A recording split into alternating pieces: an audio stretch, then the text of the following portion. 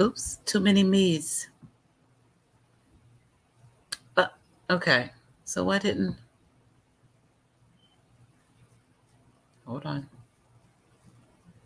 Can you guys hear me? Ah, sheesh. I need to get Sarah over here. Can you guys hear me? Oh, it'd be nice if I was looking at chat. Yeah, I gotta make sure her numbers are right. There we go. Okay, awesome. Thank you. Let me get Sarah back in here. We were in the other darn studio. I don't know why she didn't pop up. Let me send her another link real quick, y'all. Darn it. Oh my gosh. My audio was removed. Okay, fine. Invite. Copy that. Oh, terrible. StreamYard, you were supposed to kick everybody over. Okay. Sarah was explaining. Oh, she was getting into the thick of things too. And I realized we were still on the Gabby stream. And we don't want to do that. We want to make sure we're under her stream so anybody looking for it can find her. So give me 1 second, you guys. I'll get it right back. Okay. Sarah, I just sent you a new link. I guess I do have to. I don't know why. But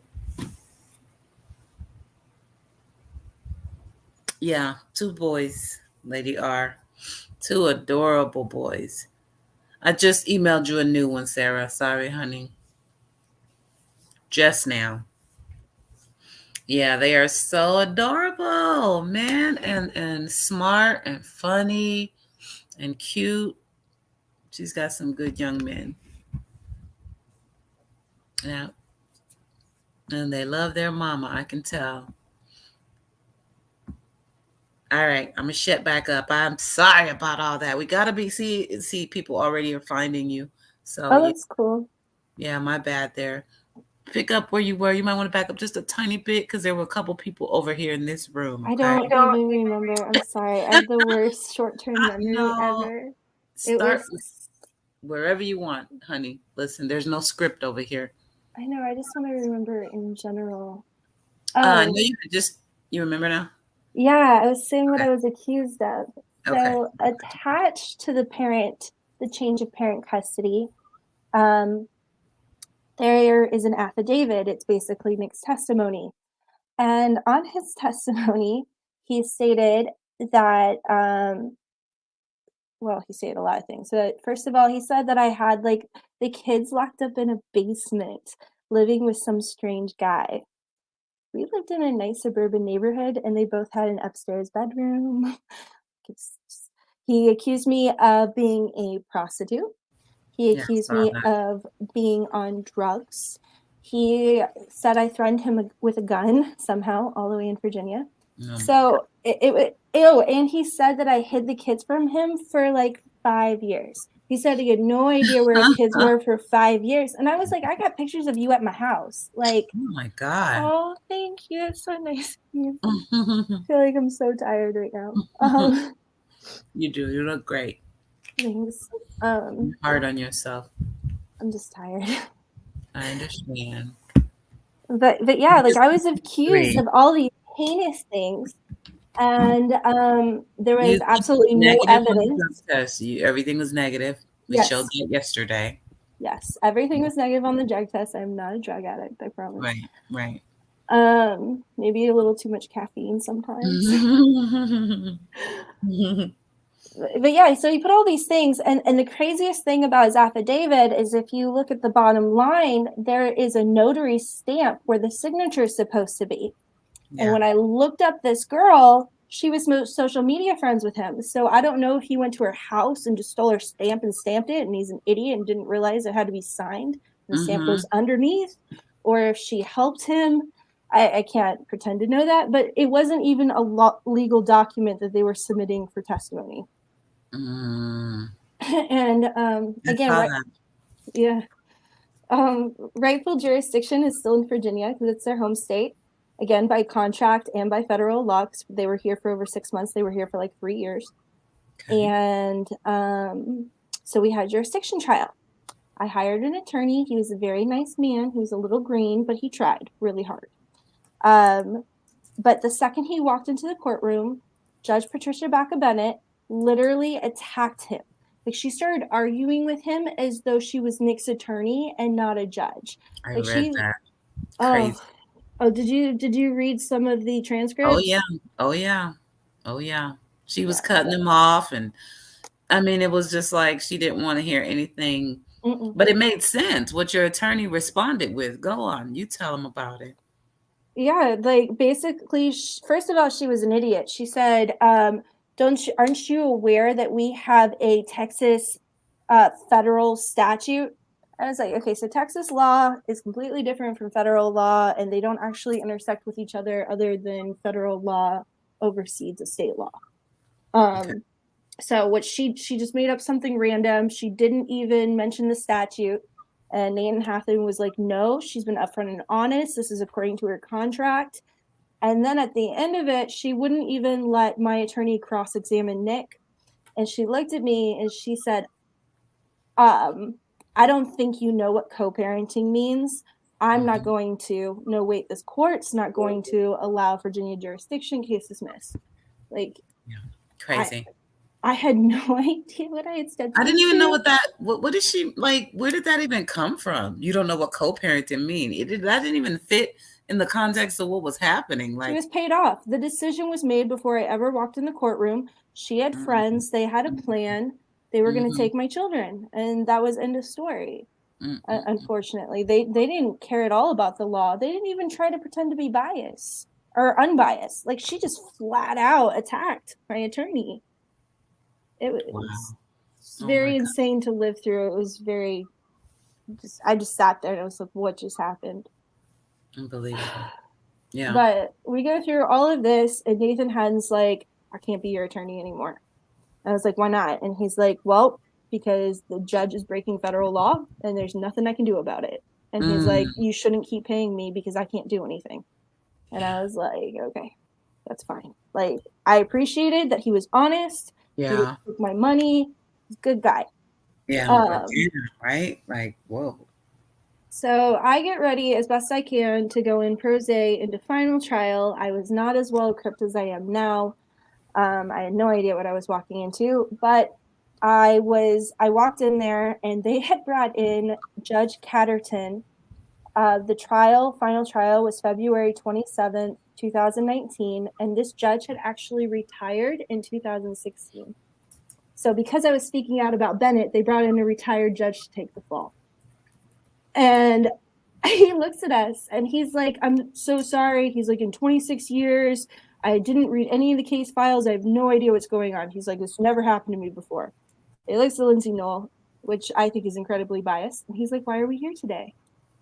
And she explains, and then she tries to make me look crazy with a bunch of Facebook posts. And in her hands, she has my drug test, obviously, because if anybody's had drug tests for courts, it doesn't go to you. It goes to the courts. Okay. So yeah, I didn't intersect it at all. So she had my test results, but she held the test results in her hand, looked the judge in the eye, and said, Your Honor, Sarah is refusing to take her drug tests. Wow. What? Yep. Blatantly, and I got the transcripts to prove it. Those are just a lot longer. Jesus. Just blatantly lied to the judge. Nick pulled this little game. So they're basically, when they couldn't nail me for drugs, they tried to make me look crazy. But they refused to give me a psych eval because I just said that's exactly the script. First, try to accuse you of being on drugs. Second, try to make you look crazy. And if they're successful, they get your kids.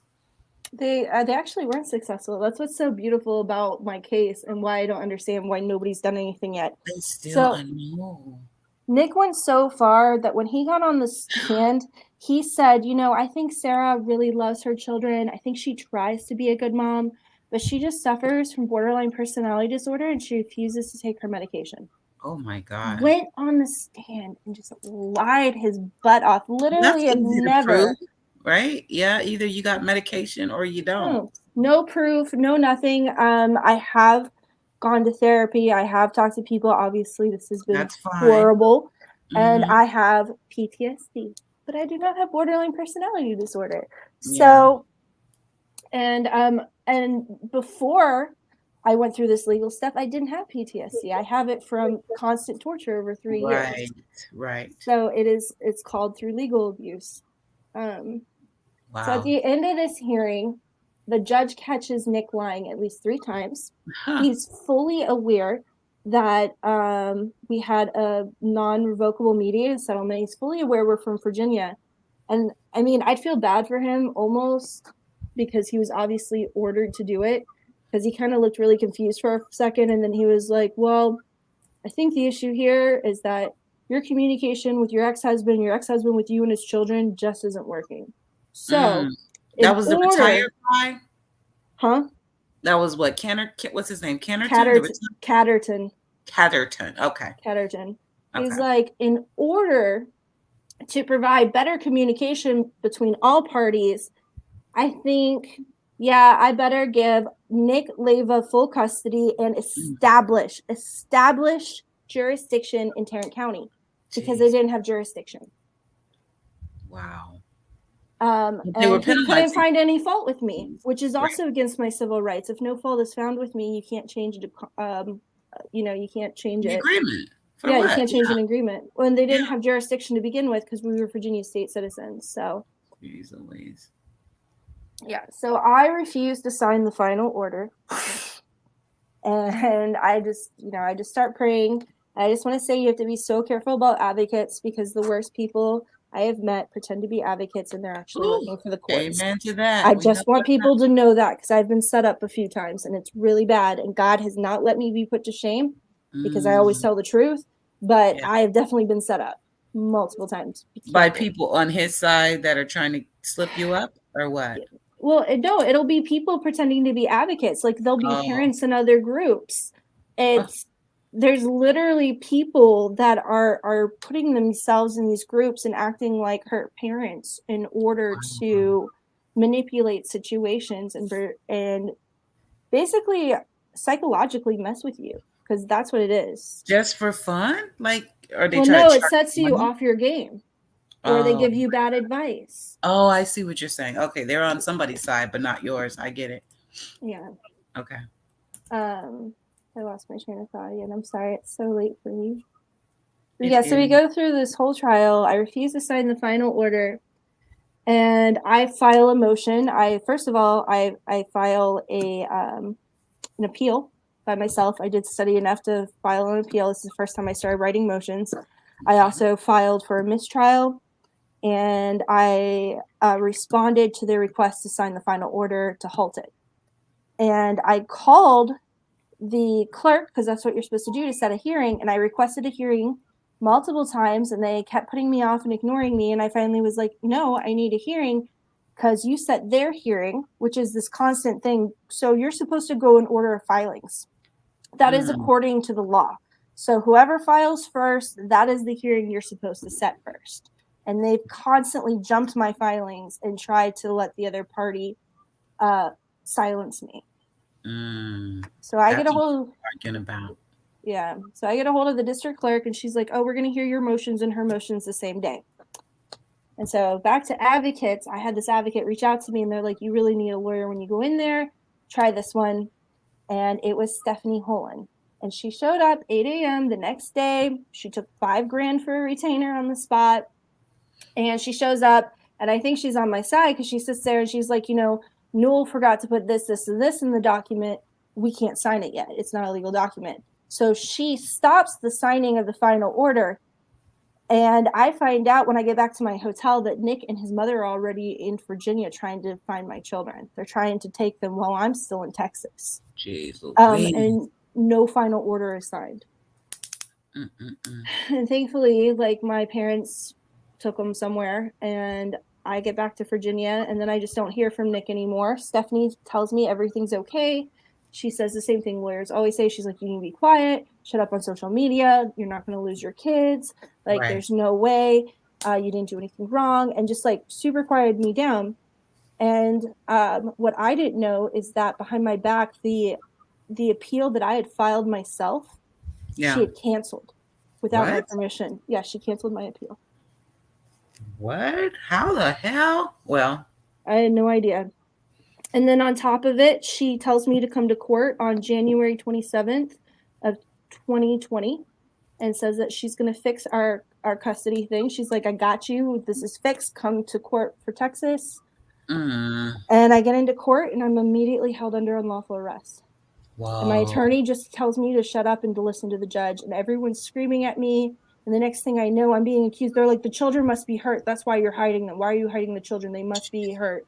Where are they? Did you hurt them? What are you, like, they just went off. And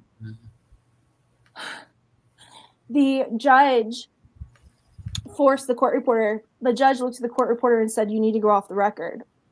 And then I'm still being held under unlawful arrest. There's literally a police officer on top of me. If I move at all, he's like, wow. I was so scared. And I'm just looking at my attorney for help, and she's not saying anything. Yeah. Fuck. I'm sorry. No, take your time. Take your time. She goes into her back chambers and supposedly makes a private call to a judge in Virginia, who, by the way, retired literally 2 months later, and he sealed my records as juvenile records instead of civil records, so I can't access them. And he filed a fraudulent warrant to the sheriff's department. And the sheriff's department get a no-knock warrant on my parents' house. Jesus. And they show up, and this is a small town, okay? This isn't, these cops knew they knew what they were doing was wrong. They knew my family personally. One of the cops even said he was uncomfortable. Like, they knew they were breaking the law, and they chose to take my kids anyway. Wow. So the sheriff's department pulls them out, and my parents follow them to the courthouse. And legally, before any child leaves the state, there has to be a court hearing. So there's no court hearing. They hand the children over to Mary Beth Adcock, and I never see them again. I never even got paperwork. I never even got a copy of the warrant that removed them from the house. I got nothing showing what they did. That's crazy. That's crazy. To this day, or did you finally get it? I was able to get a copy myself, but I've never been provided any documents. And I only got a copy of the no-knock warrant. I didn't get anything from the courts. I didn't get any transcripts. Everything is completely sealed. Gee, wow. Yeah, that's because they had to cover up their shit. Yeah. And as I said, the judge literally retired like a month or two later, so I think they bribed him. I believe it. That's usually how that goes. I can't prove that one, though. Right. So I have never, ever seen them again. I don't get to talk to them at all. I don't get any pictures. I don't get any updates. He hides his address. I've been fighting, as you saw from those court hearings. I've won every hearing. And the judge just denies the law. And that's literally what it's coming down to. That's what it seems like. So after the last hearing you got, they actually went ahead and had what's called an ex parte hearing behind my back in the state of Texas with just Judith Wells and Christina BORUM. And in this hearing, they made me a vexatious litigant, so I can no longer file or fight for my children. And they are charging me $20,000, which is going to equal to a criminal warrant. And they already have a habeas corpus over my head, which is a civil warrant, and it's 39 separate violations, mostly Facebook posts. So they're trying to put me in prison to shut me up. So what's their actual justification for something like that? They don't have any. They don't even try. As you noticed, as I said, the judge didn't even, he said it was a communication issue. Like, they didn't even try to pin something on me. That's how blatant it is. Because nobody will do anything. So the risk right now of you going to jail behind these charges are what? I mean, if you post again, what do they say? No, it's really high because the district attorney, Sharon Wilson, is assisting them in trafficking children. Sharon Wilson's connected to another case where she's protecting a pedophile. She also has retaliated against parents, like, severely in Tarrant County. The DA is so dirty. So is the sheriff. He's also trafficking children. I don't know what it is about this county. It's one county of public officials all trafficking children and covering each other's butts. Apparently, Uh, it's not just that county. Unfortunately, I've heard well, a yeah, because few of they. these stories. I'm Oh sure you yeah, have. did you ever see it? Did you see the email with all the emails I've contacted? Yeah, I put them all in my description. I use the what do you call the short focus list? I use Yeah, that the one. short focus list is a good Mhm. list. All of those go through. Good. So for the most Yeah. part, yeah, because I think they're actually trying to build a lawsuit against me or try to find a way to hit me for defamation, just anything. They Like just want to shut you up. they just want Period. to shut me up. But I So just after the Wales hearing, just make sure everybody kind of can follow. After the Wales hearing, the last one was not the ex parte that they had without you. The one, well, the last one was it the to seal? no, When the she said she very would last email you. one was Mhm. the one. It was supposed to be motions to strike. It addressed the third-degree aggravated perjury, and it proved child trafficking. I don't think you posted that one. No And lawyer she will take my case. I just want to make that very clear. I've talked to over 100 lawyers. Lawyers, this is a criminal matter. A lawyer cannot overstep a judge. So there's literally nothing a lawyer can do. And yeah, no they're lawyer like is going to talk to a losing the judge the battle. way I will, Right. because I'm not Right. afraid of them, because I know that they're evil. Like, you can't fear evil. So the case right now is where? I mean, are there any more It's court nowhere. My dates? hands are completely tied. Like, the attorney general needs to step in and arrest Lindsay Newell. Like, they need to take my children back, or the state commission. So I filed 3 separate cases with the state commission, and they've dropped every single one. Every avenue of law enforcement has failed me. The Texas Rangers, when I sent them the evidence, they emailed me back in less than an hour. They didn't even look at it. They're like, we didn't find anything illegal in this. Like, Wow. the governor's office wrote me and said they can't get involved. Ted Cruz's office said I can't get involved. Burgess's office said I can't get involved. The state attorney was like, I'm so sorry, I don't have jurisdiction. And I was like, all these people, I don't care Mm, whose job it is. You know whose job it is. Not a single person offered victim assistance. Not a single person like sent me a link or said you should contact this person. Every single one of them just like was like, I'm not responsible. wow, that's just This the crazy. state of Texas is trafficking children. It's not just Tarrant County, because nobody will enforce the law. Yeah, that's scary. Oh my God. I'm just trying to imagine like I mean, because I'm a divorced single mom right now. And my husband tried to pull a little shit, not to that extreme, but I was a stay-home mom. And and so when I decided that we shouldn't be married anymore, he decided, well, I should just have full custody. And it was just that I said, what? I've been a stay-home mom since day one. And if anything, joint custody, I'm cool, but you're not taking my baby. But his thing was trying to avoid that child support. A lot of people try to pull that move. Now, in my case, I wasn't employed. I did like you. I did my research. I ended up getting an attorney through, I forget the name of the program they have here, but she was pro bono, handled everything on the divorce. It was amazing. She was really, really good for me because he had money. I didn't. So you know what I mean? I wouldn't have had an attorney. I would have just had to battle him with my words. Well, it's And still technically your money. If you're still married, it's still your money, no matter what he says. Although he probably cut you off too, right? well, I left, when you walk away and you're just like, whatever. And yeah, if I had asked, he wouldn't have helped. In his Yeah, mind, it was just like you said with Nick, if I buy it, it stays at my house. If you want me to help, just give them to me. It was never like I'm going to work with you. That worked no. against him in family court. In divorce court. They were like, we can see you're not the cooperative parent. So that makes it harder. I want to tell parents that they want to know that you're going to be cooperative. So I don't know how Nick has those They're kids. corrupt. They're corrupt. Absolutely He's not corrupt. cooperative. That's crazy. He's not supposed to I, take your kids and never let his mom. That's crazy. I mean, it's not even cooperation. Again, we had a contract. Like, Yeah, an agreement. everything he has ever done has been to try to destroy me. That's what it comes down to. He hates me. He hates me because I know who he is. And Right. he's like the golden child of his family. And, Yeah. he always has to look good. He always has to dress expensive. He always has to show off that he's an IT professional. Like, He don't want that bad side to get out, to mm-mm. be known. I promise every one of these I do. He is rolling in his grave. Well, not his grave. He's not dead. Right, but Sorry, I'm yeah. tired. He's just like, I'm sure Yeah, he's not happy. I'm sure he is very not happy being exposed to the world, but I don't care because neither do if I. you're not going to let me see my children, I have nothing to lose. Exactly. I mean, Sarah, I feel you on that. I mean, I don't want you to do anything, obviously, to get yourself arrested, but you've lost, like you said, what else do I have to lose? You know what I mean? Give me my babies. I would be the same way. Oh, they couldn't shut me up.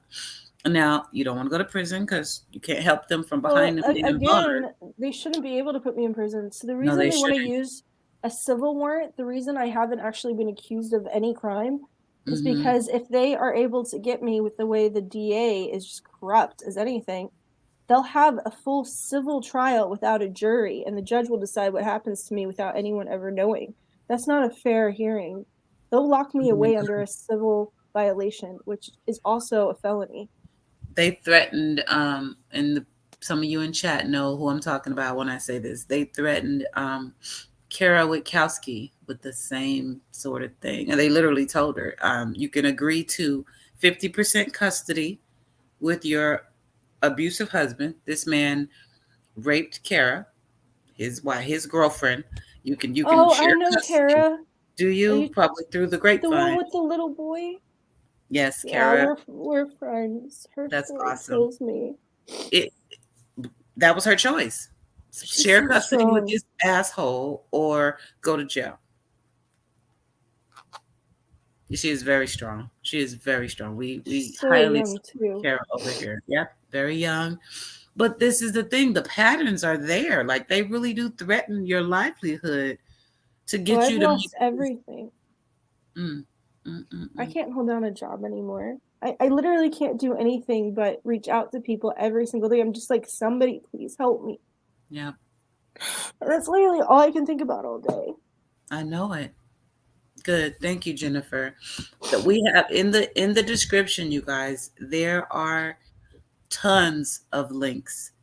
Email away. I'm literally asking you, anybody who hears the sound of my voice, well, you can see me right now. So Oh, yeah, they can't put me in jail. If they could have, they would have by now. Like, I got some yeah, supernatural godly protection. And besides, I send the same emails literally every other day. So yeah, maybe if yeah. other Those, people do, it'll make them care. Because the higher ups don't yes, care. Like yeah, at some point, they're gonna start covering for Lindsay Newell. At some point, they're gonna be like, okay, our career isn't worth your career. I yeah, don't expect anyone to help me. I do expect them to protect themselves at some point. At some yeah. point, someone's going to be like, this has gotten Oh too yeah, big. I got to protect myself. it's a house of cards. It's a house Yep. of cards. They have to, and that's scary for you because you're by yourself. I mean, not even a damn attorney. It's really rough. I'm You not by have to. myself. You have to email, you guys. Don't be afraid. She's asking you to. Thank you So you're not guys. I going to hurt her. appreciate it a lot. Everybody who hears this video, sees this video, if you are a hi true crime commentary, speaking of creators, if you are a creator, Sarah wants to tell her story. So if you got the time and the energy, I know we're doing a lot out here because these babies and these people are disappearing left and right on us. Oh, But that's the Sarah, worst.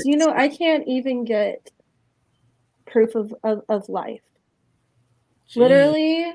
So the cops are so bad. I just want to like reiterate. I'm sorry. I'm trying not to hate all cops, but my experiences has made me hate cops because understood. even when they know they're breaking the law, they still choose to do it. But I have had a cop refuse me a wellness check, a wellness check, a wellness check. And then he's like, you just want to harass your husband. You deserve to lose your children, and just gas the crap out of me. And I was like, I wish I had recorded it. I was How is it like, even his decision? I mean, if you call and say I need a wellness check at this address, are they sending it to a specific cop? it's probably Nick's friend. I mean, Yeah, that's what it sounds like. he grew up in that neighborhood. He went to that elementary school, he went to that middle school, he went to that high school. So that cop is about the same age as Nick, so it's probably one of his buddies. That's what it And sounds like. all of Nick's friends were abusive, pretty much. Almost every single one of his friends abused women. So, and he's in his neck of the woods in Texas, like you said. Because I did yeah. the same thing with in my. I had custody, but my ex-husband decided he was gonna shut off my son's phone in the middle of one of our conversations, and it was like, wait. And my son was just telling me, hey, it's like 1 PM. I'm hungry, and I think he's like 6. Nothing too crazy, but don't hang up the phone, and then I don't know what's up with my son. So I called for a wellness check. And the officers went right over because they just dispatched the call, not to a good old boy. They just dispatch like they're supposed to, and they do a wellness check. They're not supposed to play those games. Well, I mean, Because I'm also pretty hated in general because I've been calling out the police department and the sheriff for trafficking children. So I'm sure they don't want to help me or give me a wellness check. yeah, But I I mean, know. the sheriff has the power to remove them in an instant. He wouldn't. I did the right thing, and when I gave up on the civil courts, I went the criminal route, and I tried to file criminal complaints against the aggravated perjury against Lindsay Newell and Nicholas Leyva. I didn't even go after a judge, and I had them notarized. I did everything right. Sent it to the sheriff's office, and I talked to his secretary. She's like, "Oh, he opened it, closed it, and immediately sent it to the district attorney." She's like, "You need to call David Hudson, who is the assistant to the district attorney." So I talked to him, and he just ends up laughing at me. He's like, "Oh, I only have this evidence in case you sue the sheriff for not filing your criminal complaint." And he's like, "Why don't you try getting an attorney?" Like this Because they know. entire They county, know. this They know. entire flipping county. And that's what they'll do. They'll laugh at me. The state commission will say it's the DA's fault. The DA will say, well, it's up to the attorney general. Attorney general says it's up to the DA again. They say it's up to Oh the my sheriff. God. Literally God. just tried to run me around in circles till I just started recording them all. I'm like, no, Good. you're committing a felony. And like nobody will answer the phone for me anymore. But that's okay. Oh my God. Now I'm hearing. Now I'm hearing. I hear my other parents in every story because this stuff. I'm telling you, there's a pattern to this They're crap. doing it on purpose. They're absolutely doing it on purpose. Um, It's Tarrant County, Texas. There are so many cases there of them trafficking children. You can look up Journey's Warriors. They use CPS to do that. A judge wanted to adopt her, and so they terminated her mother's rights because they wanted to take her daughter. Tarrant County, Texas. There's Brad Lamb's case where his children were literally trafficked to a pedophile, and their pedophile is being protected. God, I feel like I'm There's listening to this. Giles Corey. Giles Corey, his 2-year-old was murdered, and Lindsay Newell actually helped cover that one up. So she was actually his attorney and then kept him quiet and hid the fact that his son was murdered because of the courts. Jesus. And we saw Brad Lamb earlier.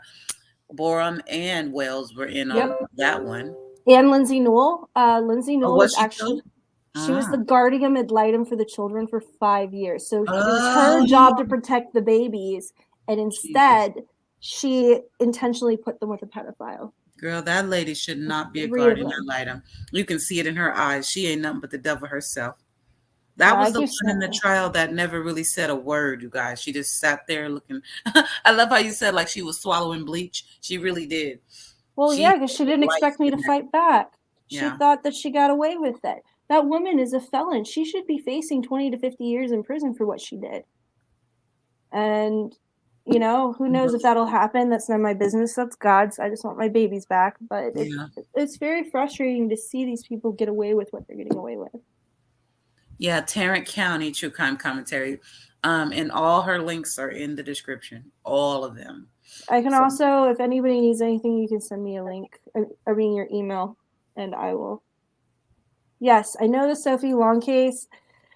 So I personally have information on that case about Michael Long. Michael Long, of course, when we saw the video, we immediately reached out to him. Actually, Brad did. We decided that Brad, in our parent group, that Brad would be the best person to reach out to Michael Long because his children were being molested, and he understood as a father how that felt. And Michael Long was incredibly rude to him and said he wanted nothing to do with us and hung up on him. Michael Long is a freaking sociopath. I feel so bad for Kelly, and all Michael Long did was hurt the believability of children.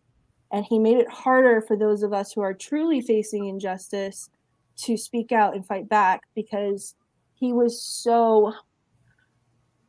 just so believable on camera but it's everything he did not on camera that showed who he was.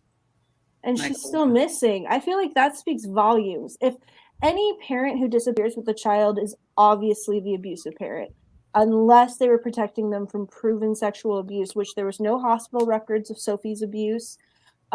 They caught her in multiple lies. They caught Michael Long in multiple lies. You know, it just didn't add up.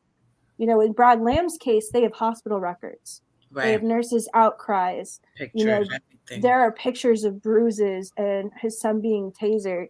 Yeah. Michael Long, it was entertainment, and it was to get his way, and it was to hurt Kelly.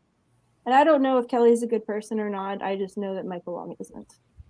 So, can you grab this email? True Crime Commentary is giving you her email. They got an excellent channel over there. Excellent platform. Yeah, of course. I'll shoot them an email. And they can research their butts off. Yes, they can. Thank you guys. You guys can get them on anything. All the judges that are going down now, they're not going down for anything that they've done in courts. They're going down for being caught with child porn. They're going down for... Actually, one got caught with boys in his cabin, and he got arrested and lost his face. Yeah. Another civil court judge, they found pornography on child pornography. And then they let him stay with his adopted children. I just didn't understand that. They just removed him from the bench temporarily while they investigated. I wouldn't believe it if I hadn't heard. Probably, I think Kara was a turning point for me, honestly, to where... okay, Robin, no problem. To where I really just saw, like, what? They will leave the kid in the home with a possible predator. All the time. But it was bullshit. I mean, it was just like you. It wasn't legitly done. I don't think any real judge with real morals that's not a part of corruption would do that. But these ones that we're talking about, they put these kids in harm's way.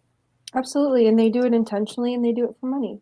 That's why I call them child traffickers. They're doing it for money. The thing, too, about Tarrant County, so I went to the sheriff about, because lots of people have gone to him, but I personally went to him about Aria and Isaiah being molested and raped. And when I spoke to them, they actually messaged me back and said, that's a civil matter. And I was like, excuse you, child rape is not a civil matter. That's a crime. And they refused to even take a report. So Tarrant County, Texas thinks that raping children is a civil matter. Jesus. Just so people know. Yeah, that sheriff needs to be gone. He's so crooked. Is it the same guy? What was it, Bill? Bill Waybourn. Still? Yeah, it's great. He is running for re-election, and so is the district attorney, Sharon Wilson. They're both running for re-election, 2 child traffickers. Oh, and they're running as Republicans who love Jesus. That is literally the thing that gets me. And what people need to understand, politics has nothing to do with. Everyone in my case is a Republican. Everyone in my case puts prayers and messages all over their Facebook. In the state of Texas, these people are committing blasphemy against Yeshua. They're committing blasphemy against God in order to get elected, and then traumatize children and line their pockets with money. Like, if that's not like blasphemy, I don't know what is. I feel like that is the using his name to be in a position of power. And they're all doing it. It's like every official in Texas. You can't even know who's actually a good guy and who's not. They all look the same. I'm hearing the same thing in Tennessee. I promise you. Same damn thing. It's unbelievable. Now, my Justice for McKenzie family is going through something similar. They haven't really started the full battle, but they are stuck between criminal court and family court, and they're getting the pushback from the PD, the shh already. So they're trying to figure out, how do I tread? I did mention you to harder and louder. That's exactly what I said. The louder you get, that is the only thing they're afraid of. Did you know that Lindsay NEWELL actually removed herself from a case? I still have not seen a judicial signature on this removal. But she supposedly removed herself from the case, and then she sent me an email. She sent me a cease and desist order. And I was like, go ahead and sue me. Good luck. Okay, so how does that work in her mind, or legally? How does she formulate that paperwork to say? So what she said is, she was no longer on the case. She's no longer representing Nicholas Leyva's interests. and has Okay. no part in the case any longer, and that she needs to remove herself due to fear for her own safety because I'm harassing her. And I just wrote back. I was like, Leah, you committed third-degree perjury and trafficked my kids. I'm going to keep saying your name. I just want to let you know that. Like, I didn't even for a second hesitate on that because. So she's trying to say what? Defamation of character? What is she accusing you of? Oh, I put her address online. Oh, right. I heard She came into my home. I think it's only fair. If the law is not going to do anything, then people should know that a child trafficker lives where she lives. Right. And I get with that. I don't think that was probably the best move, but it was a Right. very frustrated move. And she is an officer of the court. And it was a public record. It's not like I did digging to find her address. It was online for anyone to find and see. Right. I just happened to post it on Facebook. I didn't like So it she used that to say cease and desist. So she wants me to not use her name in any more videos or in email. I wonder why. Don't tell on me. Shh. Cease and desist. Well, it's only on me. It's not on anyone else. True crime commentary. Is it NEWALL? Lindsay Newell. It's Lindsay and then NEWELL. She's super dirty. When I did do a background search on her, she's actually associated on been verified with registered sex offenders. Like some of her associates have literally been charged with crimes against children. And a lot of the judges in Tarrant County have actually also gotten criminal charges, but it doesn't say what they're for. It'll just say, general charge, paid amount of $25,000, and that's it. They don't show what they were charged with. It just shows that they paid a fee. Judge Bennett, the judge that kidnapped and trafficked my children, actually filed for bankruptcy 3 times just before she was elected. The last bankruptcy was right before she started her campaign for election. So she's probably also involved in some type of financial fraud. Lord have mercy. Did I do her name right? It's S-A-Y, I thought I read, or is it S-E-Y? S-E-Y. What are we talking about? Lindsay? No, it's Lindsay Newell. She had it right. E-Y? Or you have it right. Yeah. Which one? S-A. A-Y, okay. Yeah, it's with an A, not with an E. Just want to make sure all the Tarrant County and anybody that wants to help has all the right info. I think she's in Fort Worth, technically. Fort Worth, okay. See, Lady R, that's why I told you to come up here. So I don't want to miss any of the questions. And Obsidian is taking all day. Okay. She's supposed to be reading these questions for you, Sarah. I'm going to blame her. I'm going to throw her under the bus. I can kind of see them. I know, and they go so fast, and it's for me to talk to you and catch them, but she's coming, she said. She had to put her glitter on. That's our little baby unicorn. Don't worry about it. No, Lady R, it's all right, sweetie. Obsidian is gonna make it. Y'all know she be on CPT time. Hey, I'm on Easter time. That was the problem yesterday. Yeah, if you try to reach me after 7 o'clock, I'm in bed before 8.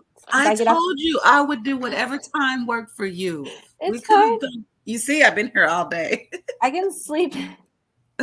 I'm sorry. I didn't realize that you ran your channel that much. Sometimes. So I just assumed because you were on California coast, this was the time you normally did it. I mean, 7 o'clock is a good time for a. Well, I look at, the YouTube analytics, and if it's not like butt crack in the morning, then this is the time of day where most of my subscribers are on. So I wanted to make sure I at least caught that for you, because you got to get the ears. It's all about the ears. I mean, the numbers, the thumbs up, this is what is going to take this video and push it up the algorithm and have more people going, Sarah, who's Sarah Pike? Have you heard about Sarah Pike? Did you hear what they did to Sarah? That's what we want. So, absolutely, my pleasure. Like I said in my intro, most of my stories, Sarah, the babies, they're dead and gone. And most of the time, it's the damn mother or father that did it. So for me, it's like, I feel some kind of way knowing that you're here, you're fighting for them, and they're just taking that away from you for no good damn reason. I mean, that's literally my biggest fear is like, if he ever does get back into a corner, that he'll either take off with them or hurt them just to hurt me. It happens every day. Because I think he would do it. It happens every day. Custody. Oh, I forget the exact term, but that's one of the motives for filicide, which is when parents kill their kids. It's something I talk about heavily. And custody battles is one of the 5 motives for it. That's what I'm saying. They're creating a situation that could be very bad, and it shouldn't even exist at all. They have literally nothing on you. No, they don't. They have absolutely nothing on me. And when That's I a tell people that, they don't freaking believe me. I'm like, I wasn't even accused of anything. I know. Like, I was by Nick, but the judge didn't. The judge wasn't like, oh, yeah, you're telling the truth. She blah, blah, Right. blah. And he was Right. like, communication issue. And our communication issue led to me never talking to my children. So I feel like that also. He was military. He Okay. actually committed perjury to get out of the military. So while we were going through our divorce, he asked the military to get out and like wrote an affidavit stating that he was worried for his children because I was Wow. crazy and he Oh needed my to get God. out of the military in order to protect his children from me. He milked it. Um, he milked it. And the Wow. scary thing is that Nick is a danger to national security. I mean, he's committed aggravated perjury on multiple occasions, and he has a He top has this security military clearance. top secret. He top secret military clearance. Yeah, he can Yeah. literally get into anybody's computer, and he has. And I proved it, and I sent it to the DOJ. I sent it to the White Crimes Unit. He's hacked my computer. Like my printer will suddenly connect to a different device when I have to print something just before a hearing. Half of Mm. my emails have disappeared. Pictures off Facebook, just like so much stuff has happened. I know that sounds crazy, but I promise you, I did not delete my own evidence. Yeah, I'm sure. That's scary. Hacker with top secret clearance and friends in law enforcement in Texas. It's an ugly ass. Oh my God, it's an ugly No, all of situation. them are. Have you heard about the new law in Texas that just passed today? So they are Mm-mm. doing this big anti-human trafficking movement, and the governor just signed a new law to fight human trafficking. And the AG keeps putting out all these articles how they're fighting human trafficking, and not a single one is a Texas official. It's just some random foster parent. Or, I mean, I'm glad that they're getting rid of child traffickers, but Right, they're right. using the stories to say, look, we're doing our job while protecting their own butts. They're trying to discredit all of these parents that are saying, no, Texas officials are trafficking our children. Trying to point that finger. He didn't get out on hardship, and Northrop Grumman helped him get out of it because that's who he was working for. He was like a level 3 manager for Northrop Grumman. I don't know if he's still with them or not, Oh my God. but I assume they helped him, so he probably is. What did I? So Jerry said, Google also says Lindsay literally spat in the face of justice and let children get abused while she stood by licking sides with no proof and any kind of regard for the well. Yeah, that sounds about like what we heard. Yep. Well, I left much worse on her reviews. I don't even know if my reviews are still there. Flat out called her a child trafficker, and I posted the evidence right into her Google review so anybody could look it up. Did you happen to see his DD 214? Do you know what they put on there for his the reason he separated from the military? No, because he did it after he had kicked me out, so I wasn't part of that process at all. This little weasel. He must have claimed like he must have went medical. No, he didn't go medical because How do somebody you else just mentioned it say to me. Somebody else told me what he claimed. I'm trying to fit. Well, you know what? Then again, if he's plugged in, they could have put whatever they want on that paperwork. But I was prior military. You can't just walk in and go, I'm in a divorce. I need to get out of the service. There's got to be more to that. Again, supposedly it was because I was unstable.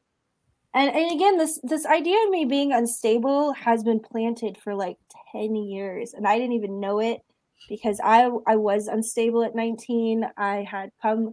My parents are wonderful now. God has saved our family, but when I was a child, my home was kind of abusive. Mm, And I don't want anyone to think poorly of my parents. Like, they are amazing, and I don't think they were intentionally abusive. I think they were just really young and didn't know what they were doing. Like, they weren't really like beating me or anything. They just were kind of like didn't know how to still learning. parent. Yeah, they were Yeah. just still learning, and I was the first Mhm. one. Got But it. you know, Nick really like played on my insecurities when I met him. Like, he told me how much he wanted to have a family and how he was excited to have kids. And I didn't know this, but the first date that we went on, he actually still had a girlfriend. Wow. Dirty dog. What's crazy is that this girlfriend actually showed up at one of our court hearings, Renee Tobin, and they dated on and off all the way through middle school and high school, I guess. He literally cheated on her multiple times. It's like, it's just, Yeah. I can't believe these girls back him after years later. It just doesn't make sense to me.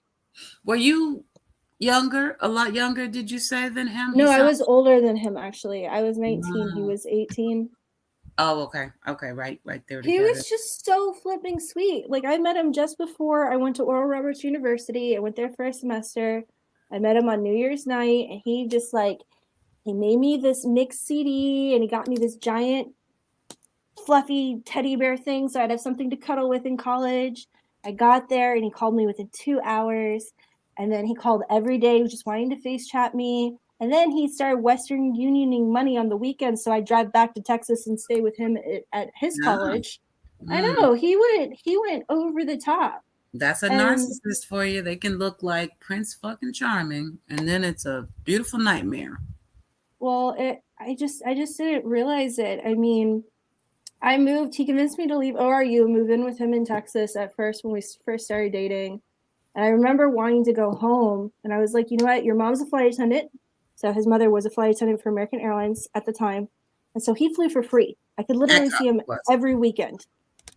And he flipped out. He was like, you don't love me. You don't care about me. Why would you leave me? I need you to do this. I need you to do that. Just screamed and took off. And he came back, and he like broke down crying, was just like, I love you so much. I didn't mean it. I just felt like you don't care about me.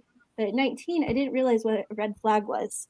Right. And that consistently got worse as I was pregnant. And then that just led to a super abusive marriage where he undercut everything. He would intentionally upset me or hurt me right before we'd leave the house or like a party or anything. And then while we were there, he would intentionally try to make me overreact or yell at him or just like paint that picture. Yeah. And he would do this in front of his friends and family all the flipping time. And he'd be like, you know, Sarah's just really stressed. You know, I'm really concerned for her. Like, man, it sounds like Gabby right now. I hear so many stories.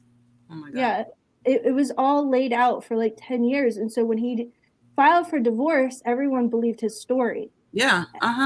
He painted a good ass picture, girl. He did. He worked hard on that.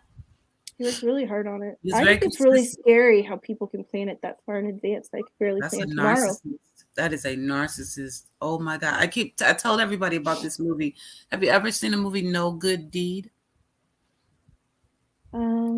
It's a black movie. I'm not to say it like that, but it is. It's Idris Elba and Taraji Henson. I don't know if you heard it. No, it has nothing to do with it being a black movie or not. I am not big on TV, and I know absolutely nothing about Holly Hell. Like, I just don't care. Like, those are just normal people that are probably screwing around with things I don't want to screw with. So I don't know actors' names very well. Okay, no, I'm one of those people. I know some names, I know some faces, and then sometimes I just have to see it. But that one, look it up when you get a chance. It's just such a perfect picture of a narcissist and how they, you know, Ted Bundy. They look to be normal. Psycho. Yeah, they look to be so regular, so sweet, so normal. Meanwhile, they be plotting and serial killing in the background. But they did such a great job. Idris Elba. I think you might. The mask is gone. That's what I don't get. The mask is gone. Everybody has all the evidence. Everyone knows I was telling the truth the entire time. Yeah. His mask is completely gone, and they see the monster beneath, and they still won't do anything to help. No, because it's a house of cards now. Too many heads will roll. You know, it makes no sense, but you understand it. Yeah, the battle is too many. But they need to, all of them.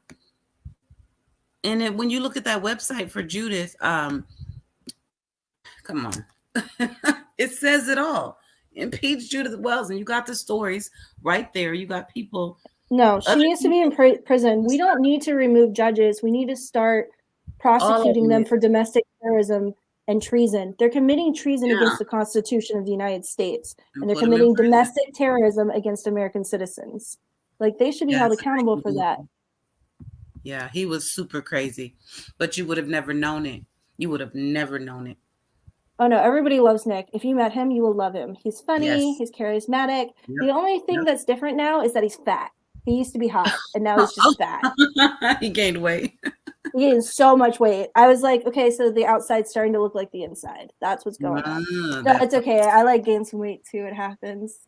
You Well, hit you wear yours 30s. well. You wear yours well. You carry it well. Does he look bigger than he was in the court proceedings? How old?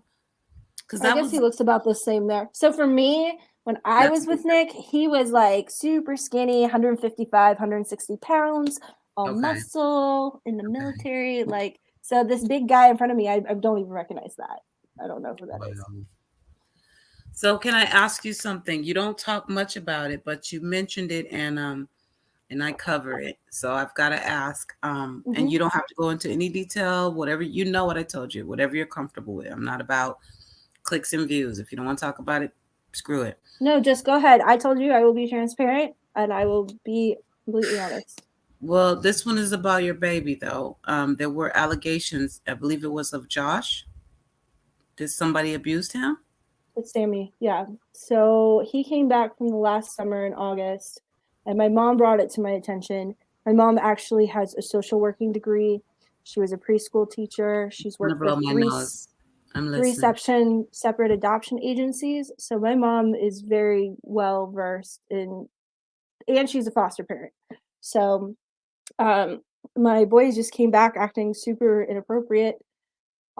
Sammy would pull out his penis and try to rub him on people, and he thought that was funny. And he tried to grab men's penises. And my mom tried to talk to him about it, and he's like, "Oh, it's just a game." He thought it was hilarious. Like somebody Mm, molested him that summer. And I tried to call Nick about it. I didn't even accuse him. I said, we need to take a look at the daycare. You need to take a yeah. look at your friends. And he just told me I was crazy. So I'm Where did he afraid get? that might also be the reason that he took them, because I had abuse allegations, and before I could get them into a therapist or whatever, he wanted to take them. But What yeah. was? Well, what? Okay, so Dad says what? Don't worry about it. Yeah, he pretty much just told me I was crazy and that never happened. And then refused to talk to me about it. Wow. And there's charges somewhere. Did I There's understand no that right? charges for that. Nobody. There was charges against him. So I filed rape charges against Nick because the first time we were separated. He got angry, and it's the only time he's really physically attacked me, but he held me down. He brutally raped me. He didn't just rape me. He like went as hard as he could. I started yelling. He wrapped his hand around my throat, and there were bruises all the way around. Sorry. There was a witness to the bruising, and he offered to speak in court as well as a witness. And the police at the time were fantastic. They took everything. They also took all the evidence of what he's doing to me through the courts to like back up that his abuse is continual. Yeah. And the prosecutor calls me, and they were like, "Oh, there's nothing we can do." We called to ask him questions, and he lawyered up. He didn't even deny it. He just refused to talk. He didn't even say he didn't do it. He just literally wouldn't talk. And the prosecutor is like, "Well, there's no witness to the rape, so we can't move forward." And I was like, "There's a witness to the bruising." A Like, witness to the rape. yeah, that's what they told me. I'm so And sorry. so, like, I'm so I sorry. have literally tried every angle, and I just, sorry. No, don't you be sorry. That's bullshit. By the way, I do have the case number in case you need to verify that. I have the case number of the city. I have all of that if you need to I verify. know I will get it from you, not to verify, just to continue to research and dig. It's what we do. It's how we get awareness out there. This is This so much like horrible Kara. man has my babies. This is And fucking his crazy. girlfriend is a school teacher who's also a self-proclaimed witch who supports child transitioning, who literally told my son to my face, she's like, "Tell your mom how much you want to be a girl. Tell your mom how pretty you'd be as a girl. Like, tell your mom that God is a woman. You want to be just like God." Like, this woman is freaking sick, and This she's is his 7. new his girl. I What is can't it? even say new. He literally replaced me in less than a week. He's been with her since the week after we separated. She's 7 years Wow. younger than me. He got her at like 17 or 18. And So she's that's like the trying to. perfect. So wait a minute. And she's the same one that's saying this about the boy. Could she be the one that could be touching the baby? I hope not, because she's with them most of the time. She's their babysitter, basically.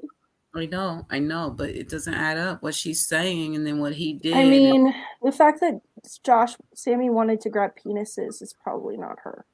See, initially that's what I thought. It's probably a man, but the way she's talking, it sounds like a groomer to me. But it could be. She's an elementary school teacher, so she's grooming other people's kids.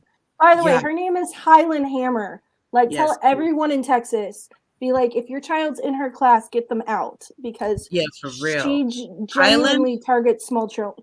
Highland Hammer. HIGHLAND, like that. HYLYN. Hammer, HAMMER. HYLYN. LYAN. Highland. I gotta write this down. I don't even freaking okay, I'll wait because we want to put it out there for sure.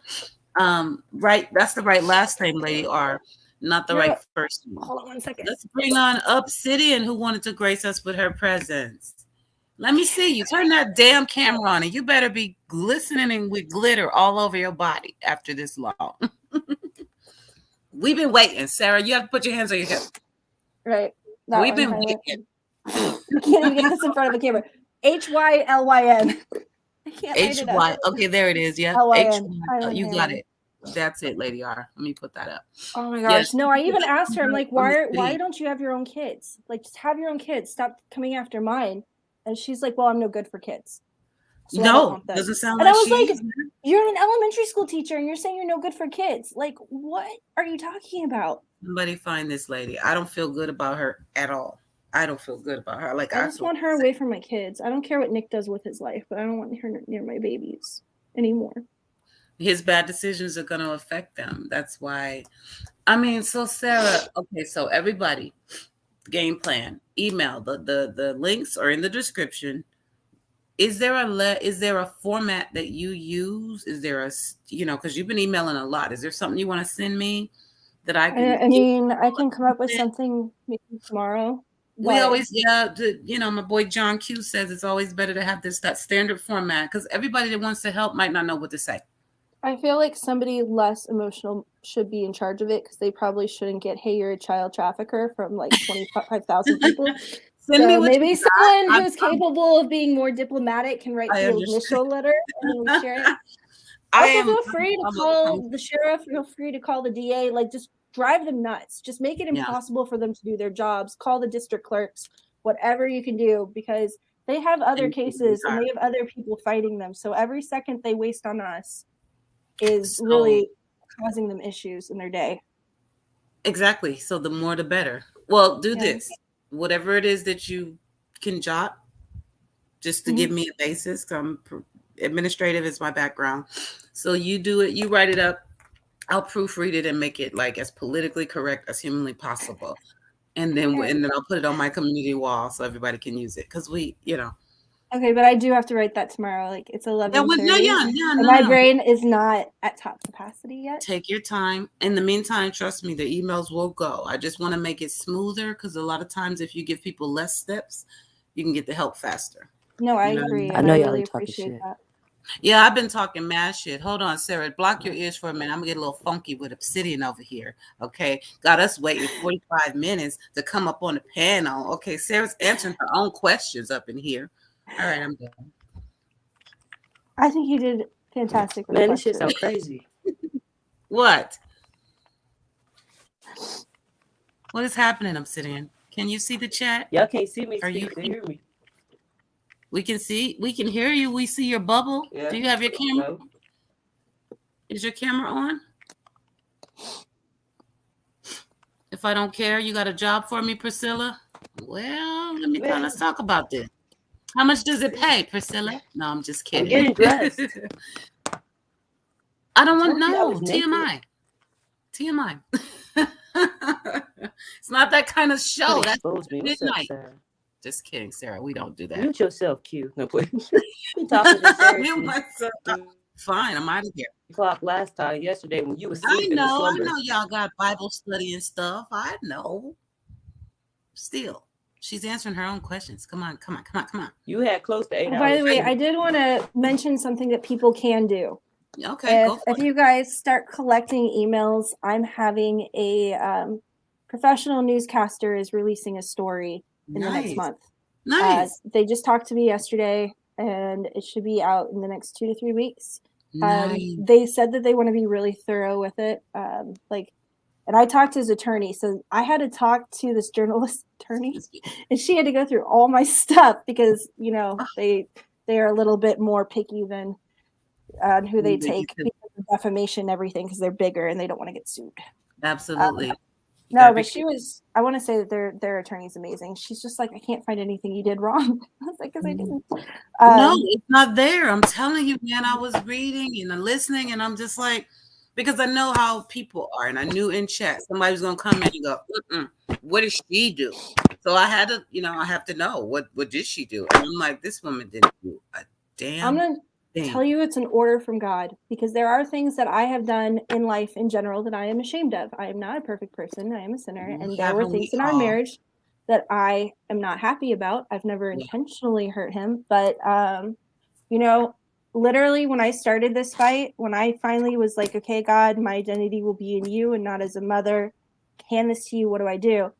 Flat. He's like, never lie, be completely transparent and tell the truth no matter how scared you are. And I was like, okay. So I feel like that's what's protected me is just allowing people to see where I've screwed up or what I've been accused of or whatever and just lay it out there and let, others decide what they think. And the big word that you use right there is truth. When you're stating those facts, she can cease and desist all she wants, but it's not defamation of character if I'm not making shit up. Clearly, you're stating facts. Yep. And that's why they couldn't beat me in court either. It's much harder for them because they're trying to hide the truth. They're not telling the truth. Correct. Yeah. That's why they're sitting there tight-lipped and trying to cut you off and shut you up. And I mean, BORUM was pretty much like, you know what? I don't even think we should talk about what she wants to talk about. We should only talk about our addresses. She put our addresses out. That's like all she cared about in that one. Those weren't even on public. So they were on record and the addresses were on what's called a violation under color of law. And that is saying, hey, you're committing a felony. Please stop immediately. You can be charged with a felony and you're required to write their address on it. But it's just in this tiny box and literally nobody's looking at that except for probably the courts. It's not like they probably don't even read it. But she was so upset about the violation under color of law notice. That was what got her. I know. I'm sitting there going, lady, get on with it. Really? And every time she opened her mouth, she's right back to that. I'm like, this is getting personal. It's not supposed to be personal. Well, Christina BORUM is literally just the fall guy. Like, I don't care about her. I think she's a disgusting human being, but she's an idiot. You should read her filings. Her filings make no sense. She doesn't state any laws. I read through them and I actually have a family member who is a New York attorney. And he's like, is this a new attorney that wrote this? I'm like, nope, she's been in law for 40 years. And he's like, you're kidding me. Like, she's an idiot. She's literally just there because of family and connections. I have no idea who would hire her unless you're an abuser or a pedophile because she has a good in with the judges. I'm sorry, this update just came on there. Yeah, they clearly are all in bed with each other. When I saw the Brad Lamb thing and I saw the same faces, I was like, oh. And so I try to tell everyone they work together, the three of them, on multiple cases. That's not a good sign. And that right there for me kind of solidifies what you're going through. Like they're like first of all, I have to a tag team trio. You know what I mean? The three of them just moving through cases together, covering for each other, screwing up people's lives. Well, Lindsay Newell was supposed to be a judge. She was actually supposed to become a judge last election. Wow. But I don't think it. She was supposed to become she wasn't going to have to go through an election. She was set up to be a associate judge. Yeah. Anna said she sounded like Nutty, that girlfriend. And she a teacher? Wow. She's not nutty. She's just. She sounds like a lost. She's dark. And she's happy she's to be with a man like that too. I don't know. I think we're gonna find out something ugly about that lady one day. Oh my God. I mean, I can't imagine what she may have now, but I mean, I felt bad for her when Nick first got her. Again, she was like 17 or 18 years old. Nick was like 26, He might have 27. groomed her. He might have groomed her. No, I think she was bad to begin with. And I think her mother was Nick's teacher. Oh my God. Her mother was Nick's high school teacher. She's still also teaching in the schools. And I think that she also has a lot of connections with the community and helps bring credit to Nick's story. It was like, oh, I've known Nick since he was in sixth grade. Yeah. And I'm a teacher. Yeah. He would never do that. He would never abuse a woman. He's lovely with my daughter. The enablers. They're the ones. I mean, he might not abuse her. He didn't start abusing me until I started telling him no to things. Like, as long as I did whatever he said, or I just like shrugged it off, I was fine. It's when I spoke up that he came at me. Fucking terrible. Priscilla D is one of our moderators, and she's a sweetheart. She just asked if she could come up for a minute and just give you some love. So if that's okay, I'm going to bring her up for a minute and let her give you some love. Okay. Priscilla. Hey, baby girl. Hey, what's up? What's up, mama? I'm not a mama yet. I'm not a mama You are yet. mama. I want to call you mama. What's up, mama? I want to tell you something, Sarah. You're not alone. We all going to show love to you no matter what happens. And there is a lot of cases like this that needs to be in the higher ups. And my heart goes out to you. You know, I mean, it really does. And if there's anything, I live in Virginia too. So I don't know where you're at. I'm a hillbilly too. I'm a hillbilly too, girl. I'm actually originally from California. That's kind of funny. I've spent a lot of time in Virginia now, though. But well, good. We all love you. Thank you. We all love you. I love you. That's right. And it's so crazy. Like, I literally was talking to no one 2 weeks ago, and now all these strangers are having me on podcast. Oh my God. It's amazing. And I want to have you on mine.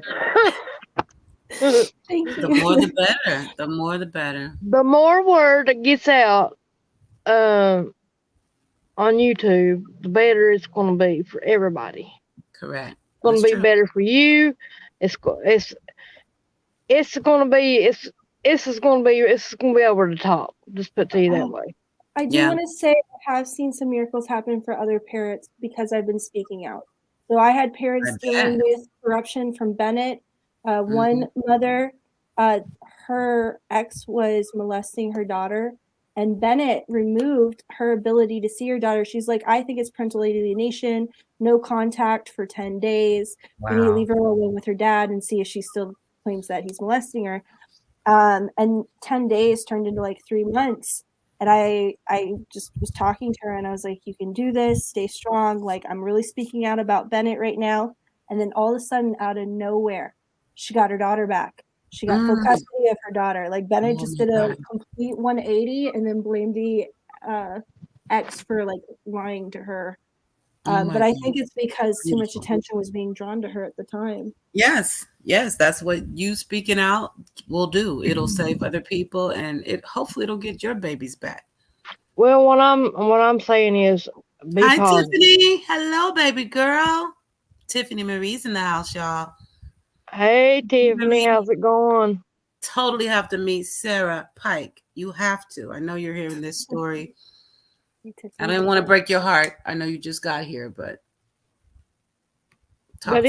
it's a real bad story, but something's good's gonna happen about this, you know. Gotta give. Listen, the statute of limitations on the rape. I don't even know what to do. I mean, I think that the investigator pushed it as hard as she could. I think it's because of the investigator it even got in front of a prosecutor, because it got in front of a prosecutor in less than 3 months.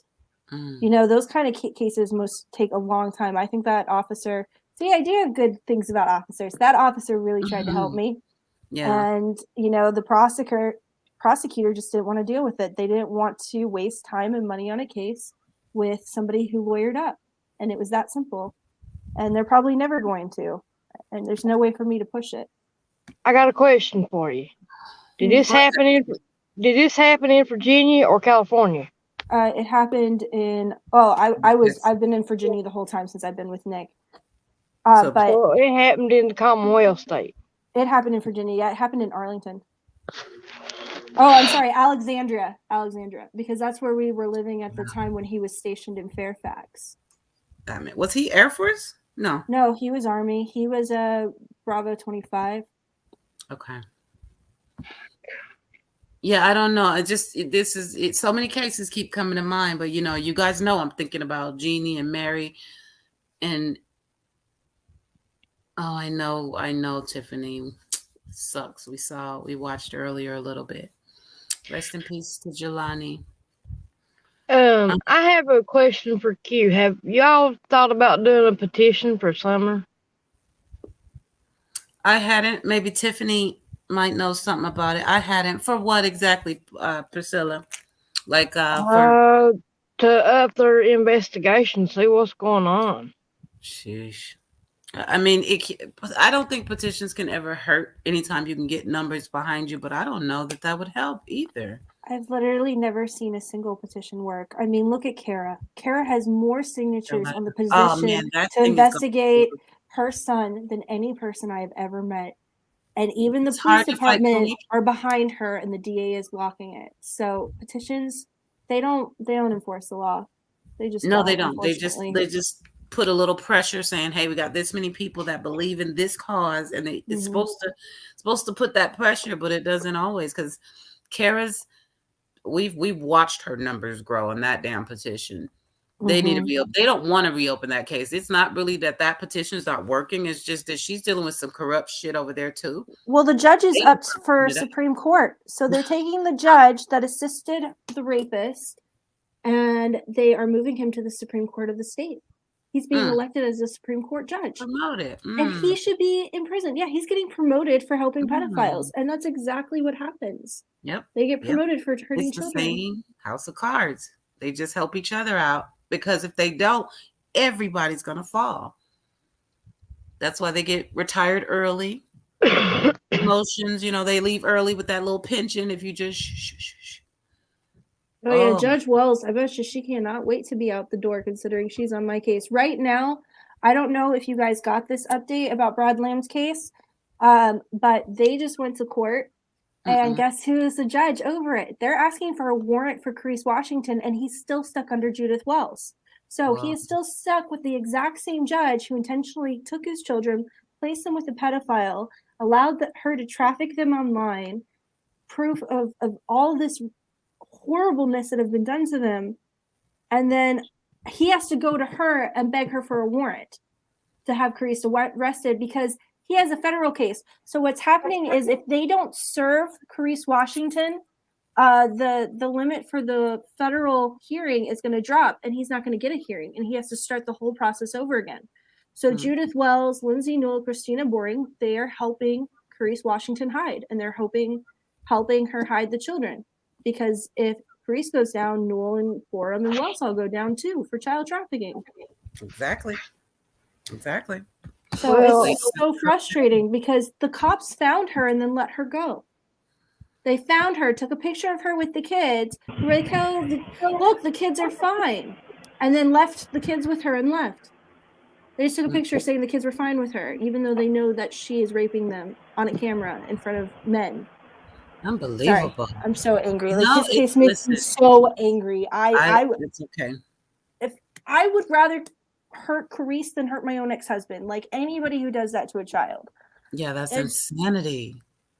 Especially a mother. What kind of mother does that to their child? Mom, dad, especially mom, though. You're right. I can't imagine. And what kind of judge, what kind of person leaves them in that home knowing that it's happening? I'm almost convinced, I don't have any proof of this. This is just an allegation, but I am convinced that Judith Wells is a pedophile. I think she genuinely is a pedophile. Jesus. I mean, the only way I don't have proof of that. I know. I mean, with her actions and how far out of the way she's gone to help other pedophiles, I mean, that's the only answer that I can think of, is that she's partaking. Yeah. Were you going to say something to Sarah, Priscilla? Yes, I had it in my mind, but I plumb forgot about it. It's bad. But I'm gonna tell you something else. It seems like it's in every state. Mm-hmm. But in the Virginia law, in Virginia, they're for the women. They're not for the men. Well, that's just my opinion. They won't help me. I have gone to Virginia senators, governor, AG, and they're like, "Oh, it's Texas's problem. Texas took them." And they won't involve themselves. So my own state won't protect us either. Okay. This is what I want you to do. When election time comes in, vote for the right person in office. That's important too. Yeah, well, I've been exposing them on every campaign page as much as possible. I'm like, these people traffic children. Here's the evidence. Don't vote for them. I'm actually blocked by the sheriff now. The sheriff has blocked me on every platform, which he can't do because he's an elected official. The attorney general was following my Twitter for a while, and then he blocked me. So like these people know, like they know that I'm speaking out. They know that I'm trying to see my children again. And they haven't even offered a deal. Like they haven't even asked for peace. They haven't been like, oh, you know, we'll set up voice calls. Like we'll start working with you. Absolutely nothing. Unbelievable. Unbelievable. I mean, it's just, you just keep shaking your head because we're all waiting to figure out how the hell this can happen. And it all boils down to corruption, period. You got that right, girl. You got that right. It's sad because how do you fight that shit? I mean, other than public outcry, which we're going to do. Sarah's going to get some rest when she can. She's going to send me that email template and we're going to email. I mean, the same we do for all our babies, everything, anything we can do. And we're going to try to see how many creators can just pick up the story. And if we can't do nothing else, keep these fuckers from being promoted to higher positions where they have more power. Yes, baby. If anybody knows how to build a website, I'll pay for it. But I think if I'm going to speak out, I think it might be a good idea to have a website built and just put all the evidence right there. That way I can just be like, go to this link. Yeah. And then you can access everything, all the recordings all at once. I'm just technologically I can do that for you. I knew you could. Thank you. Yeah, she certainly is excellent. That's a good idea. Put everything in one place, I think. Mm-hmm. Yeah, Tiffany, that's the beautiful obsidian. She hiding in the background, but that's her.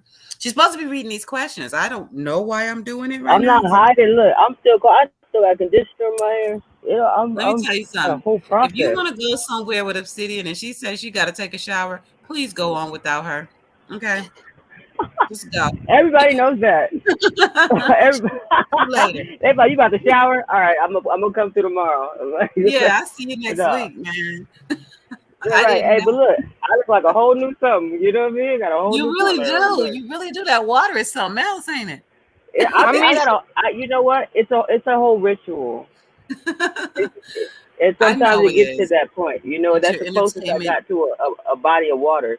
You know, so I got to treat it as if I'm really where I'm not, but that's where I can make myself be. And when I don't get out until I know that I'm leaving that down the drain. You know, if I still feel it, then it's like I'm sorry, but I'm not going to come out how I came in. You know, I understand that, especially with the intent to interact with people, because I start flashing on y'all, boy. You're like, oh, sorry, that was not me. That wasn't me. Like, you know, so that makes total sense for real. I miss a Rugrat shirt. It's gone. I got it 4 times. I put it up for you. No, you got. Well, you can send it to me. Yeah. It got a popsicle stain on it. You don't want it now. She wasted some popsicle on it this morning. Actually, that was the onesie. That wasn't the Rugrats? Oh, that was the onesie. I told you changed 4 times today. Did I?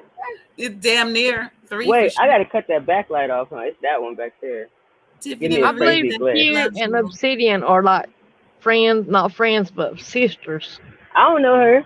She's from another mister. We literally just met. I think it was on Tiffany Marie's panel. Oh. We see your booty. Pull your pants up. Well, I tell my son, pull your damn pants up. Tell him, cute. right. I think we were on Tiffany Marie's panel. Obsidian is a bright light, you guys. She just you got it right here. That's enough. I appreciate it. Let me cut some holes so I can make a belt. You know. You're so silly. Just to make sure I ain't gotta hear your mouth again. Just don't show me your booty. That's all I'm saying.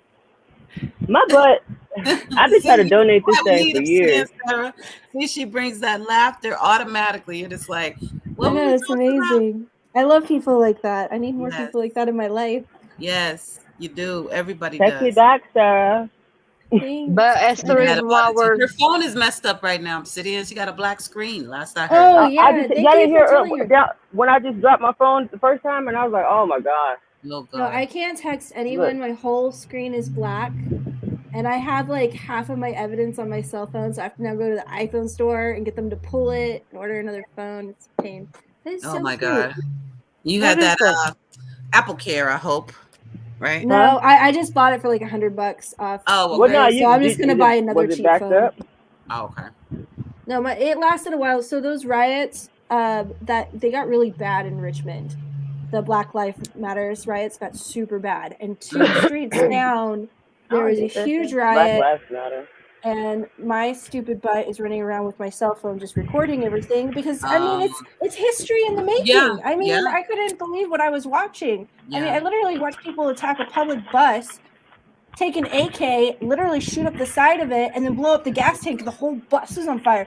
My poor husband is like grabbing my back. He's like, he has a gun. You have to like pay a little attention to your surroundings. Back up. Yeah. No, but I dropped my phone and like it's been surviving all cracked since that happened. So it's just my stupid self. That does not exist. It hit the ground. You dropped it out there that night?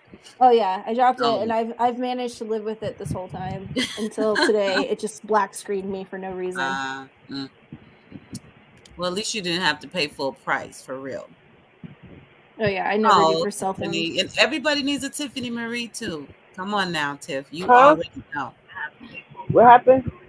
She said everybody needs an Obsidian and a Q. And I said, and everybody needs a Tiffany Marie too. Just a heart of gold. Hopefully she can get some time in. I know she'll put a post or something for the babies. Because we're all about the babies. And the fact that your boys have been taken like that, and that they may be dealing with abuse, like, I'm sick of it. Like, I don't understand. I don't understand Kara's daughter having to go back home to where she's possibly being molested. She's made the claim. We know what happened to baby, but they got 50-50 custody. I gotta comb my eyelashes really quick. I'm ending your stream. Where's that button at right now? My ex-husband used to brush his why? At an eyebrow. If you hang up on me, I'm gonna go over to Tiffany. I'm gonna trade. I'm gonna go back where I came from. You ain't going nowhere. You hear me? I think I met Listen, Q. Don't be a menace. You ain't got you there to the back of the mail truck. I'm about to rock your world. Live. Hey, y'all didn't know I was low key light skinned. I had to shower. You so sick. Priscilla, what were you saying? We met on Tiffany's too? I think we did. And you know what? If I connect with you on one page, it's just I seem to find you there. I'm like a good type of bacteria. I'm just like, yeah, I'm right with you. Here we go. Hey, it's me. Love you. Yeah, you really are. You're that bacteria that you need. You need. I know how you say you need a People little. Like, bacteria. why you call me beautiful? You never seen me. Like, I don't need to. That's probably when I'll think you're ugly. So let's just keep it at the spirit, huh? Yeah. Not at all. She's so special. Yeah. I'll tell you. She will have you clutching pearls. I have a question for Sarah, you guys. Huh? If you sound like a little girl.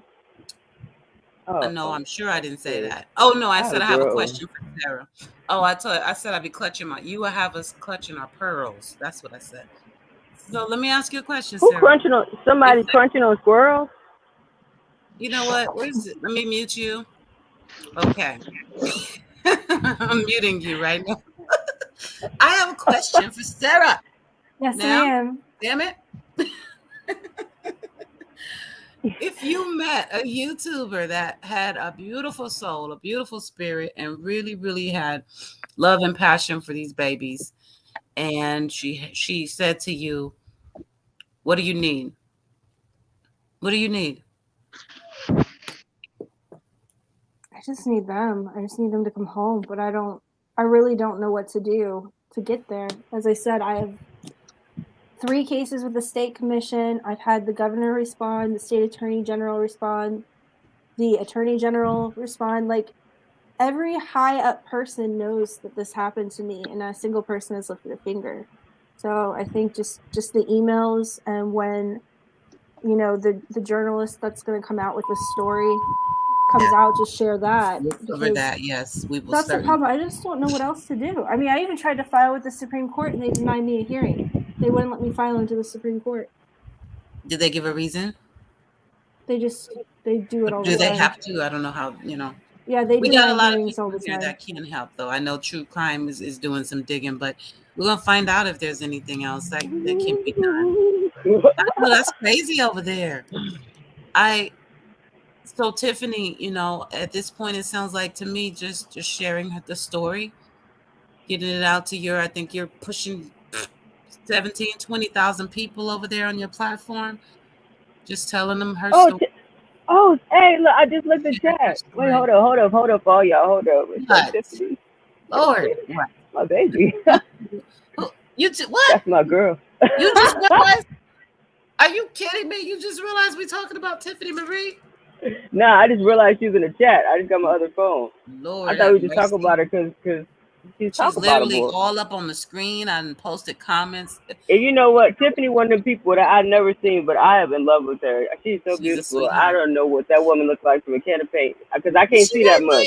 You see her picture. She's beautiful. Girl, please, I can't see that. That could be anybody. This is that much.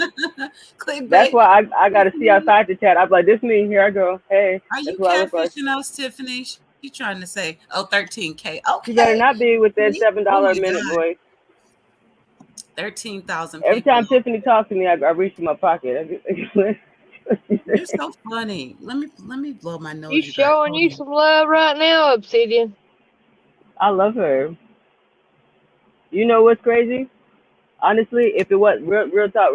If it wasn't for Tiffany, I wouldn't even be like talking to y'all right now. Because I was talking to her like just chatting, and I emailed her, and I was like, all right, well, I guess I'll come up another time. I was like, but I'll try to make you proud. Like I'll try to just do it because I'd be like shy, right? Yeah, you wouldn't think so, but that's my social anxiety. No, you wouldn't think so. It's a defense mechanism. It makes me like instead of like right. I get it. I'd rather scare you than think I'm scared of you, so then I don't have to beat your ass, you know. But this lady came on the panel just talking, y'all, but talking sense. I was like, and then so after that, me and Tiffany were just connected. It just when she says Obsidian, I'd be like, yes. Whatever you want, Tiffany. Whatever you want. I'll do it. I'm gonna start walking right now tonight. I'll be there. I'm like Diddy for the cheesecake. What'd you say, Sarah? I said I want some of her energy. Is she taller than me? Hey, how tall? I need a height check. Cause we can't be all cool like that if y'all up there. You know, I got you. You know, I'm 5'4" over here. You don't count. I count. Oh no, you taller than me. Cause see, that's disrespectful. Like you can't be taller than me when you that tall. That's not my problem. I didn't do that. Okay. How tall are you, Sarah? 5'6". I got a question for Sarah. 5'6". Yes, ma'am. Yes. Do you believe in the power of prayer? Absolutely. How do you think that was my next thing? I can answer that for her. Absolutely. I talked about that one already. Okay. What I'm going to do is I'm going to get Q.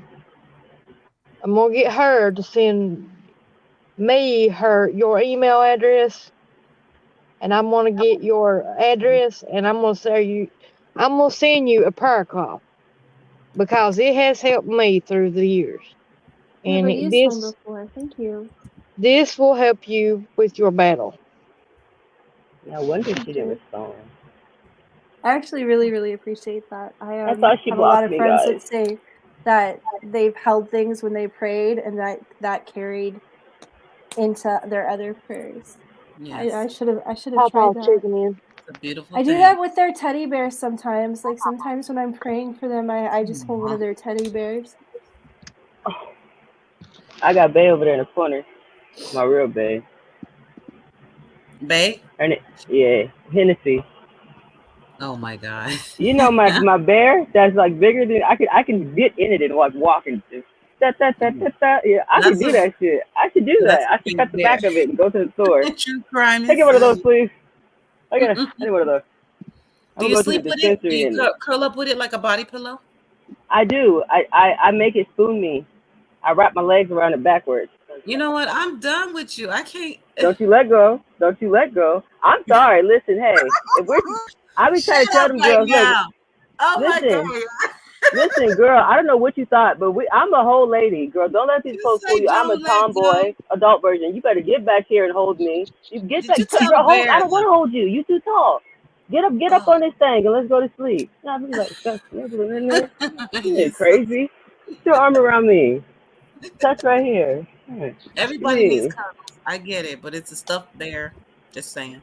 I'll lay right on, like a newborn, how they just get on top of you and their legs do that thing like this and their arms too. You're like, damn, I gotta pee. I guess I'll take you with me.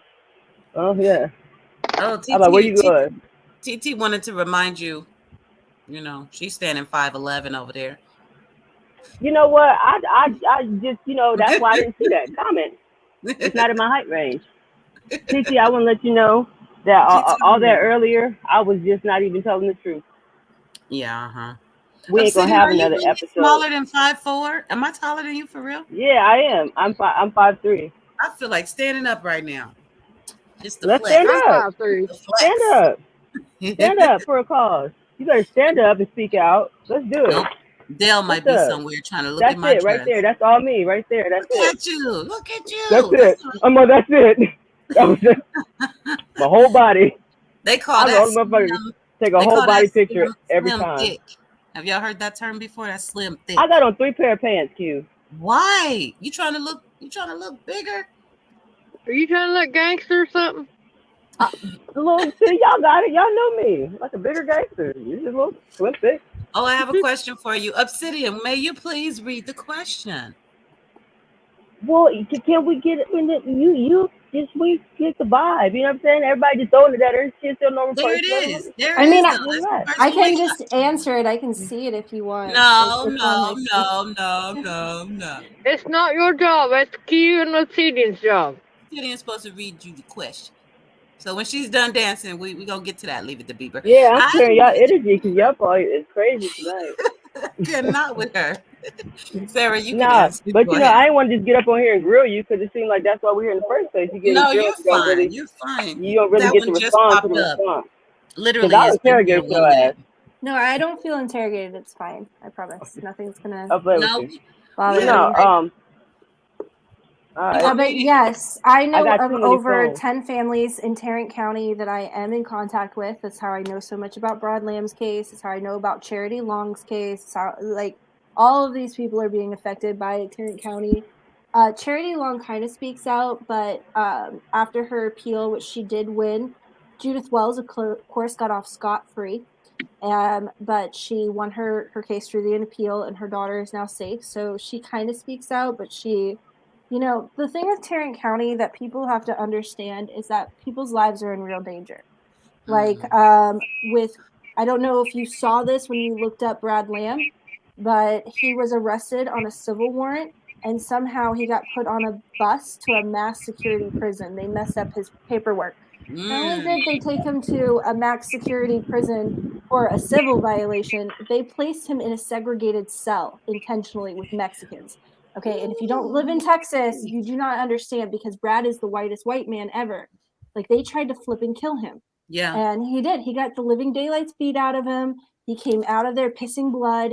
He has all sorts of body issues, with his legs and his veins. He sometimes has problems walking. They set him up. They set him up. And then Brianna Bauckham, if you look up Journey's Warriors, she just had her rights terminated by Judge Bennett, the same woman that kidnapped my children. And there wasn't any reason for it. They used the crystal ball method. They're like, well, because Brianna was abused in CPS care, well, we think that she is emotionally triggered and not able to handle her daughter. Of course, none of the people who were part of this CPS abuse on Brianna were held accountable. They just stated that she couldn't be a mother. Every allegation was proven false. But she started speaking out, and the police officers at her college actually intentionally ran her off the road into a tree. Called a massive car accident. You can find it online. Journey's Warriors, Brianna Beckham. There's pictures of the car after they intentionally ran her off the road. Another father was arrested in Tarrant County, and he came out pissing blood and died less than a month later. Somebody poisoned him in jail. And then another mother, she was, again, in jail on a civil warrant, Tarrant County, and somehow a man magically appeared in her cell, violently raped her. That mother is now gone. She moved to another state. She stopped fighting for it. Yeah, somehow a male inmate snuck into her cell to rape her. Like, that wasn't a setup. And again, she was in Tarrant County Jail because she was speaking out, trying to save her child. Wow. So Tarrant County does not play around. Yeah. So parents are scared. I'm safer because I'm in Virginia. So that's why I speak out about so many cases, because if these parents were to speak out, you know, they lose their homes, they lose their careers, they get run off the road. Yeah, and possibly their life. Reedy, she's not in Tarrant County. I think she's under Judge Crum, but she was just recently in a car accident where somebody literally just T-boned her in the lift as she was leaving the hospital. Obviously intentional. And for some reason, after the car accident, they sent her and her Lyft driver to one hospital, and the other guy that caused the accident just disappeared at another hospital. Like, what ambulance takes people to two different hospitals? So, damn, that corruption runs deep. And it's funny because, again, is so bad. Justice for Mackenzie was telling me once they, baby Mackenzie, I don't know if you know her story, Sarah. She was abused at 3 months. They damn near killed her. She's 11 months now. She'll be a year next month. But they started a page for justice, and they started getting emails, as you probably started getting, or people communicating saying, hey, I'm going through this too, or something like that, this and that. So one of the people that believe it was a grandmother, and that's what they told her. They said that she had been threatened. Her life had been threatened because she was out there speaking out. She's too scared to even talk anymore. This is Tennessee, not Texas, but still, it's the same script. A grandmother. They just need to lose immunity. They just need to. Every single one of them need, and we got to start calling a duck a duck. This whole term. Thank you so much. This term that people use, where they say legal kidnapping. If it's kidnapping, it's freaking kidnapping, and there's nothing legal about it. And there are federal laws that back it.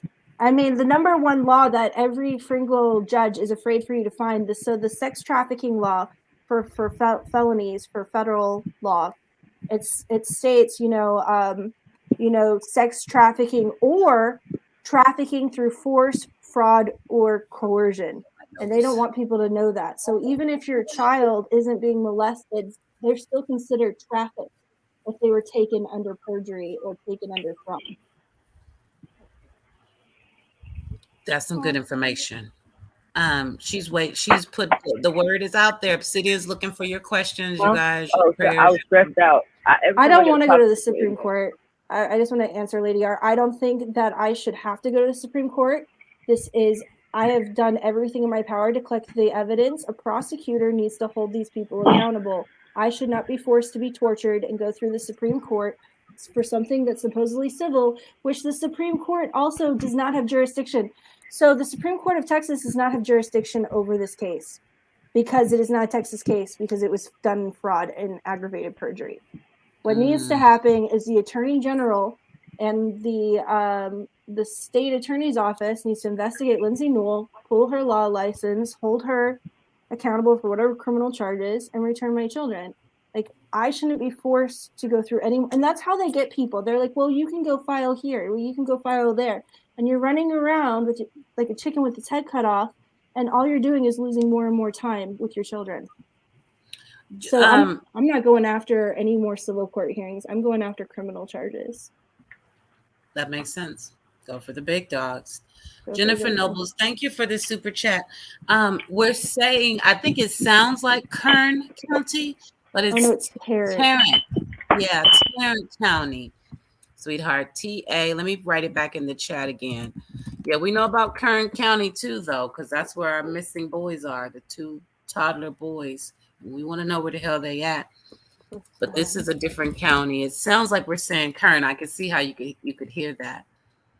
Tiffany Marie said, keep advocating and don't give up. Fight the good fight. Hey, look, hold up. Kim. What?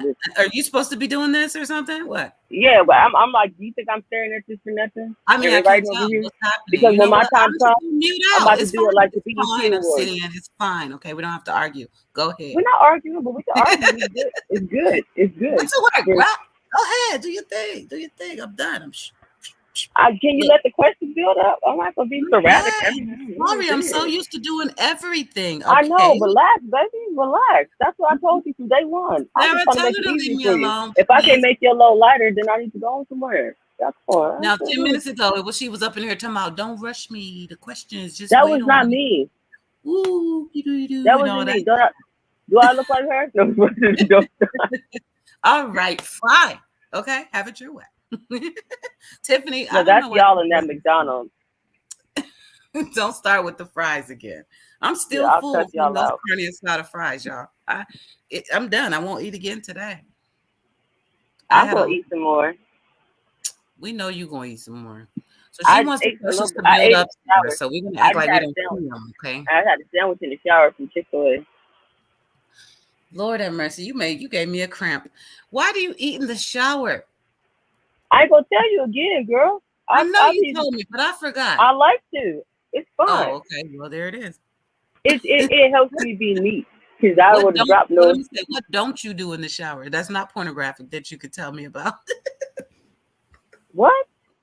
What don't you do in the shower? That's not pornographic that you can tell me about. I said you do everything in the shower. She does everything. I'm a mermaid. Oh, my bad. Well, I'm a unicorn. I don't know about you mermaids and what y'all do. Me too. No, you're not. Yes, I am. I am. Both of them. I was one first. We'll talk about this totally later because it's deep. It's Greek mythology. It's true, but you can be one. You can be one. I could be one. Would you allow me to be one? Yes. Yes. Control who the unicorns of the world are. Yes. I'll give you a sparkly little. Look, everything. Yeah, see, we always meet in the middle. See, I compromise. Sarah, she crazy. You do Bible study with this person? Oh my God! I just studied this morning, but I look forward to it. I don't laugh very often, so I find it very refreshing. You have to laugh here. We're gonna sign a contract right here. Because if you piss on yourself, I just need to know what size panties you wear. I got you. Go ahead. As long as I don't sneeze, I'm good. Wait. Oh, okay. Wait, sneeze or pee? No, wait a minute. What just happened? I just tell everybody, if y'all laugh, my contract is you might need some draws. You're gonna piss on yourself at least once, just a little bit. You're gonna be laughing. Oh, because you were laughing. Okay, my bad. I just heard what size are your panties. Hey, you know, depends come in thongs and boxers. So when y'all get old, y'all can still be sexy. I just wanna let y'all know. When we get old, wait a minute, hold on. Because the pants come in thongs, girl. Yeah, they come in thongs. They got a diaper thong for the. Yeah, you almost there. Yeah, who? No, the hell I ain't. The fuck I am. Excuse me. Who? I'm gonna get you the pink ones, the deluxe. Deluxe. I'm almost there. I'm done. This live is ending. Well, at least for extra padding. Extra padding. This is special. You won't find my butt in no G-string. I'm gonna get the boxers.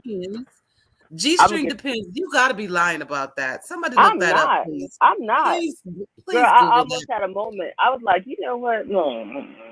I just wanted one just to say, hey, look what I got, y'all. If I ever, okay, it's not gonna be sexy. That's not sexy. Just give it up, okay? At that point, just let it roll. I mean, it depends. It depends. Like if Tracy had on some Depends on. You work it out? I might pull it off back. Help, Priscilla, help. Hey, you better be good up in here, buddy. Like, with the little girl with the little butt in this little sunscreen commercial, you know, back in the day. Oh, that's so old. I remember it was so cute. Well, originally it was Britney Spears. We can't talk about Bible and then talk about That's Jesus. my girl. Hey, free Britney. You know we got a mixed bag over here, Priscilla. God forgive us. I love Britney Spears. They better give her some justice too. She already got it. That was a setup. That was a whole show. It don't matter. It ended too fast. She's free way too fast. It was a setup. It was a show. Britney Spears. Y'all can't talk about Britney Spears. Just like y'all can't talk about Lil Kim. Even if she looks like JJ the Jet Plane. I don't care about Lil. Everybody. You know how it goes. I'm sorry. Britney Spears. Hey, listen. I'm not saying anything against her personally. I'm saying that something was going on behind the scenes that was set up. Whether I don't think it's that serious. I don't know if she was in on it. I like to laugh at her. I don't even know the whole story. I just want to oppose anything that Obsidian might be saying at the moment. Well, the only thing for me was like, and that's like anything. I don't. You sent me an email when that first happened, and I didn't get to watch it. Girl, I was on the toilet crying, rolling my butt. I don't know why. I was like, oh my God. Like, this is heartbreaking. I'm like, Britney Spears. I was like, why won't they just let her talk? Like, I was really sad. Poor baby. Because she was talking so fast, and before I could the first thing in my mind was like, damn, she's been waiting so long for somebody to listen to her. And that's why when I heard Sarah on there, I was like, it just reminded me of her. I was like, dang, they trying to play her like she's stupid, but really she's too intelligent, but they don't want her to know that. But she's not used to people being able to listen. So I'm going to talk as much as I can because I don't know how much I'll actually get to say. But everything is important, you know? I'm going to have to watch leave it. Yeah, baby, go ahead. Okay, but she had it laid out. But her rights were terminated, again, by Judge Patricia BENNETT, without any evidence, without any backing from Texas statutes, none whatsoever. But Brianna Beckham got another lawyer, and I wish that she just fight pro se because I don't think these attorneys are doing her any favors. But she got another attorney, and they filed an appeal. So now we're going to follow up and find out when the hearing for the appeal is. I'm sure they're going to drag their feet. It's a very public case. And they're going to do everything they can. That story really pulled my heart. That baby's it's horrible. I love Brianna. She doesn't talk to a lot of people, but she'll talk to me. And that's good. What they have done to her is like so disgusting. Like, and she's the one that was run off the road by the police. Oh, really? Mm-hmm. Damn, man. What is that movie called? I watched it on YouTube. I Care a Lot. That's a good ass movie though. It's got Ashley Judd and it's 9/11 here. It's 11/11 somewhere. It's 12/11 somewhere else. Everybody, it's 12/12 here. Well, see, my phone is behind. I just dropped it. Now it's 12/12. I was talking during the moment. I had my moment of silence. It's just a moment. Our bad. The nerve of us to be on here talking. In the minute. I'm always talking. When I'm on mute, I still be talking things. When I ain't on live, I don't need nobody, girl. I have a blast of me. It's a few of me in here. We all want to attend. I don't believe it. Yes, I be here cracking up. I be having to talk about life. Go ahead, Priscilla. Now I can't get a word in. Don't tell nobody that. Go ahead, Priscilla. You know you got to jump in there when Obsidian get. That's what she's come on. right now. I'm logging the questions. I'm building this. Well, okay. You're doing too much of this. That's what Obsidian does. What's up? Talk to me, Priscilla. I'm listening. What I do? What did I do? You're doing this. Look, you're doing this. Don't make me let my hair down to you. You weren't doing that this morning. I'm gonna be right back, but I need to take a quick potty break. So okay, baby. No take problem. Take your potty break. I'm not about to play with you. Okay, Priscilla and Obsidian. What's up, Priscilla? Go for it. This puts me in mind of that movie that Ashley Judd. I'm going to be bald-headed for the rest of my life. I'm going to let my hair down to you. You remember earlier. Ashley Judd. We listening. And what's that old dude's name? He's black. Which one? It's a few black dudes now, Priscilla. Help me out. What do he look like? What he played in? What other movie? He played in he played in that movie. No, I'm just playing. Right, that one movie. Wait, hold on. Tell me, what's the movie? Okay, you know that. Okay,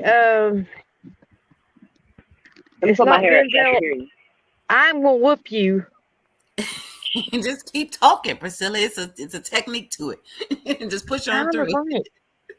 I gotta blow my nose. He's the one that does them shows on History Channel or Discovery Channel about, you know, what's his name? Morgan Freeman. I know him. He's in Bruce Almighty. Bruce Almighty? No. That's Morgan Freeman. He was like God or something. He's God. Yeah, God Almighty, but Ashley Judd was in this movie. Okay, this whole thing is so scenario. Well, you talking about Double Jeopardy? No, not Double Jeopardy. I don't know. I don't know the one Ashley Judd movie. Well, anyway, get this.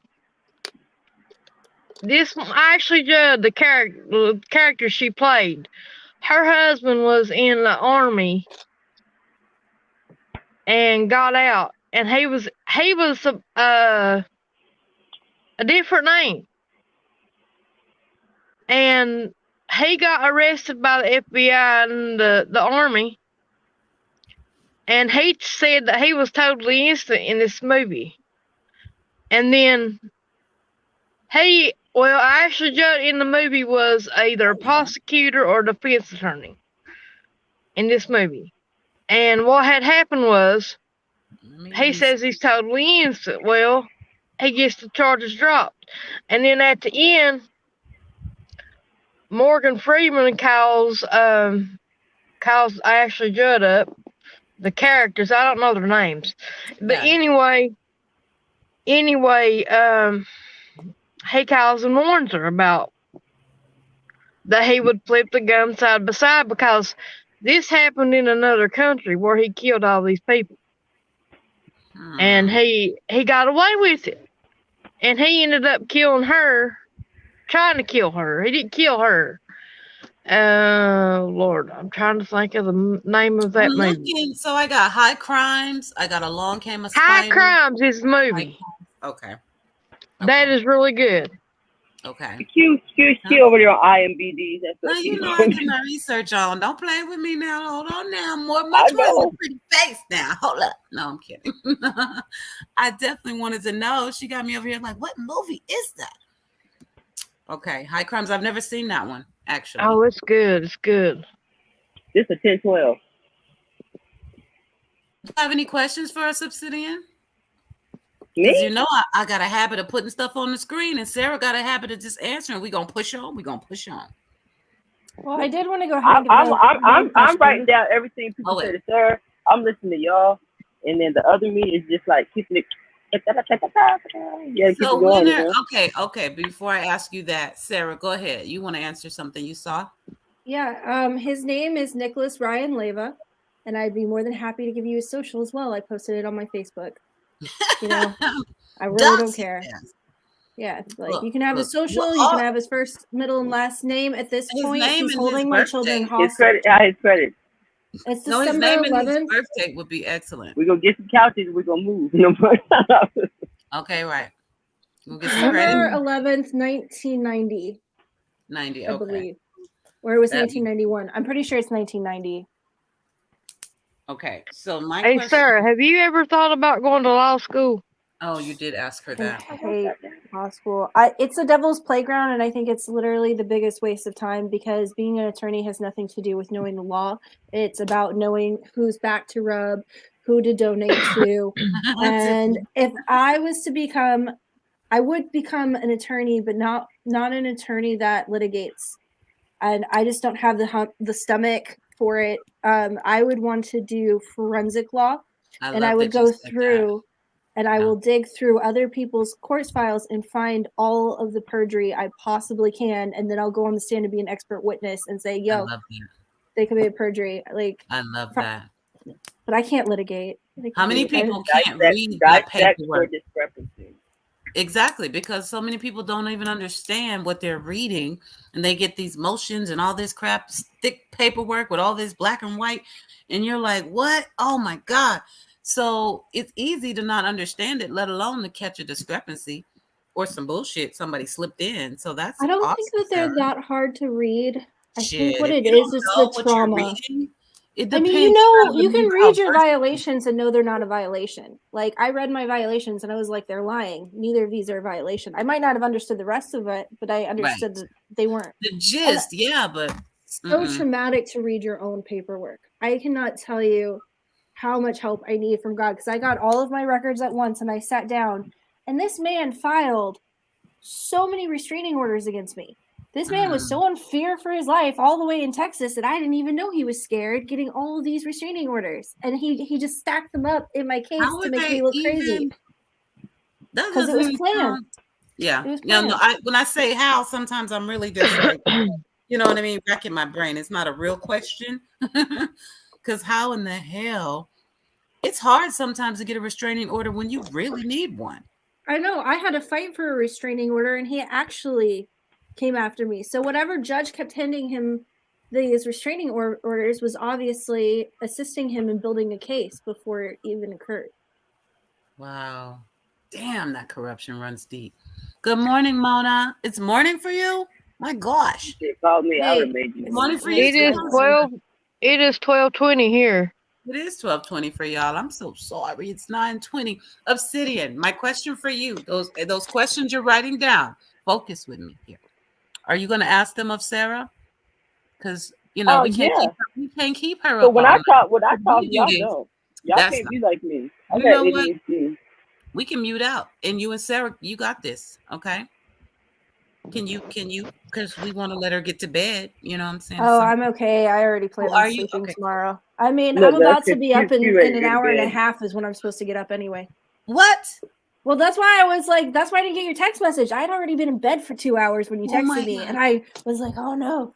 No, it's fine. I don't have to go to work or anything. So, but yeah, my mornings normally start at 3 a.m. because that's my husband's work schedule. Oh my God, so early. Well, I've got a good question. Go for it. The floor is yours after Priscilla. I'm gonna mute out. When did this all take place when the kids were taken? They were officially taken on January 27th, 2020. Well, that's crazy, because I'll tell you why. I don't know if y'all are Democrat, Republican, whatever. I'm a pro-good person, and I don't think it belongs to either party. I think the party system is messed up and wrong as a whole. I don't identify either. I just go for the person with the best morals. That's who I go for. Me too. Well, what's special about that day, Priscilla? Or what's unique? Okay, you gotta look. I'm a Republican, and I used to be Democrat. Don't get me wrong. That's okay. Personal. I've always leaned Republican, just for the record. Good. Yeah, I mean, now I lean more independent for obvious reasons. But you gotta. The reason why I'm saying what I'm saying right now. After Biden got put in office, everything went to handbasket, really. I mean, they were after my children way before that date. They just couldn't find them. That's how long it took them to get me into Texas to hold me under arrest. So they were doing it long before that date. I have like 4 or 5 dates I was supposed to hand them over. So yeah, no, they I get what you're saying, but no, they were after me long before that, and they would have taken them in February. In February, before the final order was even signed, they were telling me to go pick them up and bring them to Texas. Final order not even signed. And every time I showed up for another hearing, the judge was like, hey, we're supposed to sign this today, which shows me that I wasn't going to get a fair hearing on my motion at all. He's like, why didn't you bring the children in Texas with you? Why haven't you handed them over yet? I was like, it's not even signed. Like, it was decided. And they pushed me and threatened me every step of the way to get a hold of my children until they finally got the fraudulent order. But they wanted me to participate.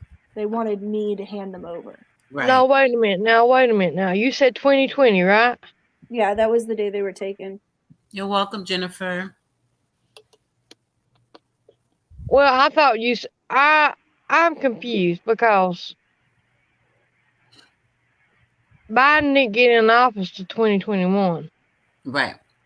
Oh yeah, I sent Trump and the White House plenty of letters. They just probably didn't see them.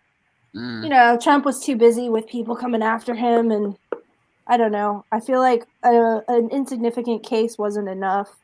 I do feel like there's enough cases now that somebody should be paying attention. But we have a child trafficker who has dementia, so I doubt he's going to look into it. Oh, wow. Well, let me think about this for a minute. Sorry if I offended anybody who likes Biden, but no, I don't think so. I haven't heard anything offensive. Okay, because I went through every Podesta email, like I did my research. Biden is a horrific person. Not to mention just an overall idiot. Like the stuff he says sometimes. He needs to be. I'm gonna agree with you on one thing, and you can agree with me on this. In my opinion, he needs to be out of the White House and in a nursing home. Oh yeah. Obsidian. Are you ready? Are you ready? Mermacorn, Heather said you're a Mermacorn. Are you ready to ask some questions? I wrote that down. I'm about to get a whole shirt. I tagged her. I got a credit. I'm on it. I'm at work. Okay, well, Priscilla, me and you, we're going to mute for a minute. We're going to see do your thing. Do your thing. It's best to have, I might need y'all to say something so I could. Okay, well, we won't mute. We won't mute, but we'll be quiet and let you. Well, what's on this list? I'm eager to know. First of all, it's not much. For one, because y'all been talking to read them the whole time. I know.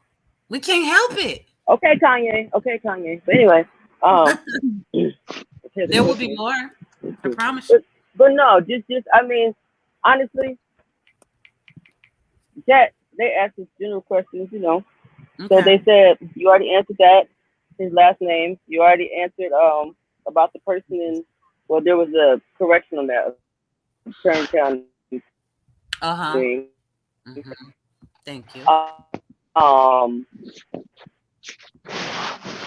That was you already got them over here, so I was working and you called me. But really, it's really not nothing. It's most things. I want to ask you questions so you could dig deep. And I mean, we're gonna support you, but I want this to not really matter because I want us to still be like, you know, in you, even when we're not there. You get what I'm saying? I will not be offended. I promise. I have some pretty. No, I ain't gonna offend you. But if I do it, so you know, let's go for it. Do a little wrong to get right, but I would never offend you. I'm not intentionally. I believe that offense is taken, not given. So. Hey, look. After what you say you've been through, if you got offended by me, then I'm gonna have to use my wrench on you. I get that out here. You playing tonight, you know. But let me read T Mander's comment real quick. I had a DCS case. I don't know why I won't just make my screen bigger instead of leaning in like that. You just wanted to look at me because you were not leaving pretty special. You know I love looking at you, Obsidian. You know it. I had amazing. Congratulations. 11 months of fighting, no contest. Case was dismissed and closed. But did anybody? Are you filing civil cases against everyone who put you and your children through that for trauma? Because you should be. That question is for you, T. Mander. You need to go after some civil lawsuits for everyone, especially if they commit perjury in your case, and get some money back for your children. I mean, it's going to help you with all sorts of things. Although if you're going to adopt, you'll be shaking the system. So if you want to adopt, I was just going to say not a good idea. Leave it alone at this point. And it's bad to say that because we're all about speaking up. And there's no statute of limitation on fraud. So if you ever find fraud, and if you get an attorney, they're going to lie to you. They're going to say, oh, this happened 3 or 4 years ago. All you have to state on your motion is, it just came to my attention as of blah, blah, blah date. I noticed that there was perjury on page blah, blah, blah in this form, blah, blah, blah. And there's no statute of limitations. So if you ever want to go after the people that did that to your family, do it. That's nice. Good to know. I know a lot of families can use that. Seriously. And T. Mander said, yes, ma'am, I am. Oh, and I am not an attorney. Somebody has tried to sue me for giving legal advice. So I just need to say any legal advice is an opinion and not legal advice. This is for educational purposes only. This is my opinion and what I would do personally. Absolutely. No, I actually had somebody do that to me. I had another person come after me who's supposed to be an advocate. She's running for Congress right now. She tried to file a $20,000 lawsuit on me. Like you're giving. Yeah, I was like, I don't have any money. Like, why are you coming for me? They're looking for anything. You did the right thing. This is for educational purposes only. In my opinion, not law. Yep. Well, right. Unless I quote a statute, then it is law. That's everyone fall off of what's it called? Wait a minute. Heather said everyone needs. Did I take another comment from you, Obsidian? Okay. I'm like, I'm catching up the chat. I'm about to tell everybody how much I love them. Y'all know me and stuff. Fall off cabal, fall of cabal, or fall off cabal. Let me write it down. Sounds interesting. Oh, the cabal is pretty much running everything. We don't live in the government anymore. That's a fake. We're run by a corporation. That's what people don't realize. We're not even really under government rule anymore. No, I'm not QAnon. And please don't ever call me that. That's a cult. I understand what you're saying. You. Okay. Anything that I know of, I personally researched. I don't. Somebody asked me that before, just because of my name. Are you affiliated? I'm like, shut up. Because your name? Just because of the Q. Yep. Yeah, her name's Q. In this room, they came in one day and asked me that. Yes, Karen B, it's me. I know, right? No, but what case was it at first? And I was like, it sounded like they trying to put that QA. Yeah, they were. I don't call nobody nothing but by their name besides Baby Beautiful. Fall of the ball. Okay. Oh, Karen, stop it. Thank you. I haven't seen you in a while. Hi, baby. Does Nick live in Holton City? Last time I knew, he lived in North. That question from Lady R. Yeah, yes, which is right next to Haltom City. Okay. We need to Google that. Somebody needs to Google that. What? I mean, I technically have his address, but I don't know if he still lives there or not. Sarah's like, I got all that stuff. Don't worry about it. I got Lindsay Newell's address and Christina Borum's and David Evans. I got all their freaking addresses because I posted them all. I'm like, for peaceful protest purposes, this is where these people live. Because, like you said, we can find that stuff out. We can get all their addresses. No, I can pull them up right now. Online. It's all online. I just condensed it into one place. It's just I can't do it on my phone, or I would, because I'd close out on y'all like I did a while ago. What were you looking up? Holton City, or what's the North city Richland you said? Hills. North Richland. North. Richland. Say that again. North Rich. Like rich land. Got it. Hills. Rich land and then hills. Yeah, okay. 3 separate words. On address lines, most people just put NRH on the address for the city.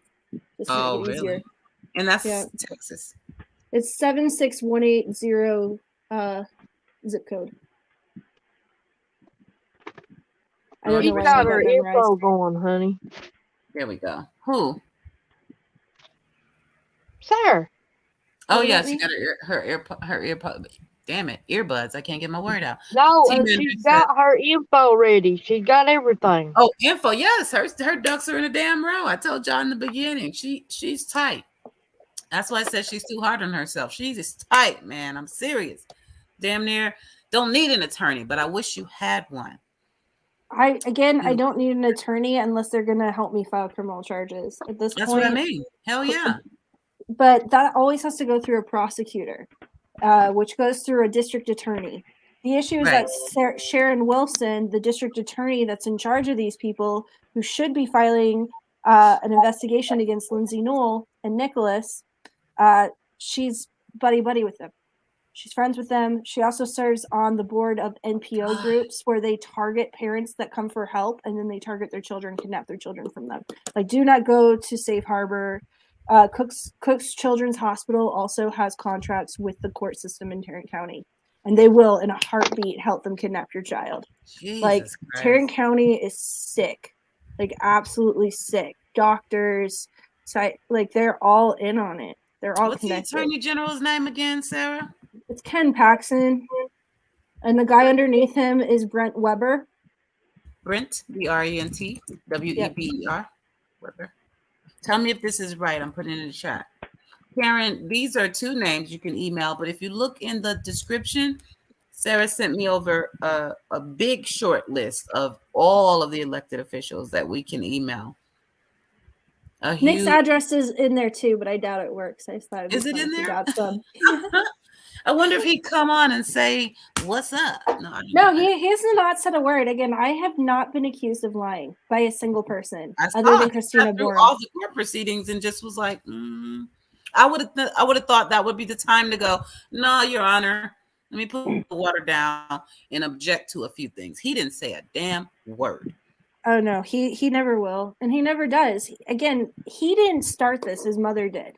Nick is not capable. Nick, he was a. I mean, I have nothing against cannabis. I actually think that it should be totally used for medical purposes. But I mean, obviously in Texas it's illegal. But still, you know, good Lord, Texas. Yes, still. But when I met him, he literally failed out of college and was a pizza delivery driver and a complete and utter pothead. And like my dad is the one that set him up with his job.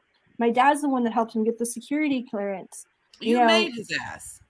Yeah, I did. And well, my dad did. I didn't technically. But he wouldn't have met your dad if it wasn't for you. I'm just saying, like, he's not capable of what happened to me. I know him too well. He is vicious and he is mean. He is not intelligent. Mother is behind this. Oh. So basically, he's sucking on his mom's tit, more or less. And all the rest of them. I mean, you saw that 3 women, right? Over here. Oh gosh. Mona, that we're going to work on that. We talked about it a little bit earlier. Sarah's going to get some rest and she's going to give me a little template, and then I'm going to clean it up a little bit, and we're going to share that so everybody can just, like you said, copy and adjust. Absolutely. Yep. Thank you for asking.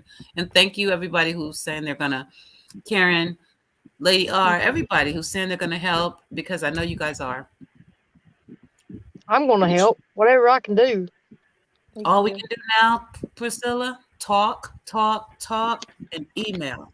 Yep. Look, again, if you're bothering their day, they're not going to be happy. And eventually somebody...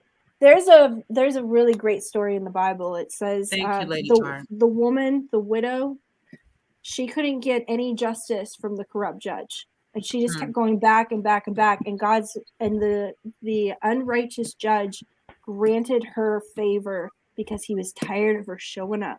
I'm just gonna keep showing up until someone gets tired of seeing me. Right. Okay, you I'm sorry to interrupt, but you said the word favor. Yes, right? Yes, you did. Okay. I don't know if that's the exact word. Go if you have to ask the Lord to grant you favor. I've been begging for mercy. Because listen. No, Karen, I don't have any footage of that. You never filmed the babies being taken away, right? No, but she's probably talking about Brooke. Are you talking about Brooke in Louisiana? Hers is so unbelievably heartbreaking. The police came and took her son. She's never seen him again. His dad is part of a pedo cult. Jesus. I'm telling you, it's pedophiles, man. They're all working together. Stephanie Baldwin in the UK. You guys have seen her story, right? I think one of my subscribers mentioned, maybe Dale. Somebody mentioned that name in the UK. Yes. Her children are being sex trafficked by the courts. Hold on a minute. I got to tie my shoe. Okay.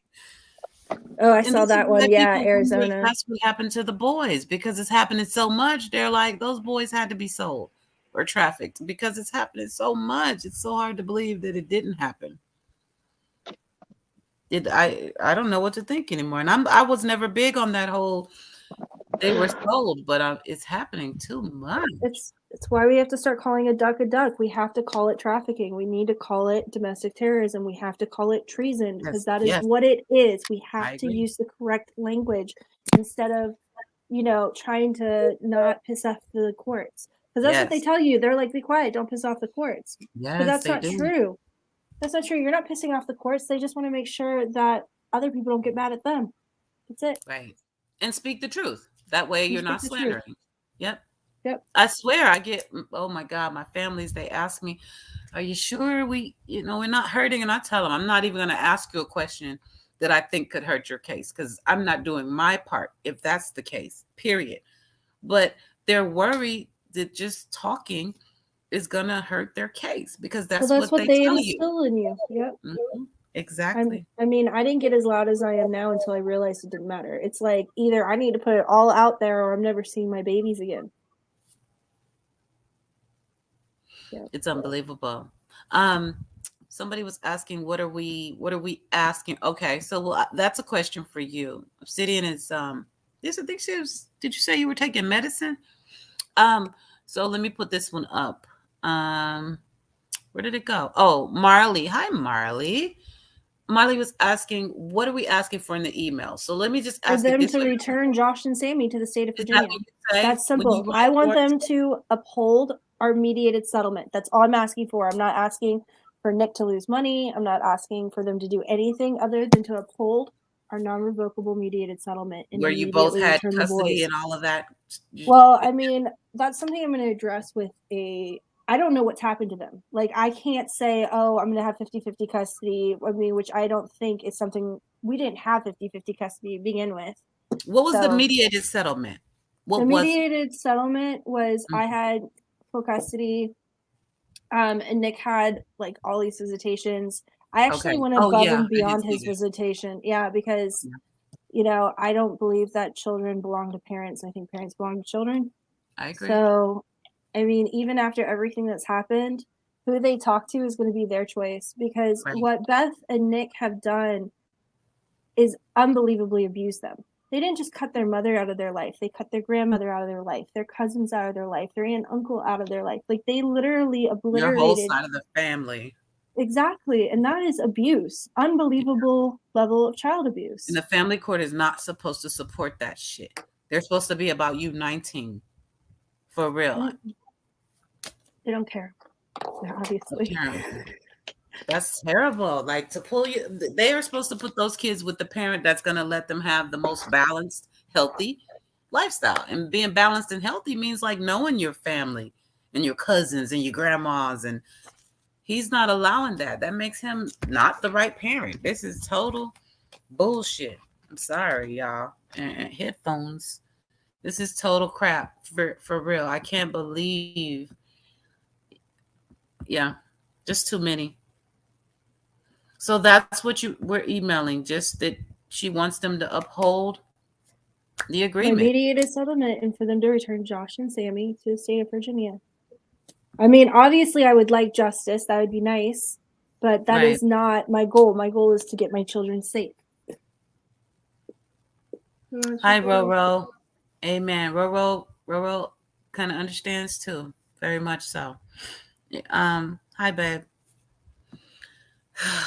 Yeah, definitely rewatch. Sarah's story is painful, but it's uplifting at the same time because her kids are alive, y'all. I don't get to talk about breathing kids very much, Sarah. And I don't talk about good mamas very much. You know, usually it's like, what the fuck is wrong with this lady? Why would she? And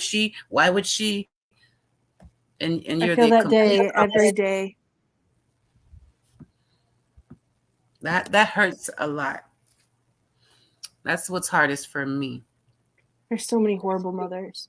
Like, there's so many. I listen to some of these stories of like stepdads raping the son and the mother having full knowledge about it. I'm like, what? I would have killed him in his sleep.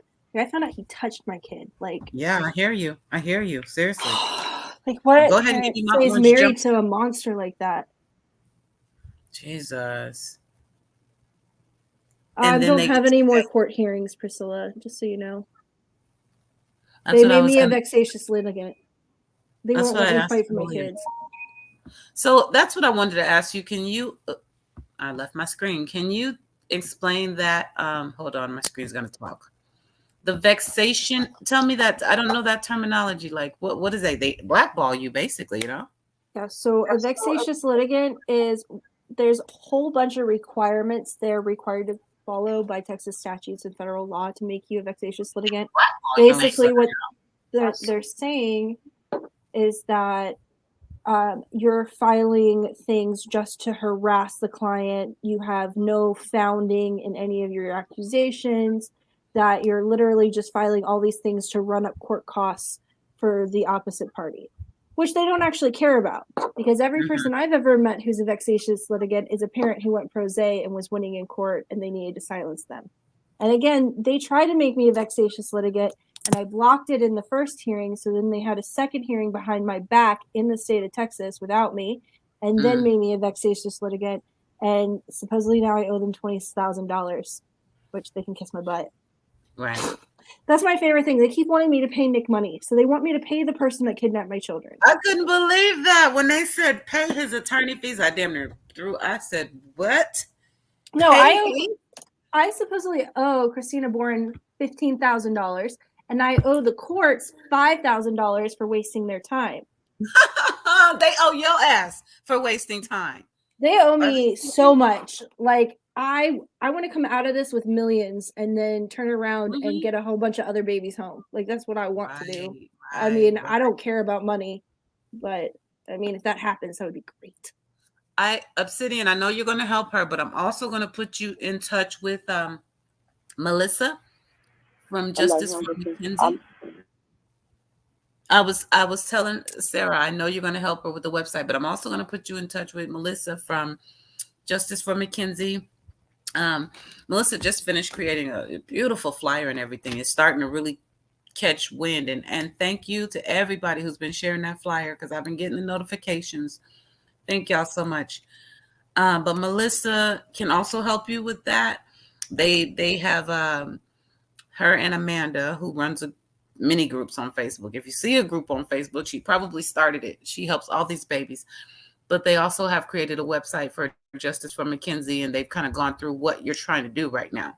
I'm going to look up that case because it does sound so familiar. I probably do know it. You won't find anything, baby. Go to my playlist, go to Unmasked, and go to maybe True Trad. It's one of those. Nobody knew. And then we met via Facebook, and I brought her story here, and a couple of people have picked it up, thank God. So you will find it on YouTube, but like not in the news. She has a whole page on Facebook. They do. Justice for McKenzie. Oh, I know who she is. Yeah. Yep. Oh my God. And the website, I think the website is Justice for McKenzie, but we are the noise. They're the noise. Her family, they're making that noise, and we're backing them up, just like we're going to do for you. And that's all we can do. I'm so sick of them not doing anything until the kid is dead. And then they blame the parent, not the judges or attorneys. They blame the parent that freaking did it. Yep. And not CPS that went out multiple times. I know not in your case, but in a lot of these cases. But in most of them, Yeah. And you're right. Not until they're gone. And then it's like, oh, who knew? Well, a lot of people knew. Nobody did a damn thing about it. And that's what's so frustrating. We talk about that with McKenzie. They're fighting for custody. If they don't get, if this grandma on this side that we have, Maria, doesn't get custody, then the baby, thank you so much, Roro. No worries. Thank you for coming, baby. If they give this baby to the other grandma, she now goes to the mother's mother. And the mother is the number one suspect, by the way. So even though mom might not have custody, her mom might have custody. It'd be no different than if Adcock got custody of the babies. Well, Nick is going to see him. She enables him. She's not going to tell him to stay away. She's going to let him see his kids whenever he wants. So we're worried McKenzie could end up basically back in the hands of the person that put her in the position she's in. And they'll probably do it intentionally. They will do it. They are hell-bent on giving them to the worst parent. That's what they're worried about. That's why they don't want to talk too much, but they are talking. So I don't incite violence. I'm not for violence, but I'm just saying our Constitution straight up says to bear arms and take over our government if it infringes on our rights. Like that baby, like we as citizens, maybe we need to start just showing up at courthouses and doing some citizen arrests because this is absolutely insane. Detectives. Yes, I agree. Gotta take it to the streets to a certain, but then, you'll probably get rubber bullets sprayed at you and stuff. Cause I mean, I got hit with that during the riot. It's fine. It hurt a little bit. The worst was the tear gas. I will say I puked my guts out. That was pretty insane. That tear gas is bullshit.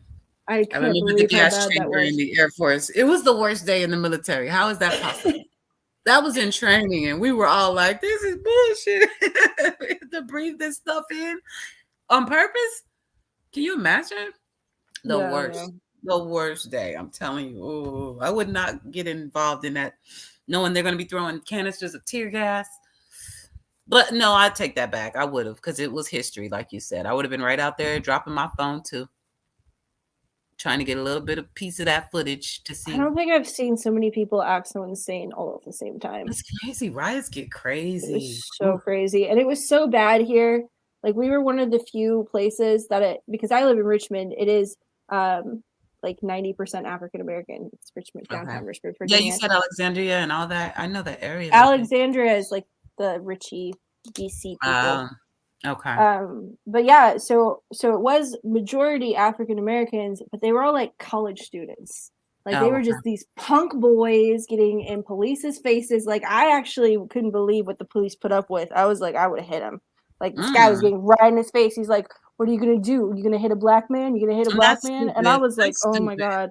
That's just stupid. You don't provoke violence. It was just kids. It was so many kids. They were all college students. And they didn't even know what they were fighting for. They were just out there drunk and causing issues.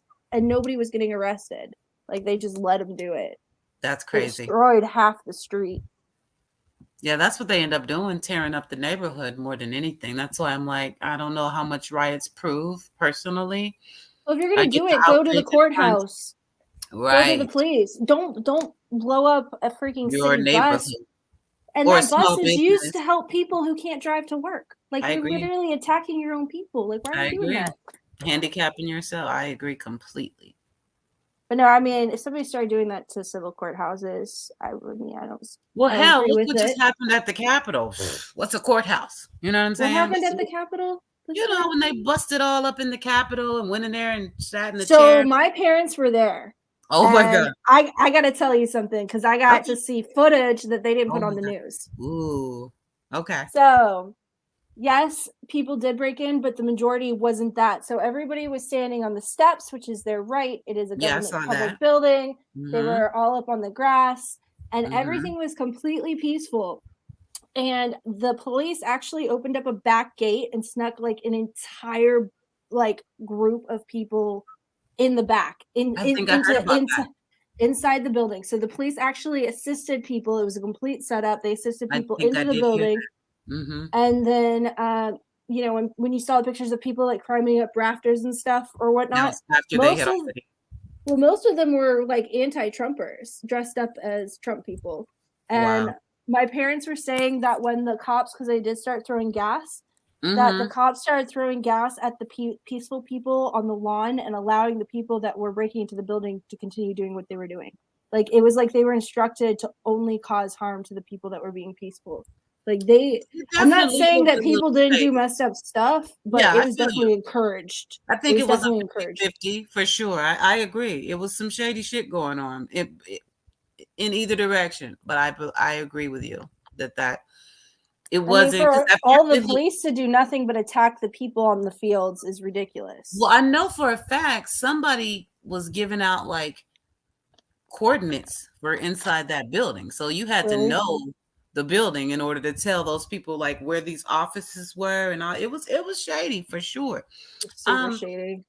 Karen, Mackenzie, thank God Mackenzie is not dead. She is alive, baby.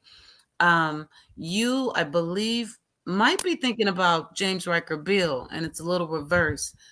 The baby boy died, and the father has 50-50 custody of the daughter. That might be what the case. Yeah, we talk about a lot of babies here, Sarah. I know I just kind of threw you in the mix when I grabbed your video, but if you get a chance, you'll see how we go through. We talk about most of them I know, unfortunately. Yeah. Like, I do this day in and day out. All I do is follow. But see, most of the babies you're talking about, I honestly haven't gotten that deep into, but because I'm usually talking about filicide and stuff, not so much the courts and things. We talk about it, but those aren't. Giles Corey was filicide. Well, what's his name? Giles Corey. His son was murdered, and Tarrant County covered it up. His ex-wife murdered their son. And Tarrant as well. Jesus.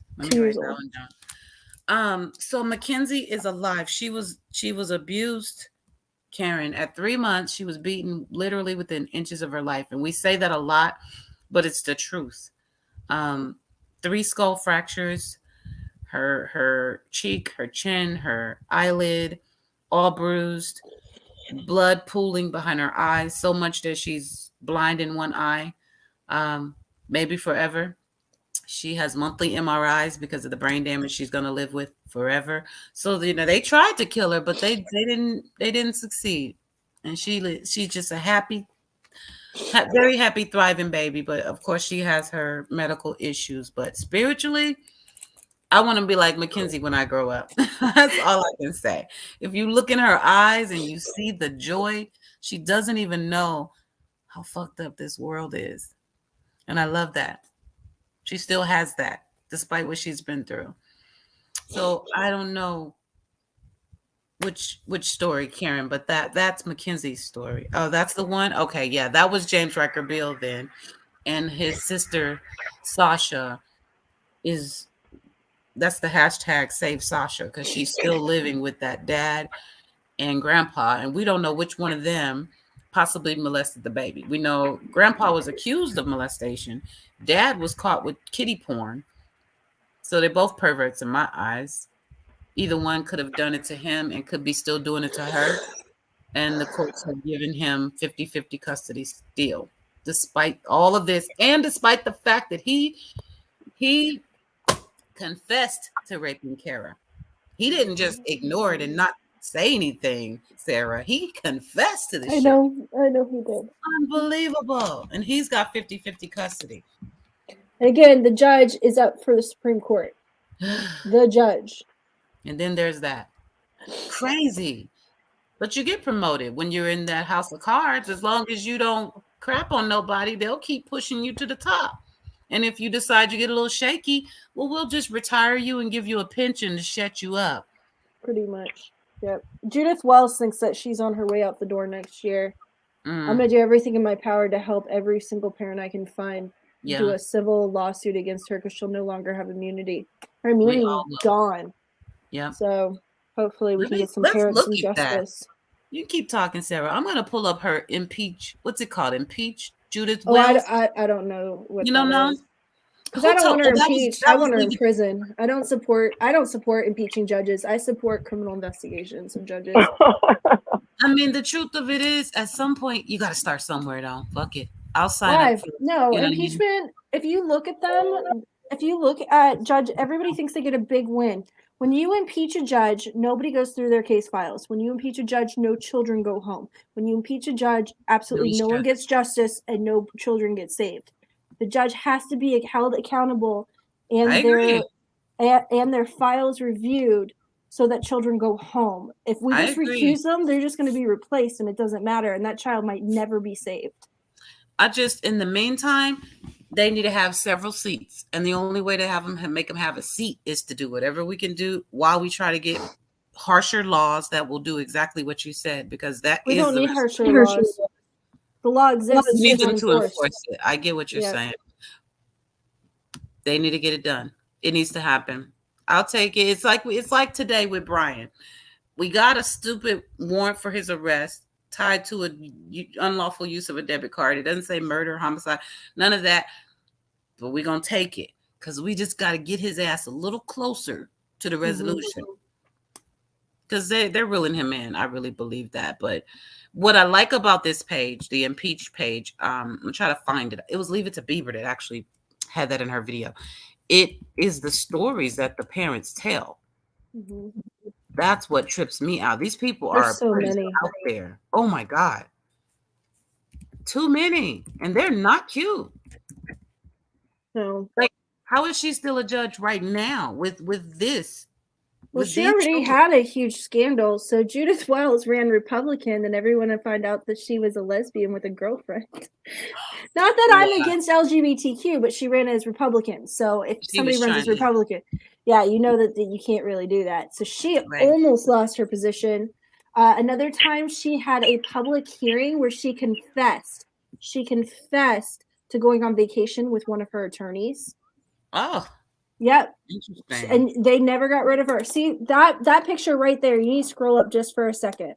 The short-haired lady that is Sharon Wilson. That is the district attorney of Tarrant County, and she is actively trafficking children intentionally. Sherry Wilson. Okay. Yeah, she also has gone above and beyond to cover up crimes for her son. Her son is a domestic abuser, and basically hid all that and made her ex-daughter-in-law's life a living hell. So imagine your abuser's mother being the DA. I'm imagining. That woman on the left, I don't know what her name is, but she works with Donna Tribunella, and they are fake advocates. They say that they're women's rights advocates. They actually showed up at my hearing. But they work with her. They work with all of them. You can find, if you look up Tribunella, like she went so far as to call my mom and to tell her that I need to be quiet. Like, she's not a real advocate. Wow, look at her. Oh my God. Buddy. Who's dude in the middle? You know him? I do not know him. He might be, I mean, I'm assuming he's the matching lady's husband or something. They're wearing the same shirt. Yeah, that's true. Whatever that shirt is. Or he says. might just be part of the advocate group. Who knows? He's a little old. He looks like somebody's daddy. Yeah, sorry, I don't know who he is. Stuff him. Interesting. Okay. Let's see what they've got here. Jennifer Taylor Olson. Yep. She was one of the people that was a fake advocate. Oh. Interesting. So they arrested her? I don't know about all that. I'll look it up. No problem. I also think that some of these people get quote unquote, yeah, that's the same woman. I think some of these people get quote unquote arrested or called out in the paper so they look like real advocates. I swear. They never get any real punishment. They're just like, oh, look who got arrested for defending people's rights. And everybody's like, oh, they went through it. They got arrested for it. We can trust them. No, not trust these people. I wonder who started this page. I don't know. That's definitely old. That's a really old picture. Is it? Sharon? Oh yeah, Sharon Wilson looks way older now. I don't even think that guy's a judge anymore. Let me see. February, 2019. Yeah, that was a while ago. They probably put cease and desist on every damn body. I think that people just give up on speaking out because it doesn't work. That's true too. Until somebody like us comes across it and starts sharing this shit again. Like, no. Let's not forget. This happened. Tarrant County Judge Beth Polis. Oh, yeah, she's another really bad one. I don't have any evidence on her personally, but I have other parents who do, which she also traffics children. Jesus. It's funny that they're all on this page together, though, huh? Well, they all work together. All of them do. Stop court-ordered abuse. Oh, this is unbelievable. We're out here trying to keep these babies from getting snatched up. Oh, there's Brad's children. Brad, some of his pictures. And did you find Little Voices, Big Outcries? Say that one more time. Did I find Little Voices, Big Outcries on Facebook? I did, and I think it was in the video that Bieber did. Is that the name of the group? Little Voices, Big Outcries. Big Outcries. And it's not the group, it's their page, but it has the most up-to-date information. Oh, nice. Okay. Yeah, so go to the group. Don't go to the group, go to the page. I think it's called Amanda and Brad. Oh, wait. Oh, right here. Yeah. Private. Oh, you said don't go to the group, go to the page. Or it might be group now. Maybe it's not a page. I could have sworn they had a page. Let's take a look. Well, they made a lot of groups have a page as well, but this is a group, 1,000 members. Brad and Amanda Lamb. It's private though. I've got to wait for them to. Oh yeah, so they have a page where you can see the up-to-date evidence. Because as I said, the last thing on their case is they found the children. Even though there's a federal warrant out for Crease, Washington, the police let her go. I did not remove the children from her. Oh my God! Let me leave it to Bieber in here. This case, this one and Journey, I didn't know, and in researching your case, Leave It to Bieber sent me information which son, is that you? Which led me to their case, and then I mean, damn, I'm like, seriously, this all Tarrant County, all the same freaking 4 judges. Unbelievable. And the same little players running beside them. I mean, damn, You can see their faces, right? I'm like, oh, it's like a little clan. Very unbelievable. How is it like But again, they can get away with it because the Attorney General and the State Commission is covering up for them. Right. So again, it's not even them. It's the actual governor of Texas. The governor of Texas is intentionally trafficking children for title funding. Yeah. It's That's millions why it's so of dollars. Blatant.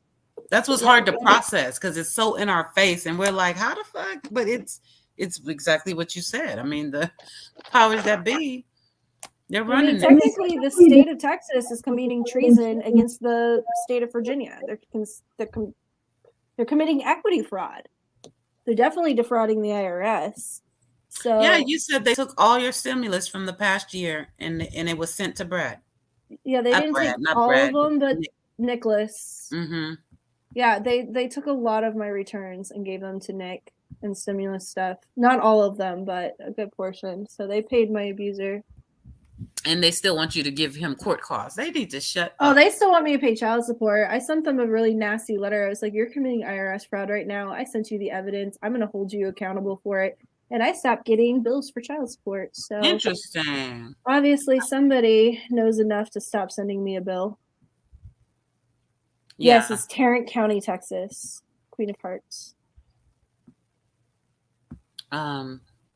Karen B, this is heartbreaking. I remember when Q interviewed her, but it's been a while. Just too many awful things happen. I think you're happening to our children. Talking about Kara. Yeah. Kara's story breaks my heart. All these stories, they break your heart, especially when you talk to the family. It gets so close to home.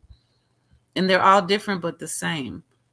And my real issue is most of the stories I tell, we know what they're about and how they usually end. But this is how they start. Like I said, with that filicide, custodial disagree. Listen, it's so huge. Sometimes, like you said, a parent will hurt their kids just to keep the other parent from getting them back. So I hate to see this going on because I'm like, I never want to hear your story take a turn for the worse. And it happens so often. I don't think I could live through that. Like, especially after all this. I can't imagine that God would let them pass without me at least being able to say goodbye, because they wouldn't even let me say goodbye to them when they took them. Like, I even begged my attorney. I was like, just, they're coming to Texas. They're already on a plane. I'll stay here a few days. Let me say goodbye. Yeah. And the guardian ad litem said they have a good relationship with their mother. Maybe it's time they should start to like their father. Because my kids don't even like their dad. Like, my son would tell my mom that his dad was a bad man. Wow. So, what's up with these guardian ad litems, man? Well, Lindsay Newell traffics children to pedophiles, remember? Well, she was the guy. That's right. Oh, my God. Well, no, she was not the guardian ad litem on my case, but her and Stephanie Holland chose the guardian ad litem. The guardian ad litem was Taylor McSomething. She was like 6 weeks pregnant. No, 6 months pregnant, too. Like, and all these people have children. All of them. That's so unbelievable. Except so I think scary. Shit, man. That's these scary. People are mothers doing this to other moms. How? Well, I guess this is that dollar bill, man. It'll make you sell your soul. It'll make you sell your damn soul. And then they're probably not even getting that much money. They do it for clout too. And well, to again, be Lindsay Newell was supposed to be an associate judge. So for her, trafficking children was making her a judge. She was that was her next step. There was even email. It said Newell for Tarrant County. Like, she had a full campaign, and that's disappeared. I wonder why. Yeah, I wonder. Too much heat on her ass, and it's about to get hotter. Newell is at Newell Wells. Of course, we got to get the big guys too, but they need some heat on their ass too. Put the pressure on them. I'm sure their email is in the list, right? So yeah, Lindsay Newell, please don't send her death threats. No death threats. No, we don't go real life at all. We will not we're not going to death threat anybody. No, we're not. We're gonna be respectful. We're just gonna be demanding, and it's all right. I don't know if that's even still her email or if she changed it. So I mean, we'll I guess we could look up her website and see if she has a website. Okay, why not? Oh yeah, but the fun thing, my attorney that I hired, Stephanie Holland, actually went to college with Lindsay Newell, and they were friends, and I didn't know that. So talk about conflict of interest. Ooh, is that the one that? No, because it was a man that left, right? Which attorney was? Stephanie Holland was the one that a advocate told me to hire like last minute. She's the one who canceled my appeal and tricked me into Texas. Yeah, I paid my own attorney $10,000, over 10 grand to kidnap and traffic my children. Oh my God, she was in. She was in on it the entire freaking time. Jesus. I see her LinkedIn. Is that the one, or is it her own website?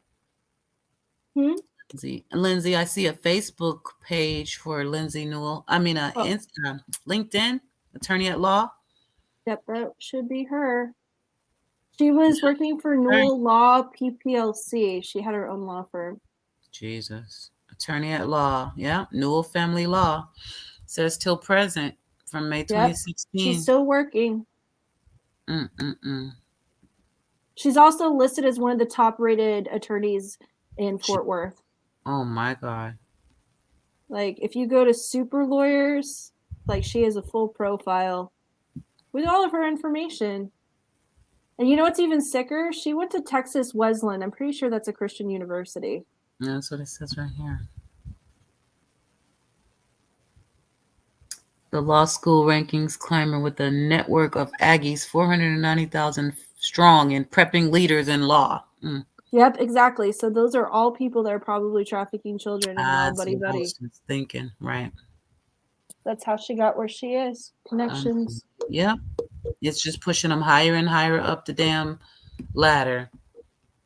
Oh my God. And we're, like I said, we're worried about babies being snatched in supermarkets and from basements and stuff. And what do you know? It's people that you know normally. Now, you know, the story that Teresa Balboa told us, I might have believed it if I had already met you and Kara before, because she lied when that baby was missing. I don't know if you know that case, but she said his mom, whose name is also Sarah, that Sarah Olson showed up at her door with a cop and they kidnapped the kid. You know, I might have thought for a minute, oh shit, maybe, but I never believed her for a second. And of course she murdered that baby and was lying through her teeth. But when you know this stuff, you kind of have to give weight. You know, I kind of understand the people that say, hey, hold on, you don't know, because they might have been sold because they're doing this shit. Like, it's the thing to do. It makes them a lot of money. You know, so I am anti-abortion, but I think what pisses me off the most is that Texas did this heartbeat bill because unwanted pregnancies equal more product. It's not because they care about the children.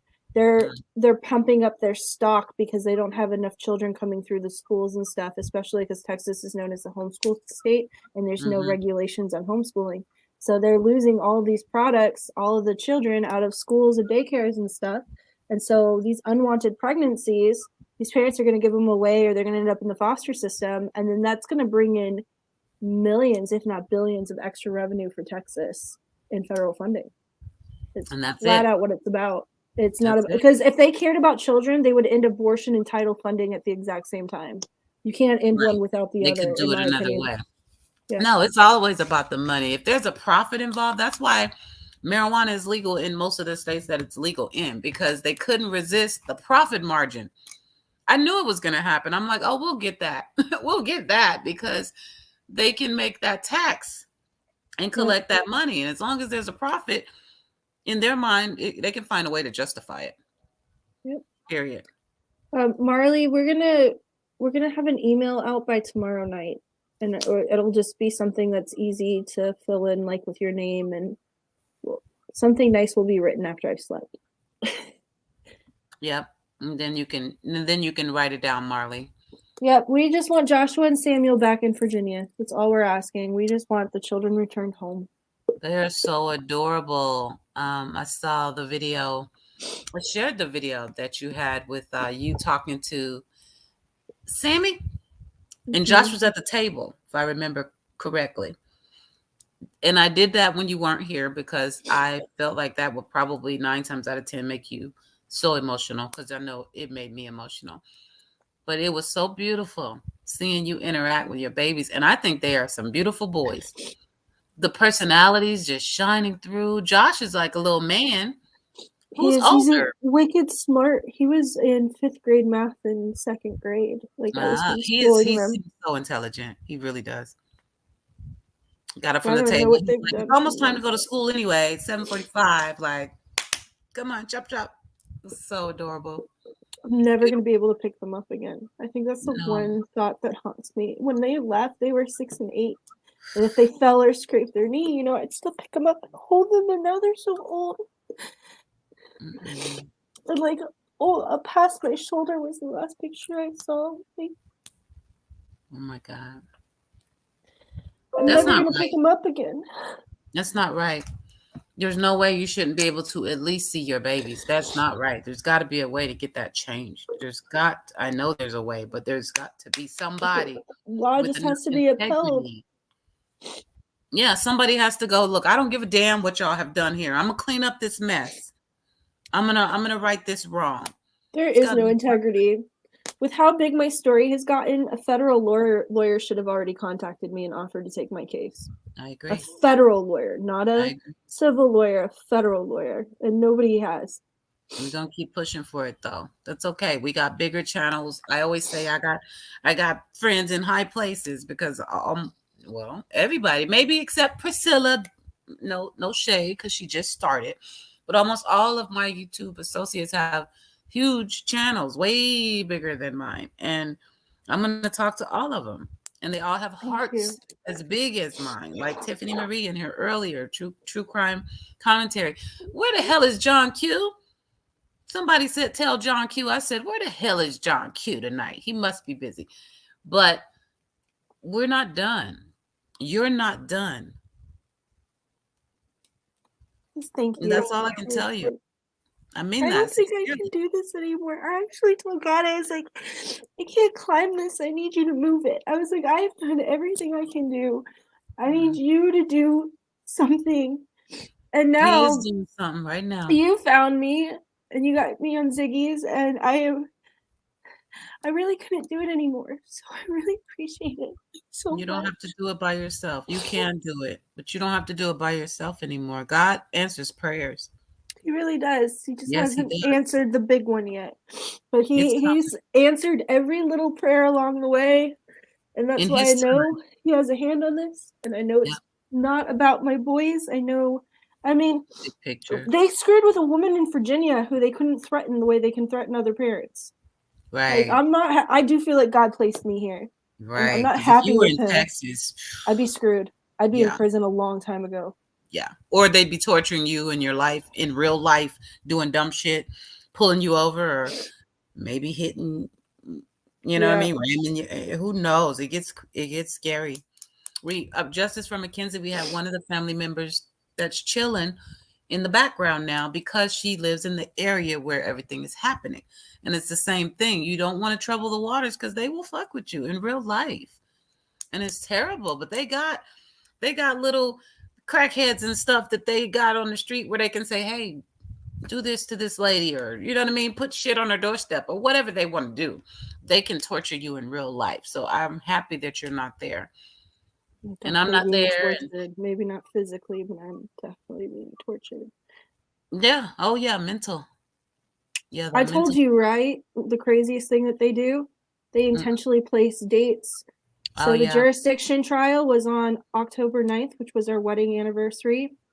The habeas corpus was submitted on my birthday. They were like, happy birthday, here's a civil warrant. Another hearing was literally the day right after my son's birthday. So, and I had to represent myself. Just wound to the assault on the wound, like. It's so sick. It's so evil what they do. It's not right. Like, you're going through enough. You don't have to like mentally torture me on top of it. But that's all they. That's how they win. It's a strategy. I talked them up. John Q's in the house. You must have felt my spirit. I was just talking about you. Literally, right? I told you, God is moving, honey. He is moving. And I know I don't know because I haven't been through that, but I have been a mom fighting for custody, and I've been a little scared. I mean, just a little, even though I knew I was the best thing for my son, and I have been here his whole life. But when they hit you with that paperwork and they're fighting you for custody, you don't know which way it's going to go. And it was a very scary moment for me. And I told my attorney, I don't give a damn about no child support. He cannot have my baby. I mean that. He can take everything. Please don't give him my baby. I mean, you don't know. And I have full custody of my son. No questions asked. They didn't even think twice based on how things had gone. He had always been with me. They weren't just going to, it wasn't Tarrant County. They weren't just going to rip him apart because they fucking felt like it. They knew it was in his best interest to be with me because I would still allow him to foster a relationship with his dad. So he still would have both parents. His dad, on the other hand, wanted to be a jackass, and they knew if we give him to him, you'll never see your son. He probably would have either turned him against me, and just because he is a narcissist, not that I did anything wrong, but I'm not with you anymore, so your new life would exclude me, or he would have kept him away so long that our relationship would have just kind of fell off. It was just his attitude. So the courts did not like that, and they expressed that. We want the way it's supposed to work. Exactly. Exactly. It is. Had it gone any other way, I mean, I could have lost my baby, y'all. I cannot. Sarah, when I tell you I can't imagine that little boy not being over there in that room right now, girl, I don't know what my life would be like. And I'm really, really sorry. Hell. Your life would be hell. Sorry. It's okay. I know. They're my first thought when I wake up. And then I spend all day thinking of them and figuring out who to contact next. And then I go to bed crying thinking about them. Like, never in my life did I think I could withstand this amount of pain and still be breathing. Right. So. No, that's probably the only way to explain that feeling right there. I can't imagine. I'm so serious. Oh my God. I had a dream one night, and it was a vivid dream. I saw myself running. I saw myself running around, going into different. I saw myself busting through the crowd of people, trying to see if my son was going to be in the middle. I saw all of this. He was missing. This was a long time ago. When I tell y'all, I woke up that next morning. Ooh, all I wanted to do was put my eyes on him. I was so scared that he was gone, because the dream seemed so real. I can't imagine that feeling in real life and not being able to get rid of it because he really isn't there. And I'm not trying to make you sad. I'm just telling you how I feel. Right. Every second of every day, I have to give it to God multiple times because I have no clue. I haven't even had proof of life since March 2020. Like, not even proof of life. That's crazy. So I just have to give it to God and trust that He's going to keep His promises. Like, I don't have faith because I'm good at being a Christian. I have faith because it's literally that or die. Like, I either have to choose God or give up. Yeah. And I chose God. They say it's faith when it's all you have left. I have good parents, Karen, and my husband is just... My husband literally met me while I was in the middle of losing my boys. And he married me 2 months right after they were kidnapped because he wanted me to have the stability. Wow. And every single day, like, he takes care of me, and he is... Like, he is the sweetest man. I married an angel. Like, I don't deserve my husband. Sure like, you do. Especially after Nick. Like, sure you do. I know what love means now, at least. That's no, beautiful. my husband's way nicer than me. That's awesome. He sounds beautiful. He is so wonderful. Nice. Good. See, God is moving for you. Like you said, He's answering those little prayers, but He's working on a bigger picture for you. I didn't even pray for Tom. I wasn't looking to date. He met me, and I was like, He knows what you need. No. You don't always have to say it. He knows what you need. Oh, I couldn't have survived this. I can't even take care of myself. Like, Tom pays the bills. Like, I'm ashamed to admit that. Like, I can't hold down a job anymore. Like, no, don't be ashamed. I Do just not. can't. Look I what you're know they going pretty much through. destroyed my career And that's where the PTSD came from, right? All of this. from them kidnapping. Yeah, Yeah. yeah. It's technically called complex post-traumatic stress disorder. There's supposed to be a C in front of it, but I don't know. The side effects are pretty crappy.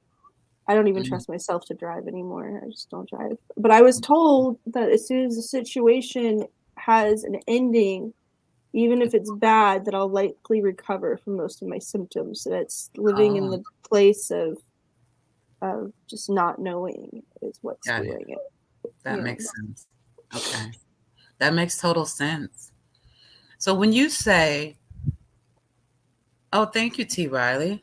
Love it. T. Riley said, I'm sorry, I'm going backwards, T. Riley, but this one says, and I call Steve Wilkos and have a phone call with the producer tomorrow. I love it. Beautiful. Oh, wow. Who was that? T. Riley or Steve Wilkos or T. Riley? Well, T. Riley is on the chat thingy. Yeah, he is. Steve Wilkos. I don't know who the other person is either. If they're famous. He's an ex-cop, but a talk show host. I'm pretty sure ex-cop, ex-detective. Yeah, he brings them on. He does lie detector tests. He gets to the bottom of stuff. It's a good show for this. I agree. I love that too. I think it needs to be sooner than October 15th, though. Let me see. Who? Let's get on this Saturday or Sunday. We can do a day of prayer for her. Which one? Who? She's organized the National Day of Prayer for summer. Yeah. Who? Beautiful. Tiffany?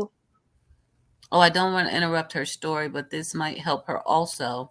Oh, Nita's World. Okay. So Nita's World is doing it. Okay. John Walsh. Thank you, T. Riley. Thank you so much. Who's John Walsh? I'll just Google these people. I'm just going to start writing people down and Googling them. Yeah, he's no, you can ask. We're asking you stuff. Ask back. This is a joint effort. That's the whole point. That's the America's Most Wanted guy. You know him. You probably just don't know him by name.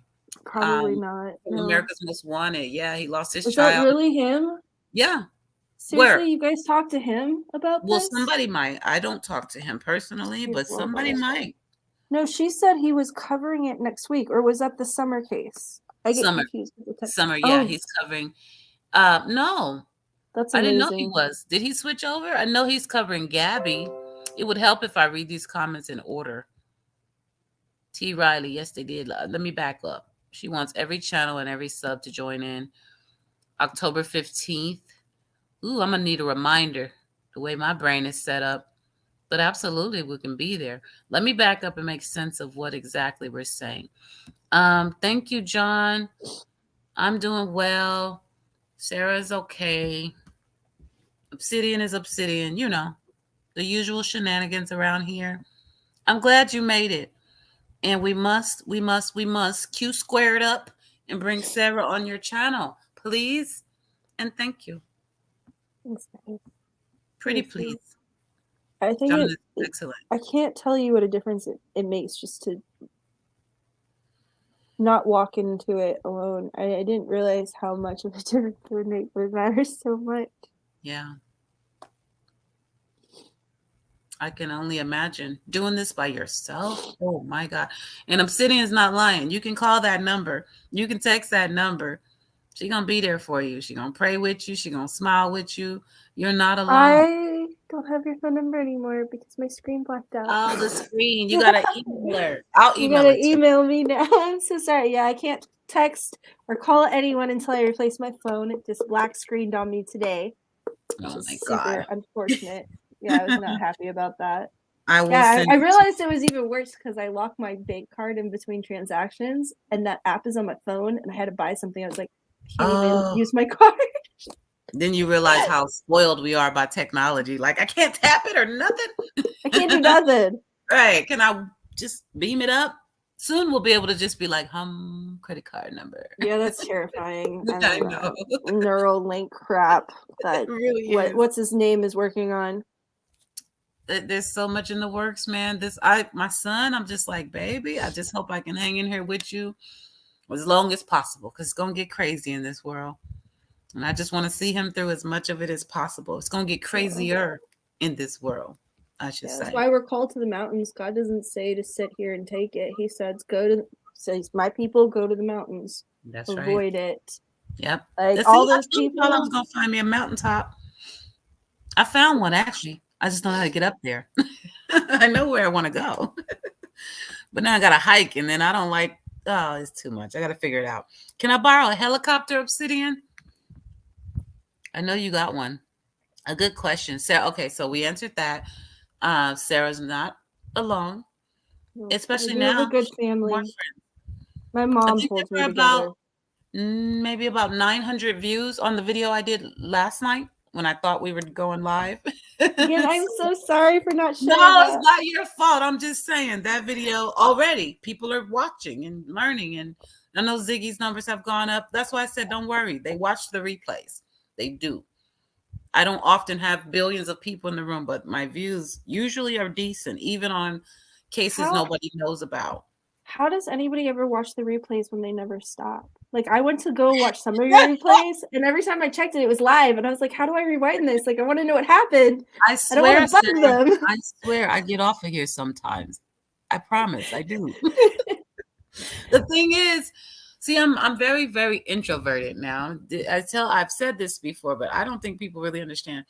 I hibernate most of the time, like in my house or my room or my space, whatever it is, I'm there alone most of the time. So when I come out, it's because I've had time to kind of rebuild that energy, and I got everything I need to do this, and I do it as long as I can.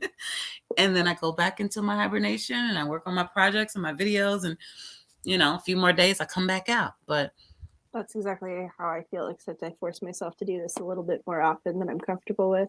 Yeah. Obviously, because I'm fighting kids, but yeah, doormat, introvert. It's one thing I like about being married to an extrovert. Anyone starts talking to me, he immediately jumps in, and I'm like, love it. You love it. That's awesome. That's so cute. The yin and the yang is so cute. I'm so happy you have a partner that is good for you and with you.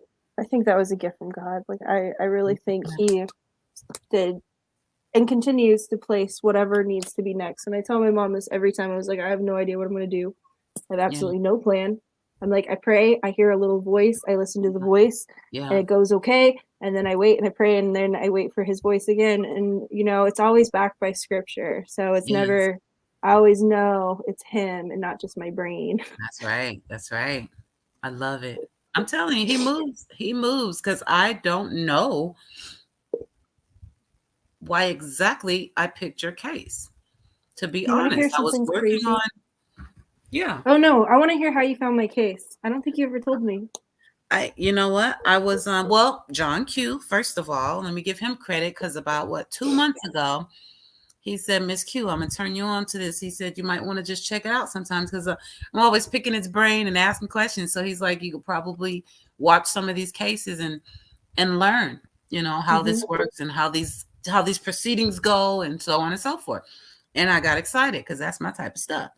So when I got ready to do the video on Summer Wells, based on Ziggy's video about her source who leaked the CPS info, I like to dig deeper. So after I found out what they said, I went into the CPS manual in Tennessee, started kind of digging. And then I was like, well, now I need to pull it together. I want people to see how it goes in the court, right? So then I went to go find a CPS case.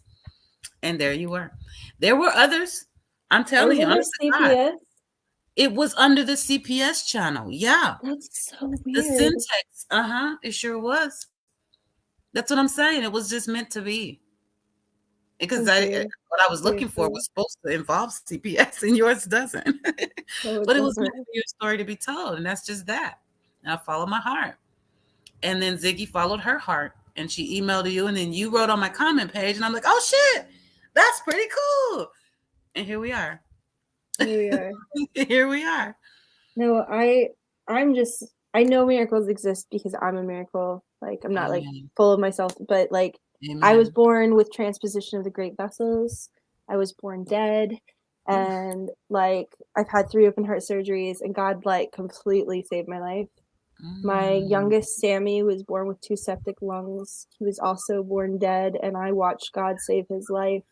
After a lot, I think that's the only other time I've prayed harder in my life. I did not leave his bedside. I was like, God, you take him, you're taking me too. Right. It's like using it. Worst. Yeah.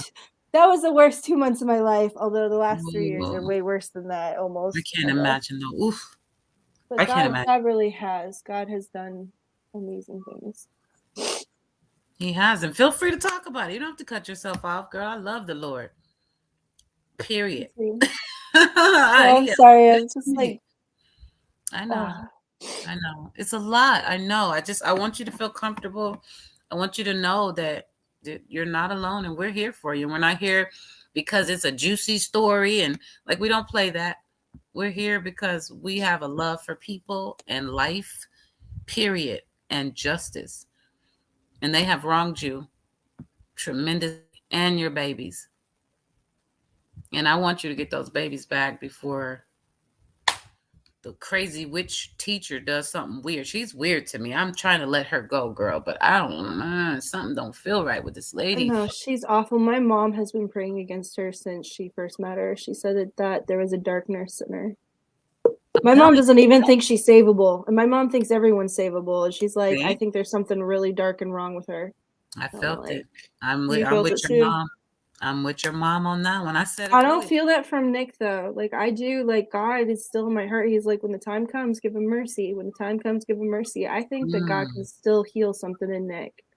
And 10 years from now, we might get along like this never freaking happened. Who knows? But that's going to be on me too, and God working on my heart. But yes, it is, because you've got to forgive him for stuff he hasn't even been accountable for. That's hard to do.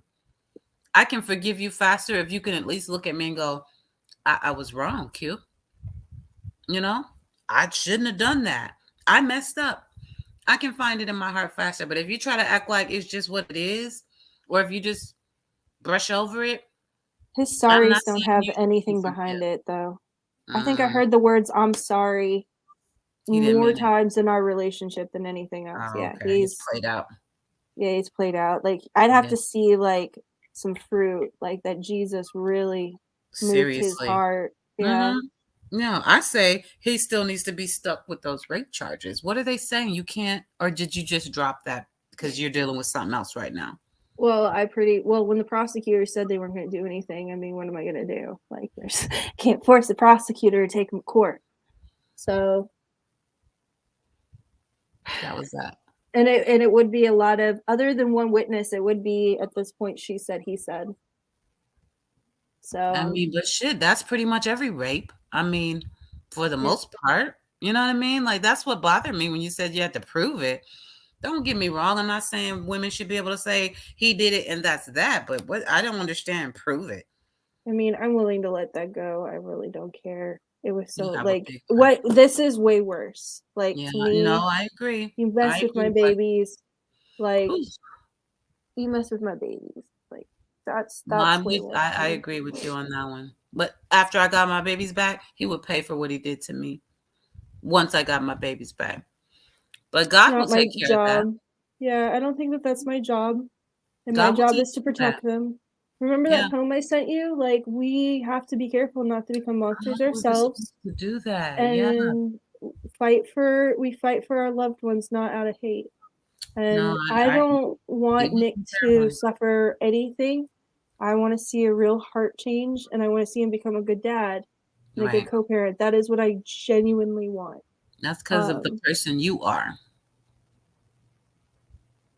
I just and that's awesome. Know that's best for my boys. Like, I can't imagine what it's like to be a little boy and tell your grandmother that your dad's a bad man. Like, I don't want to hear and then have to live with him. And then have to live with them. Yeah. I couldn't imagine. I just don't want them. I want better for them. I mean, he's part of them. So if I hate him, I'm hating part of them. And it's going to hurt them. I understand it. You want what's best for them. That's why you're the better parent. I'm not even a family court judge, and I can see this shit. Period. He would have this man who has done what he did to you. Maybe did something else. We don't know who did what to the baby. Ruined everybody's life. He tore everybody's life apart. And now he just gets to kind of go on like nothing ever happened. and get rewarded for it. Right. It doesn't make a, and not even to say, hey, they're good, you know, because you would do that if you did have custody. He would know they were alive. He could get a wellness check. I'm sure you wouldn't be like, are you kidding me? If the entire time I had custody, except for the times he would do this. So one thing he would do all the flipping time is I would ask for a day at a time. I'm like, hey, when do you want to talk to the kids? When do you want to talk to the kids?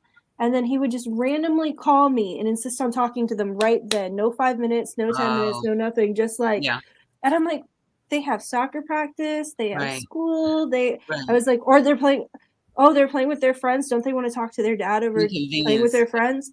And I finally put my foot down and I was like, hey, I need at least a 2 hours heads up anytime you want to talk to them. Just give me 2 hours. That way I can get them prepared and we can get set up. Yeah. And he then started telling everyone I was refusing to let him talk to his kids. He's like, I called her this day and she wouldn't let me talk to them. I called her. And then he had the record of calling me because he did. He did call to talk to them. Yeah. It was just unreasonable. He just wanted to be an ass. Unreasonable. He knew what he was doing with that paper. No, I think he was setting me up to take the kids. Yeah, it's exactly what he was doing. He knew what he was doing. Even the way, and I said it last night when I listened to your video and I listened to the timeline, I was like, wait a minute. Matter of fact, I wrote it down. It was the July 2014 is what I wrote. He moved you guys to Texas. In April 2015, he filed for divorce. Something like that. He had to wait. He didn't come to Texas right away. So the sicker thing is he forced me to go alone with the boys to Texas and stay with his mother. And he stayed with my grandma. He stayed in my family's house. My grandmother cleaned his clothes. She let him stay in her guest room. She fed him every meal. And this entire time, he was setting up her granddaughter and her great grandbabies. Right. And now she can't even see him. There's no one. And now she can't even see him. There's literally not a single person on this earth Nick will not use to get what he wants. I believe it. No shame. None. I mean, I'm so angry that he used my own family. And he turned my family against me at first. No one believed me. I tried coming to my parents about the abuse for a long time during the marriage. And like, I mean, my dad's like, he's immature. Don't ruin your life. Don't ruin your marriage. Like, I tried to get out so many times. And my mom went so far as to tell me if I tried to divorce him, that she'd pay for his attorney fees. Whoa. And I don't think they believed what was happening to me because Nick was so great. Like, wow. Nick just had them fooled. Absolutely had them fooled. Like, I'm not even mad at my parents anymore. As soon as they realized what was happening, you know, they 100% had my back. It's just, that's why I did look crazy. He did it on purpose, though. Like you said, he tried to get you to overreact to things, and just so he could see, told y'all, Sarah be tripping, told y'all. He was building his case the whole time, which is crazy. Why? So you could be with this chick that you got with real quick right after we. It's not about the chicks. He owns the children. He owns me. That's it. Even though we're divorced, he controls me. Yeah. And the easiest way to control me is through my children, which he owns because they're his children. The movie I recommended to you earlier, No Good Deed. I meant to write that down. This is what it makes. I think about this every time we talk about people like this, because in this man's, he went up for parole. Okay. He was already in prison. He went up for parole and he did his thing. He did his narcissistic, I'm a good guy. I've got it together. I see the error of my ways. He put on this whole presentation, and it was one guy, at least one that I remember in that room that was like, yo, dude is full of shit. I mean, he didn't use those words. I always paraphrase. But it was like, don't buy this shit. Like, this guy's going to get out and he going to do this. Well, they all knew. And that's the thing. I mean, you can see in the court hearings, they all knew he's a POS. They all knew he lied. Oh, John, we are needing criminal charges. That is what we need. We need somebody to enforce the law. There's no hearings anymore. They made me a vexatious litigant. They blocked my ability to file. And again, I have 3 judges recorded committing felonies. Like, law enforcement needs to step in. There should not be any more cases unless it's to prosecute someone who's involved. I agree. I'm trying to scroll down to that one. I am so back. No, it's okay. He just did it like a minute beautiful. ago. Awesome, John. You're the best. I love you. We'll work it out. I'll coordinate with Sarah, and what you know me. What's good for her is good for me. I know you like. Seems like you like Wednesdays and Sundays, John. And John normally likes to go on about 5:30 my time. That's 8:30 his time. He's East Coast. Okay, so we're in the same time zone at least. Okay. Less confusing. Okay. I was trying to put it together for you. Somebody had, it was something I wanted to, damn it. What? Oh, Obsidian. If you're talking about Steve Wilkos, I kind of do remember now. Did you asked me about that. Hell yeah, they would love to go. I'm sorry if I never answered that. That's all good. Absolutely. Hey, the more the better. Both of you guys reach out, we got a better chance of a response. I mean, yes. I want them everywhere. There's nobody that I'm ever going to bring to my platform that I'm going to be like, mine, my precious. Like, I can't help them by myself. I wish I could.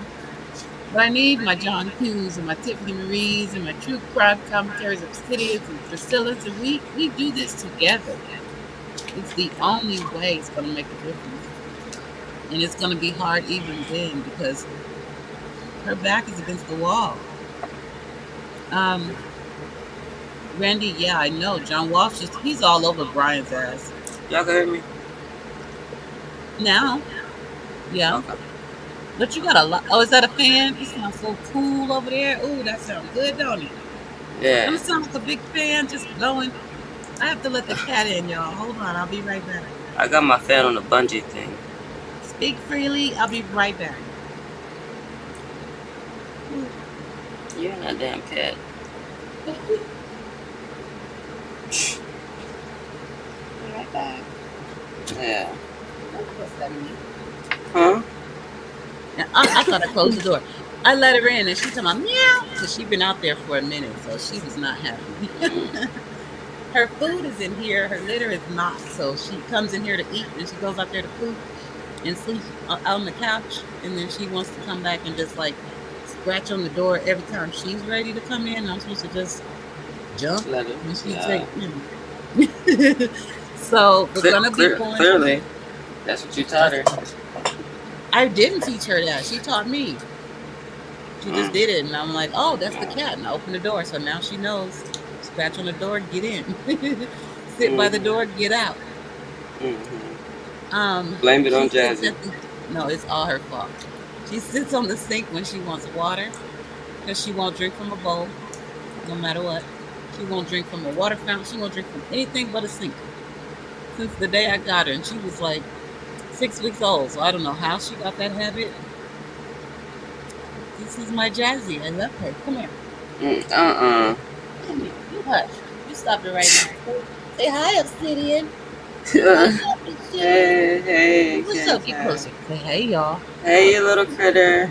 It's got a lot of the same coloring as Oswald. What is her eyes? Where you going? I'm not an animal. It's weird. Like, you know, like I'm like on that earth side. Like, I like wild animals. I don't. She's a cat. That's not well, wild she's in the house. No, cause she all up on you and stuff. I like. She can't be outside. That's why she get in the house. Cause she can't be out like girl going outside and stuff. Nope. Not never. I'm sorry. You don't know what outside smell like. I don't play that. I mean, my animals is reptile, like aquatic. Oh like, no. You keep your snakes and lizards and nope. I'll look at them, but I ain't gonna. Don't be like touch it. It's okay. Nope. Oh, that's me. My mom, she don't like snakes, whatever. So I used to go to the pet store right street, and I just go over there and just stand in the aisle. I had like all the snakes out. I had them on me. I go visit them every day. They be like, they're like, here she come with them damn snakes. She done named them. Yeah. I got videos with my snake going through my belt loop, and then the other one going around my arm. Oh, you like snakes? You like them like? Yeah, you didn't see that big ass snake on my thigh?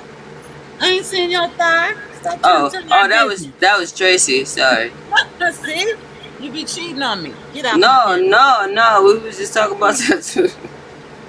You can't trust her. Hey, you can do Bible study, but don't date her. You holler at everybody. Nah, just I'll holler at your heart. You know what I mean? That's me. Stop. I ain't gonna mess your I don't game know. up. I saw her booty, so that's how she does it. That's how she can get away. See what I'm with talking it. about? Yeah. Hey, I was trying to trade cheek for cheek. I was trying to make you smile. Sarah meet Obsidian Sarah. That's how we do it. You know what I mean? I'm just saying. I mostly with thigh though. No, that wasn't me, bro. You should trying to tempt me. Yeah, you know you rushed me. I ain't get a chance to put on no lotion. I'm not showing you. You can't see that snake. He in the glittered up as you were today. I'm sure you still got some residue. Man, nah, look. That water looked like a mermaid turning human. That's just glitter. No, you were in there a long time for real. You probably. You know what? No. That was short. That was short actually, because I was rushing. It was like 55 minutes. Shit. Well, yeah, that's short though. Because I wrote you as soon as Sarah came on, and I'm like. Sometimes I go in the bathroom. Hopping in the shower. I go in the bathroom at like 3 to 4 in the morning, and I'll come out there to like the whole next day. I was like, dang, what was you in there doing? And it's, you know, it's crazy. Like I don't, what's that called? Like when your skin like it like rank, like you know. Yeah. I don't do that. What? Yeah, no, I just be in there. Hey, girl, I got a whole regimen. I told you. I got 6. I got like, okay, I got the gloves. My exfoliation gloves, I got a loofah, and then I have like an actual washcloth, and then I got like a soft microfiber one. You got the back? You got the... Yes, I got a back scrubber. Yes. I got the one on the pole and the one that you hold in your hands. Yeah, that one. I like that pole one. Ooh, that's so nice. Yeah, and I don't... You will never catch me what? No, absolutely fucking not. What? I need something on my feet. I've never... You wear shower shoes in your own shower? Yes, no. I will not. No. I won't. Yes, no. I will never. Absolutely not. I don't give a good. I hated wearing shower shoes. I mean, I love the military. Well, no. What is your shower? Okay, but no. Interesting. Okay. I still have to walk through the world. I still have to walk through life. That's the reason I'm in the shower. So when I rinse that off me, just because it's me, I ain't gonna step back onto it, or I could just keep it on me. You know. I hear you. And then, oh my God, I would go crazy if I had shoes on. You know, I got a brother. And one day I had my shower shoes on, and I didn't even think about it. I got out the shower, and I got dressed. I just kept pushing. I was like, from water to land. Okay, I didn't even take those off. And that's slippery. I got the Jerusalem ones. They look like I was walking. You know what I mean? Them chanclas. Special. Them gladiators. They got 2 straps across the front, 1 in the back, and then they come down. What you mean? It's secure. That's them Jesus shoes.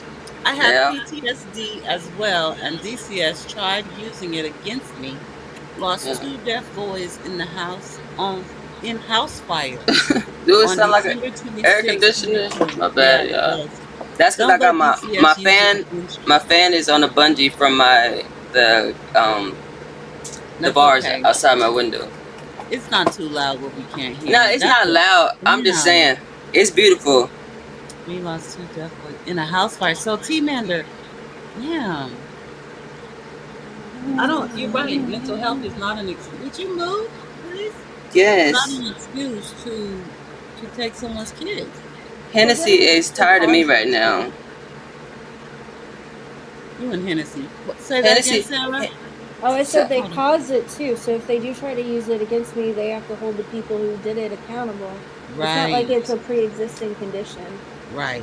And I'm so sorry they did that to you. That's so unbelievably horrible. Me too. Damn.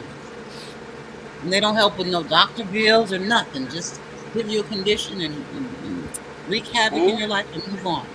And then I go back home like they never said it. I want to give Nick a psyche though. I'm really curious. I want to have someone who's trained in, serious disorders. I would have thought they would have. I said, oh, really? Oh, I probably got a credential or 2 in my back pocket. I just want to see what happens. I just want to see what they come up with. Well, I mean, from what I heard, I read it. Dang, your boy ain't right. Well, no, they shouldn't have done it. Not his people. That's true. I would like to know too. For one, he has a lot of components that do not go together. You know, you can't be like sensitive and controlling, and you can't be insecure and then try to overpower people. In the beginning, right? Not no more. But he did it first. He was amazing, right? He's the one that didn't exist. He never showed empathy. He loved bombs. There's a difference. He right. A vast difference. But he never showed affection. Does that make any sense? That makes perfect sense. Oh wow! So really? What did you? Yeah. It makes perfect sense. And it's a part of that happens in so many different situations, but it's always labeled so many different ways, so that it's always seen as something different, so people bypass it, you know. And it's like you're overcompensating for what you know you're never going to give me, but you know that I've never had this, so I'm going to fall for it, and by the time I realize it, it's already too late. But you're going to make me better for somebody else, you know. It's okay. Who me? Sarah, you could be 39. These guys are good. Who me? I'm 19. You ain't 19. You look 19. There's no way you're 19. What? Why? Because you don't look like a small child. Kinda. Well, okay. I ran into a group of college students, and I thought they were all high schoolers. Like, man. So I watched a kid get out of a car, and I was like, "You're not old enough to be driving." And then he went to the liquor store and bought a bottle, and I was like, I was about to say, this little boy, I was recording him. But he was a grown man, and I was like, look at this little boy in the car. Did he just park? I was like, no, he playing. But he was, but the kids is they look like full adults. I mean, like facial hair, just. I'm like, what? Wow. Where the kids at? I haven't seen a real kid in a long time. Like, if you're what? They got bigger. Yeah, I'm telling you, my little brother, he just turned 21 like last week, but he would go in there. I'll get carded and stuff. They'll hand him stuff. I'm like, well, that's my baby brother. Like, I'm a good hello. I'm like a whole 12 years older than him. Like, oh, what's up? And that's because he got a deep voice. He tall. I'm like, wait, how tall are you? Come on, Q. We ain't you. No, I forgot. You ain't forget. I forgot, man. This ain't right. I'm not. Okay, I'm not. How about that? Right. I'm not 5'3", all right? Are you serious? Ooh, 5'2". You little. I'm 5'3". Yeah, I was teasing short. What about Ziggy? What about Ziggy, Kara? I got an appointment in China. They're gonna break my ankles and my kneecaps. To do what? Hang me upside down. And what? Stretch you out? That's right. You sit down somewhere. Well, not stretch me out. Just elongate my legs. Let's get that right. Just deal with it. You're shorter than I am. You know what? I do well with it. You should see me scale a counter. But I'm like Jacob in that thing. I don't need no help. Like, that's me. I pop up on a countertop so quick. They used to laugh at me at work. Hey, look, I don't even run back and jump no more. I just go from right there. Just like, you know what I mean? They be like, okay. Oh my God, 5'2". Thank you, Sarah. She tried not to tell somebody. I'm almost 5'4", actually. No. Let me see. Wait, what? Let me see. Stand up. No, man. Like, how you gonna see? We don't believe you. What you know that's in my room that's 5 foot? Turn the camera on. No. Wait, where's John? Oh, damn it, John is in the house. We're gonna analyze. Turn the camera on. I'm a lot taller than y'all think, okay? I don't know. You look pretty handy. I'm sure you have a ruler laying around. Like one of those. You know what, Sarah? Get out my brain because, hey, Sarah, I got a whole about 7 of them right here. I thought about it. I thought about it in my head. I was like, no. Don't you help them. Don't you help them hurt your feelings. You're the hang of things around here. Hey, look, let me cut this camera on, because I'm going to tell y'all, look. I'm John, like that. You got a grease screen? Hold on. Oh, no, that ain't no grease screen.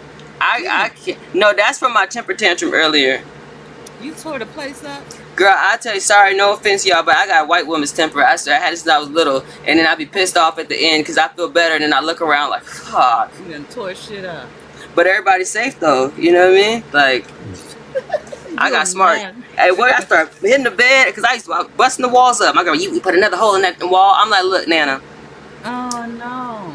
Oh yeah, so I had anger problems. Because I always seriously, I've dated people that like, if you punch a wall or get too loud, you're not hearing from me again. Because for me, that's a red flag that you're going to escalate. So you're telling me some people do that just to keep from doing something else, or what? Because I think that's borderline abusive. I mean, you tearing I can answer for myself in like full on fact, but then I can answer from perspective. So like me, I'm gonna do that because if not, I'm gonna fuck some shit up. You, me, all of us. I'm not safe either. Like, like I got a 5150 like that. Like, but I was, and then I felt like when I would hit the wall, I felt like, ooh, like, because the wall is hard. The wall is protecting the house. Like, these four walls, So when I hit the wall, I'm like, yeah. I'd be looking at my grandma and all them like, yeah, say something else to me. Like, I was a really, like, troubled kid. Like, I used to like, threaten my grandma and my mom and them. I was kicking down the stairs. I used to do all kind of stuff. Because they didn't, like, my family, for me, I feel like I didn't, like, even my mom hate me, like, but hate. Yeah, I always tell y'all that. Yeah, my mom.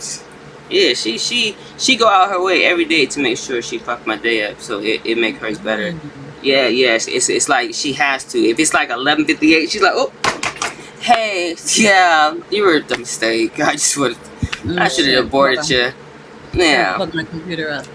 Keep talking. Sorry. What happened? Oh no! When you hold on, I just remembered about these Cheetos. Got some. Before they get stale, cause the wind blowing. That's no wind. Anyway, it's serious. I can't disrespect no snacks. I'm sorry. Oh, we don't have to stop. No, my computer came unplugged. I caught it, Randy. I caught it. Oh, you was scared. You had that mini heart attack, like when you don't feel your phone because you on it. It happened to me the other night. We was live. You might have left already, but I looked up. I'm like, where'd everybody go? Yeah, I'll probably sleep. Y'all know I be eating and falling asleep, and I wake up back up and start typing. But I don't never know I was sleeping until I wake up. It's like, you're so silly. I don't never know I was asleep till I wake up. I swear, like I cannot, like, I don't know how to. People like, you're not tired, and I'm like, honestly, like, I probably am, but there comes a point where you become immune to everything that you felt. I tell everybody, like me, I've overexhausted that. Like I've gotten past the point of like anhedonia, all that. Like I tell everybody, like, honestly, I don't feel anything. Like, so I can just adapt to what I want. Like I can sit in those things, but I remember what things once felt like. So I'm able to tie the previous emotion to a situation. Like I'm re-triggered, but I don't hold on to it. I don't. Other than that, like, what's on your mind? Like, it's not nothing. Like my skull. Like this shit's empty in here. Really, believe it or not. Yeah, and people are like, yeah, right. I'm like, no, you gotta. I think of my brain like a cloud versus a new detective. You know what I mean? Like you might want to clean your desk up because that's vital information, as opposed to the person who's clean scot-free, but they got every single thing. It's maybe not in order, but you got that bing, and then you're gonna go right back and get it. Like, you should never try to remember everything because you're never gonna actually know anything. Like, because if you let the brain, that's how you get like stupid. You dumb yourself down because it's like you're cramming things into spaces that you don't really need for like everyday life. Like, there's things that it's like, come on, watch out. Like, no, I gotta just reserve it. Yeah. Really trying to remember this. Like, why? Who's about to ask you that? I get that. But yeah, so people be like, why you be zoned out? When people be like, can't be like, wait, what, huh?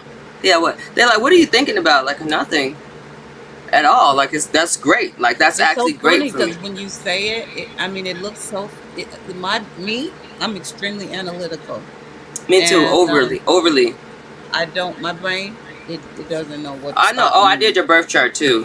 That earlier, if you see me when I was making them faces, I was reading your birth chart. Yeah. I ain't really pumped myself up to give it to you yet. No, oh Lord. No, seriously. When I see you say that, I feel freedom.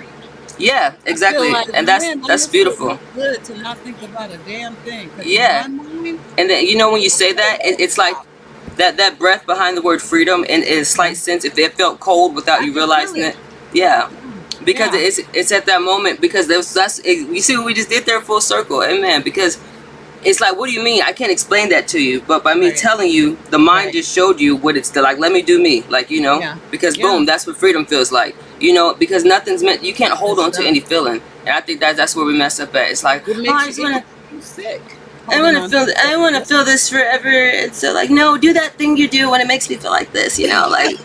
Right. It doesn't even have to be a bad feeling. It's just all right. Come here, girl. Look at you, little pretty little cheeky mom. Just come here. Okay. All right. So, I love when you do that. Like I know. I'm tired of doing it. You got a different way of thinking. I appreciate it.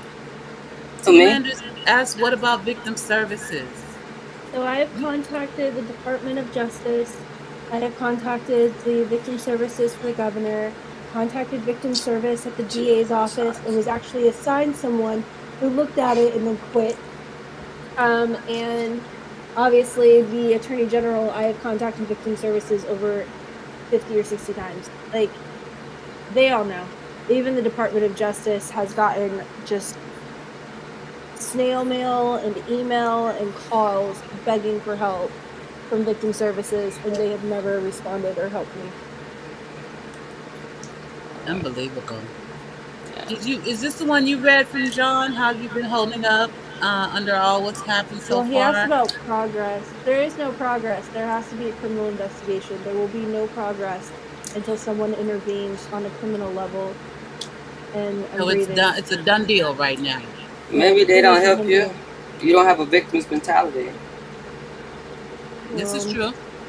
Therefore, they're not going to help you because they're not adept in helping you get out of that situation. But then they become more of a leveled instead of being the inferior, which is you, and the superior. You need to look up to them. So if you're coming to them saying, "Hey, this is what I've been through. This is what I'm trying to get out of," and that's what you're here for, they're like, "Absolutely fucking not."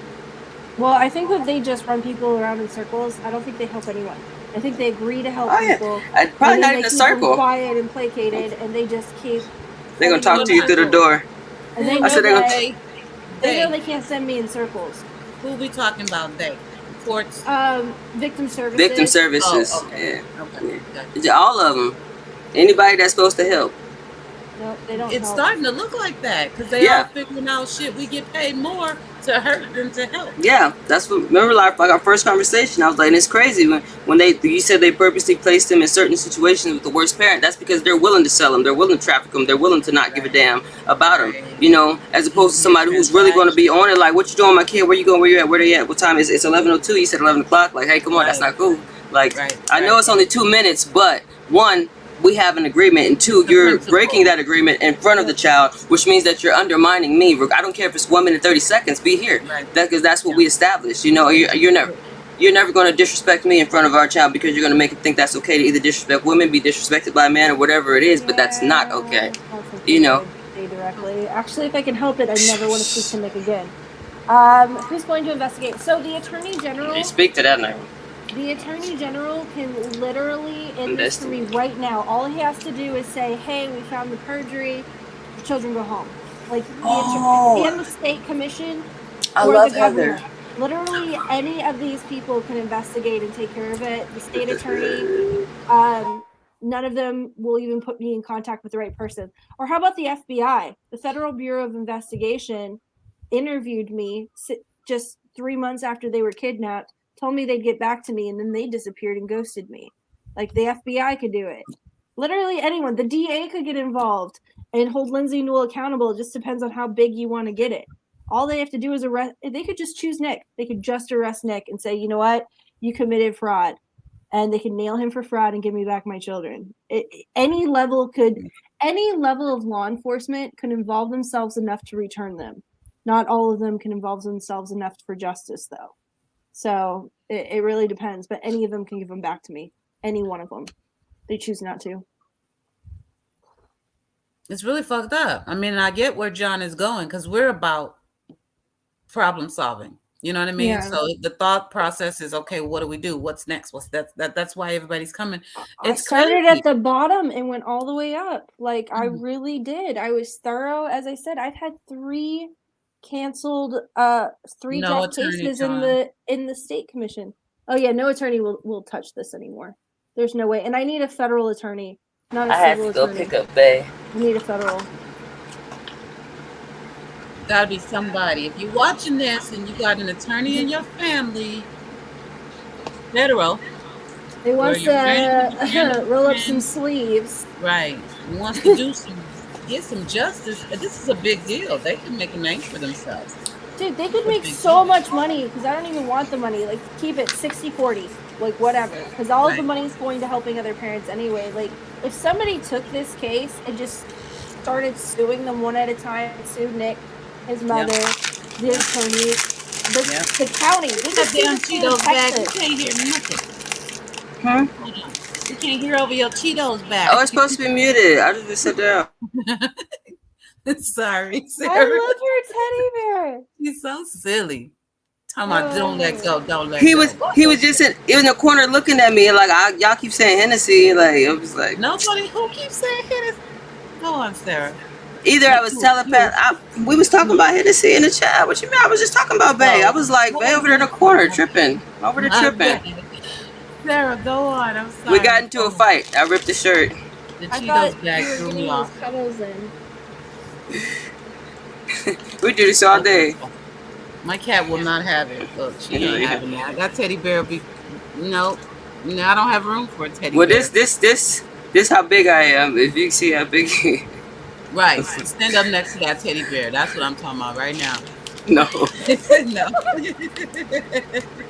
Yeah, I didn't think so.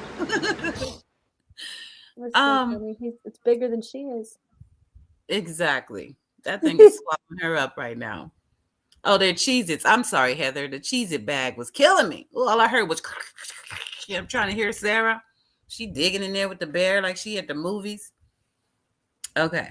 So no attorney. Nobody will take it. But, hopefully the story will get out enough and people will say, hey, I will.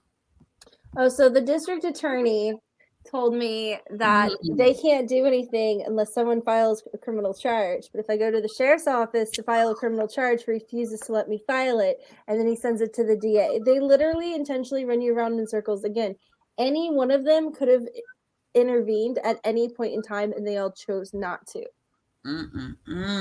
Every single one of them is dirty. What is the sheriff's justification for not letting you file criminal charges? Oh, he didn't even have one. He said, he wouldn't even talk to me. I've never had the sheriff on the phone. I've only ever talked to his secretary. Mr. Bill. So, Bill, what is it? Bill Waybourn, child trafficker, running for sheriff in September.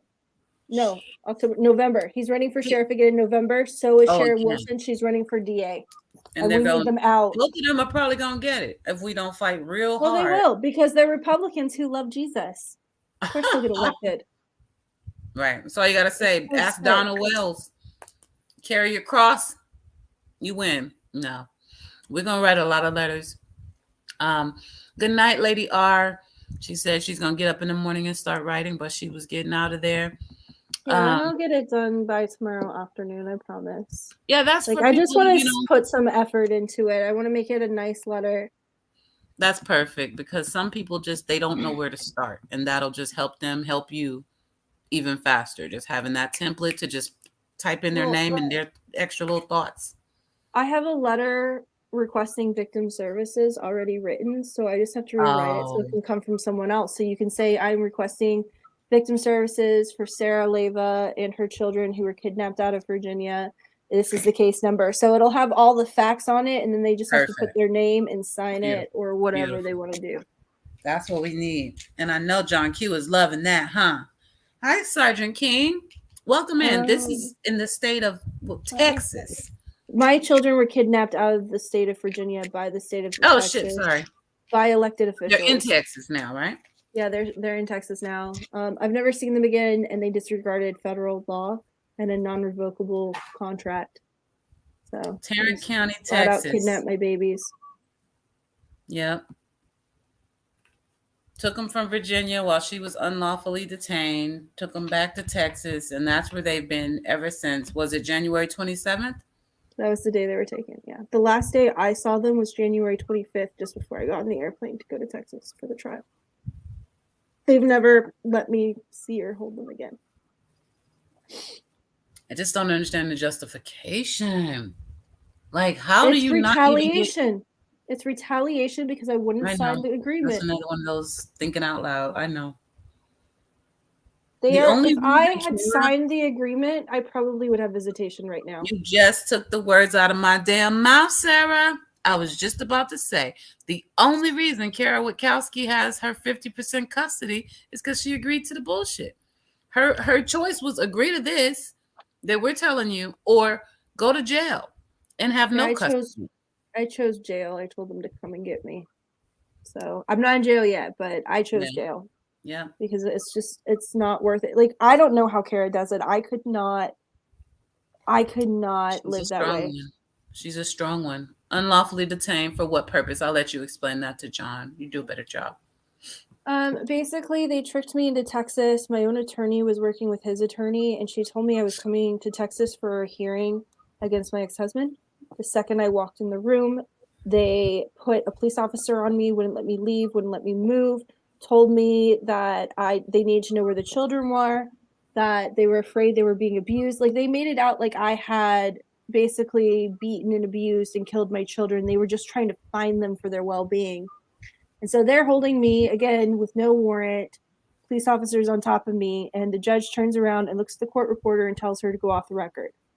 She told the court reporter to go off the record, then she goes in the back room, she makes a phone call, and she gets another judge in Virginia to issue a fraudulent warrant to the sheriff's office, and they rip my children out with police officers, and then they're trafficked to Texas without any hearing in Virginia, without any due process, and I've never seen them again. So they were unlawfully detaining me in order to get their hands on the children. Yeah, for no reason, basically. She was detained for nothing, basically. No, what they did was completely illegal. Bullshit. It's crazy. So this fake warrant, how does that work? That was set up by my attorney, his attorney, and a judge. Like, his mother. Okay, so I think John missed this part. So his mother, Mary Beth Adcock, works. Oh yeah, John came in late. Yeah. Yeah, she works for the Federal Aviation Administration. She is Nicolas's mother. She's been helping them with their campaigns. That's facts. She donates tons of money to them. She has a security clearance. Nick also has a top secret military clearance through Northrop Grumman and the FBI. They got friends, just like Brian. They got friends. Family. Yeah. Mm-hmm. They kidnapped my children as a favor to Nick's mother. That is why they kidnapped my children. And they thought that I wouldn't fight back because Nick had been convinced that I was insane. They really did. I don't think they thought this. No, they didn't think that this would happen. No, they definitely didn't. And I don't blame them because in court, like the first couple of times, I just fell apart. I just cried. Like, I just couldn't believe this was happening to me. It was just so traumatic. Like, it was like you were 19, complete unbelief. No, when they took the kids, old were you? When they kidnapped the kids, that was last year. Oh, right. Okay, so. Yeah, I was 30. Still sensitive time. It started when I was like 28. Yeah, because I thought I saw maybe somebody just posted something weirdly, but I saw something like back from 2012. Oh, that wasn't me. No, it was you, but it wasn't the right date. Oh, it might have been, if something was posted in 2012, it might have just been about our divorce. Because like that in itself was hell. I mean, I was homeless, working a whole bunch of jobs, and my ex-husband was trying to take full custody of the children and keep them away from me. Like, he initiated the divorce by trying to do what he's doing to me right now. He tried to get rid of me when he divorced me. Well, you know what? Thank God. And I'm going to say this sincerely. Thank God he went this route. Because we know about, Chris Watts' way. You see what I'm saying? He seems like that type that would do anything to get what he wants in the end of it all. So I'm just glad that you, first of all, got out of there alive. And you're here to fight this battle. Because that could have gone another way too. Based on just statistically speaking and all the stories I've seen. I think it would take a lot for him to kill someone. I mean, again, I've only seen him truly violent one time. I think he'd have to be 100% sure he could get away with it. Right. And I don't think he'd get his hands dirty personally. If he had me killed, he'd pay someone. All that could be very true. I wouldn't doubt any of it. But I wouldn't put him past physically harming the children because they're small. I mean, he raped you when you were separated. You know what I'm saying? Clearly, he has levels. He does, but I'm not making excuses for him. I'm just saying it's the only time he's ever gone that far. Anytime he hurt me before, it was always an accident. Like he opened the door too fast, or he dropped something, or oh, I didn't mean to elbow you. Like he would have angry outbursts where he would like put bruises on me, but it wasn't like an outright punch. It always was oops. No oops. It was not oops. It was not oops. No oops. To hell with him. 2 children, John. Joshua and Samuel Leyva. They're now 8 and 10. And they are beautiful boys. Both of them. They have it looks like they have such different personalities, but still very happy and calm, kind of mild. But Sammy is so much fun. Sammy is anything but calm.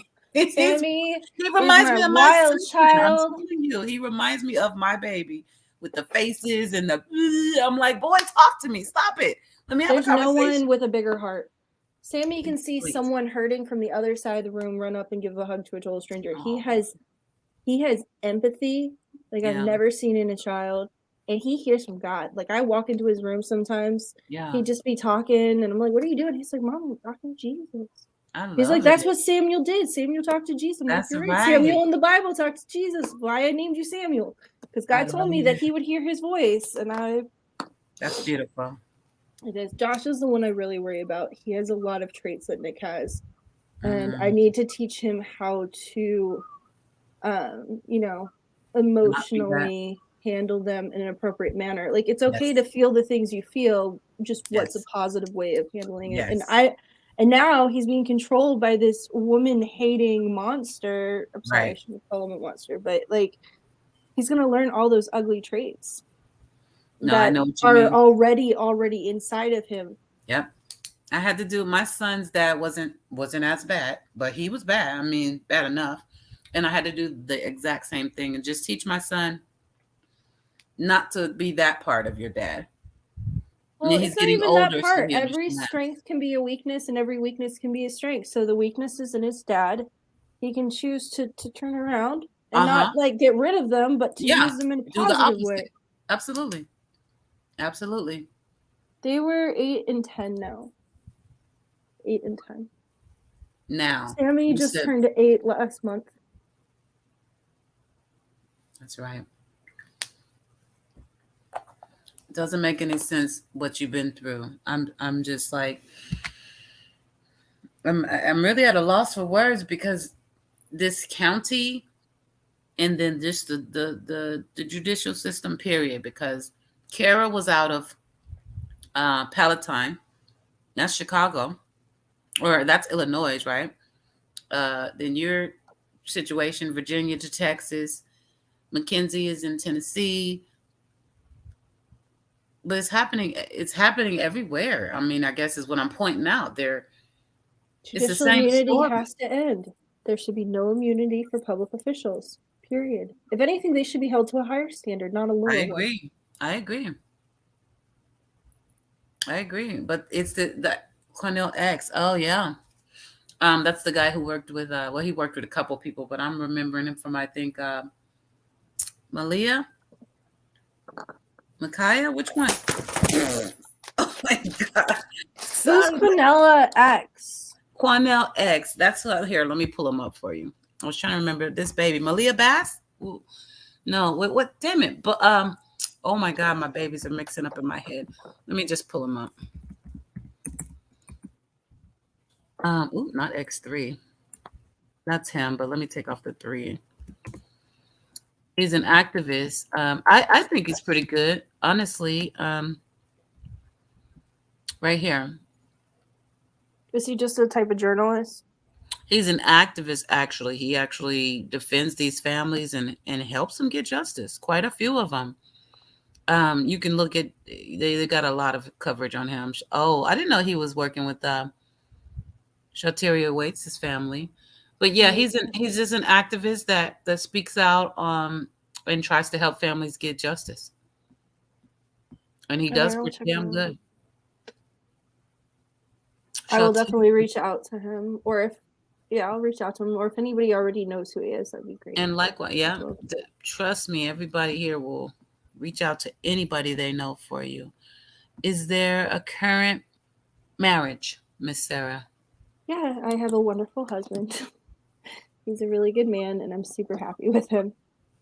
That's so awesome. So awesome. That's a blessing with all this.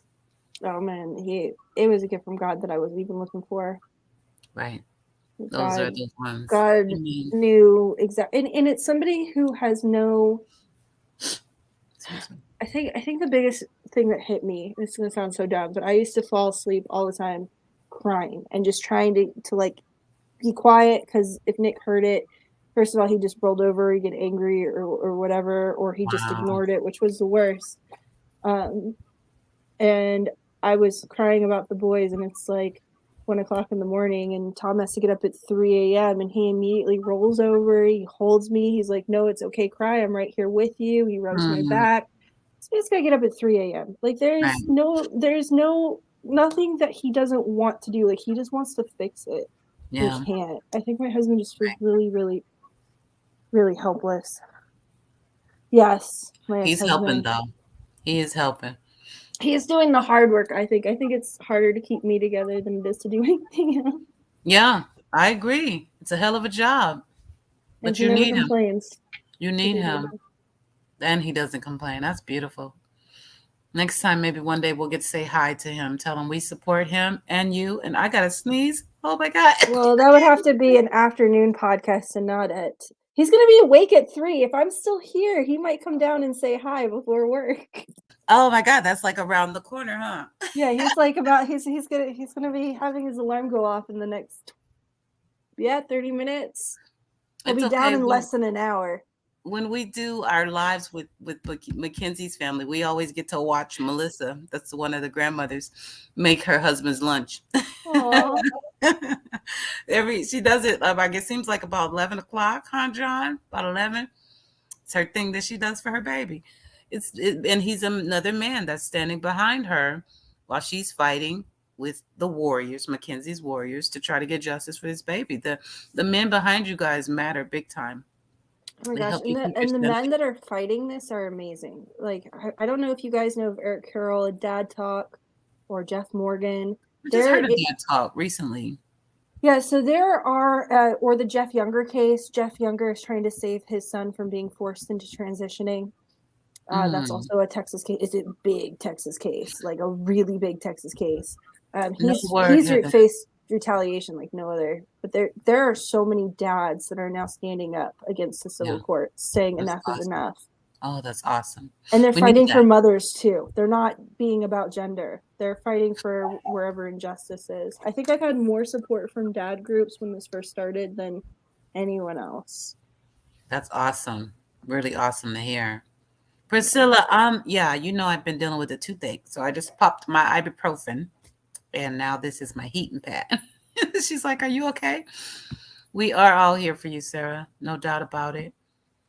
Previous husband has the children. Yep, John, and he's had a living girlfriend of the last. No, not that I'm aware of. Just a girlfriend, okay. Well, I mean, they've been together for like 4 or 5 years now, so I wouldn't call her just the girlfriend, but she's... Oh, okay. Yeah, she's just been around since... girlfriend. She's the crazy one that likes to transition little children. That's an elementary school teacher. Yeah, I don't like her vibe at all. I wrote her name down. Let QX do your talking. He do open doors. Wait. Oh, QX. He's referring back to Quinnell. Oh, okay. Yeah, I'm gonna reach out to him today. And he does. Yeah, he does. I like him. You know, and in the case I was trying to think of, he was working with the mom until he realized she had withheld information, and was, you know, that could have incriminated the man who killed her kid. So he did it respectfully, but he backed off of her and didn't. And you have to. Yeah. I cut off parents the second I catch them in a lie. Yeah. I just can't afford it. You know, my reputation in fighting this is really important, and I own my stuff. I don't always like telling people the truth, but I always do it anyway. Right. And like, when I understand why parents lie, because we all do things that we're ashamed of sometimes, but yeah, we do. It really inhibits when you cover up one truth, it's going to lead to other truths being covered up, and you can't expose someone else's truth without showing yours first. You just can't. Right. I agree. It's just hard. And I don't think all parents are lying. I think people do remember things differently. I think I struggle with this sometimes. That's why I'm so precise with documents and recordings. You know, you're so traumatized, your brain doesn't comprehend it the right way. Like, you'll remember it a little different or whatnot. And then getting those facts straight and going through your records, it's so unbelievably hard and painful. So, you know, maybe that one mother was genuinely withholding evidence, but I know a lot of parents just remember it weird. She even told him, like, okay, you know, maybe I kind of knew something, you know. It was enough to where it's just like his thing was, I'm here to help you. Like, you gotta, I can't help you if you lie to me. And I get that completely. And that's bad for his reputation. You know, people respect what he does. And he got a confession out of the dude. Nobody really understands how, but he was able to go talk to this guy in prison and find out where exactly this baby's body was. And then EquiSearch went out. Was it EquiSearch? Or the search team, the police department, and got him. I found that baby in a plastic bag. So he definitely is about getting the job done. I know my cat is wanting love, and that's all she's doing is going in circles around me. But she just got scared and went up. You know how they jump up off all their feet? Hold on, I want to address John again. I'm sorry. Sure, absolutely. Please do. No. No. This is completely wrong. I met Tom after Nick was in the process of taking my children. My ex-husband has been after me for years. I mean, years. My ex-husband hates me. It's nothing to do with jealousy. It has nothing to do with me being with my current husband. Nick was the one who filed for divorce. He left me. I didn't leave him. Yeah, no, Tom has absolutely nothing to do with this. Nick, I actually found out when I checked my records that he had filed to have our non-revocable mediated settlement changed multiple times. He hired multiple lawyers, and Judge Bennett herself, and this is probably the most interesting thing, is so the Judge Bennett, the same judge that kidnapped my children and broke federal law, she actually had denied his court hearing before. So he had filed against me before and she had denied it. So he couldn't even get a hearing until he hired Lindsay Newell. And somehow she greased some wheels for him. She greased the wheels of the exact same judge that had denied him the hearing in the first place. That's impressive. But yeah, he's not jealous. He might be upset I'm happy with my husband. I think that's more where John was coming from. And I'm telling you, my ex-husband's like that. It's not about me. It's always about him. But trust me, he want to be all in your business and he wants to run shit. So it's but he was doing that way before I met Tom, though. So no, I believe that. But I didn't meet Tom until May of 2019, and Nick filed this in August of 2018. So I was already like well in it, already went through the jurisdiction trial. Like Tom had nothing to do with it. Do you think that that it could have not affect, but that he might be a little, you know what, never mind. No, go ahead, ask. No, it's all good. Nope, I don't want to ask that one. Tom had nothing to do with it. Crystal clear. He definitely didn't. No, as I said, they were already almost had the children under their control by the time, you know, I had met Tom. It's already fully in the battle. Sorry, Heather. I know. These are our babies. And she about to get in trouble in here. She don't know what babies. Hi, kitty. Oh, you got a kitty too? And you didn't tell me? He's looking at me like he's about to eat me, though. He's like staring at me. Oh, that's that love. I know, that's love. For my cat, anyway. My cat does that too. I'm like, oh, weird. Look how weird she is. She's sitting by the door now, like, just let me out. No. Was there a mediation agreement agreed upon before this went to family court? Yes, we had an independent, non-revocable mediated settlement that we also had a witness and a court mediator for, and then it was ratified by a judge. We had no custody agreement outside of that contract, and I never broke it. So what they tried to do is they committed third-degree aggravated perjury and stated that I broke the agreement, which I didn't. And then they just lied their butts off to cover it up. So pretty much. I know it's hard to grasp. And John, he works in courtrooms, so he totally. Oh, he's like super confused. You should just send him my court hearings. Like, watch him. I'm sure he'll watch the video. He'll rewind. He will. He would have been here. I don't know where you were tonight, John. I know it sounds completely crazy, but literally they broke so many federal laws and contract law, intentional deprivation of parental rights, intentional deprivation of children's rights, intentional, breach of a contract. So many things. So many things. Yeah, and actually, I think, I don't know, John, if you caught some of it yesterday, but he'll definitely do his research, trust and believe. That's why he's asking those questions, because it's how he analyzes and thinks, and you'll see when you come over on his channel. Yeah, they said she broke the agreement. Let me let her answer you, John, so you can be clear. How did they say you broke the agreement? So there were 2 violations. The first thing they did was file a motion for enforcement, which again, they couldn't do in Texas because we were Virginia state citizens, and by federal law, any hearings had to happen in Virginia.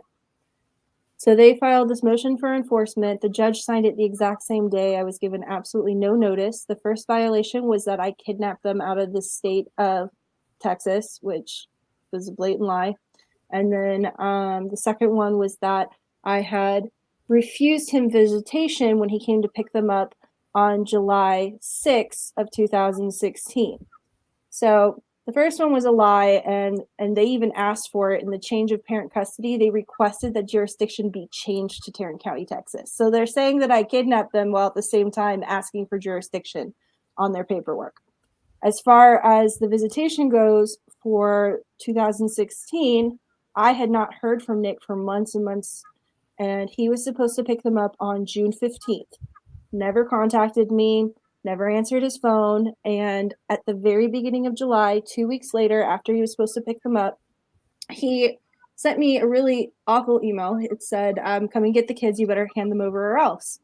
So I called my attorney and I said, hey, I can't reach my ex-husband. He sent me this awful email. I called his phone 20 times. I called his girlfriend's phone a bunch of times. I called his mom's phone. I called his dad's phone. I called his brother's. Literally no one in his family would even answer the phone for me. And he went straight to the police. He didn't even try to contact me. He never showed up at my house. And he tried to force the police to make me hand over the boys.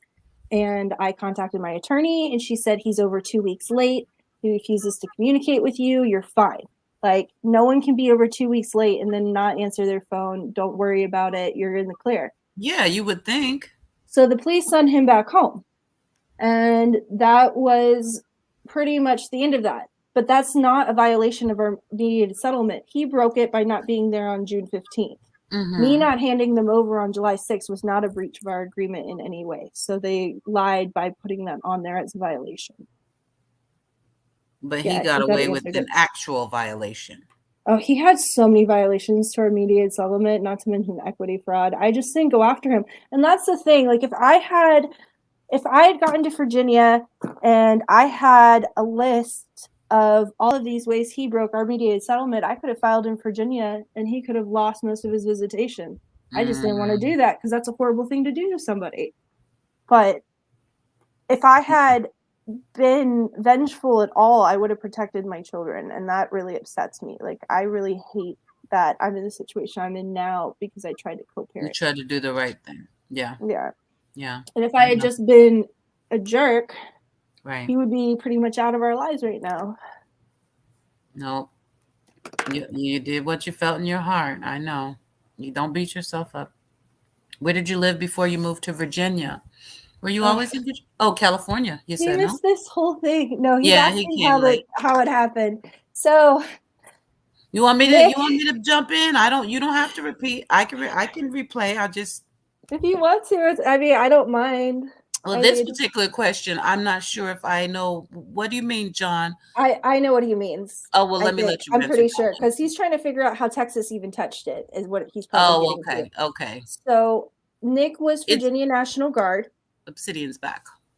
We were married in Virginia. Both of my children were born in Virginia. He was stationed in Fairfax for 2 years, and we had issues with our marriage. We had been separated at one point. And it's okay, John. It's worth it. No, it's okay. Thank you for being here. I don't mind answering. It'll be worth it. If I sound a little loopy, it's because I'm just tired. We're just gonna keep you up till your man gets up, and then we'll let y'all do y'all morning thing. Okay? No, it's okay.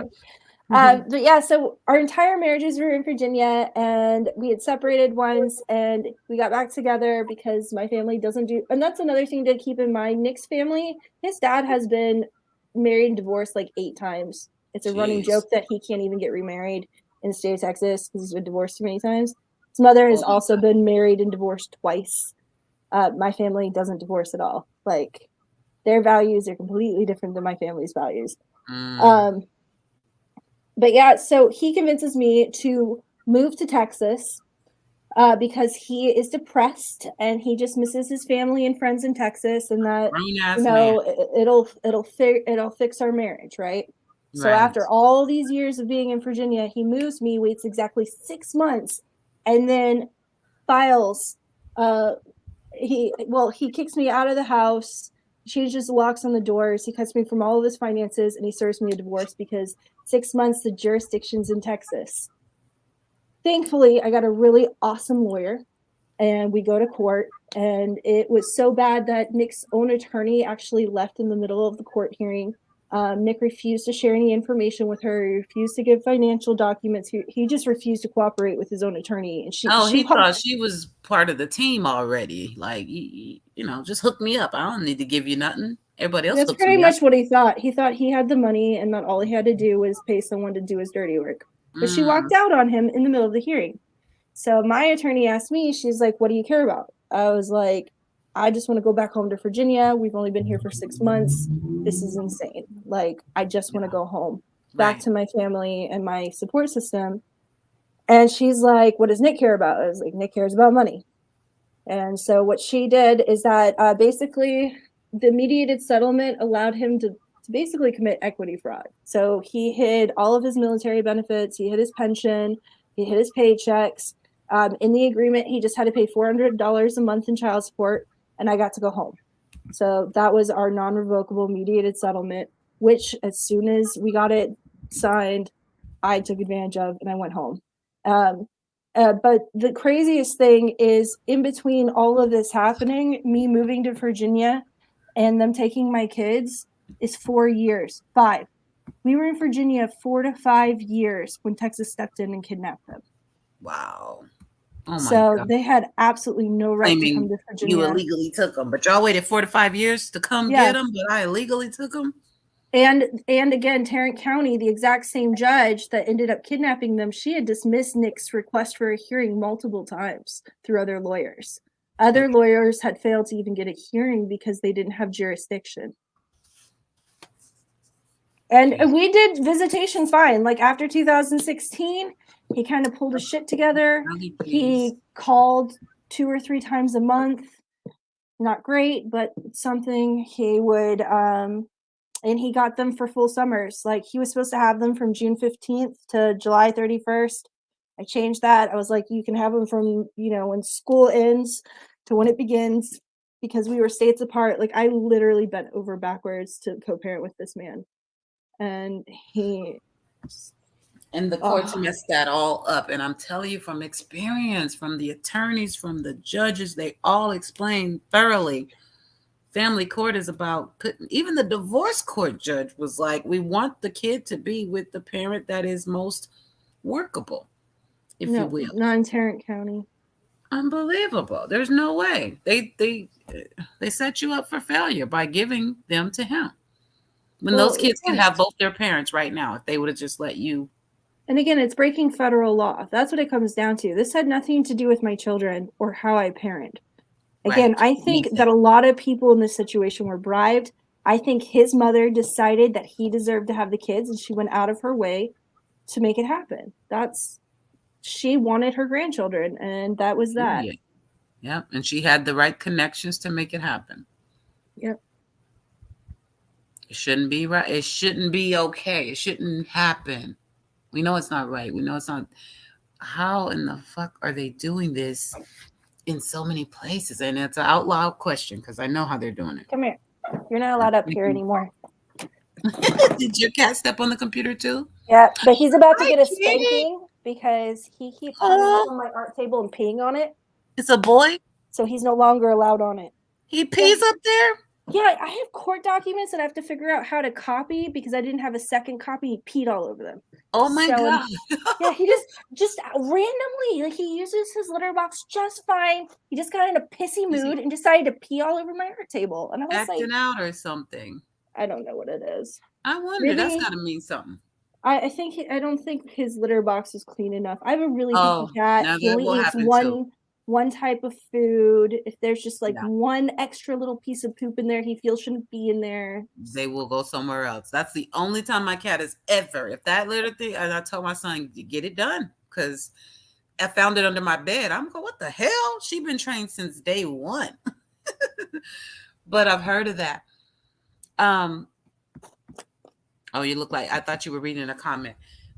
Your cat kind of looked like mine real quick. But bigger. Oh no, John, feel free to answer as many questions as you want. I really don't mind. The more the better. It just helps him with his research. And the clarity is good. That's why I've been playing the video so much because I know it's complicated. And it's, first of all, it's hard to digest. You're like, wait, what? I mean, it's impossible. Like, I feel like I've explained it 800,000 times and I still don't believe it. I'm like, how do I explain to somebody that Texas elected officials are trafficking children? How do I make somebody believe me? We believe you. It just don't make no sense. You know what I mean? It's just one of those things. You can't make it make sense. Well, I think that's why they expect no one to believe you. They are so blatant about it. They're like, nobody's going to believe you anyway. Right. Anyway, right. Yes, they do. Or they expect you to be quiet or be scared shitless. I'm surprised nobody was in this one, but somebody got on with Ziggy and tried to discredit me. Oh, yeah, I think you were there. Oh, yeah, I was there. Yeah, no. I'm surprised they didn't try to come in either, but they were going to get kicked right out. I don't discuss it. Some things I'm just not going to do. And that's one. We're not having that conversation. Not at all. Because I looked. It's not like I just willy-nilly brought you up here. I looked at everything you sent me. And I found no fault.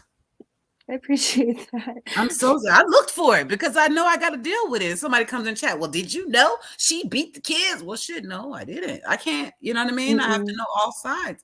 I looked at everything, and I always do my research. And I just shaking my head at the end because you got to go back through it again. Like maybe I missed a step.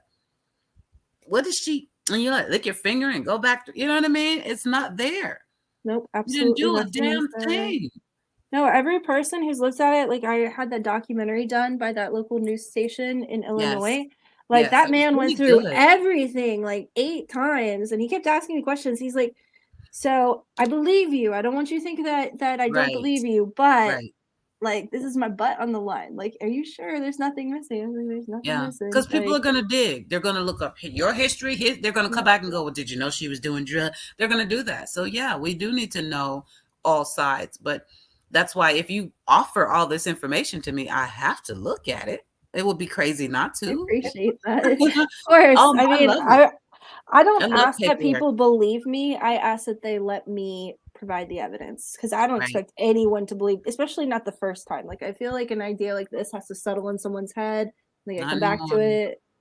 It depends on the community, I think, that you're dealing with because here, especially after meeting Kara, you know her story. You know what I mean? Like we're already we've been there before. And now that's when I was going, shut the hell up. How many times I probably said, no way, Kara, shut up. Like, no, he did what? It just kept piling on that story. I don't know how you guys had Kara and she still hasn't gotten justice because you guys are so amazing. Like we had her. Listen, we helped with the petition. I can honestly say YouTube has helped those numbers go up a lot. She did get some progress since then, just with everybody, all her numbers growing. They filed charges. Her situation is criminal too. Yeah. Well, no, they haven't. The police did, and the DA dropped it. Did they drop the charges on him? I know he got out on bail for the rape.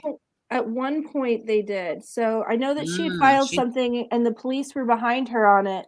and like the DA or something or the prosecutor refused to move forward with it. But I don't know if that was on the rape or if that was to do with her son. Yeah, so I'm not. Yeah, because she's got the two things going. Yeah, I'll check. The last time she emailed me, she sent and said, you know, the rape case is active, and I pulled up his record and stuff, and we celebrated so heavy. But I haven't heard. Maybe she just didn't update me. If they did drop it, I hope the hell they did. She puts a lot of. I can check. She puts a lot of her updates on Facebook. In her group, I love it. Yeah, she does. Well, it's not even on her group. She's just constantly putting. What on her personal page? Oh yeah. Oh, okay. Which is good because it helps me keep up with what's going on. Yeah. It's just sometimes it's hard to find certain evidence because she just posts so much of it. Yes, she's got a lot of medical documentation, and oh God. Well, she's fighting to keep that judge from getting on the Supreme Court. Can you imagine that judge being on the Supreme Court? She was about to have it was a second protest right before this whole rape charge went through. Oh, they canceled it because the police started backing her. So they had a second protest for the police station, and the police pulled up their big boy panties and decided they were going to try to support the Constitution instead of their wallets, which I wish Tarrant County police would do. But now what? Now, if they dropped it, then was it bullshit just to shut her up? I'm have to reach out and ask her to make sure I got the latest update for it. I see. Oh, okay. Let me know. Got a lot of stuff about Gabby on here as well. Yeah. That's sad too. All lives matter over here. They really do.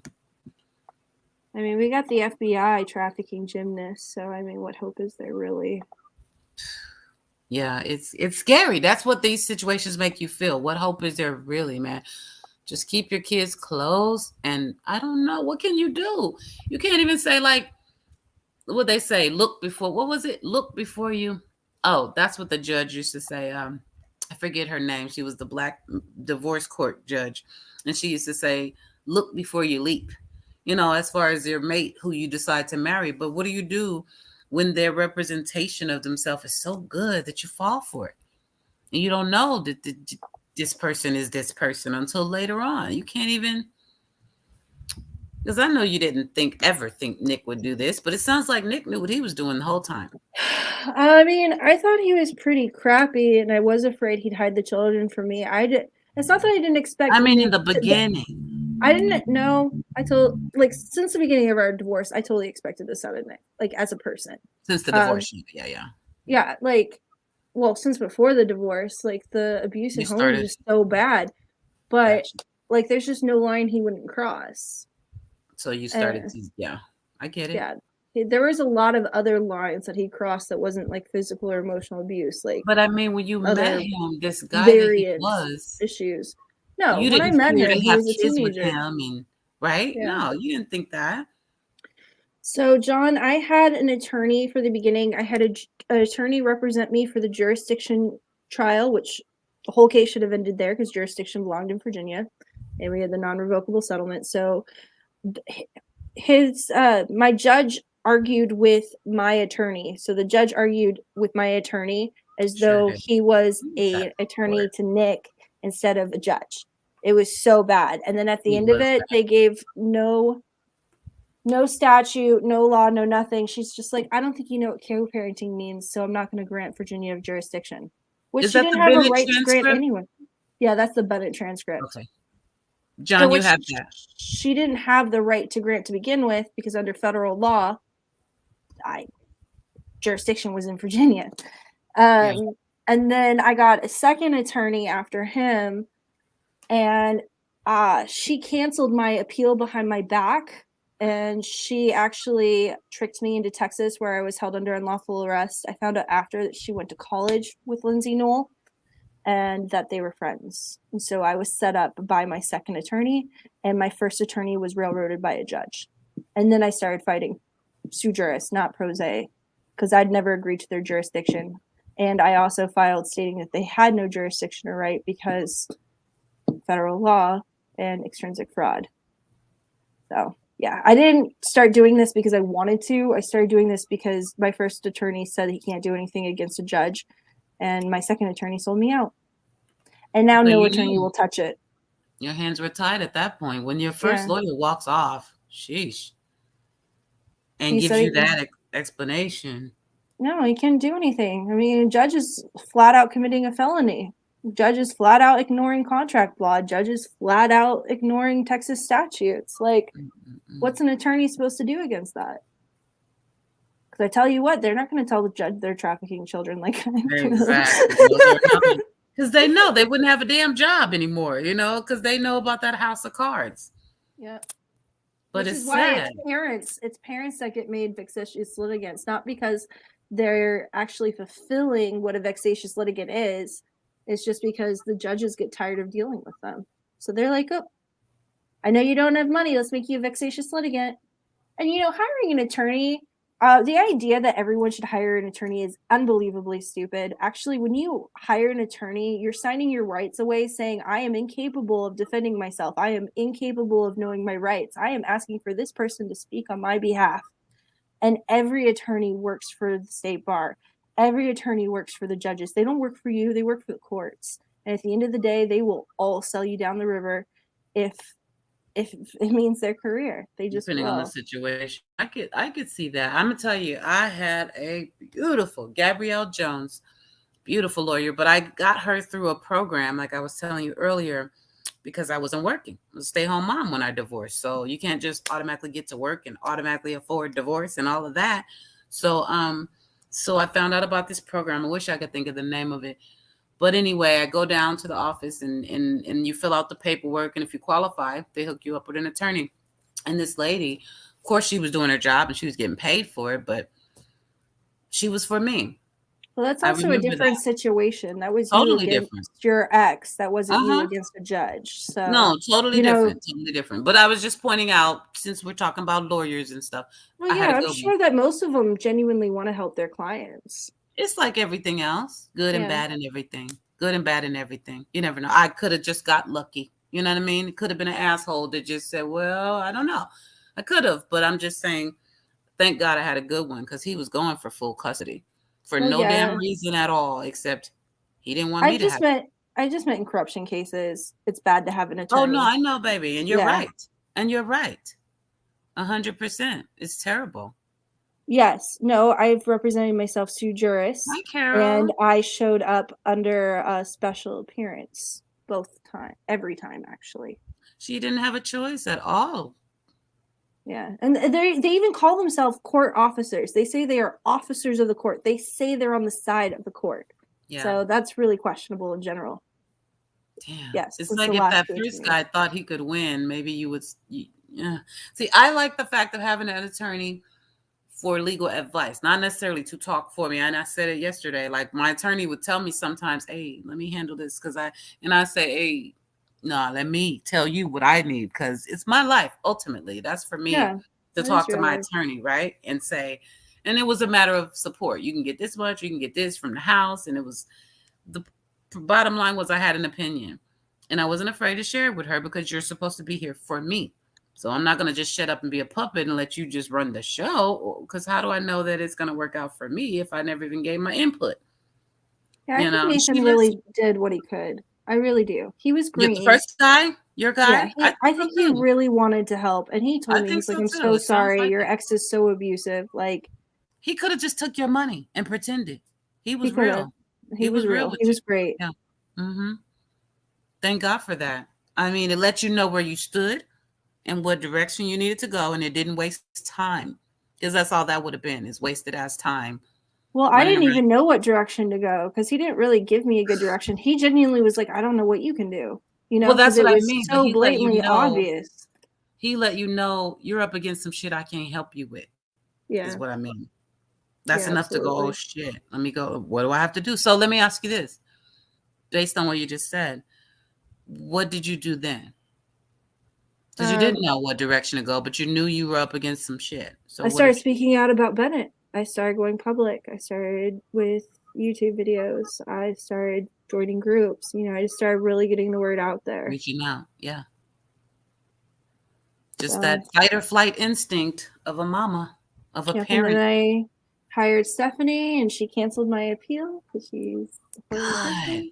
So how did she find you? Did she put herself in front of you, and or did you? An advocate gave me her number. So the really sick thing about Stephanie Holen, at least Lindsay Newell is evil and she knows she's evil and she acts evil and she doesn't hide it. Stephanie Holen presents herself as a women's advocate. That she gave me this whole sob story about how she was abused and went through this horrible divorce, and she became an attorney to help other mothers. Like, she laid it on freaking thick.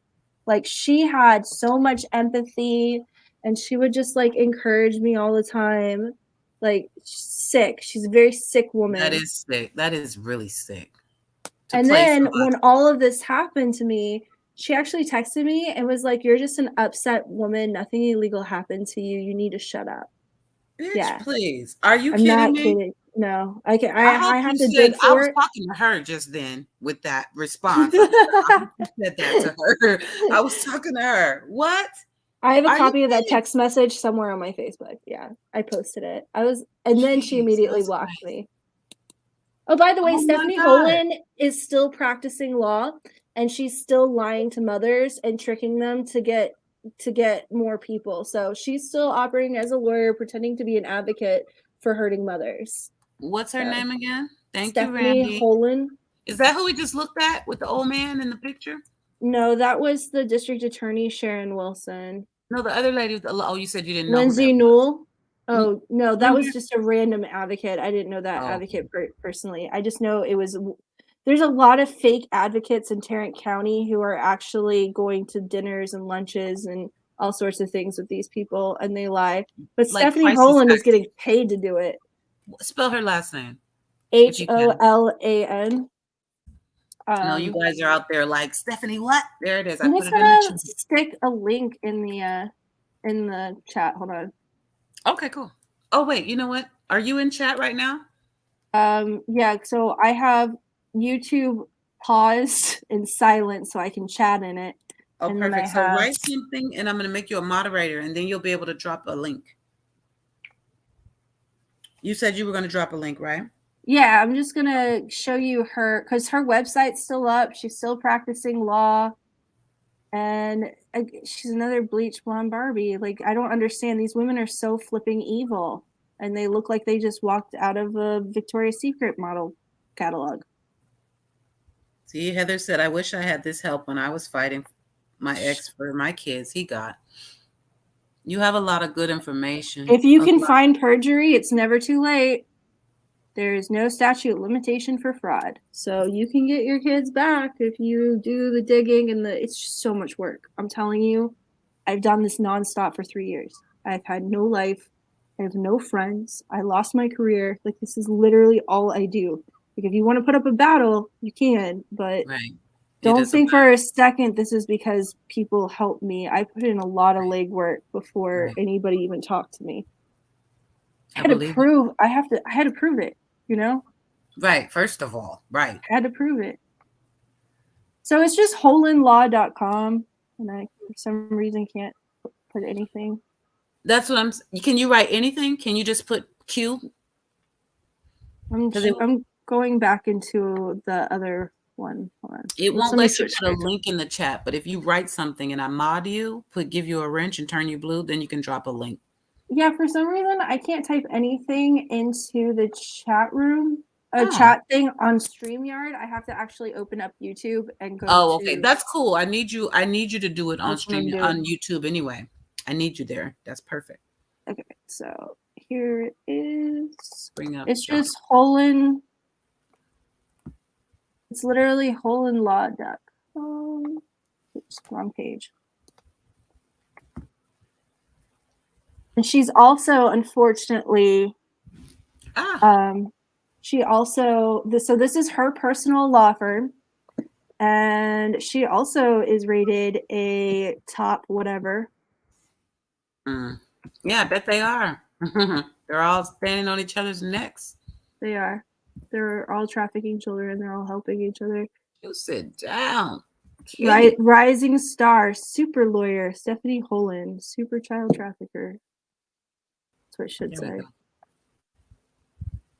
Right there? Is that it on the screen, or am I sharing my screen? I'm not. Hold on. I'm sorry. I was looking at the wrong page. I didn't even put it up yet. I'm sorry. I thought I did. Okay, there we go. That's the force that I focus on, John, all the time. And if you watch any of the hearings, the last hearing is what I used to prove third-degree aggravated perjury is that document. That's all I needed. I don't need anything else. Oh, yeah, little Barbie doll. I see what little you're saying. Barbie doll. Mm. She's evil. Yeah, you can see it.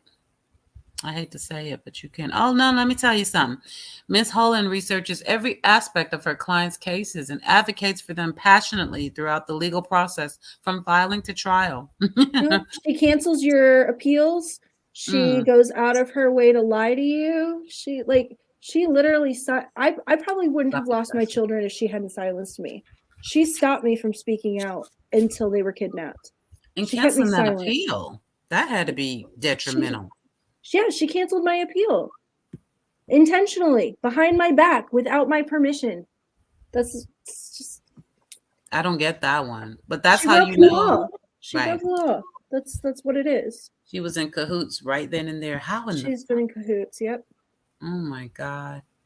And the advocate that introduced you to her, what? Just disappeared? Well, I lost contact with them before Stephanie Holland did what she did, or before I knew she was doing what she did. So I don't know. The advocate, I'm not sure if she was fake. She said that she was having issues with her girlfriend and her girlfriend's ex. So her girlfriend had the kid. Okay. And Stephanie Holland was helping her with her case. And so she was like, she's really empathetic. She really cares about moms. So I don't know if, I think that advocate was trying to help me. I don't think that advocate in particular. Hopefully she didn't get screwed in the end of it all too. She probably did. She probably lost her child. Who knows? Wow. Tell me about lost contact with them.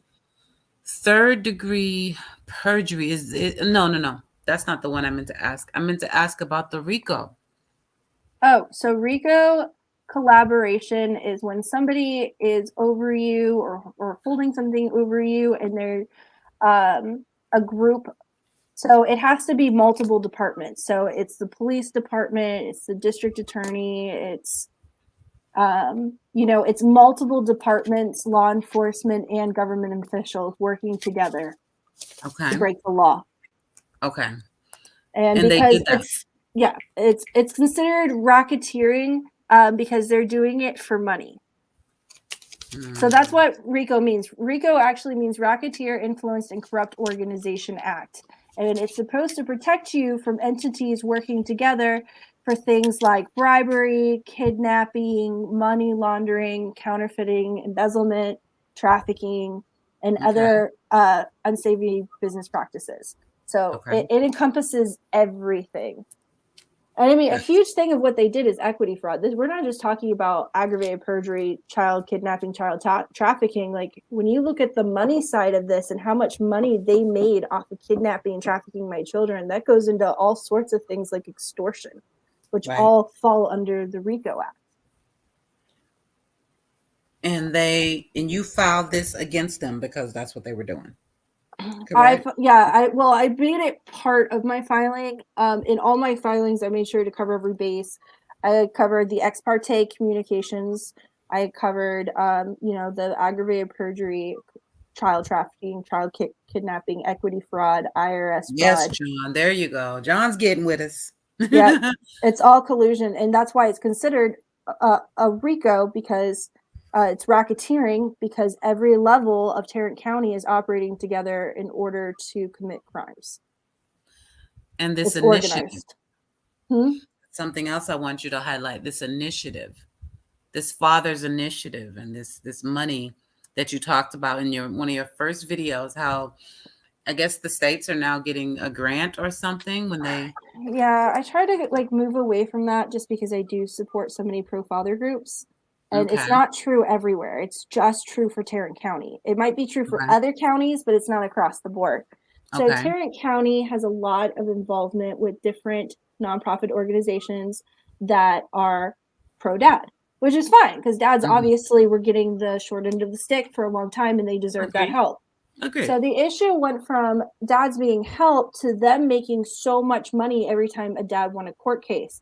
At one point, I think it was 2017, over 85% of cases were awarded to men. And they started targeting women because so much of this grant funding, it was so bad that one of the father NPOs actually had an office inside of the family court services. Jesus. Talk about a conflict of interest. You cannot have a father's rights group inside of a freaking courthouse. No. Unless you have a mother's rights group there too. So they made a good thing bad. Yeah, they made a good thing bad. They twisted it and pumped it dry for money. Pretty much, yeah. As soon as they saw that profit line, told you. We're in business. Let's figure out how we can at any cost, apparently. At any cost. That caught my attention because I never heard of that, the initiative, until you explained that. And I was like, what? They're giving out grants? What? And Leyva the Beaver talked about it a little bit too, but she was covering Tarrant and Brad's and Journey's story. So we were talking about Tarrant County, not all fathers and not all those programs. So thank you for clarifying that. We don't want to crap on everybody, just the ones that need to be crapped on. I got no problem with that. John, it looks like you're up to speed now with that message there. Yep, Priscilla, his email is in his description. The one we just did with Melissa Maria. Yep, that was the last one we did, Justice for Mackenzie. Yes, ma'am. And I will check your email probably later today, but I will, I promise you. Let's see. I'm trying to think of any other questions that I was trying to keep all my questions for the end, but I wanted to. So did I hear something about or read somewhere? I know I did. I don't know where exactly, but somewhere along the lines were they like all messaging each other? Yes. About you or something? I can't prove. I mean, you can blatantly see it in the recordings that especially Newell, BORUM, and Wells are obviously interacting with each other. But technically, that's not proof. But I did prove it in the third hearing because what they did is on Friday, just before it's the first one of summer. Is that Memorial or is it Labor Day? I think it's Memorial. Yeah, it was a holiday weekend. I get those mixed up too. Christina BORUM filed a document at 4:30 p.m. Okay, so it's still 30 minutes till the court's closed. Yep. Yeah. But it wasn't processed and served until 4:59. So the courts were closed in a minute. Okay. And then I get an order for a hearing before I can even respond to this document in less than 40 minutes on a holiday weekend after the courts are closed, and it's signed by the judge. So that means the judge, and the order came from Christina BORUM. It didn't come from the courts. It came from Christina BORUM. So, one of her lackeys, because the whole BORUM law firm is in on it. Every single person who works there, they are all in on it. I believe you.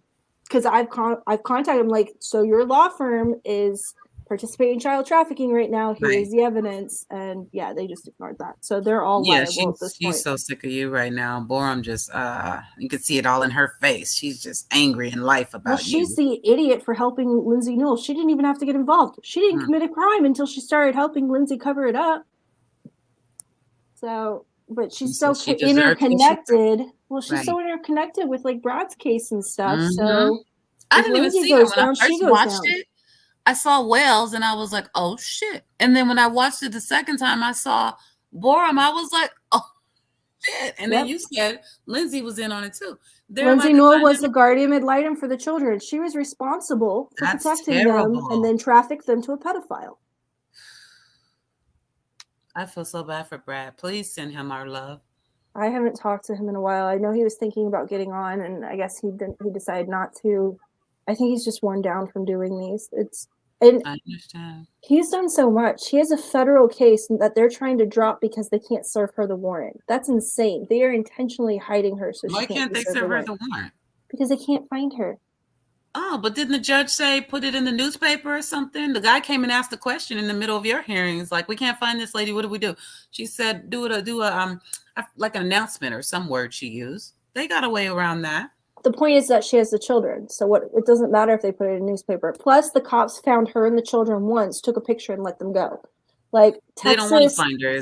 What I'm Texas trying to say. law enforcement. Because Lindsay Newell, Christina BORUM, and hopefully Judith Wells will go to prison for the rest of their flipping lives when people find out what they've been doing to those children intentionally. Like, no. But when people can prosecute. So what's in your mind? Clearly, we need them to act on this. But like, what would it take? Who would? It literally would take one word from the Attorney General. That's it. The Attorney General, the governor, the state attorney. Any person in any level of government could connect me to the right person. Even if they're not the right person, they know who the right person is. And I'm pretty sure it's the Attorney General. But they talk in circles. The Attorney General says that's the DA's problem. The DA says that's the sheriff's problem. I swear, Justice for McKenzie is going through the beginning of what you're describing. Just based on what I'm hearing. Oh, the Attorney General is a piece of work. No, I'm gonna put you guys, because I told them about you and the organization that you were with and stuff, and I'm gonna put you guys in touch. I think that you can help them. I'm not with an organization. Well, the OEMM or whatever you were talking about. Yeah, that's not mine. That's Reedy's, and I was just helping to volunteer for that. I think that she kind of put that on pause, though. Well, I was saying, you mentioned that you help. So do you not help people with their cases? I try to. I mean, if people reach out to me, I don't do it blatantly across the board because I hate to say this, but women especially, it's rare for me to be able to talk a woman through her case because of all the emotions. And I am not good at handling other people's emotions because I'm barely holding mine together. So it's hard for me to help mothers with their cases because I need them to be, they want to tell me, oh, my husband did this. Oh, my husband did that. Or they hurt my child. They did this. And I'm like, I need the facts of your case. Like, I can't. It's about the facts, for sure. I have a really hard time getting a lot of moms to give me a straight story. Well, like, it's impossible for me to create a timeline. And that's what needs to happen. Mom is a piece of shit. There's no mom in this story. The dad's doing it? Dads are way easier. Grandmas. Two grandmas. Got it. Two grandmas. Together? This is what's this is so unique. Maria and Melissa are both grandmothers on the dad's side. Maria is his actual mother. Melissa is his dad's new wife. So they bonded and formed a friendship over this grandbaby. So you got two grandmas on dad's side, nobody from mom's side except for an auntie. No, so mom, dad, grandma, none of them from mom's side are helping, but one auntie. But who you would be talking to would be grandmothers. They don't. They are really lost right now, trying to figure it all out. Well, I don't know. I would definitely help in any way I can. You can help, Sarah. You just have to believe it. You can help, sweetie. You're a wealth of knowledge. And you're an inspiration because look at what you have gone through. Just telling your story is like, shit. If I can go this long, I know y'all can go another 2 weeks. Because I get the calls from them like, damn it, should we just give up? You know, they want us to be quiet. What can we say? What can we not say? Just to know somebody is talking and you're still free. You're not in jail. I just don't know how information will help someone if they're dealing with corruption. Because, I mean, look at how much evidence I have and look at how little it matters. And, I mean, I would definitely help them with any information I possibly could. And hopefully their situation will end up different. I understand exactly what you're saying. But that's the difference. It could end up different. And yours can still change. It can. It can. I can put them on my front porch right now if I go open the door. That's how much I believe. And that's why I'm so mad at God. I'm like, I know you can do it. I know you could have it done in a split second. What's taking so long? I know. We don't always understand him. No, I get it. He knows you. He knows you. You can hold it in, but he knows that's how you feel. We all get there. I don't know if he does or not. Sorry, John asked a question. Oh, John, does your ex-husband have an? I'm sorry, I missed the question. Not that I'm aware of. No, but he tried. I still haven't even been served the habeas corpus. So they have this habeas corpus against me that they want to serve me in person. They refuse to send it any other way because they're trying. What they want to do is they want to arrest me. They want to arrest me as they serve me. That's Wow. what they want to do. And yes, they do want my address. Mm-hmm. They try to push for my address this whole time. I heard that. They want to come pick me up. Yeah, BORUM was like, well, she put our addresses out there, but now she don't want to give us hers, Judge. And you were like, well, look, how about we just redact everybody's address? That ought to. I was like, yeah. I thought that was a fair thing. It was a fair thing. It was a very fair thing. She didn't like that though. No, I still don't know what records are sealed. By the way, they were supposed to send me a list. Okay, that was another and they question. never sent me a list. Oh yeah, so the end of that hearing, email. They stated that part of the records would be sealed for safety, and that Ms. BORUM would send the list to the courts and to me. Guess who never got a list? Guess who never had anything filed into a court case saying that they were sealed or which ones were sealed? Wow. So they just arbitrarily did whatever the heck they wanted to my records without, again, that was the plan. Yep. So that was my next question. After that, she said she was going to email you. And you said, no, Judge, could we please do this now? Or can you put it out? Because I have advocacy groups watching. I have people that want to know the outcome. And she said, no, I'll email it. I'll do it my way. Did the judge ever email you? Which judge? Wells. Remember? Well, that was her order. That was her order. Her order was that some of them would be sealed. But then you didn't get the follow-up from that. No. And Ms. BORUM, their thing is they like to act like I haven't been fighting at all. And they're just like, oh, why didn't she do anything for 2 years? I filed the extrinsic fraud back in January and they refused to give me a hearing. And then they had 2 of their hearings ahead of mine. So it's been in the works. And before I did that, like I literally wrote a booklet. So there's an affidavit. The first affidavit I did had a big picture of them. It said erase Texas trafficking. It was a nice book. It had pretty much all the evidence I sent you with like the timeline and the backing documents. Mm-hmm. I'm going to write that down. That's why I was getting up. But yeah, I got you. I'll leave it up for a minute. Yeah, that was just letting them know. Yeah, so I sent these to every level of government. I sent them to every judge. I sent them to every person in Tarrant County. I sent them to every single one of Nick's family members. Let me tell you, that pissed off his mom. I got the most gaslit email I've ever had in my life. And she's like, how dare you make Nick look like a monster to the world? And I was like, well, maybe he should be held accountable for his actions. Like, whose mom? Who said that? NICOLAS's mother. And then on top of it, she tells me, she's like, you need to stop lying. You need to stop talking about judges. Like, it's your fault you can't see your children right now. I want your kids to be able to see their mom, but you're not allowing that to happen. So basically just narcissistic, gaslighting BS. Control. Somebody's beating the crap out of you, and it's your fault because you breathe sideways. Like, well, they did the same thing with Brad. Remember, his attorney was like, oh my God, Kat, you got to stop that. The judge was like, the attorney was like, Judge, we're not trying to basically give you no problems. We just want to know how we can guide our client. What does he need to do? What's the roadmap look like? And this heifer said, she didn't lay out any laws, y'all. She didn't say A, B, and C from the law book. She said, well, he needs to stop talking about me, stop talking about them, stop talking about us, stop saying his wife is a bad person. That's the roadmap to get his kids back. Absolutely. And that is not a roadmap to get your kids back. That's a roadmap so you lose more and more time. The more time your children are away from you, the easier it is for the courts to completely block you. No, what happened in Brad's case is probably that's even more insane than mine. Not with the hospital records they have. That's just... It's ridiculous. It's unreal. It is. Like, what's it going to take? It is going to take law enforcement. I'm going to tell you that I don't believe in a good cop. I really don't. And I don't mean any offense to anybody. But that's how you feel. As a cop, how do you sit there and stand silent watching other cops traffic children or watching judges traffic children? Or how do you sit there and allow it to be called a civil issue when a child's raped? Like, how can you be a good person and be a cop and be silent about that? Because it's happening everywhere. Good. They know those it. Are not good. If you turn your head on something like that, cop, judge, doctor, lawyer, daycare, any of them, not good. Yeah, you're not good. That's not a good person, period. Is there a question John. there? Oh. No, I think he was just letting me know that he's going to reach out.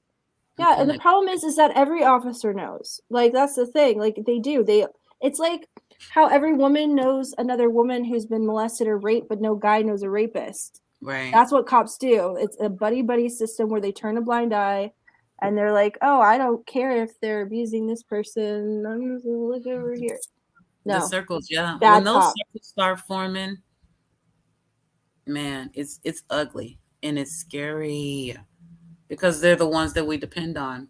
And you don't know which one. Honestly, it's like an apple tree. I mean, you know, until you see the worm in it, you don't know. You just see an apple tree. Then, like we said earlier, I believe there's good and bad in every damn thing. But it shouldn't be. It shouldn't be in some industries, in some positions, in my opinion. I mean, people are human. I guess human. That's the problem. I was gonna say the Bible says the heart is deceitful and desperately wicked. No one can know it. It says, you know, a fool follows his own mind, while a wise person knows that their thoughts are foolish. Like, we're innately evil. That's just the way we are. We fell. We have sin. But it's just a question of where do we draw the line where we don't let the corruption go that far. Yep. And that's where the money plays a part. That's it. Once you dangle the right carrot in their face, these people, they just kind of like, ooh, zombie or something. They zombie out and they just see the money. So it's like whatever. They, like I said, they'll sell their soul. Well, might sell their own. It's on citizens. They probably do. I mean, it's also on citizens. These people keep getting reelected. Judith Wells has been a judge for like, what, 30 years? True. Somebody let that nasty woman stay there for 30 years. A lot of people don't realize, or I will say both. A lot of people don't realize how important it is to vote. And a lot of people don't believe that it makes a difference to vote. When you put the two of those together, you end up with people only going out when it's time to vote for a president. But there's a lot of other elected officials that we have a say-so about that we don't, you know, we don't know about. We don't educate ourselves, and then we don't go out and actually tick that ballot. So those people get put in the position most of the time without any of the community say-so. They also run without anybody running against them. I don't think anybody's ever gone against Judith Wells. I don't think, like, they choose who they want to be placed there. Good night, Randy. And then they make sure nobody runs against them. Like, this is the first year. There's a young man who is fighting to become the judge over Tarrant County. The big bad, like Judge Whitley is right now. He's trying to take his position as an independent. And I fully support his butt because he wants to do it to clean it up. He doesn't want to be an elected official. He absolutely hates politics. He's doing it because he's sick of watching children get hurt. At least he's running. You're right. I've voted before, and I'm seeing like, damn, there's not even anybody else to pick from. Like, there's an option, but there's only one choice. I never liked Democrats and Republicans are the same party. They're all trafficking children. There's no differentiation. The Republicans are just rhinos. They're Democrats running Republican to get elected. That's the problem, though. See, politics and money and all that stuff being involved with these kids, profit lines, none of that goes together. It's not the same. You know what I'm saying? Like, none of that should have anything to do with a damn baby's well-being. Democrat, Republican, alienation. You know what I mean? It shouldn't fucking matter. It shouldn't come into play, but it does. We all know it does. I'm not going to play crazy over here. We don't do that. But I just think some states are more infiltrated than others. I believe that for sure. Yep. And especially states like Texas, you know, when you got that, Texas and Tennessee, what they call it, the good old boy network, I think is what Justice for McKenzie always calls it, good old boy network, because they're all in cahoots. What percentage of the state's funding for Tennessee goes through the Attorney General's office? You know what they're, because I know the percentage for Texas is over 60%. Over 60% of Texas's federal funding goes right through the Attorney General's office. Wow. Nothing Melissa else. or Maria might know. That's a good question. Did you get, because what I'm hearing from them is a lot of pushback from the Attorney General, like, the district attorney, like almost like she don't want She basically told him, yeah, I think the mom is guilty too, but I'm waiting on the paperwork to hit my desk. When it hits my desk, then I can do something with it. But it doesn't sound like it's the right flow to me. I'm like, is she just saying? The district, as I said, David Hudson got all the, David Hudson is her assistant. He got everything and then laughed at me and told me to hire an attorney. He's like, go ahead, try to find someone to help you. He pretty much was like, no one's going to help you. No one's going to do anything. Just give up. And he laughed at me. Jesus. So these people are truly evil. That's what I thought. Absolutely awful people. I've not personally spoken to Sharon Wilson, but she also knows that I have publicly called her out as a child trafficker. So I'm sure she has no interest in talking to me or possibly being recorded. She's just avoided me like the plague. Yeah. Yeah. That's okay. She can't avoid all the emails. Well, she actually removed her email. You can no longer email Sharon Wilson directly. She posts her email as Judge Whitley's email.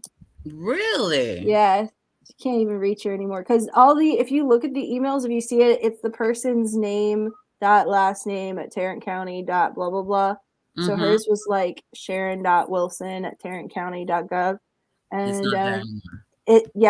It's there, but it's blocked. It doesn't go through. It says that the email doesn't exist. So she got rid of her own setup. Jesus. Let me show you guys. Let me go to YouTube. I'm just going to show you guys that don't know. In this description, this is all of Sarah's hard work. Jesus. Oh, I need to. Let me show you guys. Let me go to YouTube. I'm just going to show you guys that. Q, I said that already. Okay, let me scroll down. Mute me. There we go. Look at all this hard work. All these emails. You guys are always saying, who do we email? Who do we call? Well, here you go. This is what she was just describing, how the email is like their name at tarrantcounty.com. So we've got lots of them. And then it goes into some, I think some was just Texas. Yeah, texas.gov. This is everybody you think is important, right? Or should I put those are all the Tarrant County officials. It's the North Richland Hills Police Department. It's the Texas Rangers, who should have already done something a long flipping time ago. It's the sheriff, and it is all the staff members for the OAG. So that's the Attorney General, and then it's every single elected official in Tarrant County. Beautiful. So it's all the core people that literally could return my children home tomorrow if they wanted to. Beautiful. Those are the people that we need to be emailing, and don't stop. Not just one email, not just two. Just keep writing. And every day, just kind of throw one in there. Why not? If we they'll start blocking you. I have to make new emails because they block my emails. Oh, I got lots of emails. I'm just letting you know. It might not go through. They like to block emails after they receive one or two of them. So when it kicks back, you guys, we're doing good. Okay. Create a new email and hit their ass up again. That's what it means if you see it kick back. And as I said, I'll have that out by the end of tomorrow. That'll be perfect. I don't want to rush you. People will still write in the meantime, but I think that's we can get that out on a lot of community walls. You know how it goes, and people just. I would appreciate that so much. That would be great. Yeah, absolutely. That's what we're doing. That's it. It's a done deal now. We're not going to stop. And John, like I said, my friends are all bigger than me. He's got John? Where are you at now? Like 8,000 people. 8,000. I know. He got me a lawyer that might help me. I'm definitely gonna contact Sean when I wake up and see what goes. Okay, Sean McMillan supposedly takes cases like mine. Definitely. So we shall see. I will definitely call. I'm gonna be like, hey. cpslawyer@gmail.com. Susan just put that in there.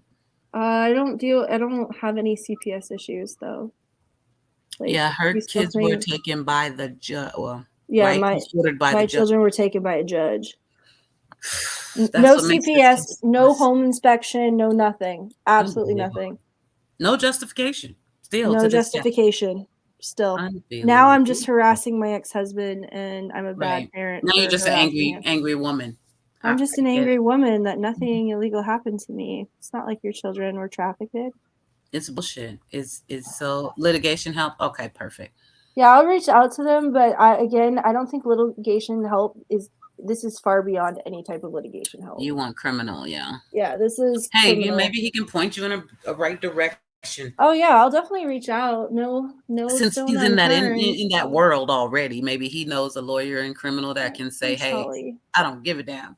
Because somebody made a good point earlier. They said, to deal with a corrupt system, you need a corrupt lawyer.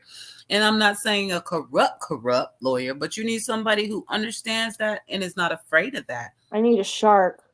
But I will not win this through corruption. I will say I will fire him on the spot if he pushes anything corrupt, because the only reason I made it this far is because God's got my back. So if I break my own integrity, God's not gonna have my back anymore, and then I'm in real trouble. So and you'll be just as bad as them. You just need somebody who understands the world. Yeah.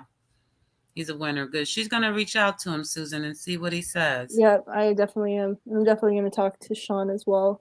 Holly, how did you hear about her case? Was it on Ziggy's? I want to start letting her know. He's clean. That's good to know, Susan. We want to start letting her know where this traffic is coming from so she can really feel the fruit of her labors. But it does say the other day. So it could have been on Ziggy's channel, but she's been praying for you and thinking of you ever since. She's not the only one. So many people that you don't know about right now. I told you that video yesterday had it was 900 views already. The live that I did.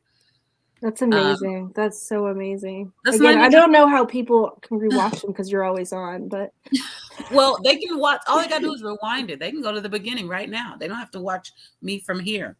So cool. Some of them come in and rewind it and start at the beginning, and you'll see comments coming in that don't fit at all, and you're like, "What, Sarah? Sarah been gone for 2 hours," and then you realize they're watching the first part of the video. Wait, Holly, I got a question. What feed? Sure. Like Facebook feed or YouTube feed, or what feed did you say on? Well, I share in Facebook. Everywhere. Oh, that's awesome of you. Oh yeah, absolutely. I use all my platforms and share when I do anything. The more, the better. Oh, so I love Facebook, except I'm constantly in Facebook jail. I literally get out of Facebook jail for less than a day now, and somehow they lock everything back down. YouTube feed, okay. Yeah, it's trending. Okay. That's good. That's a good thing. I don't know if I told you. I think I was going to tell you in Ziggy's, but it was a chat, so I said I'd wait. But I have a group on Facebook, Justice, JUSTICE, and it's public. You're welcome to post in there. Again, I'm constantly banned on Facebook. When you're not. You probably won't see me on Facebook much. I will try.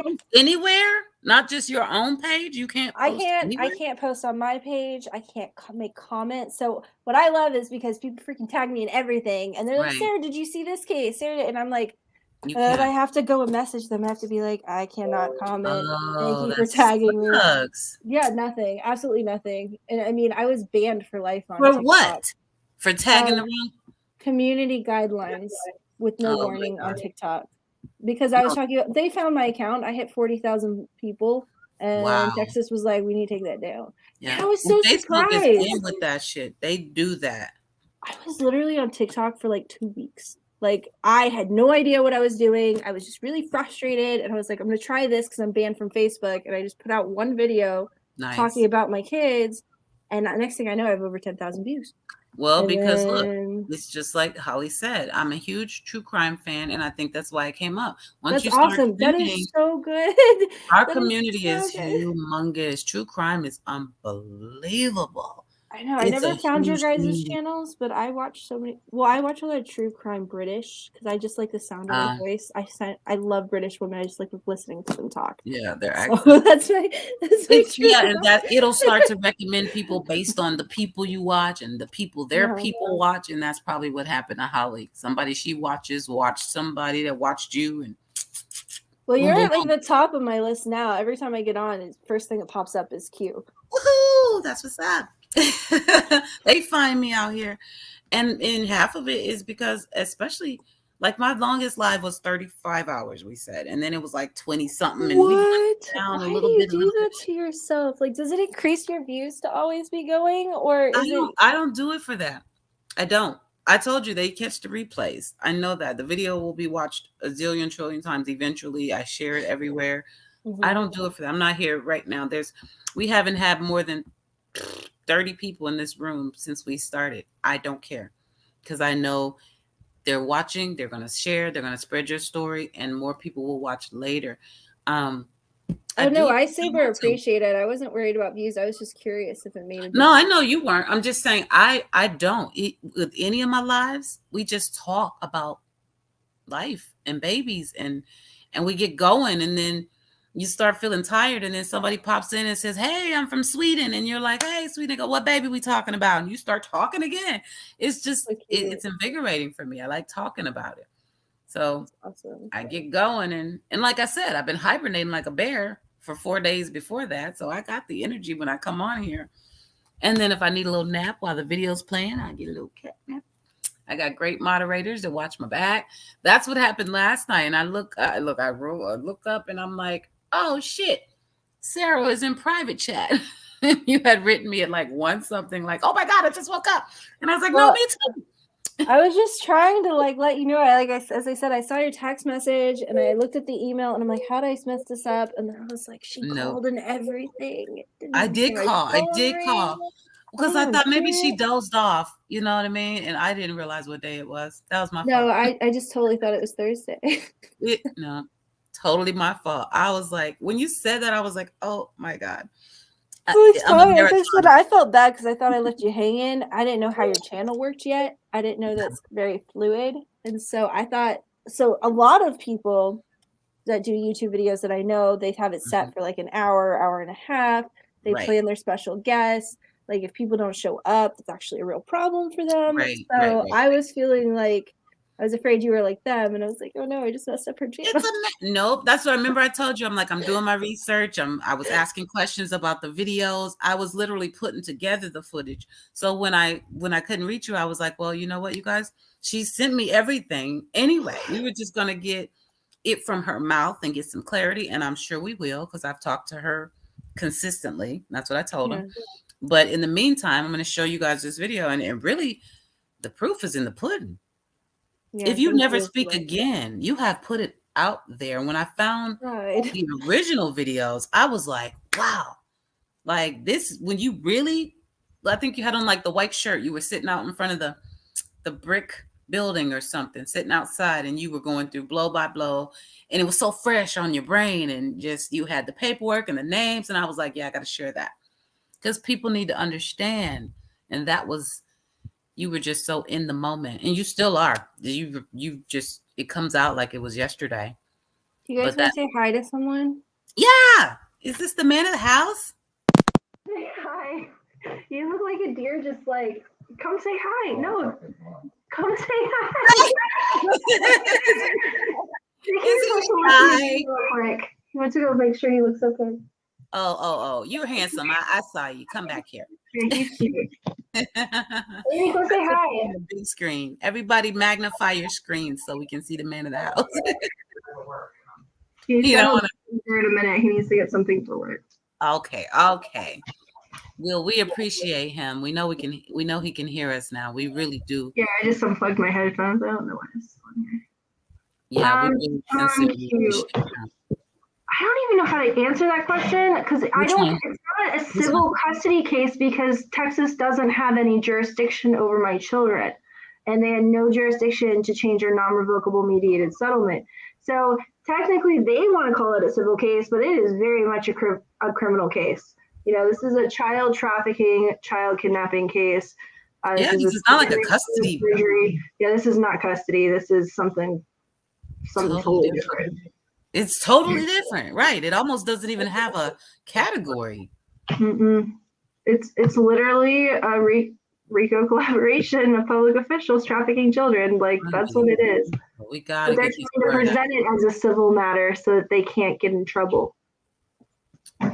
But I've never seen something so open and shut with no evidence to back it. Well, I take that back. I ain't gonna go there with my cases right now, but I've rarely seen anything like this. Open and shut, no evidence, done deal. No, and they normally try to pin stuff on parents, you know, for their own protection. He just walked by. Yeah. Said go wake him up. Come say hi for a minute because I want to go to bed. Come say hi. We waited for you all night. No. He's like, leave me alone. Yeah. Yay! Round of applause for this guy. What's up, dude? What's up? All night. We did have her up all night. Thank you for letting us borrow her. Thank you so much. Oh, he's a cutie pie too, girl. You got you a good one. A yeah, sweet he's not a boring person. He's just like, you're making me people, and I just forgot. But he's the extrovert, right? But he's the extrovert, except for mornings. He's not a good morning person. But he did good. He looks great for 3 o'clock in the morning. I would have been like, girl, bye. Bye, all of y'all. Well, this is what time I normally wake up. Well, yeah, I'm normally up at this time every single morning with him. You get up with him. Well, I'm just a light sleeper. It's not intentional. Like he starts moving, I wake up. I can't fall back asleep. So I've just given into it. I'm just like, I can be awake in the quiet. It's nice. No, it's a nice part of the day, right? Just a nice before the. I love that. Actually, my favorite time is about 5, 6 in the morning, right? When it's just starting to lighten up, but it's so quiet. Couple cars on the road. Your brain can really. It's the only time I get that free feeling that Obsidian was describing, where my brain doesn't think about anything except how peaceful it sounds, just for a few minutes. I don't want to hold you. Go hug him before he leaves, girl. Get you some kisses. And okay. Thank you so much for having me on here. I still got 10 minutes till I can fall asleep because he's loud. But was there any last minute questions? Yeah, good question. Any questions? Any last minute questions? Isn't he handsome, Priscilla? Okay. I got pretty lucky. I love me a ginger. He looks like almost firefighter body. He's from Maine. So he's got that Maine. Oh, is that what it is? Yeah, that's what it is. Nice. Lumberjack. So good for you. I'm so happy for you. You need that support. You guys let us know if you have any questions. Drop them in the chat while I'm chatting with Sarah. But Sarah, this is not goodbye. I don't even do a one-hitter quitter. I'm not a wham bam, thank you, ma'am kind of girl. You know what I'm saying? You got to come back. I will. Thank you so much. Back. And obviously, I'm going to give you every update. Please. Dulcifino Consulting is about to cover this, and they're pretty big if you want to look them up. I do. Hold on. Let me write that down. Is it PH or F? Dulcifina. It's DOLCEFINO. Dulcifino. You can look them up on YouTube. They've covered some other stuff. Beautiful. Beautiful. I love it. Is that the big channel you were talking about? That's the bigger one. Yeah. That's like the only step up from that would be like Fox or CNN or NBC. Like he used to be a professional journalist until he started his own firm. So he's a professional journalist who started his own firm that is now like exposing corruption. Let's take a look. You guys, Sarah, what's your favorite color? Purple. Let's put some purple hearts in the chat for Sarah, please, and thank you. I feel like the purple is pretty obvious. Actually, I changed my hair purple because it's the color to speak out against domestic violence. It's so weird. That's Summer's favorite color. Summer, that's missing, the little girl, 5 years old.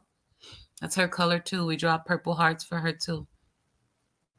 I just want all these kids to come home. I know, baby. It's really, it's sad. That's what I'm saying. If they're not missing, they're dead. If they're not missing or dead, they're caught up in some crapola custody stuff. You know, leave these babies alone. They just need to grow up and have a life.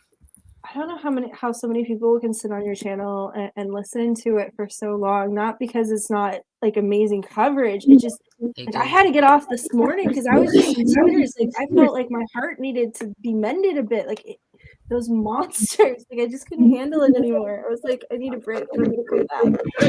Oops, sorry, is this him? I don't want to. Let me mute this. That would be him. Let me subscribe. No, it gets dark, you know, but you see, in between we chat, we love, we laugh. I need some more purple hearts, please. Purple hearts in the chat.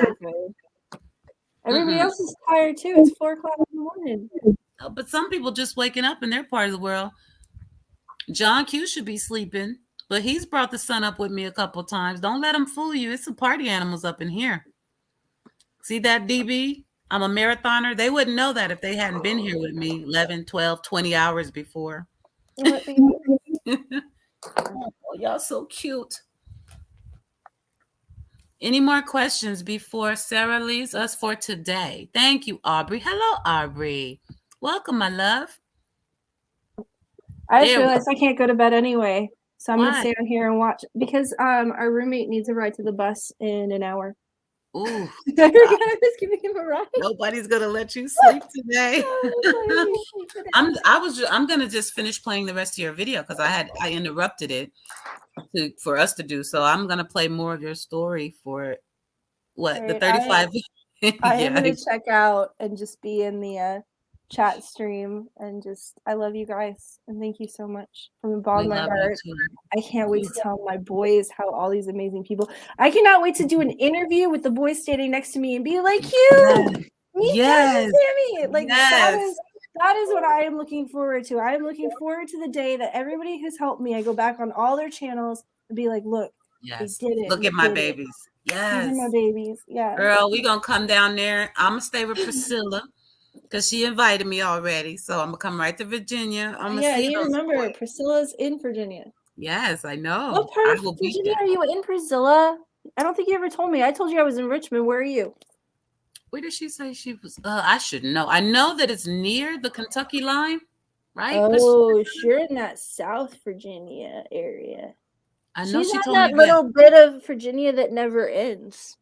Mm. Out in the middle of nowhere. They really. She did say it was the middle. Yep. She said you could. What did she say last night? You would get lost. Like if you don't know where you're going, you'll get lost. Like Southern Virginia is a whole nother animal that is literally out in the middle of nowhere. She said, "Love you, Sarah." What part of Virginia are you in, Priscilla? Oh, John, you did not I wasn't putting up with anything. I'm just so thankful that you guys are looking into this.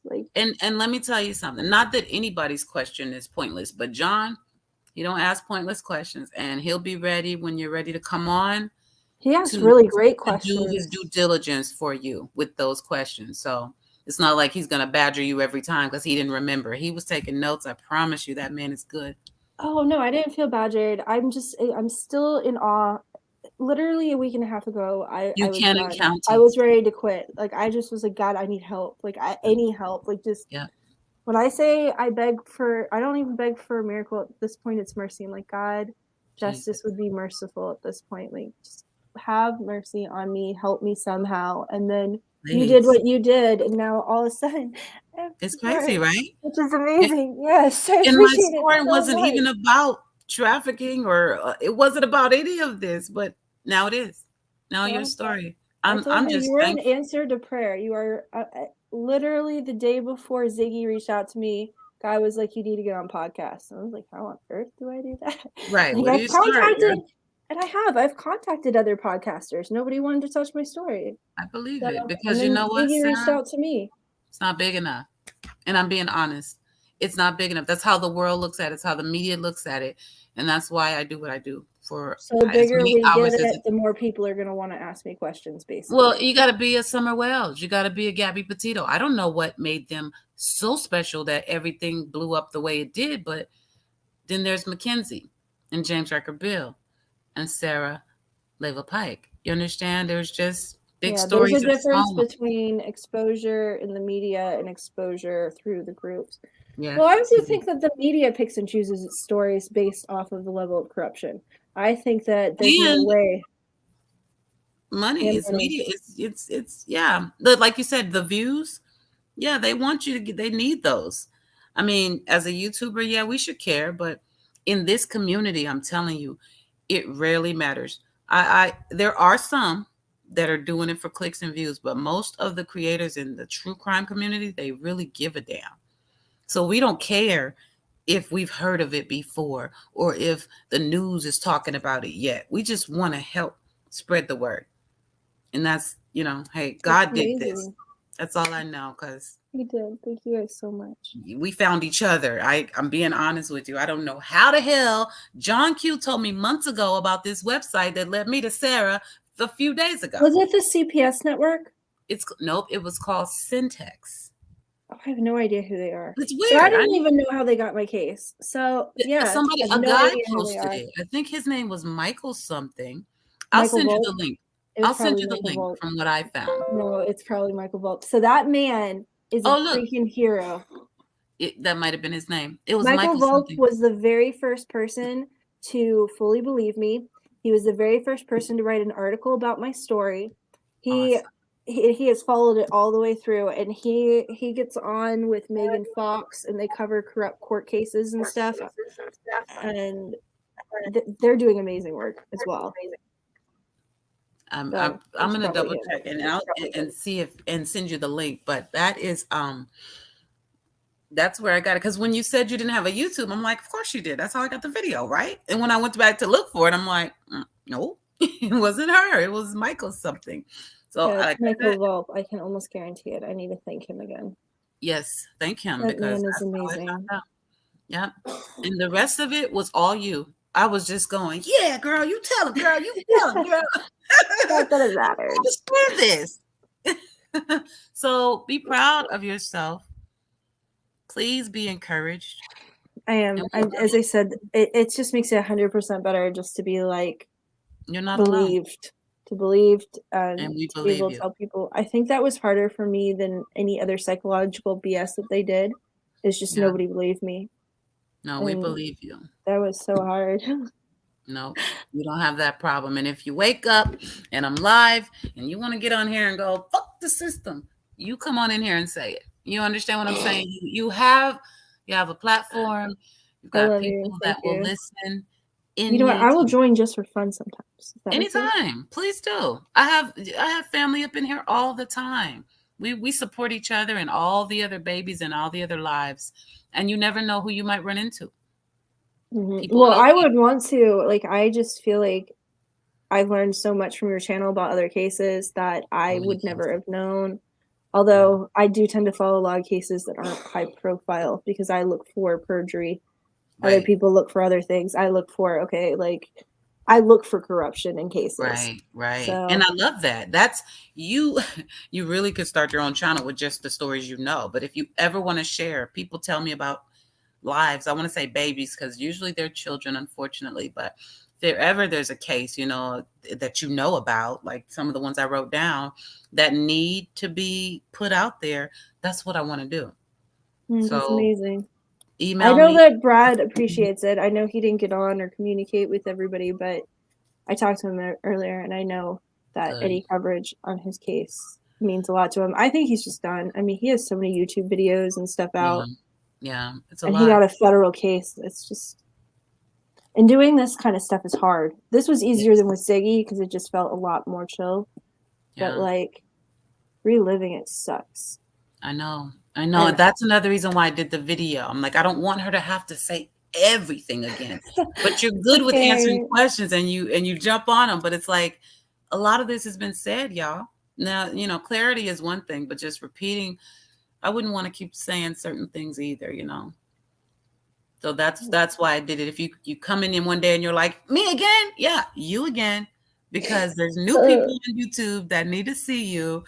And that's what I do. I don't just play you one time and move on. And I want the updates. And I meant what I said. If you want to speak out, you reach out and we're going to go live. Email me whenever you're ready with the template. Yeah, I don't know what time I'll wake up. I'm hoping it won't be before 1 p.m. I'm hoping I sleep for at least 5 or 6 hours after I drop them off. So you should make it real quiet. And then think about this. When it's going to be good for you to get with John, so I can throw that data to him and he can start working it into his schedule because he's bigger and busier than I am. If he can do a morning, that's preferable. But literally, John, can you do mornings, John? Anytime he wants, I will make it work. Literally, like, it's your time, not mine. I really appreciate it. We know, but he'll email me. Yes, I forwarded him the documents so he could eyeball what we talked about today. So he does have your email and everything. I have. Like he knows a lot about the law. So if you want additional documents, please ask. I only put the smoking guns that I thought people would hopefully understand. Yeah. But there's a lot more evidence than that. I just, as I said, I stuck with the smoke and guns for people just to make it as easy as possible. I still feel like I overwhelm everyone I send that to. No, it was perfect for me. But, Because, well, but everybody will say, you'll hear me say, when you listen to some videos, you'll hear me say, like, I love paperwork. I will go so deep into some documents. I've read whole police reports in videos before because that's where the facts are. How much of the affidavit did you read, just out of curiosity? The 62 did you get down page to one? did you get down to his emails? I didn't see the emails, no. Okay, so I probably made it, honestly, about halfway through the 62-page document. Well, this is just for you because I'm not sure if I actually want this completely on camera. I'm happy to answer questions, but I don't know how thoroughly I'd be able to explain this. And it's in the document of evidence if you want to read it. But at the end of that timeline, just to like give you an idea, there's a poem that I wrote the night that I left I didn't get the Texas. Yeah. And then there's 2 emails from Nick, one telling me why he wouldn't let me talk to the kids for 2 months, and he's like, and it looks like a lawyer read it, because at the same time he's like, oh, the children are terrified of shots, like you made them a crazy conservative, like just random stuff. I did see some of his lies about the brownies and crap. Yeah, I remember that. There was literally 0 evidence for that. 0 evidence. It looked like a lie. If you read it, it looks like he's making up stuff. And I'm just reading black and white. I'm like, I don't even believe it. It doesn't even sound truthful. And then some dude. some dude. Yeah. So he accused me of prostituting with a guy that I dated for about a year, who went to family events, knew my family, like very obviously my boyfriend. And that's who he accused me of prostituting with somebody I dated for a long time. And he rolls it together and says, yeah, so I don't know. I don't feel comfortable with her talking about some dude and trying to pick up brownies. Again, just trying to tarnish your character. That's all he ever really did. And even if I did, that does not equate. Like, I really don't view cannabis as a drug. I really don't. I agree. So if I did, I don't think any parent should lose their child for that. Not at all. All my drug tests were negative. But I just wanted to state across the board that that's not a reason to take someone's children ever. I will back you up and tell you my attorney and the judge. Okay, I told you my ex-husband was a bit of a dick. And when he wanted custody, I knew where he was going to go. I smoked marijuana. I knew it was the only thing he could say to anybody. And so, sure as shit stinks, he went right in court. Judge, she smokes. And the judge was like, it was almost like, everybody smokes marijuana. It was no big deal, but she said, okay, sir, if you want to, you can pay for the drug test and we'll test her if you want, but you're going to pay for it. And my attorney Nick paid for it. He paid for it, but he never showed back up for the results. My attorney said if that was his trump card, he got nothing. She said, I've seen moms on crack not lose their kids. That's questionable. Marijuana I swear to God, story. No, because it doesn't, there's more to it. A matter of fact, I just saw a case. This woman was a meth head, still had her kids, and CPS was visiting and just checking on her. You don't just lose your kids because of drugs, especially not no damn brownies.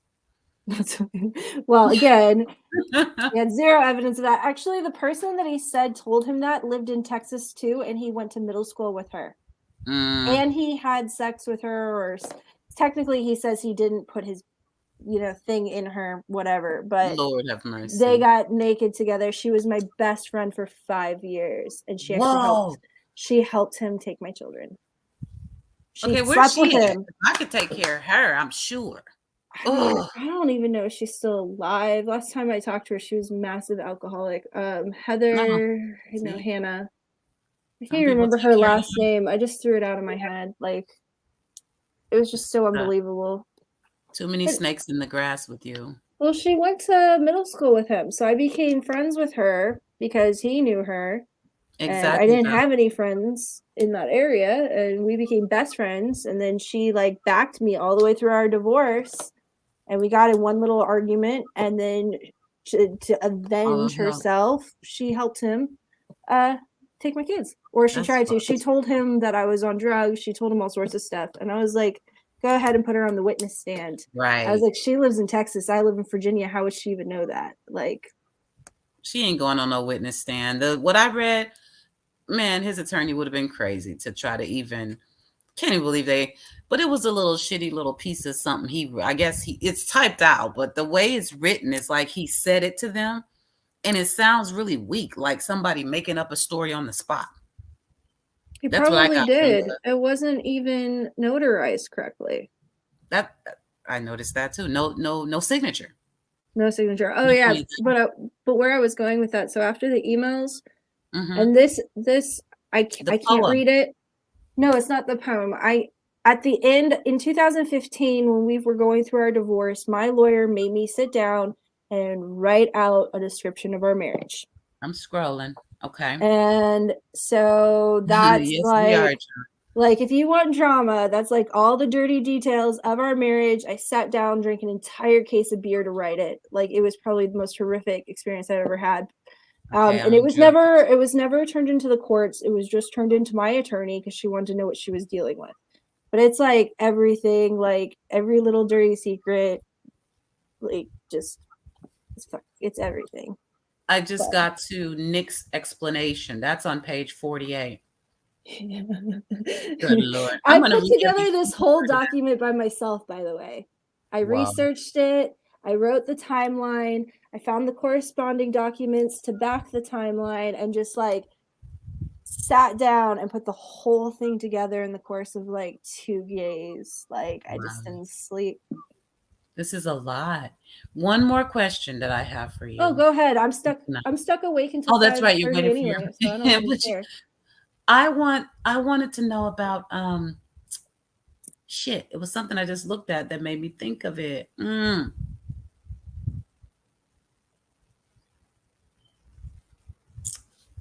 Okay, that one I lost it. It'll come back. But tell me this, because you did tell me about a poem. And I didn't, I completely forgot about the poem. Is it in a different email? Because I don't see it. No, it's in the affidavit. So it's because I wanted to give some context to anybody who read it as to why anybody would do something to another person. So I included the emails he sent me, cutting me off from my children.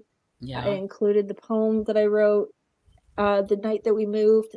And I put in the story I wrote for my attorney of our marriage, just so, you know, because there is stuff in there that could come up and hit me. So I was just like, I'm going to lay it all out there. This is what happened. Right. And I mean, not like if you had questions, some of it, sure. But there's some stuff that's almost even worse to relive that I don't want to think about. I know I see everything that you told us tonight about the rape and everything. I mean, it's here.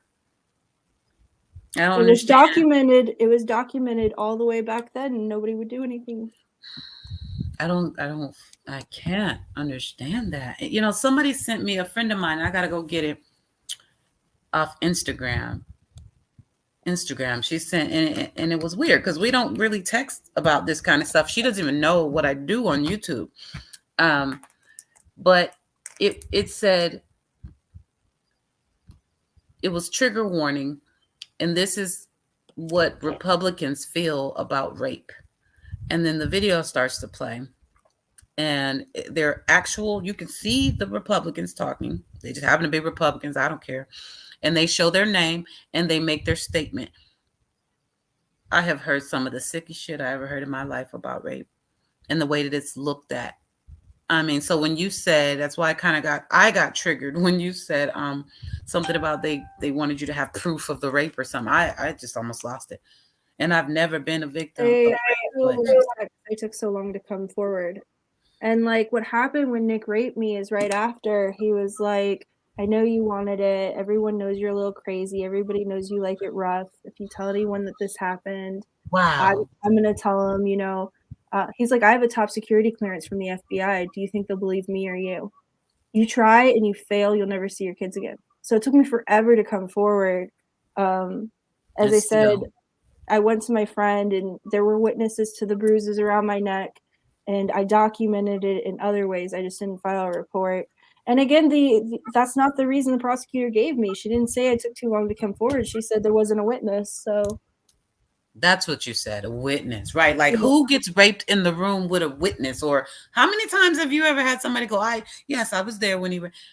Are you kidding that they even asked that question? They also said it was messy because we were technically married. They're like, how do you explain that your husband raped you? That's an ugly one. Even though we were separated.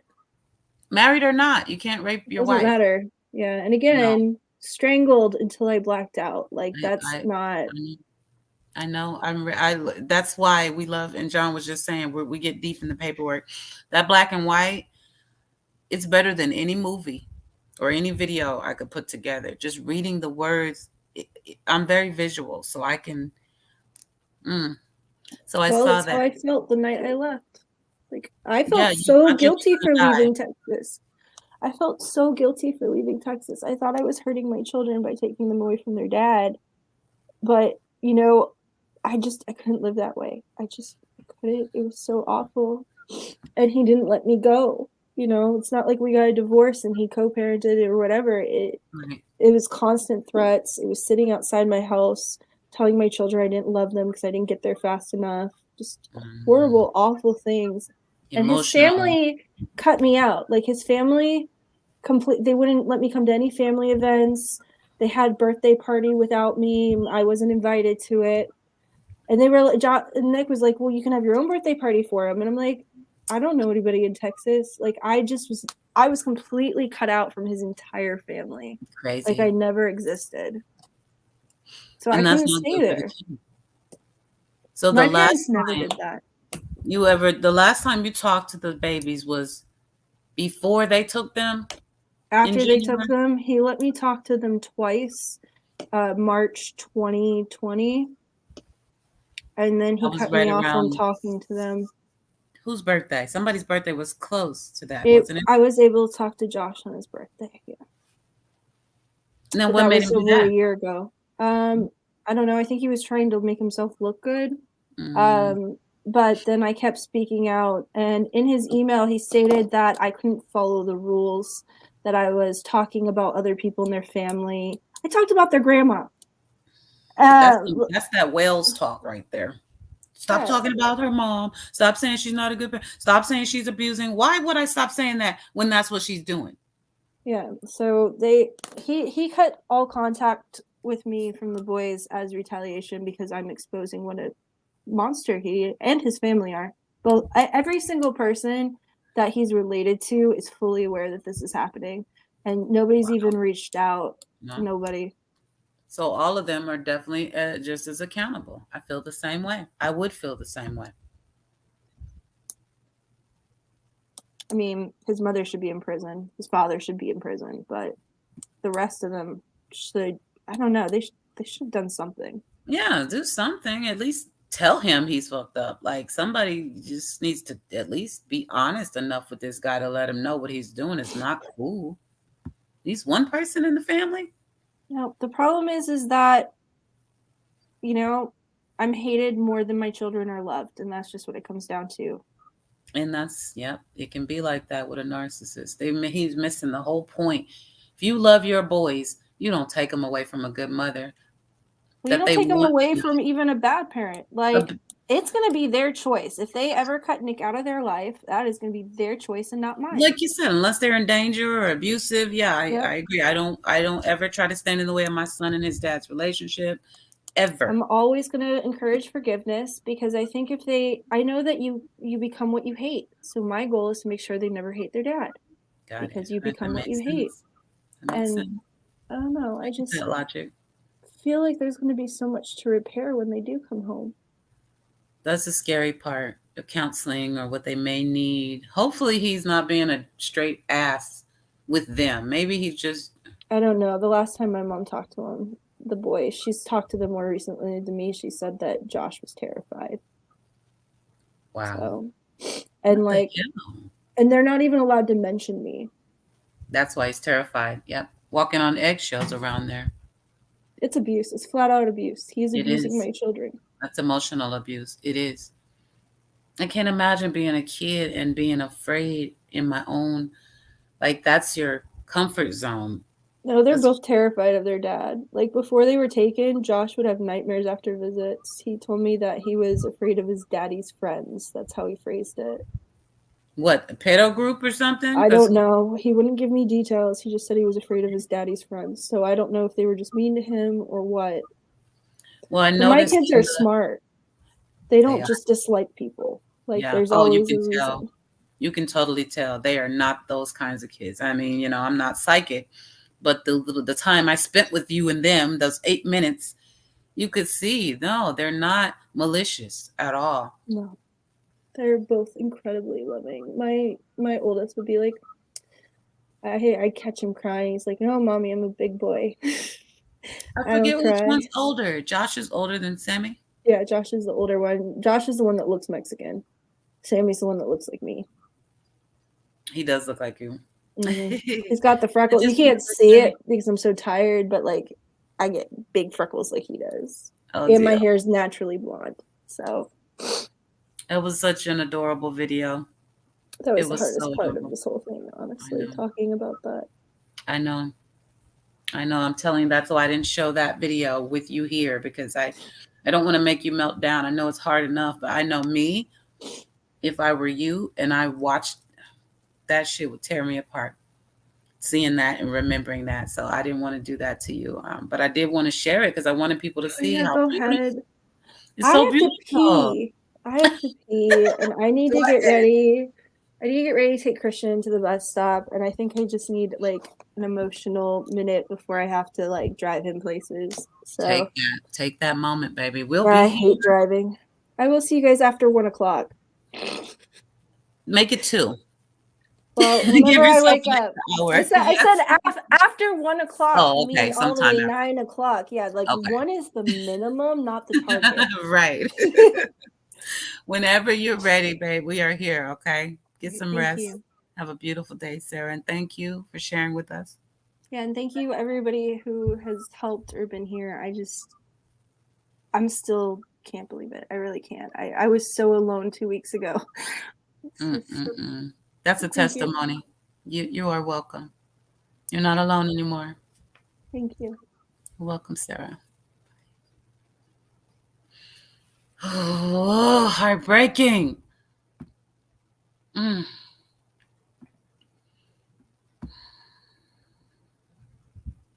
think we all need a moment, right? Valkyrie, I'm so sorry. I did post up your comment. I'm really sorry.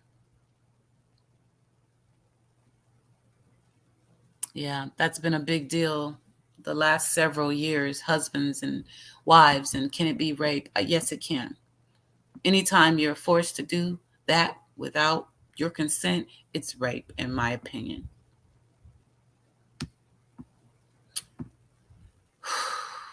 Yeah, I know. It really is so sad. Okay, so I'm going to make sure that I play the rest of her video. I said to shake it off a little bit, y'all. If you haven't hit the like, if you haven't shared, please do it. For Sarah, for Sam, for Josh, for the man of the house. I forgot his name. Oh my gosh. He's the man of the house. He's the king of the castle. He's her support system. And that was Miss Sarah Pike. And her kids were kidnapped by the court. And it is so freaking sad. Yeah, one day at a time, Priscilla. That's a fact right there.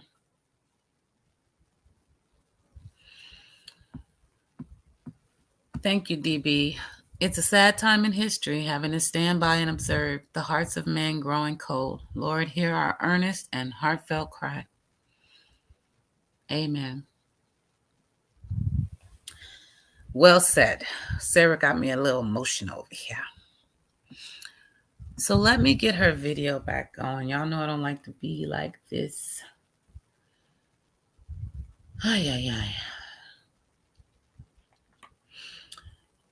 The emails are in the description. Yes, I said it right that time. And we're working with Sarah to get a format so that if you don't know what to say in the email, you don't have to worry about it. You can just use the template and put your name in and shoot it off. And then if you don't know, you can do a mass email, put in a whole bunch of their names and send it off at once. And that's what we need to do. That's what she's asked of us. If you're a creator and watching this, reach out to Sarah. Reach out to me if you can't find Sarah. She wants to share her story. So you don't have to go, some people like to go through the back, through the loophole. Hey, you don't have to do that. Sharing is caring. Please share her story. Please and thank you. John, you might be sleeping, but if you're not, or when you wake up, she wants to see if we can do a morning call versus later. You guys are on the same time zone though, so whatever works for you. Tiffany Marie, you were here tonight. I want to thank you so much. Please post this on your community wall. Reach out to Sarah. Bring her up on the panel. Whatever you can do. Molly Golightly. True Crime Commentary was here. True Crime with Libby. I'm just trying to think of everybody. AV Watchman, you talk a lot about the CPS. This is not CPS, but it's still kids being kidnapped by the court. This is, I think you might want to know about this. So I can't think of everybody, but you guys get my point. You see something, now you got to say something. It's what we do. With that said, I'm going to find this video. Tell me I didn't close it. So I want to put it back on where it was. Not going to work. It's not going to work because I closed it, I think. Hold on. If not, then we'll start it from where we'll start it over. It doesn't matter to me. I want the rest of her story out there. And there was a little more left. Thank you, T. Mander. It's my pleasure, honey. What better can I do with my time than try to help somebody somewhere? These babies need to go home.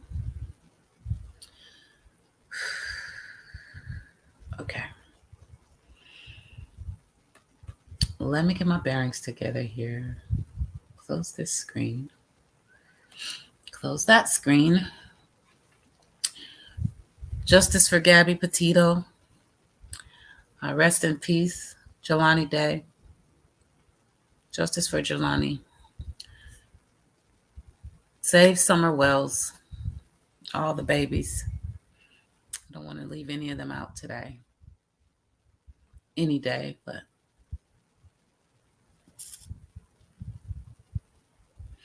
okay. I'm going to share my screen. I really don't remember where we were in that video, so I'm just going to let it replay, you guys. Share a video file. Here we go. And you can see if you haven't seen, or if maybe you saw it and it didn't quite add up for you. Now that Sarah has bared her heart and soul, fought back her tears, and spent all this time. I actually live in Virginia. My children and I were Virginia citizens. Sorry. And TARRANT. And bared her soul, I was saying, maybe things will make more sense. So watch it, rewatch it, forward it, share it, like it. Remember, you're doing this for her and those babies, not for me. Oh, thank you, John. Okay, I just wanted to make sure you heard Sarah say if she could do morning, that would be great. But if not, she's good with whatever time you want to do. So I just wanted to make sure. I know we'll chat maybe tomorrow or wait, today, whenever you're ready. I'll probably hibernate maybe a couple days, but you got the number. So I'm going to share her video. I'm going to take myself, oops.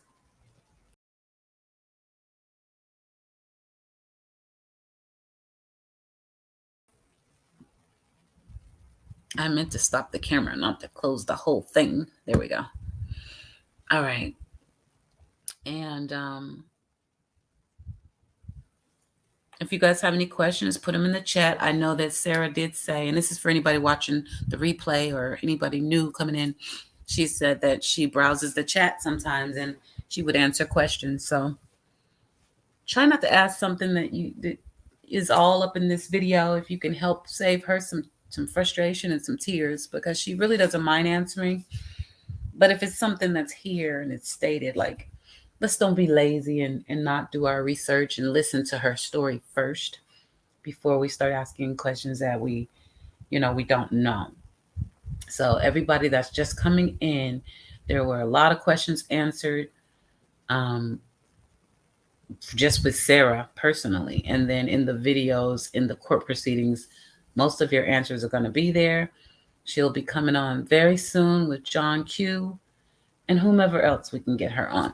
Also, she's going to be on Dolcefino, DOLCEF as in Frank, INO.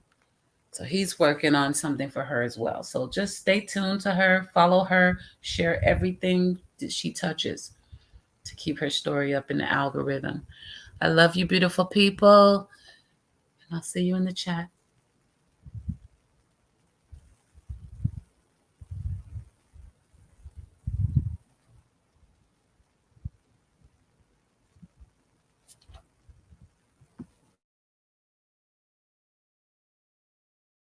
My name is Sarah Pike. I actually live in Virginia. My children and I were Virginia citizens, and Tarrant County, Texas, under Judge Bennett, 360th Court, kidnapped my children right out of Virginia.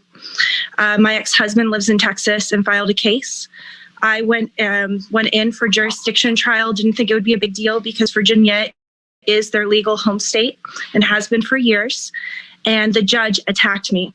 She said that I didn't know how to co-parent, that,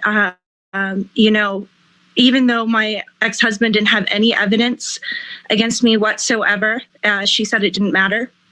And then in addition, when they did take my children, they held me under unlawful arrest.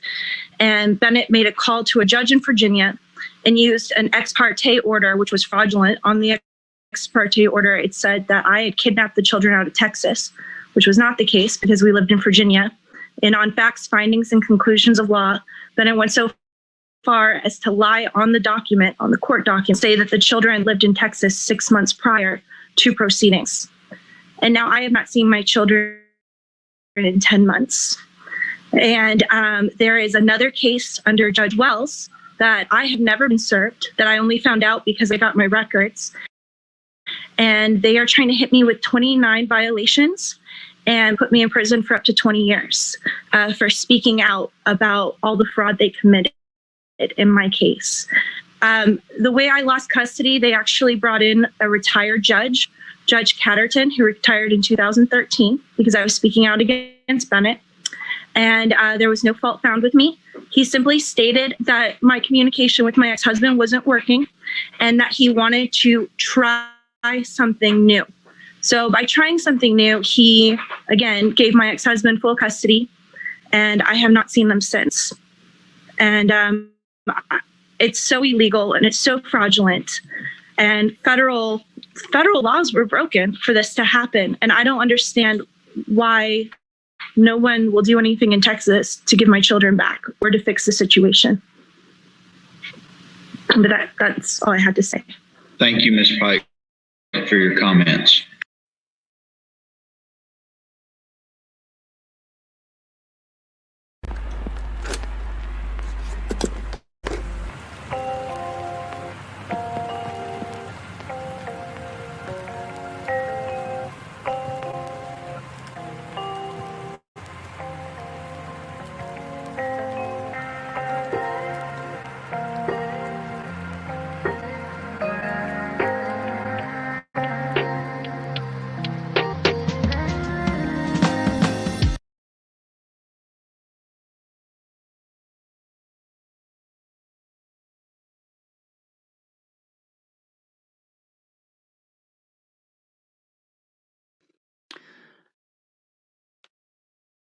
So,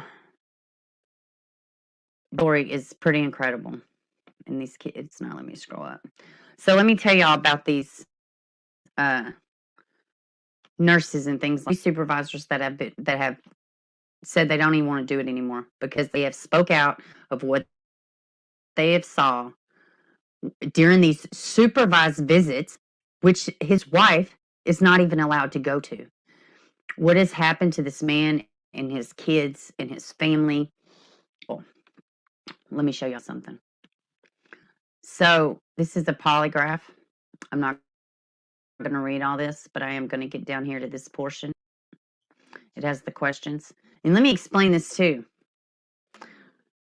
The outcries were brought to the parents, to Brad.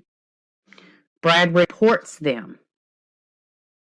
And now Brad is the one being ostracized. Do y'all hear what I'm saying? He did not seek this out. It happened to his children in being a proactive, protective, as we all are supposed to be for our children as parents. They told him it didn't happen.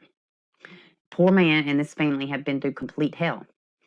I'm not going to get extremely graphic with all the information that I have and that I've read. You know, it's just too much, and it's not necessarily my story to tell, but I am so willing to help. But as y'all can see right here, no deception indicated. There was 2 polygraphs taken. Let me show y'all something else. This is his wife's polygraph. No deception indicated. I'm not going to show anything really, zoomed in, so y'all don't see anything. But you can see the bloating.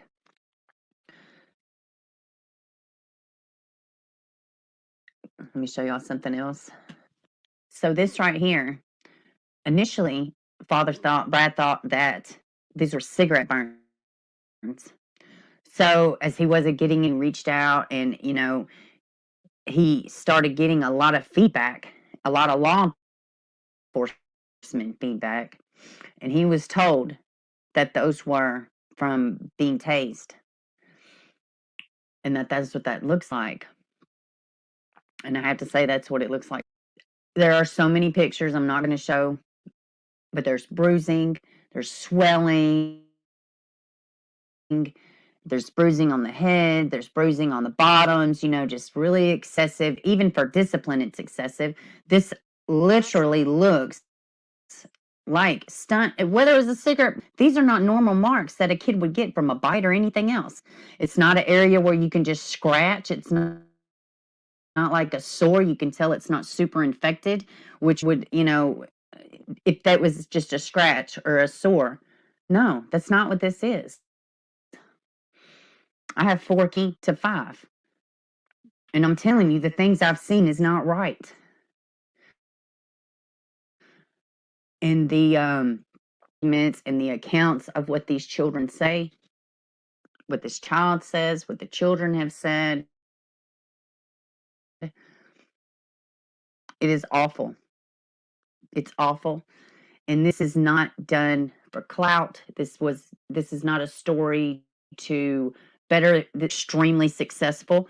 He is a trainer, a bodybuilder. His wife is, I'm not exactly sure what she does in a profession, but she's successful. And they're on their things. He's very health conscious. So it doesn't like another case that y'all are somewhat familiar with. Most people are familiar with it. It's not like that. This is nothing nefarious. This man has been locked up. God, y'all don't even know what all this man's been through. All because he reported abuse of his children. Now, it wouldn't be the end, okay, fine. And some of it is unbelievable. Some of it is unbelievable. If I had not seen it myself, it's just so egregious. It's almost like they have blind people reading the documents while something shouldn't have happened. And there's damn sure not a reason why this man is on supervised visits because he spoke up. He not that he was an advocate for his kids, which is what he should be. He should be. This county has a history of this. It's a history. Let me show y'all something else. You know, I told y'all this judge has a history. She actually has her very own webpage, Impeach Judge Judith Wells. Isn't that something? Not too many people get that. There's so many cases. Let's see. What does this say? Public corruption, bribery, organized crime, domestic terrorists, lynch mob, dangerous. Let's just see a little bit. Louis Carina's team, defense attorney. I'm not going to read all this, but I'm wanting to show y'all this so y'all would know. Like, I wasn't making this up. I wasn't making this up. She's off. And there's a guardian at Lightem too. Let's see. I'm going to show y'all another. Well, here's some of the child abuse outcry for help, past polygraph test, court. They threw out the polygraphs. Judge Judith Wells responsible for child abuse. Let's see. Let's go see what this one has to say. The provocateur.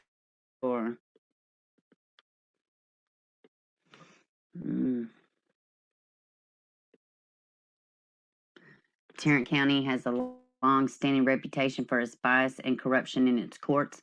In one notorious incident, Texas District Judge George Gallagher of Tarrant County used electric shocks on defendant Terry Lee Morris when Morris tried and convicted for solicitation in 2016.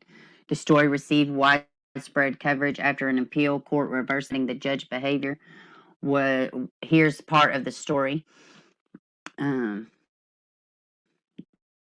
This county making divorce pay. I was first introduced to Tarrant County when an article for Capital Research Center entitled Making Divorce Pay. In the article, I interviewed Jennifer Olson, an activist from Tarrant County. The article was about a group called Aided Family and Coalition, but Olson described a AFCC team up locally with Tarrant County judges to take advantage of access visitation grants. Visitation grants. Did y'all hear that correctly?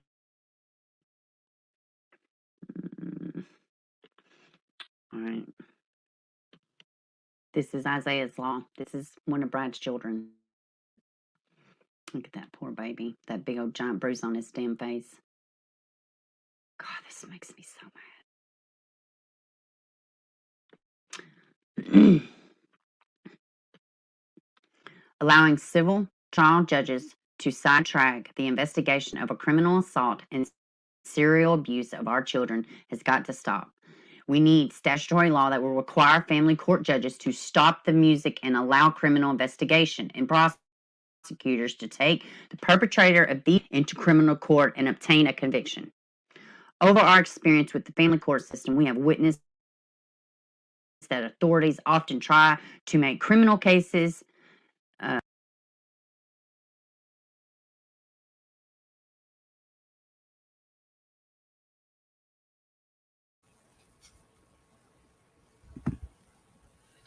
Hi, Kathy B. So Sarah specifically said yesterday that there was no GoFundMe that she was setting up or had set up because she wanted to have somewhere to appropriate the funds before she did that. So Sarah, if you can clarify for me, I just want to be sure you have nothing to do with this GoFundMe fundraiser, do you? Or do you? GoFundMe expose child kidnapping and trafficking.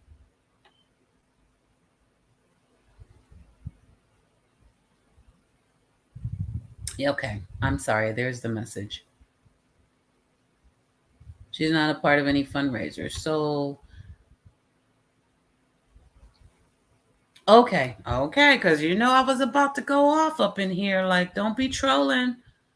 Okay, so Sarah said, oh, yeah, that's an old one that is now dormant. I used the money to mail out thousands of publications covering 3 stories in TARRANT. Okay. Thank you, Kathy. It's all good. I just have to make sure nobody's trolling her. And she specifically spoke on GoFundMe's, the other day. So I'm like, no, she didn't mention a word about this. So I thought maybe you were trolling. If it's a no, but it says you started the fundraiser. So it looks like Kathy's talking about the same one that you were talking about. Sarah Pike is organizing this fundraiser. So yeah, that's the older one. Thank you. Thank you, Kathy. She said it's dormant now. So make sure you're in a different case. Okay. Yeah, make sure you guys, I don't know if you can still give if it's dormant, but don't use that, Kathy, because she said she's not using that anymore. So I don't want anybody to lose any money. But thank you for trying to help. I really appreciate it. I always vet anything, especially if we're asking our people to donate or help out. So that is just my normal. Let me see what's going on here, because I hadn't heard anything like that from Sarah. So yeah, if you check it, Sarah, and it's still active and you want me to promote it, I will. Absolutely. We want to help. Okay, sorry, y'all. It seemed like we needed to clear that on up. Thank you, Kathy. And good morning, Slink. I'm sorry, let me put your program back on, guys.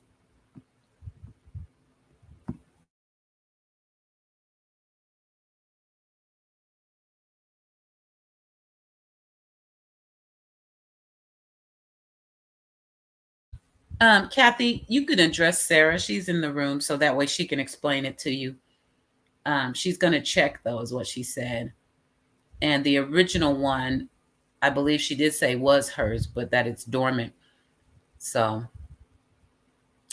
it wouldn't be that it's not hers at this point. It would just be that she's not using it. But she's here. She's right above you, actually. So feel free. It's active. Okay. She says she's going to check on it right now.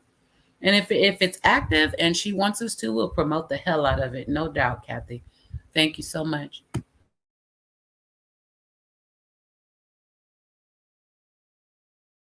Criminal cases regarding children's abuse a civil matter.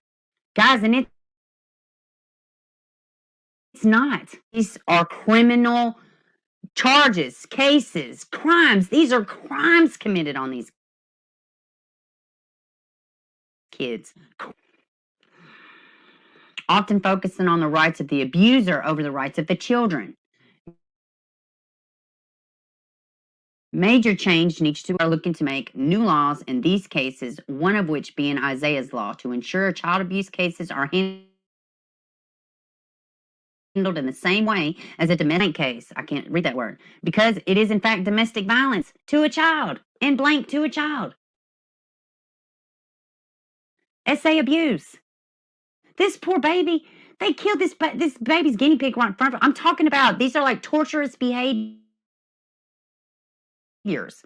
Mental, physical, spiritual abuse, all the way around. The best thing these kids got going for them is the dad and the stepmom, which she's not even a stepmom at this point to me in my mind. She's put in the work.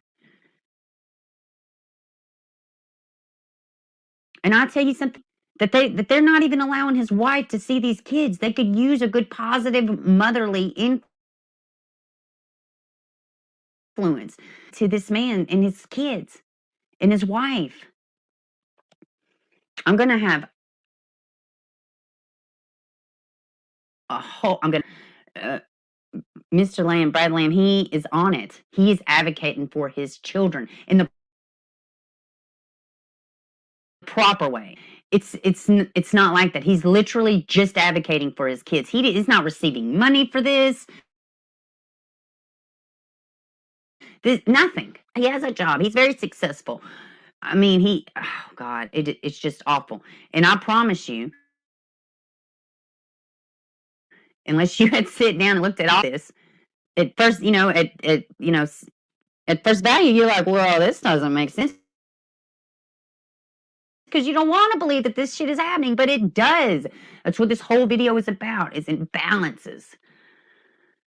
And nobody wants to take this to task. This kind of egregious behavior in our systems put out by the government for our children. These kids are our future. And they're children. They're voiceless. They're victims. They're victims. If they don't have a voice, if they speak out, then who does? The perpetrators. And the parents are bogged down. It's mind-blowing to me that this is still happening. This case is still going on. These cases should be plastered everywhere, but they're not. Why? Because it's hard to believe. And people, I don't even know exactly why. It is hard to believe. But it's change has to come. Change. Look at this giant bruise on this baby's face. Change has to not make up that kind of stuff consistently. Past polygraphs, everything. These parents are on the up and up. This boy's mom is not. She's kind of nuts from everything I've heard. And, instead, they are awful to be around children. It's awful. I did that these babies have also been examined by forensic psychologists, specific in, and they passed. These kids, even the forensic, I can't remember, but they passed. The kids were not being deceitful. They passed. It's awful. This man did everything right. And I cannot believe that this is what's happening. I'm going to leave you the court proceeding for Brad, and just so you could see a little bit of what, a little taste of what's just awful. And we send prayers for this family. Absolutely prayers. And we're going to. We may not agree with the reasons, but we don't. We're kind of just left to arbitrarily guess at, that aren't in the record. And, I don't think it's that difficult to just lay out that, you're looking for, Judge. It doesn't require argument because it is what it is. It's what you're looking for. It's not, we're not going to convince you to look for something else. It just is what it is. We're just trying to do our job to tie this off and leave Mr. Lamb with some guidance, or his new lawyer with some guidance. All right. Well, the roadmap that you need to get off of supervised visitation is that Mr. Lamb needs to quit making unsubstantiated allegations against Miss Washington that she's abusing these children, make unsubstantiated allegations that her son is abusing these children, and somehow with his actions compelling the child to make outrageous allegations against these people that are not substantiated and that the child will not repeat except in the presence of Mr. Lamb. And that's roadmap. Thank you, Judge. All right.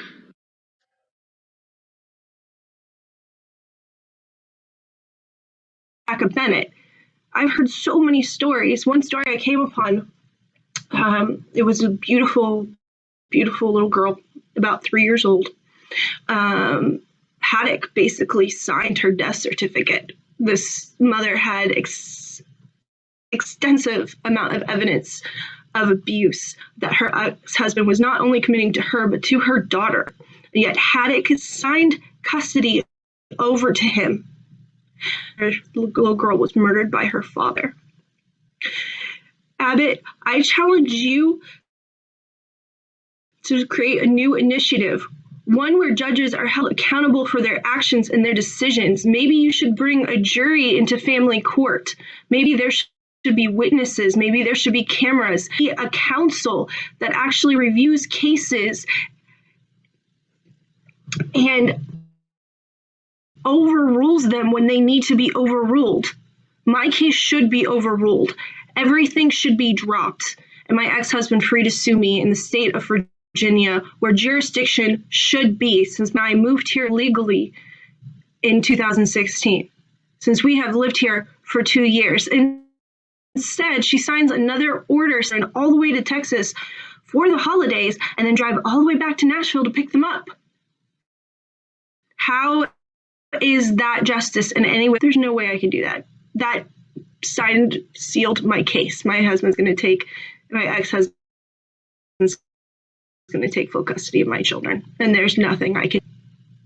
So I ask you, I plead with you, anyone who sees this video, let your voice be heard. Corruptors, it happens in the dark. So help me shed a light on the Tarrant County judicial system. Help me share this initiative is doing to mothers, is doing to children. It's ripping children away from loving, happy states.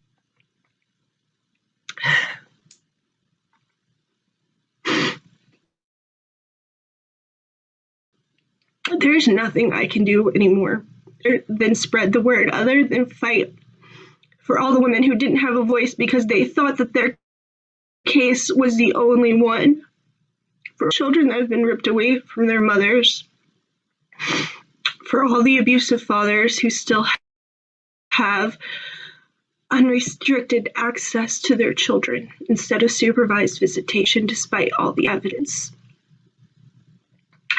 How can Texas, the gun coding, fight for our rights, we're going to hold ourselves to a higher standard than the rest of the country. How can you live with this? How can you call yourself a decent human being if you allow this to happen?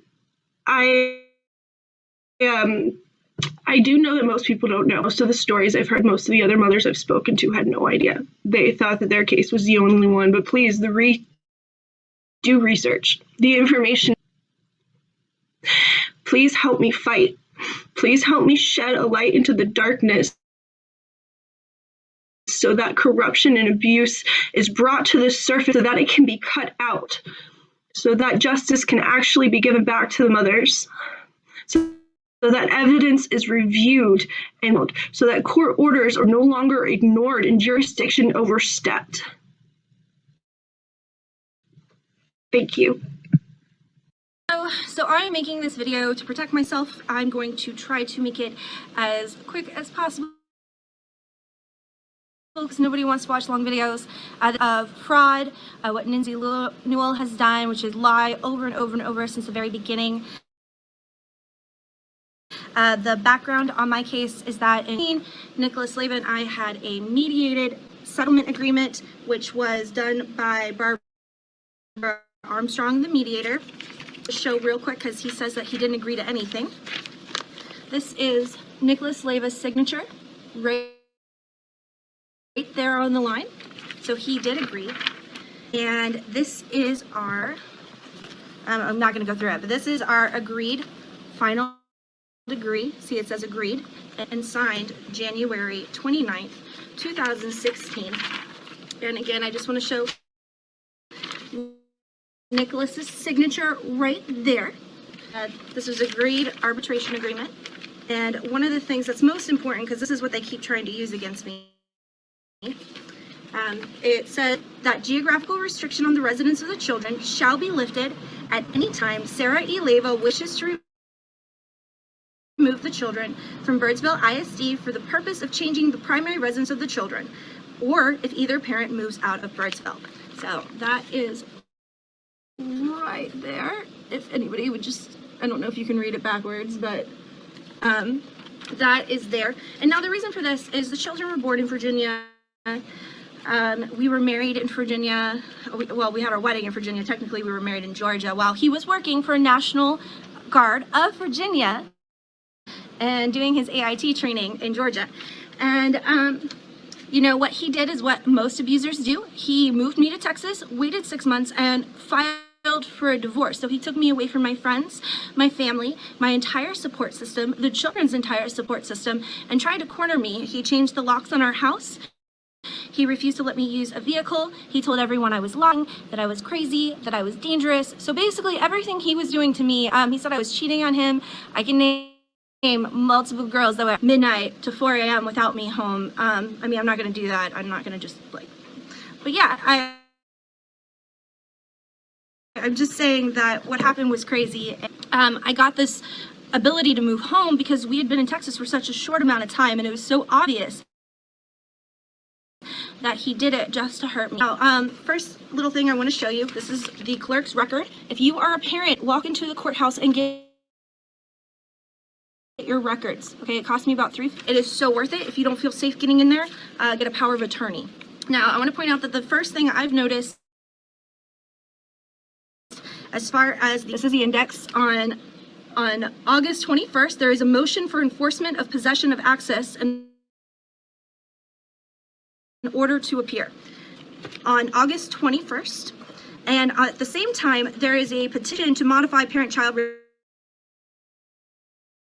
relationship also put in August 21st. That was in the records though, so that was missing information. Now this petition states, and Lindsay Newell just wrote this, went in front of a judge, filed it, it was signed the exact same day, and again this is for enforcement, so motion for enforcement. It says, is ordered that the primary residence of the children shall be Birdsville ISD, and the parties shall not remove the children from Birdsville ISD for the purpose of changing the primary residence of the children until modified by further order of the court of continuing jurisdiction or by written agreement signed by the parties and filed with the court. It is, so she lied. So she straight up lied on an enforcement order, went in and got Judge Matthew Reek to sign it. So there's his signature.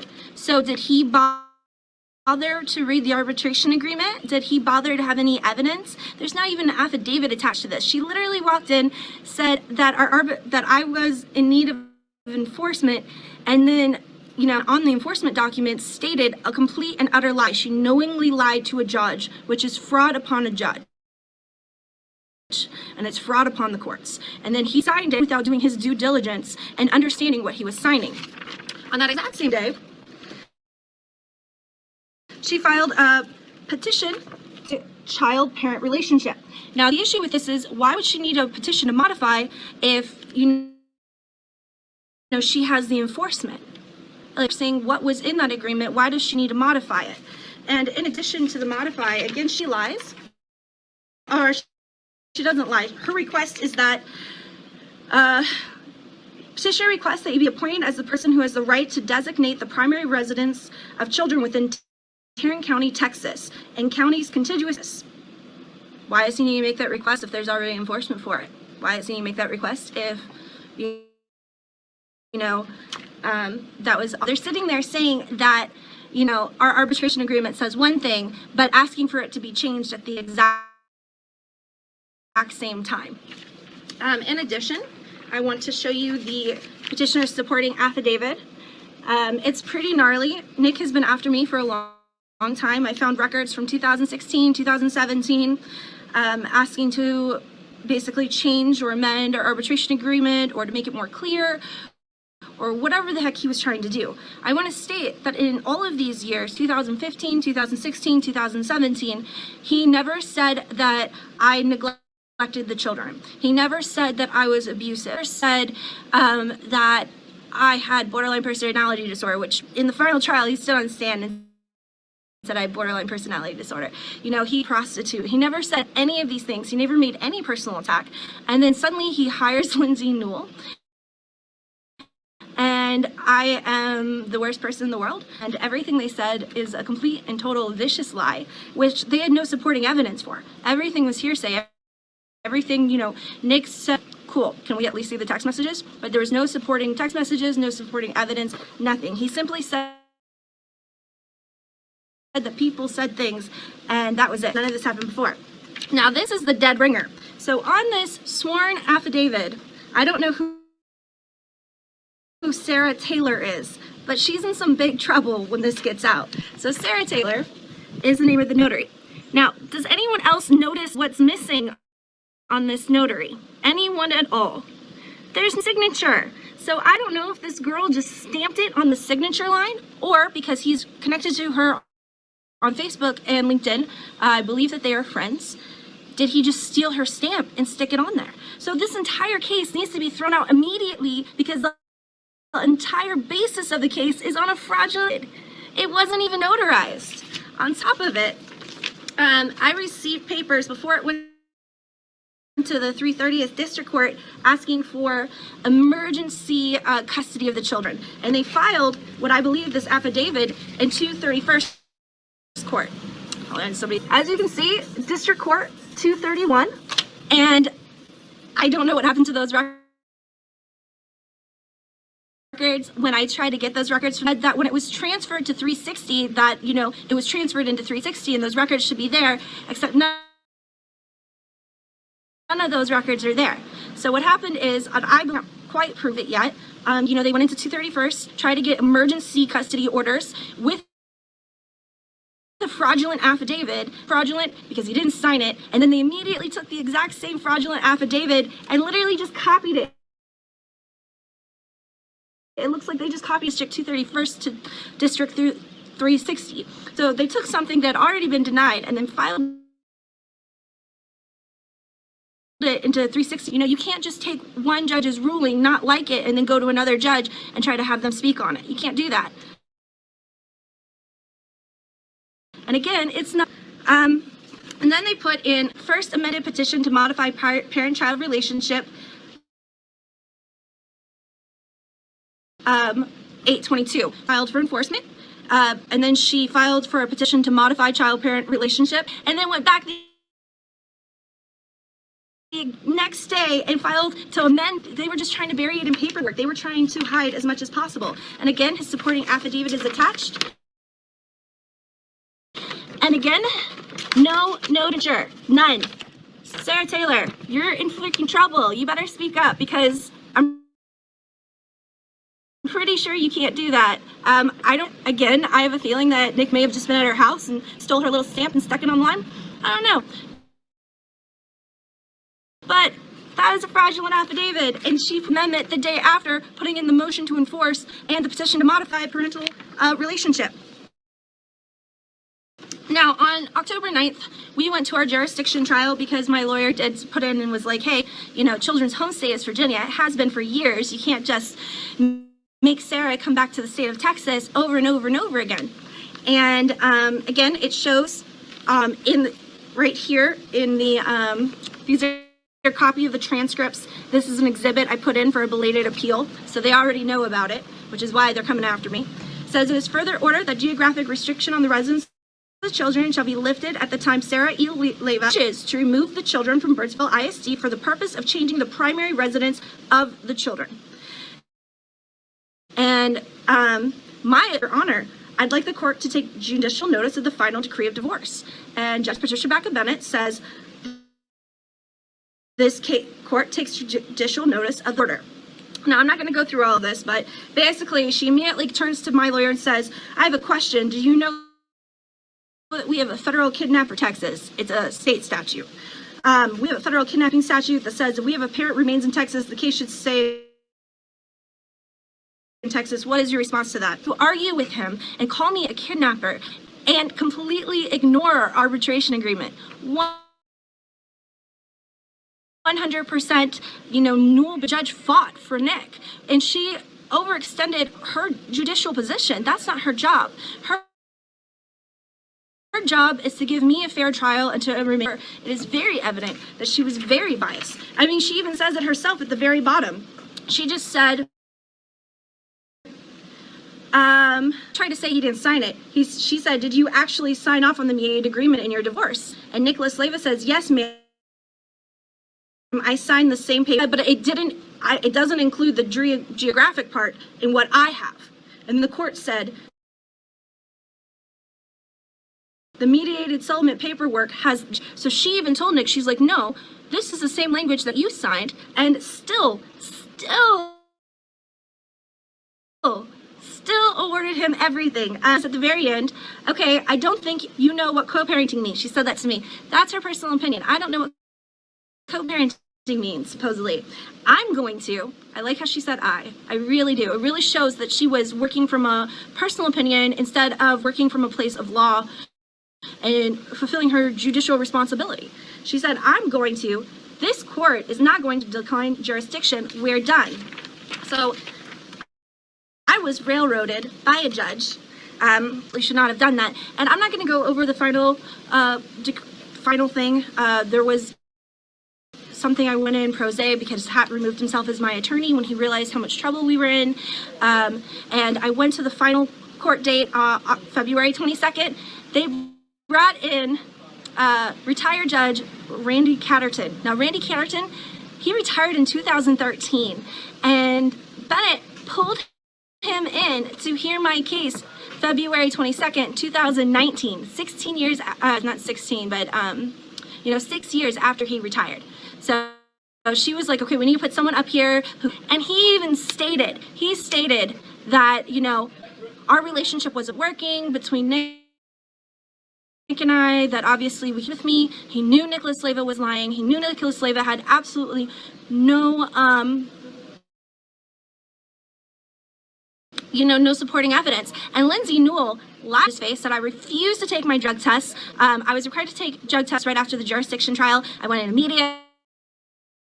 I complied. I now have records of final trial in February and said I refused to take them. So again, she lied to a judge's face. She committed fraud. I don't understand why these judges are still protecting her, because if I was them, I'd be pissed. This lawyer lied to his face. And I'm eventually going to go after that, because you can't do that. Like, that breaks it. I read through the rules of Texas for attorneys. You absolutely cannot lie. You cannot knowingly lie. You cannot knowingly commit fraud. And she knowingly has been helping Nicholas Leyva by lying over and over. I talked to another parent. They like to refer to her as lying Lindsay, because they lied in her case. I did not coin, but she just lies. That's what she does. In addition, I did file after the final decree to have, which is what you're supposed to do. And I filed that March 7th, 2019. And at the end of March, I got the survey. Now, Stephanie Holland did not represent me. She could have, I found in my records that was a fraudulent affidavit in like 10-20 minutes. And she's a lawyer. She should have found a way. She should have immediately been like, no, this is wrong, this is unlawful, you can't do this to my client. Instead, she canceled my appeal case. I have right here Exhibit G. It's all about how attorney of record Stephanie Holland objection and abandoning of affiant at the bar, and for her to, refund me my money for taking a wage for this service, which she refused, and then she just attacked me and said I was unwell and blah, blah, blah, blah, blah, but I tried to give her a way out. But yeah, I had a reason to have this appeal, and she wouldn't let me do it. I upset it wouldn't help me, and I tried to push this appeal because I knew what happened to me was unlawful. I knew it was. And she went around me and said, you don't know the law. There's no way you'll win an appeal. Okay, well, if you look at my records for all of 3 seconds, you would have seen that the affidavit that was signed was fraudulent. And that's more than a reason to just drop the case. I also put in March 5th, request for findings and conclusions of law. It means is I want to know why my children were taken away from me. The judge said that he found nothing wrong with me and that he just wanted to try something new. And that goes against my civil rights. It goes against my arbitration agreement, which protected me. And they just circumvented the law and did whatever they wanted to. As Patricia Bennett says over and over again in her little speech, it's important for judges to uphold the law, not make the law. But from what I've encountered, she makes the law. So does Judge Catterton. So does Matthew Reek. All of them make laws instead of upholding them. And they're not actually making laws. They're just abusing their judicial power. So I did get facts and conclusions of law. It was for jurisdiction only. I could not get it for my final case. I believe this was written by Lindsay Newell, because in court, Judge Bennett was like, oh, Lindsay will write that for you. She'll get that to you. Now, under home state, it says, Texas is a state in which the children lived with a parent for at least 6 months immediately before the commencement of child custody proceedings. It's a lie, 100% lie. They did not live there for 6 months. They lived in Virginia for 4 years and have never stopped living in Virginia until they were kidnapped by police officers. And right here is her pretty little signature. There's Patricia Bow. She signed a fraudulent findings and facts conclusions of law, supposedly written by Newell. Again, Newell's signature isn't on this, but Patricia Bennett says, with a downright lie, stating that the children had lived in Texas for 6 months prior to proceedings. So, another fraud. Do frauds because I know that they're after me. They're trying to put me in jail for like 20 years. And I've talked to the Department of Justice, I've talked to the FBI, I've talked to Judicial Board of Corruption, I've made civil rights violations, and they won't do anything. Nothing. Nobody who is supposed to be judged doing their job. So we need to do this as a people, get it all out there. So if I disappear, you know, somebody's going to be able to share this video, and I hope you guys share it right now, just so the evidence is out there. And I do have copies of all my records. It's in many places. I've heard that some parents have basically broken into after they got their records, so I made sure that I put copies everywhere. Notice of past due filing. So as I said, I have not gotten any kind of facts and conclusions of law for the final case, so I filed a motion for past due findings, which was ignored. Pretty much every motion I put in. Now, Stephanie Holland, instead of doing the appeal, which she should have done, she put in a petition to modify child-parent relationship for me. This was never heard. She put it in, and when I showed up for this court date, I was immediately held until the children were removed by police in Virginia. This is my personal petitioner supporting affidavit. It is about 3 pages long. It talks about how NICOLAS has severely abused me. NICOLAS has, you know, been neglectful of the children, the state at which they come home in. It talks about the sexual abuse that Sammy endured while he was at his father's home, and none of it was heard. Not one thing.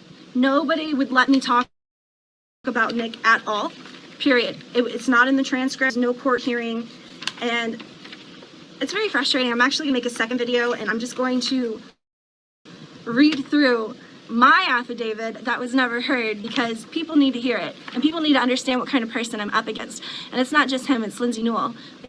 They lie and they hurt people. It's what they do. They're abusing. Here is the order to take physical custody of the children. So this was put into juvenile case by Judge Valentine Southall Jr. And he did this because juvenile cases are sealed. So I'm not able to get my records an inmate thing because she's brand new, and there's no reason for her not to do the right thing unless she decides to protect him for who knows what reason. But instead of putting it in civil court, they put it in juvenile court so that records would be sealed. In addition, supposedly NICOLAS went to and had this court date on November 2019, and they filed an ex parte order. Now, with an ex parte order, they are required to notify me in the state of Virginia within 15 days. I received no notification. I had no idea this trial even happened. I had no idea Nick was even in Virginia, let alone in Amelia County. Nobody told me anything. I found this out after my record, so this was all done behind my back as well. And in the order, it says, this court finds that the mother's actions to remove the children from the state of Texas. Again, I removed them from the state of Texas. Again, it's another lie. It's another fraudulent order. And it's just so insane to me that this is happening. And I know it's happening to many other parents, but I got the evidence of it. Oh, this is interesting. So January 8th, so this was before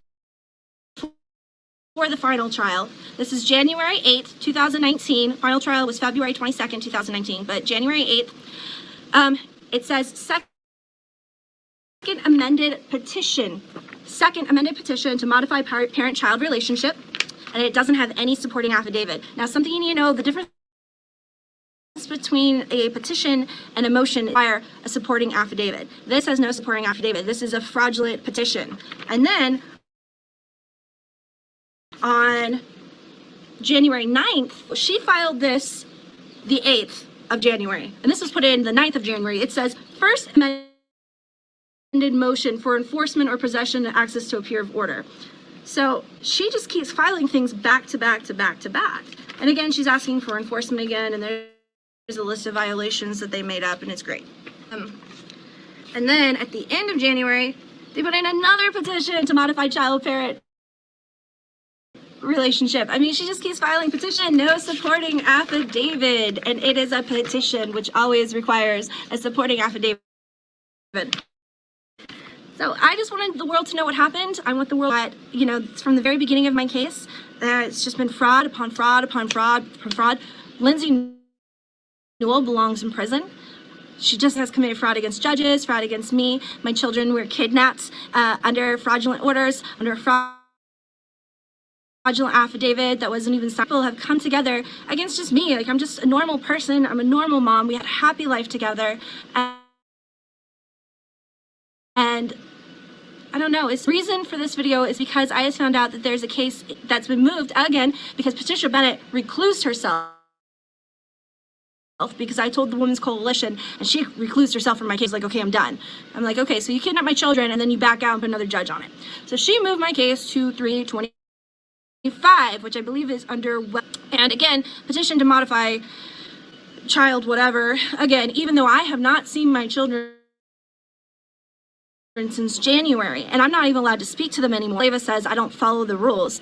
And I mean, what rules? They're just made up rules. They're rules that you got that are just completely my case. Like, this should just be completely blanked out in toto, and, you know, all the money that they've stolen from me, because they've also defrauded. So I have not paid any child support. I refuse to sign the final decree.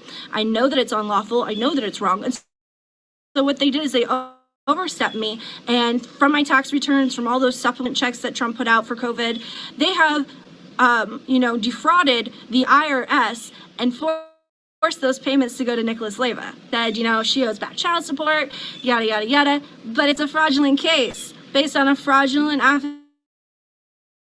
affidavit with a fraudulent order, jurisdiction trial. It's all fraud. It's all complete BS. And they want to shut me up right now. So this case, never. And the funny thing about this is that Lindsay Newell, before I left Texas, was like, what's your address? What's your address? What's your address? And I just kept repeating 1330, blah, blah, blah, blah, blah. I'm not giving you that actual address on live TV, but I just kept repeating it over and over and over because that's where I get all my important mail. That's my parents' house. That's where they removed the children. And, you know, she's gotten this address at least 6 times. Obviously, they know where it is. I mean, that's where they removed my children with police. And no one has ever come looking for me. No one has ever served me there. No one has, you know, tried to serve it at this address. My parents haven't seen anyone, and they would know because they've been in the house due to COVID pretty much constantly. So they put in this order behind my back, said they couldn't find me. They couldn't find me, and they've been continuing this trial without me, and it has 39 violations, and she's requesting 6 months for each violation for me to be in prison, which is about 20 years, basically, when she'll retire. And it is just so insane. Most of these violations say, you know, Sarah publicly, Bennett, and then it says what I said. Sarah publicly spoke out against Newell, and this is what she said. Sarah publicly spoke out against Holland, and this is what she said. They're freaking true.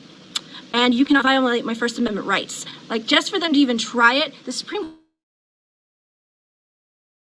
Court already ruled that a parent is allowed to talk about their case on social media, that we are protected by the First Amendment of the Constitution. And so what she's trying to do is she's trying to manipulate a situation where I don't know about the case with trumped up violations to hide her fraud, to hide that she's an absolute criminal. And she's trying to have me locked away and shut up. So please, let's make sure that doesn't happen. Please share this video. I would really appreciate it. I would really appreciate the protection. And if I do, please just keep sharing this. And you know, we have to do something. We as parents have to stop this, because there is no government entity that can stop it. So we just need to make it absolutely as public as possible. Okay, we can't let them get away with this anymore. We got to stop the courts from giving our children to our abusers. I think that's the most disheartening thing for me. I know Lindsay Newell knows that Nicholas is an abuser. She knows. I mean, I put in I have a case going with SUV Alexandria Police Department. Not that they've done anything with it because, you know, they don't go after abusers, right? So, I'm sorry, I'm not going to cry. I don't want to make it what that's about. It's just very frustrating to me that someone can get away with doing this to children for so absolutely long. And again, not just my children, and that my children have been forced to be in a situation where I have been erased for over 7 months now. Like, that, it's just complete insanity to me. I don't understand how. Again, I've talked to congressmen, senators, the FBI, Department of Justice, Ken Paxton, Abbott, everyone evidence to Trump. Everyone knows. Everyone knows. And nobody's doing anything about the family court situation, especially they specialize in stealing children from other states. There are states that haven't even had their divorces into claim jurisdiction. In one case, a father went out to Missouri while the mother was working, kidnapped the children, flew into Tarrant County, in a completely different state, and he was awarded full custody. And when the mother showed up at their school to try to pick them up, she was arrested. This is happening to so many parents. Tarrant County, Texas is kidnapping children from other states. Their birth certificate, the state takes out bonds. So they are literally committing fraud and stealing equity from other states. I'm stepping up and saying this needs to stop. But yeah, Tarrant County, Texas, Lindsay Newell, Patricia Bennett, Matthew Reek, Judge Catterton. She signed some stuff I don't even know about. It needs to stop. And my children need to come home. I'm hoping that you know, they stop protecting you committed fraud and just overrule that ruling and end it in toto and just send my kids home because they're sick of me telling on them. I would have. I mean, if I was a judge, why would I want to protect an attorney that is going out of her way to commit fraud against me? That's just insane. But yeah, thank you. Please share. Please tell everyone. Have a great day. Thank you for listening to my rant. All right, Mr. Leyva and Ms. Leyva-Pike, if you would mute yourselves and raise your right hands, please.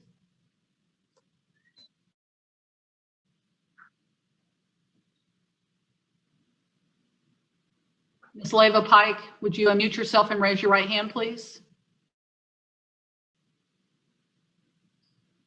Are you frozen?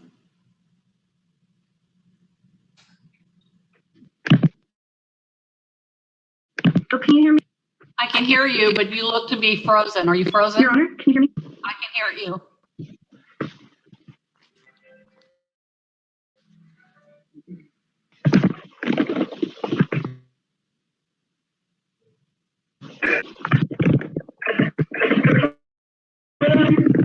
I don't know why I'm tempted to check mine.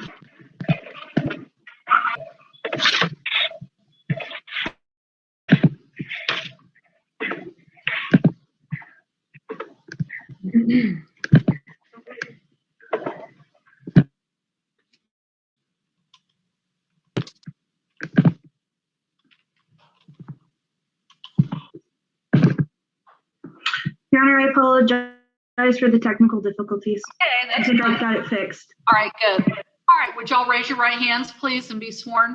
Do you each solemnly swear or affirm that the testimony you're about to give will be the truth, the whole truth, and nothing but the truth? Yes, ma'am. Yes, ma'am. All right, thank you. All right, Ms. BORUM, this is your motion. Your Honor, before we proceed, I need some procedural clarification as to the motion for this hearing. What clarification do you need? In due sequence of motion filing, there is a federal rule in civil procedure as well in Texas that motions are to be heard in due order of pleadings. There were 5 previous motions filed as well as dates requested before their initial motion to even request a seal. And that was not provided until February. My motions were filed January 22nd at 12:23, 38, 12:33, 12:39, and 12:41. I have been in contact with Ms. Lopez discussing the dates of these motions and have agreed to all dates provided by Ms. Lopez. However, she sent me an email saying opposing party refused to collaborate as far as setting a date and time. Your Honor, if I may. You may. I actually have the email from Ms. Lopez here in front of me. And while Ms. Pike is correct, I believe she filed several documents. They were not all motions. No, ma'am, I just wish to have the motions to be heard. There were several documents that were filed, and we filed ours as well, which we were able to get set today. On March 25th. Objection, Your Honor. I was never spoken with by opposing party as to an agreement on a date.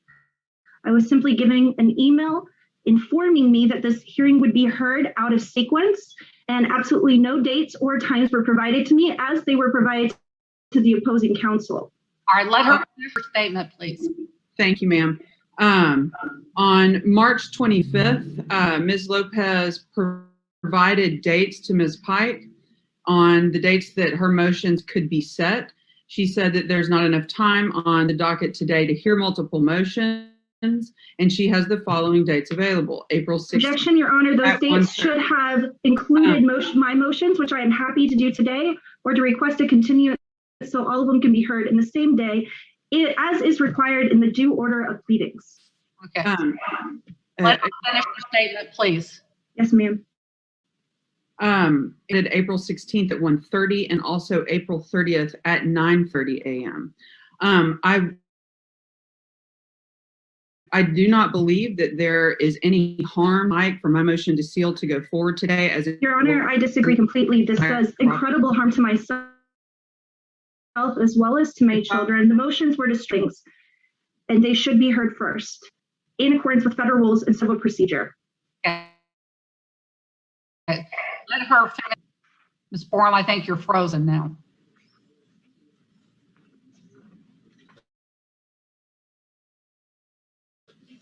Your Honor, can you hear me again? I apologize for that. Yes, I can.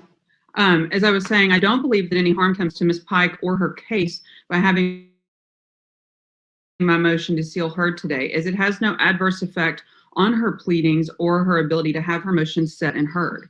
In fact, I would say that the harm could come to me and my client and the court staff and the other attorneys involved in this case. Because if the motion to seal is not heard by the court today, then that gives Ms. Pike an additional 2 to 4 weeks to file more documents containing baseless allegations, personal information, and many things that could bring harm to yourself and other judges that have been attached to this case and the attorneys that are involved in it. So I would agree with her that her motions are not set today, but I would ask the court to go forward on the motion that is properly set, which is mine, which is the motion to seal. In addition, Rule 21, filing and serving of pleading motions, it says that they must state the grounds thereof, stating that it is not harmful to myself or my children as to how to seal a court motions, court records. And none of those. Number one, you did not provide a sufficient reason, and this motion should never have even been scheduled due to that. Secondly, it is out of order. Thirdly, your opinion does not supersede the law. I apologize, Ms. BORUM. However, I do think that this is incredibly painful to myself as well as my children, because there are instances of perjury as well as instances of documents that were filed that were not legal, which I am attempting to address, and I have not put anything to harm Ms. Wells in any way in any of these documents. Rather, they reflect the actions NICOLAS Leyva has taken to harm myself and my children. In addition, this is important to stay open because there are multiple journalists as well as multiple child rights activist organizations who are incredibly interested in this case and have already reviewed most of the files. This is a public concern and it should not be sealed. All right, what I do is I want to submit Ms. Leyva's motion for April 16th at 1:30 if everybody is available. Yes, ma'am. Are we going to hear all motions to strike or just one at a time? and then are we going to follow with the motion to seal? We're going to hear all of your motions to strike in order on April 16th at 1:30. I'm going to hear the motion to seal today. That was set for today. Your Honor, again, according to, I need a procedural clarification. Are the courts in a habit of disregarding these federal rules and civil procedures and doing motions out of order? I'm not going to address that. We're going to hear it in the order that I set for today. And this motion to seal is set for today. Everybody got proper notice. We're going to hear that today. We're going to hear your motions on April 16th. Your Honor, what about Rule 21? As far as they must state the grounds, there were no legal grounds to seal my records, nor was 76A applied, which is required in the sealing of all records. There is a list of requirements that must be fulfilled by the attorneys upon sealing records. In addition, it is meant to be an open case where anyone from the public, opposing parties are able to come in and speak on behalf of whether or not they should be sealed. So if we should be moving forward to seal them, they should at least be done under the proper grounds with time for people to present their opinions in a court of law. It's the 76A. All right, give me a moment. Thank you.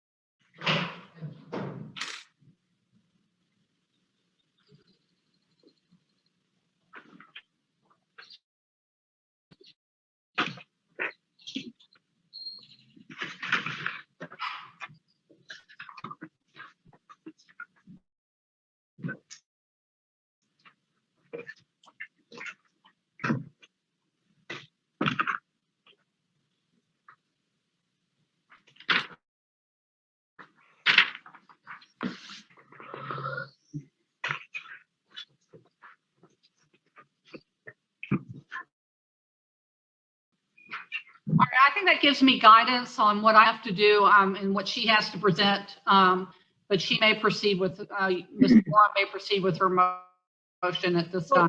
Your Honor, with all due respect, what about Rule 21 and the validity of the motion? She presented no reason, lawful reason to seal, nor did she provide any exhibits before this hearing as to why these records should be sealed. All right, response, Ms. Borum. Yes, Your Honor. The motion that was filed was properly filed.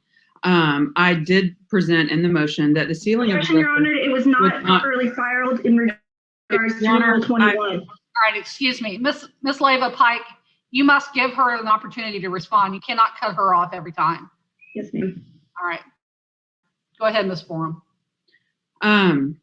I specifically asked in my motion that the records be sealed because, as she stated many times, this is governed by Rule 76A, says that if there's a specific, serious, and substantial interest which outweighs the presumption of openness, then the court has the authority to seal the records. I stated in my motion that the sealing of this records would not have an adverse effect on public health or safety or Ms. Pike's case. The arguments that need to be presented today go to the weight of my motion and whether or not the court should grant it. Your Honor, she did not provide any argument, and she's not twisted the language of 76A. It says it can only be sealed if it is to harm the public. Whether or not it could harm the public is not part of the conversation here. It specifically states it has to be and the public has a right to speak on it before they are sealed. All right. Ms. Borum.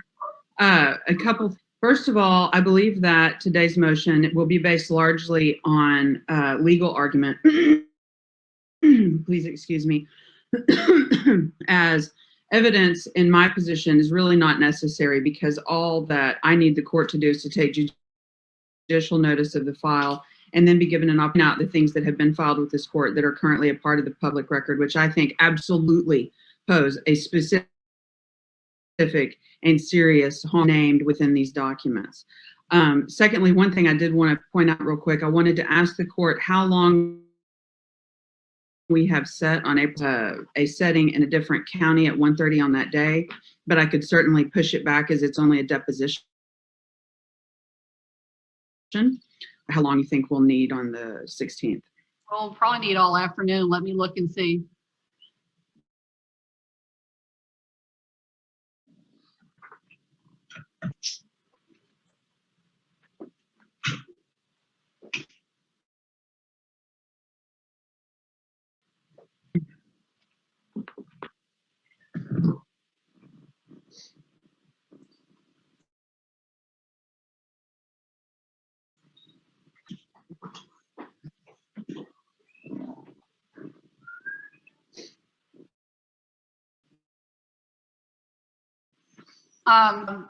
She's only giving you an hour. I've got another case that I have to do a motion to sign temporary orders that shouldn't take too long. So we would have to take a break and come back. Let me see what's available on the 30th. On the 30th, we're pretty clear all day. Are you clear all day on the 30th? Yes, ma'am, I am clear on the 30th. I actually had a deposition set in San Antonio that day that just got moved. Is everybody else clear on the 30th? Yes, ma'am. All right, we'll move on. Let me see what time she is here. At 9:30, and we'll give it all day. Thank you, Your Honor. Okay. All right. All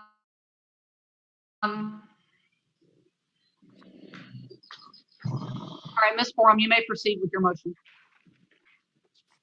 All right. Thank you, Your Honor. I've brought this motion to seal the records before the court today, specifically because Ms. Pike has filed several documents, some of which I believe are improperly filed within this case. These documents include allegations that the court, myself, Ms. Newell, Judge Bennett, and Ms. Lopez, and other people connected to this case are participating in child trafficking, that we have committed fraud, that we have taken part in actively trying to harm these children that are the subject of this suit. Ms.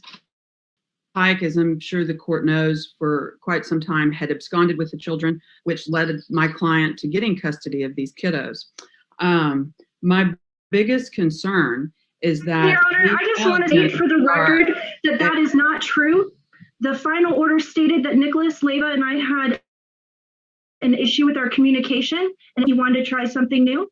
And there was no fault found with me in a court of law, nor was it found that I absconded with the children in any way, shape, or form. All right, that's appropriate at this time, Ms. Leyva. Please wait till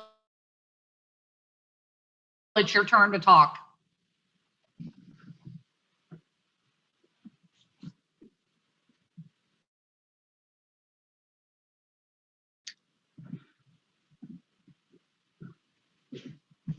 She's frozen.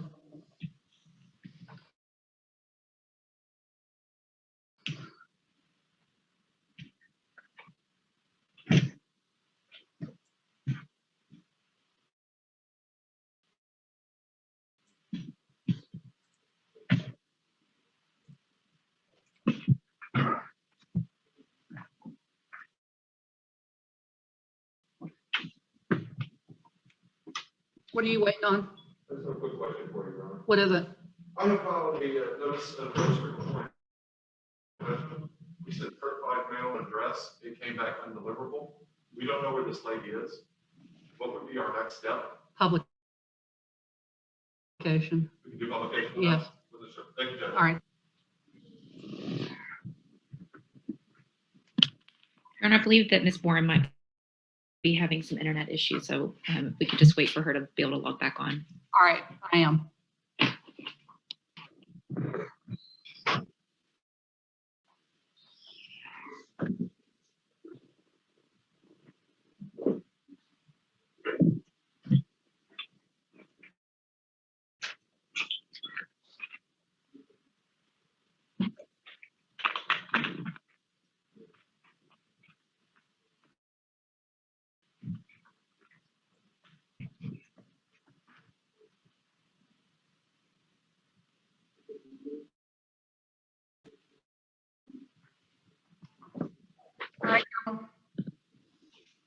you'll unmute yourself, please. Yes, ma'am. I apologize for that. I switched over to the hotspot on my phone instead of my Wi-Fi network, and I believe it's working better. Can you guys hear me? Yes, we can. All right, thank you.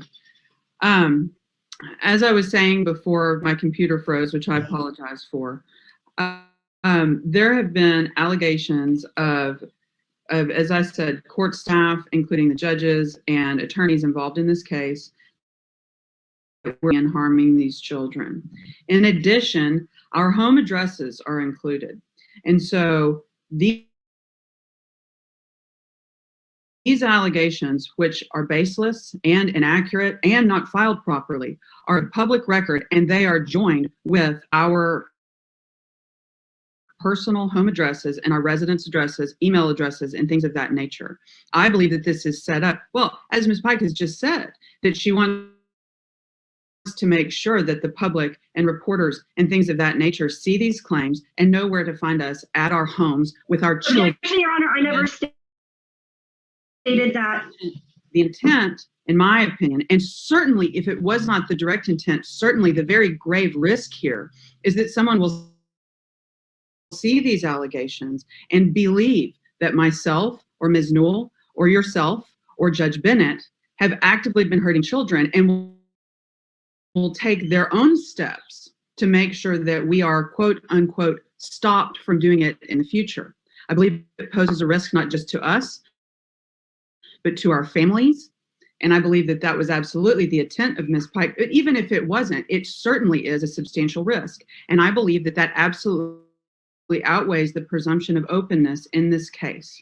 Also, I believe that there was, I'm not sure how long it is, I'll be honest, it was just filed the other day, an affidavit that appears to be around 50 long. I haven't had a chance to digest it all. I feel confident that it also has information in it that is misleading to the public. I know it alleges that Judge Bennett made a private call to Virginia and asked for a favor. That favor being, quote unquote, police kidnapping of the children, to have them sit with strangers until picked up by Mary Beth Adcock and trafficked to the state of Texas. Now, one little piece that I found just a moment ago, but that clearly insinuates that Judge Bennett is involved in child trafficking in children. Judge Bennett's address appears throughout this file, her home address, specifically on the criminal complaints. I don't know if these were ever filed in a criminal court. I know that they were filed in this family case, which again, I believe is inappropriate. They are not certified and not admissible into evidence, even within a proceeding, much less in the court's file. Again, these criminal complaints list names and personal information. When you couple these allegations with the information to find the people who are alleged to have perpetrated these allegations, it presents a very serious threat to those people. I will absolutely state to this court, although the purpose of this hearing today, that I have not been involved in child trafficking. I do not abuse children. I have not behaved brutally or encouraged anyone, but I do have a 9-year-old son. And I would prefer that the public in general, especially misinformed by these, not know where to find me or the judges that I sit in front of or the colleagues that I practice with. And I believe that that is serious and substantial interest that outweighs Ms. Pike's interest in making sure that the whole world believes that everyone involved in this hearing, except for herself, injured children intentionally. Thank you. All right. Ms. Leyva. Yes, ma'am. First of all, I want to state that no fault was found with me in the final order, and I did never absconded with my children, and I kept our mediated agreement to the letter. Again, you can look through the records, no fault with me by Judge Catterton in any way, shape, or form, and everything that was said was found to be baseless and lies and perjury by NICOLAS. And as far as accusing, I've never accused you, Ms. Wells, in any of the documents. You can review them by federal law, Texas codes, Texas statutes. as well as backed with evidence. Additionally, I have come to the belief through reading through my records that Miss Bennett was actually harmed in this case by Miss Lindsay Newell as well as Nicholas Leyva, considering the level of perjury. The affidavit filed was not even notarized. So these claims are not in any way baseless, and they are important to recognize.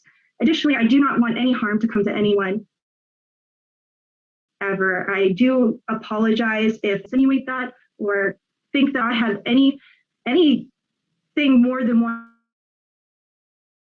wanting justice. I simply want justice. I do not want anyone to be harmed. And I do believe 76A does still need to be applied because there are many things in my records that are of public importance. And I would, due to Ms. Borum's, due to what Ms. Borum just said, and in regards to protection for herself and her son, as well as everyone else's family, that instead we redact all addresses from all the pleadings. And that should take care of Ms. Borum's concerns. Your Honor, if I may. All right, Ms. Borum. Given the nature of the concerns, I don't believe that redacting the documents is going to be an adequate remedy in this case. The reason being because while it is very troubling that my personal information has been put in public record in conjunction, it's also reached the level that the allegations are so egregious, having my name attached to them could lead someone to come and try to find me, and certainly Judge Bennett. Judge Bennett, I believe, is probably the only person that's mentioned more than Judge Bennett is Ms. Newell. And I have had items delivered to my house, my home. And I know that, excuse me, Your Honor, I apologize. And I know that other people connected with this case have as well. And I believe that the allegations will continue. If Ms. Pike believes that these things have happened, then that should be properly tried in your court. But to simply put them out there and to attach our names to them, it goes way beyond defamation, Your Honor. It's a threat. And if she indeed does not want anyone to be harmed and doesn't want to place anyone in danger or their families in danger, then I would argue that I agree with her. I also agree that 76A should be applied. Absolutely. And I think that under 76A, that the court has the authority, and that in this particular case, the only remedy available to apply that I think even Ms. Pike agrees that we need at this point is to seal the records. And again, I don't believe that that poses any damage to her case. What simply means that the public in general can't come, potentially at her request, and read through these files and simply believe the things that are in there, names on them. Your Honor, everything I have filed is backed by Texas statutes, federal regulations, and a provision of evidence. I'm sure that you've not had a moment yet to read my request, which the affidavit is attached to. It is incredibly long. However, that is because there's just this extremely high level of deception throughout my case by Ms. Newell and Ms. Leyva. I believe they perpetrated perjury. Objection, Your Honor, to anything that goes before Your Honor, prior order. She's getting into things that were. But I cannot object. Back. I'm sorry. Please stop. And I don't know. Does somebody have a cell phone on near the? I believe I did, Your Honor. Objection, which I concur with, was that Ms. Pike is now going back beyond the previous order and things that happened prior to the last final order that Your was. Honor, if there is perjury before the order, that is still a perjury and it affects the final order. A new final order is void if perjury is found within the case in accordance with federal guidelines. All right. Perjury still applies, and Ms. Borum is not denying perjury within the case. She's just simply stating that it should not have any effect. I do have one more quick issue for the court, if I may, please. I also, within my week ago, And I asked the court to please waive my client's requirement to disclose his employment information to prior order. The reasoning for this is because— I agree. And that's fine. I don't care where he works. All right. She agrees to that. All right. Ms. Knoll, do you have a dog in this hunt? With everything that Ms. BORUM has previously stated, and in my opinion, there's no less restrictive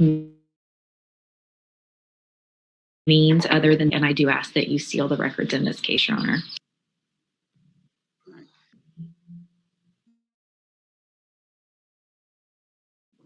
BORUM,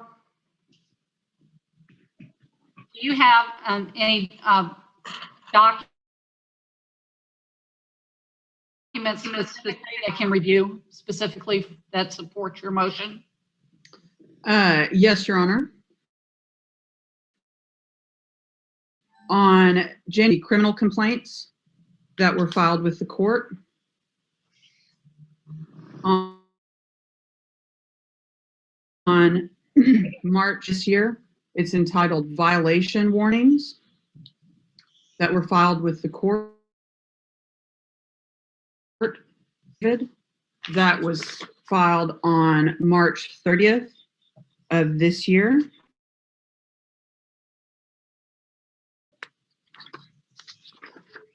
Your Honor, that affidavit is connected to a request to vacate final and extrinsic fraud. And it is just a request as of now. It is not a motion. However, that affidavit is also connected to other cases. Okay, now, hang on a second. Ms. Pike, I'm gonna let you know that when y'all are talking over one another, so. Sir, who are you? May I just have it for the record? Mr. Moss is the court reporter. He's taking everything down. Yes, sir. Thank you. I apologize. Okay. It is a court, as Ms. Pike just stated, it is in fact part of the court's record, which I'm asking to be sealed today. And one other request that I want is that I've been trying for probably upwards of 6 months now to get Ms. Pike served. Of course, she's made a voluntary appearance in this case, but I also have enforcement action that I need to serve on her.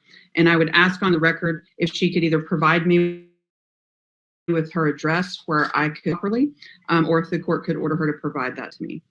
All right, Ms. Leyva. Your Honor, I do not feel safe providing my address. I understand you have not read the request. However, I have sufficient reason to not provide my address. If she would like to serve me, she is more than welcome to e-serve me service. I can also provide a P.O. box. That's not on an enforcement, unfortunately. She has to. Do you have an address where you feel comfortable that she can arrange a time to have you served at? Yes, ma'am. I will have to get better. I have consistently attempted to reach out to the party as far as documents, and I just received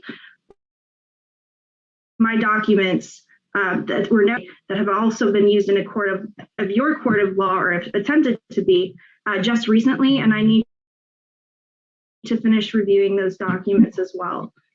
And Your Honor, I would like to point out at this time that Ms. Leyva just testified under oath that she does not feel safe providing to this court or to the people involved in this case, but she certainly feels safe providing ours. Excuse me, again, Ms. BORUM, I agreed with those addresses. However, that is not sufficient reason to seal the case records themselves.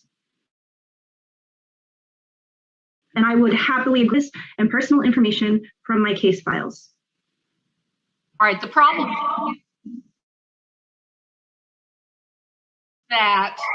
is that we can't recall through each record and re-image it by redacting. So that is, I don't think, a viable option. Documents cited by Ms. Once I review that, then I'll make my ruling. Is there anything else anybody else wants to say? No, ma'am. No, ma'am. Thank you. Okay. Yes, you are excused. I'll get you a ruling by email, all right? All right, thank Your you. Honor, I request that the ruling be done through video clips as well as child advocacy groups who are interested in the outcome of this hearing. And I think that it is not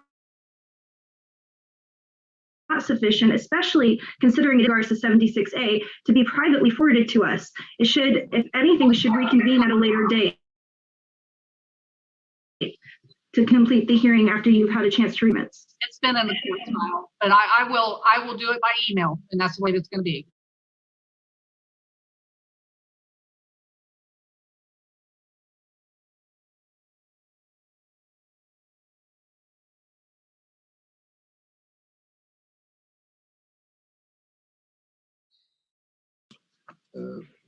An ex parte communication with regard to the matter, but I will file it. It's just a matter of time not permitting me to get to it. All of the material that has been submitted by Ms. Pike is before me and is admitted into evidence and will be considered by me. Everybody understand that? So we're not going to argue about that. That's going to be, Ms. BORUM, there's no challenge on that. I'm going to consider it on the grounds of the recusal that are set up. Am I correct that you didn't file a response on behalf of your client, Ms. BORUM? Is that correct?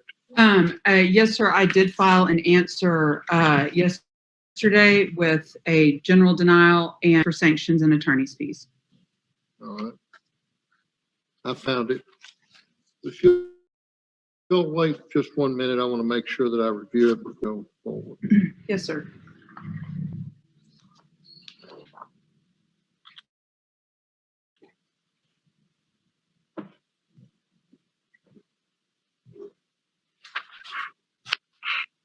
Now, present in the courtroom with me are the reported proceeding, as well as the administrative assistant, Ms. Kemp for the 8th Administrative Region. Ms. Kemp, can you obtain for me information on how many motions to recuse in this matter? Look it up for me. I just need to know if we're on our third motion or not. All right, now you may proceed with your presentation on the recusal of Judge Wells. Yes, sir. First, I want to state that the request was to seal records. Ms. Pike, one issue Yes. I want to make sure you understand. In the communication you sent directly to my office, you seem to say that I recused myself in this, or I've been recused in this matter. No, Your Honor, I apologize. That is a miscommunication. What I meant to state is that you recused yourself from a previous hearing for Joseph Valerio in regards to Judge Bennett after hearing my testimony on what occurred in Ms. Bennett's courtroom in relation to myself and my children. I apologize for the miscommunication. Well, that's all right. That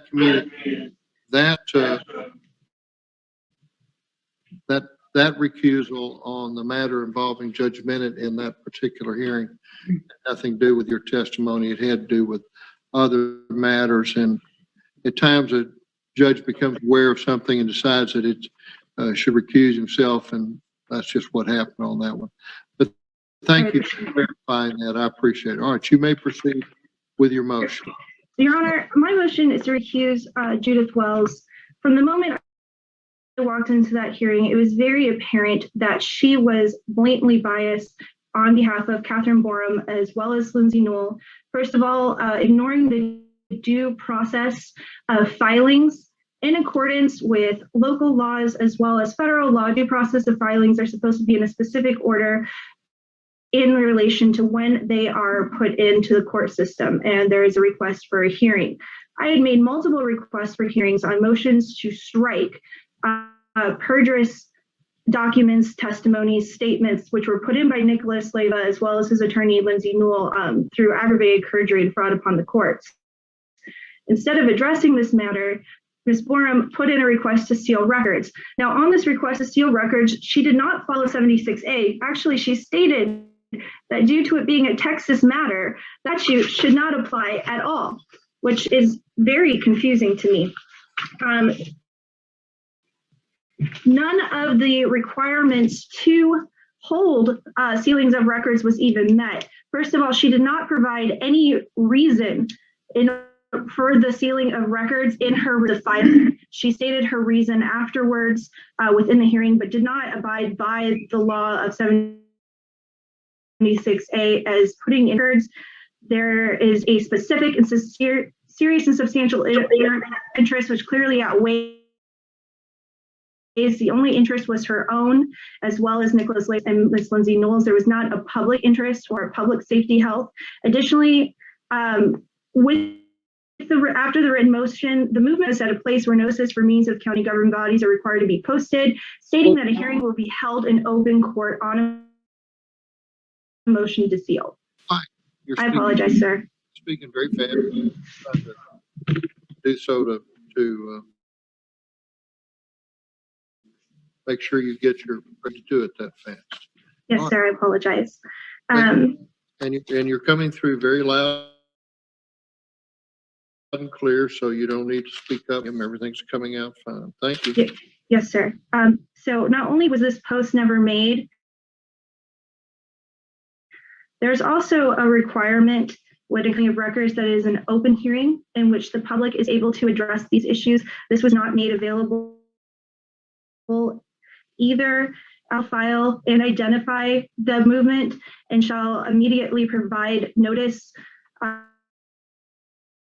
with a verified copy of the hearing, and this was also not done. Additionally, as I said, due process of filings in accordance with local rules. And then we have the issue where Ms. Catherine BORUM as well as Lindsay Newell are right now named defendants in a federal investigation in relation to alleged sexual abuse, perjury, as well as harm to minor children. And now, Ms. Judith Wells is not a named defendant in this federal hearing due to her supposed judicial immunity. However, she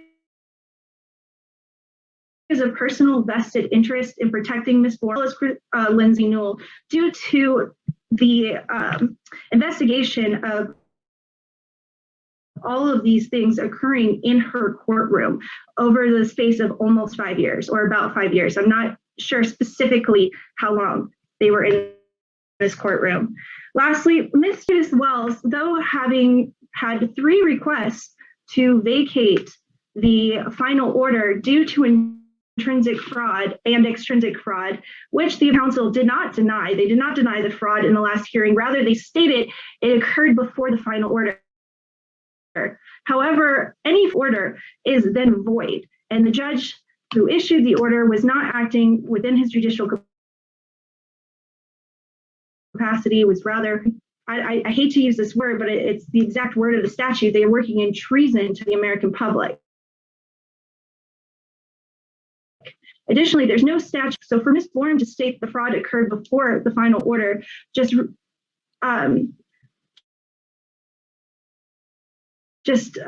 basically trying to communicate with the judiciary for over 1.5 years. And Ms. Judith Wells had no interest. She simply stated, when I mentioned all of the laws are sealing the records as well as in due process of filing, she stated, I'm going to have this hearing anyway. And then without giving a judicial decision, she chose to cut it short and then provide an email with her rule is, again, insufficient and completely outside of the realm of judicial responsibility due to her blatant bias throughout the hearing and her completely ignoring federal laws, state laws, and local civil rules, Your Honor. Yep. BORUM, do you have a response you want to state? You're muted, Ms. BORUM. I apologize, Your Honor. Yes, if I could have leave of court to make a brief responsive argument. You can. All right, thank you. I'd like to address Ms. Leyva's motion and then the contents of the motion. I received her amended motion this morning. First is, of course, the court knows that under 18A, the statute, the rule rather, that deals with the recusal of judges, that the motion must be verified. And I would point out that Ms. Leyva's motion is not verified. She does, however, assert grounds that are contained in 18B. Specifically, she asserts that she believes that Judge Well's impartiality may be questioned. And also she asserts that the judge has personal bias in this case. Of course, there must be details submitted within the affiant's personal knowledge. And if in fact they're based on information and belief, then the underlying facts must be specific in evidence. I do not believe that that burden has been met in this case. Ms. BORUM? Yes. Yes, sir. Then I will be happy to go off of the original motion. Here's the problem.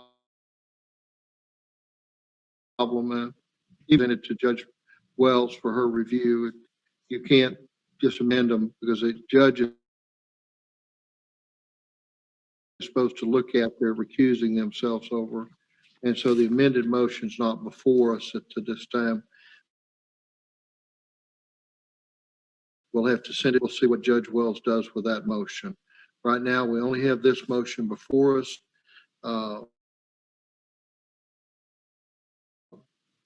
And for I have your response, written response on it. And but if you want to offer argument, then I might, I will probably curtail you because all you've done is deny it.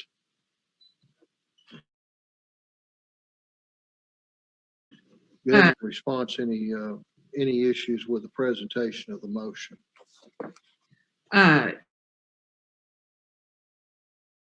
Yes, Your Honor. Address the issues that are within the first request. No, because I asked for a written response.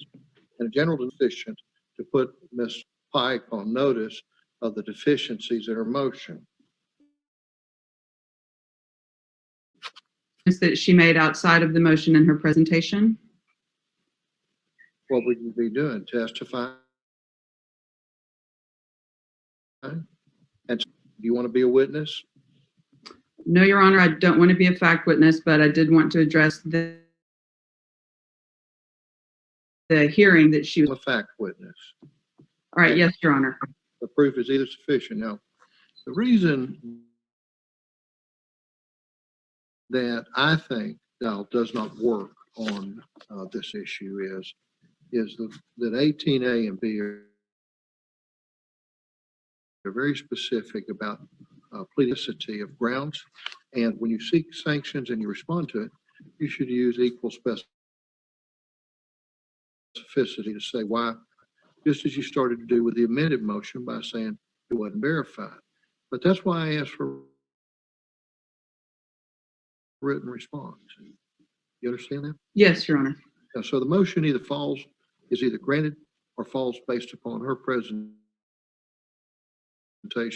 and the status of the law with regard to these matters and whether she has put on sufficient grounds for recusal under Texas law. And that's all there is to it. Now. That's pretty much where we are. Yes, sir. If you the we have before us, and this is the one that I want Ms. Pike to be aware of, is that one issue that I want Ms. Pike to be aware of is that she may want to look at Rule 76A and make a determination. And if she has a copy of it, I want to take a look at it. That's good. Right here, sir. Well, let me point out something to you that you may want to think about with regard to, and this doesn't have anything to do with your other things. Court records and I'm looking at paragraph number 2 where it says court records. For purposes of this rule, court records means, and it goes down through here and it says documents found on the family code.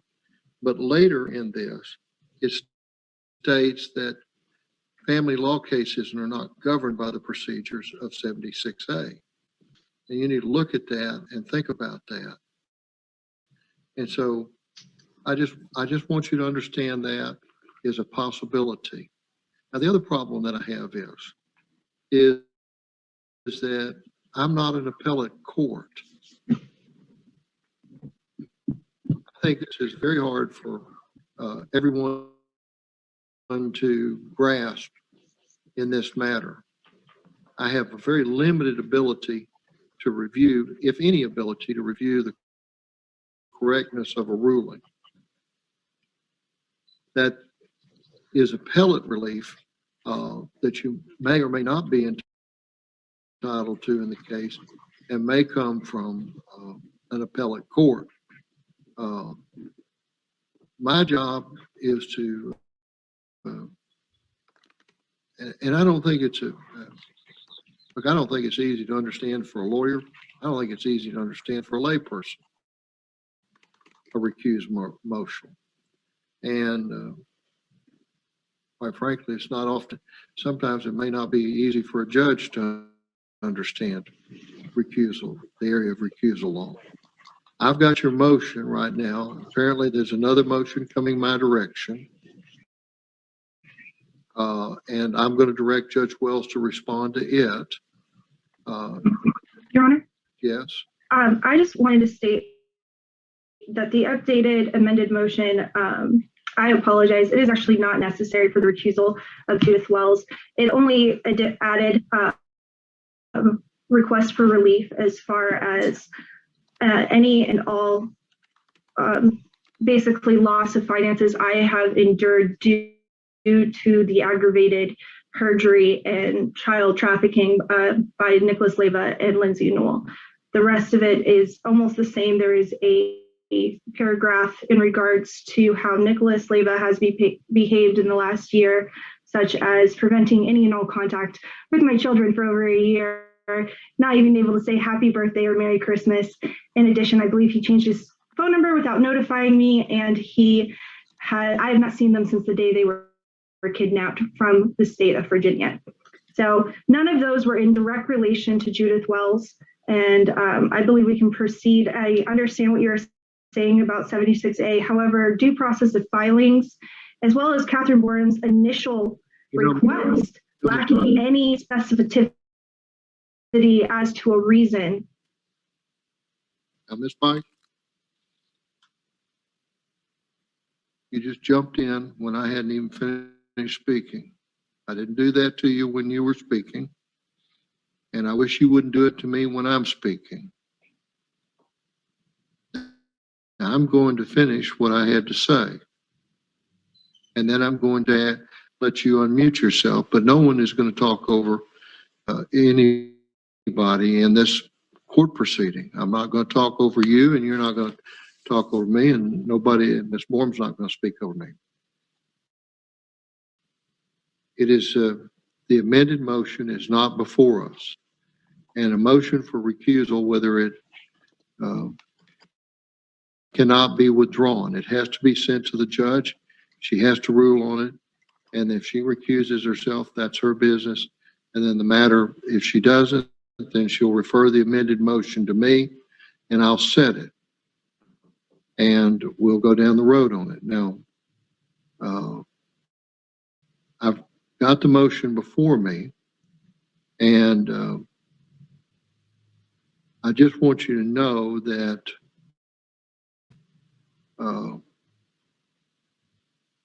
I understand that this is a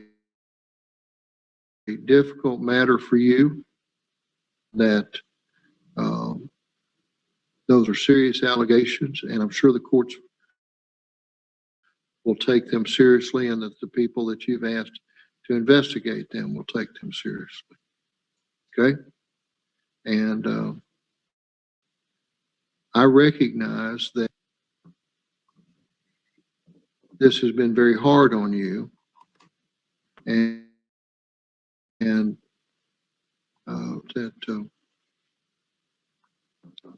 that you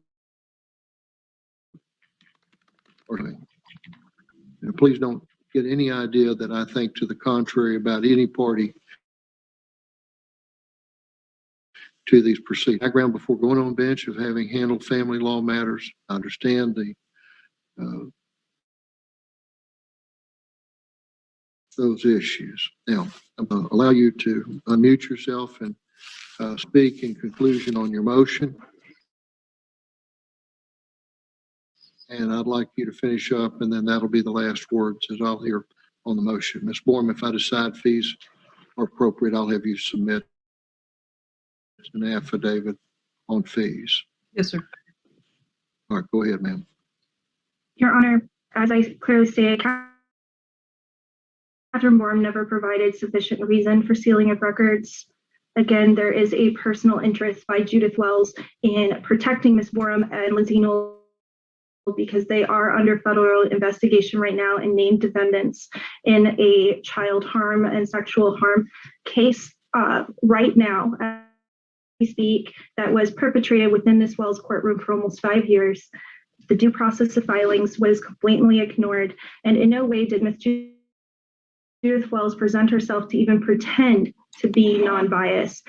Actually, I'm not going to state this as fact, but if you were to review the recording, it appears that they were all messaging each other, including Ms. Wells. And again, I cannot state this as fact. I can just state what I saw on my screen and what it looked like.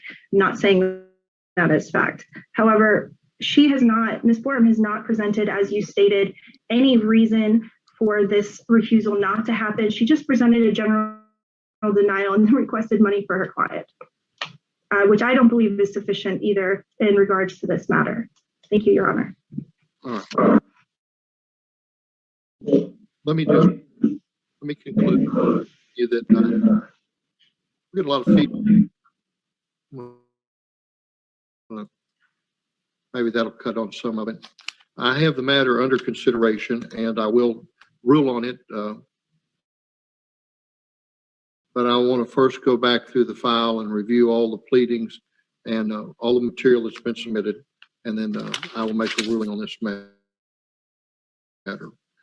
Thank you for your participation, and Ms. Balderas, you may close the proceeding at this time.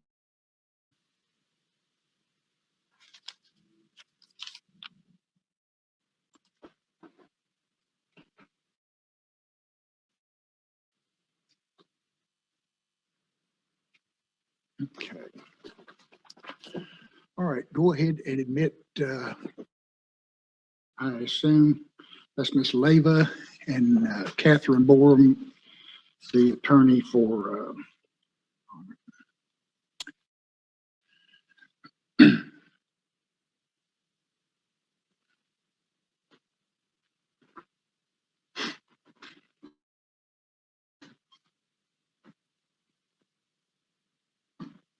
okay. Ms. Leyva, this is, okay, there you are. Right, Your Honor. All right, Ms. BORUM, this is Judge Wallace. Can you hear me?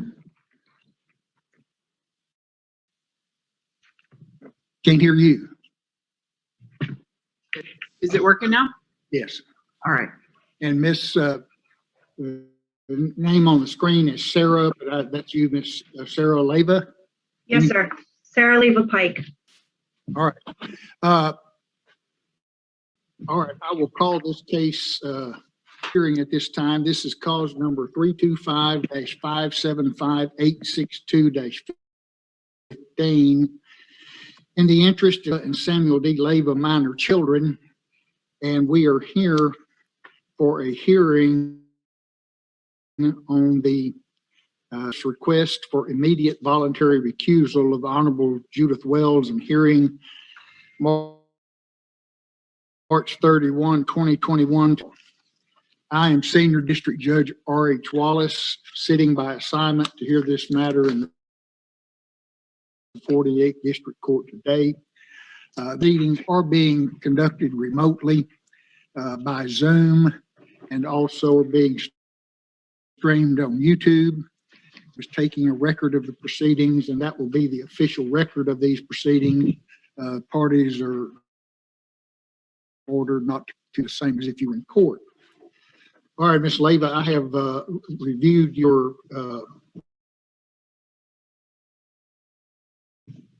request for recusal and also the response that was filed,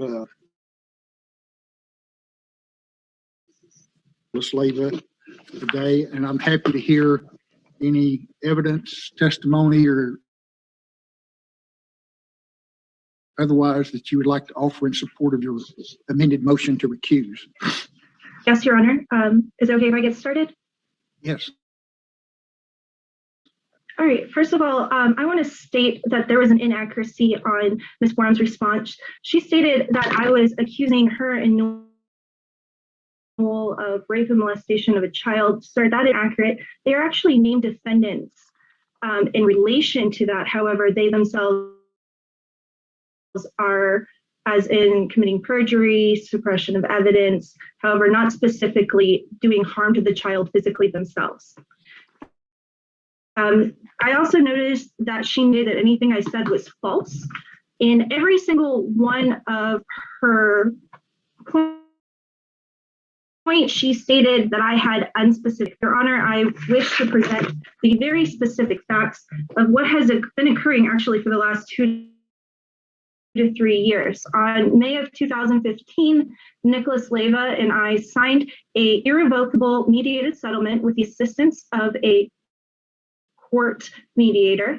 On January 29th, 2016, we then had it signed by a judge and affirmed. In August of 2018, Lindsay Newell filed 2 violations for enforcement where she committed third-degree perjury. In these violations, neither one was an irrevocable mediated settlement, and she went so far as to reword in her filings part of the mediated settlement intentionally committed. Additionally, the affidavit that Nicolas Leyva filed with the petition to amend child custody, again with violations that were third-degree perjury and were not true. His affidavit was not signed. However, it was stamped. When I did a little research, the notary is his friend on social media, and I'm not sure if she colluded with him or if he simply just stole her stamp when he was at her house and stamped it for himself. I do not have evidence of that. However, it is very clear that that page is not signed by a notary. I don't know if you, Mrs. Borum, or not, please don't interrupt these hearings. Only one person can talk. Now, so this led to a jurisdiction hearing, which was made again. Ms. Borum, I've muted you. Let me interrupt you a second. All right, go ahead and unmute. Okay, can you hear me, Your Honor? Yeah, not Ms. Borum, Ms. Leyva. The purpose.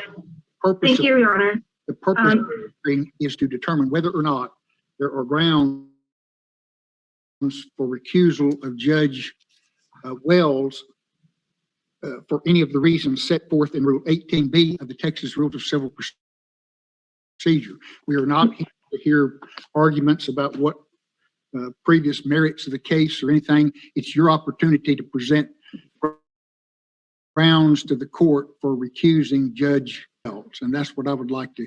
So, Your Honor, you have interest in also helping in hiding the original fraud that was committed against myself and children. There are many laws stating that anything that happens with fraud has no statute of limitations, number one, and any judgment procured with fraud is void. And Ms. Borum is attempting to seal records to hide extrinsic and intrinsic fraud on a void order. And so it all pertains to Ms. Wells, because Ms. Wells, in that hearing, and which I will get to in just a moment, of how she specifically acted outside her judicial capacity and why she should be recused immediately. However, a recusal is not necessary because the order is void, and simply someone just needs to uphold the words to our irrevocable mediated settlements. Because everything that has occurred since our irrevocable mediated settlement is fraud. Not only is it fraud, due to the physical force in which my children were removed by police under a fraudulent, which stated that I removed them, that I kidnapped them from the state of Texas despite an irrevocable mediated settlement. It also falls under US 15 for sex trafficking of children or through force, fraud, and collusion, which I was going to get to, Your Honor. And I do apologize. I'm sure you have not had the time to review the records yourself and are unaware that these things have been occurring. However, I'm almost to the point of Judith Wells and why she should be recused. I'm just giving you the background and the full story of what has occurred and why Ms. BORUM responded to all allegations with unspecific facts. And didn't provide any direct, argument as to what I was saying is untrue. What I would like for you to address are the grounds set forth in Rule 18B of the Texas Rules for Civil Procedure. Your Honor, that is not just the only thing, but in regards to civil procedure, she completely ignored due process of filings. She has received 3 requests to vacate due to intrinsic and extrinsic fraud. During the hearing to seal records, when I brought these allegations to Judith Wells' attention, Ms. Catherine BORUM responded the fraud occurred before the final order. She herself admitted that fraud was occurring. In addition, I have not seen my children since they were kidnapped, nor heard their voice in over a year. This is intentional contract interference of an irrevocable mediated settlement, intentional parental rights violations, perjury under TPC 3702 and 03 of aggravated felony level 3rd degree, extreme parental alienation, and intentional conflict, intentional infliction of emotional distress, and RICO collaboration between Nicholas Leyva, Lindsay Newell, Catherine BORUM, and Leyva. Miss Leyva, please slow down. I'm trying to make. Apologize, Your Honor.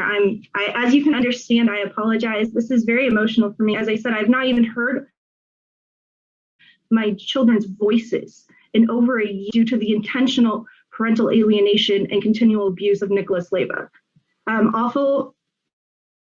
In addition, Judith Wells not only ignored BORUM's admittance of perjury in the procurement of the final order, she then cut the hearing to sign an order stating that even if my records weren't officially sealed, she would be receiving a list from Ms. BORUM about which records did need to be sealed, if not all. The only issue is addresses, which can easily be redacted and are the job of the court, the district clerk, which I happily agree. Any addresses, I do not want any harm to come to any parties involved. I would happily remove their addresses. However, Ms. BORUM was particularly interested in my affidavit today due to intrinsic and extrinsic fraud, and has yet to actually state how anything is a falsehood.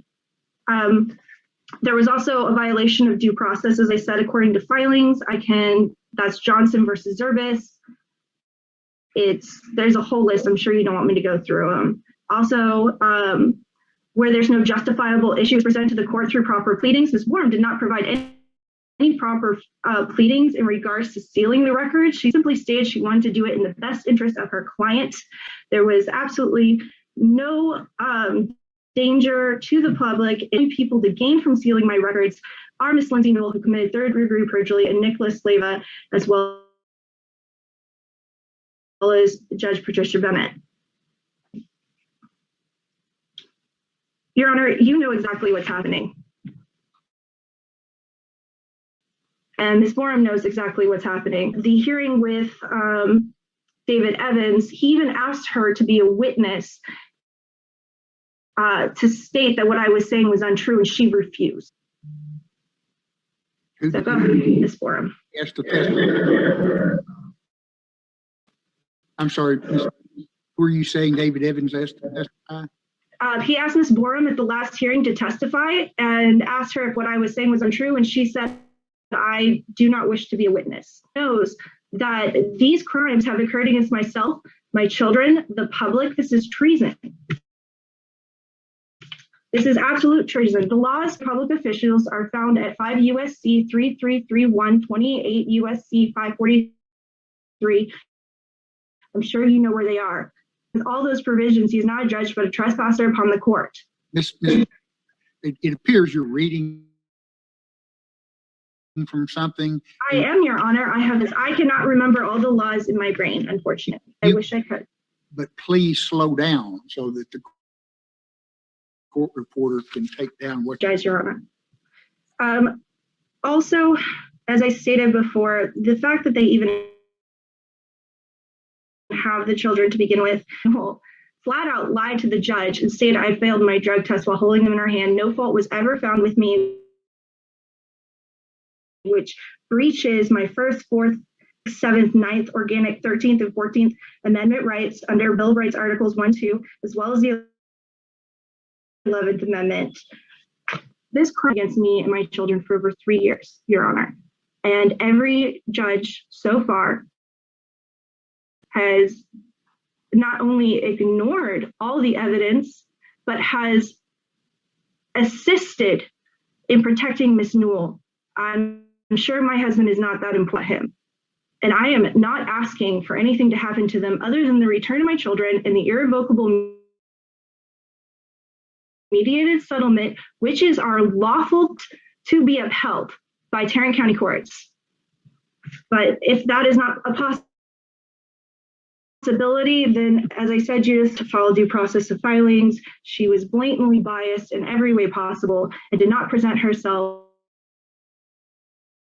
as someone operating for the court rating in collusion with Ms. BORUM and with Ms. Newell.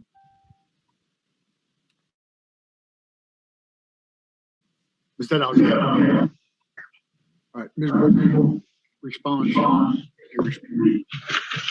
Yes, thank you, Your Honor. Can you hear me okay? Okay, there was a little feedback on my end. Okay, I think that's better. Am I coming through? Yes. All right, thank you, sir. I would like to briefly respond. I know that Let me give you the same admonition that I did to Ms. Neva. I'm not interested in hearing about rulings that people disagree with or agree with. My only concern here in this hearing today is whether there is any evidence that's been offered to show that there would be grounds for recusal of Judge Wells under Rule 18B of the Texas Rules of Civil Procedure. So please don't rehash any arguments of that do not go to those issues. Okay, go ahead. Yes, sir. I would like to make a brief argument to the court. As you know, I did file a response earlier to Ms. Leyva's filings. As I'm sure the court is certainly aware, that under Rule 18A that addresses the recusal of judges, there are several different grounds that are set forth that must adhere to in order for a judge to be recused off of a case. First and foremost, the motion must be verified. And I would point out the motion is not verified. Secondly, she must state with detail the facts that are either within her personal knowledge. They are for information and belief. They would be facts that would be admissible in court and specifically stated. From reviewing her motion into the merits of the case or the previous affidavits or hearings, I would say that it appears that she's arguing under subsection B2, stating that she believes that Judge Wells' impartiality could potentially be questioned and or that she has a the issues that she appears to be attempting to address within her motion. I would object to her motion on several grounds because there aren't any specific facts that are alleged in any of her points which do attempt to go towards being biased or impartial. Secondly, I would point out that Judge Wells is, I believe now, the fourth judge that's been involved with this case. I believe that, and I have only recently come on to represent Mr. Leyva, but to my knowledge, the only hearing that's taken place in front of Judge Wells was the motion to seal records and did follow the Texas Rules of Civil Procedure, and she ruled on that motion.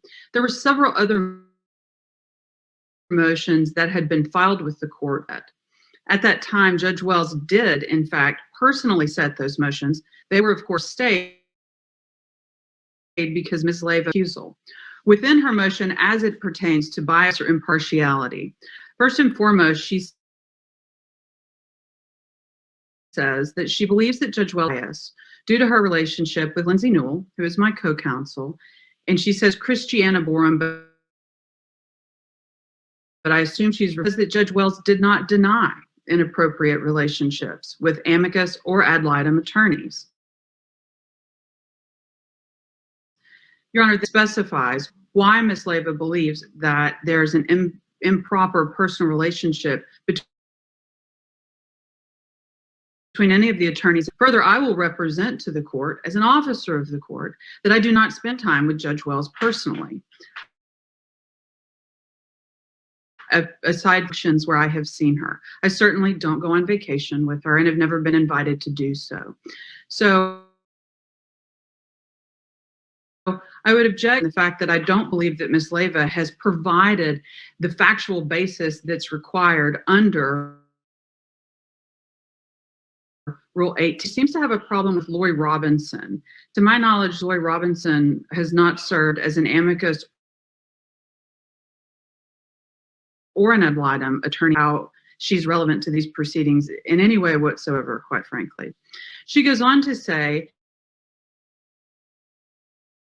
that the imp has to do with the allegations of rape, molestation, child abuse, etc. Again, he is referring to me. I'm not aware of a federal investigation.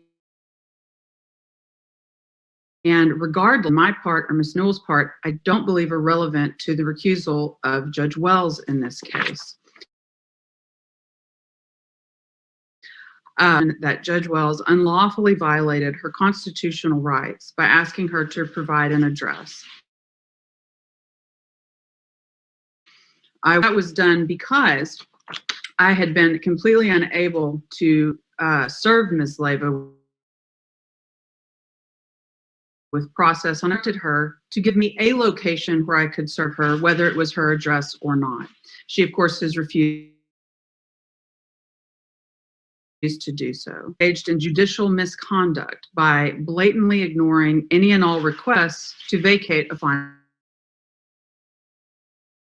order. Well, because at the motion to seal, which was properly set before Judge Wells, she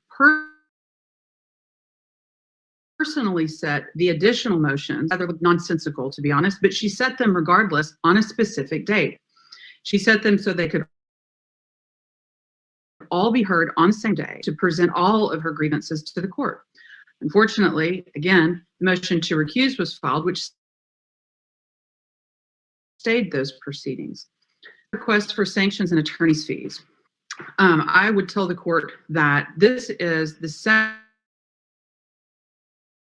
motion to recuse that Ms. Leyva is essentially identical to the first one, save and except that she included a rather large paragraph at the beginning, which ran through facts and procedure and allegations that she's made in this case. To say that Judge Wells has been blatantly biased in every way possible is simply disingenuous. I would argue that Ms. Leyva is simply unhappy with the results of her case.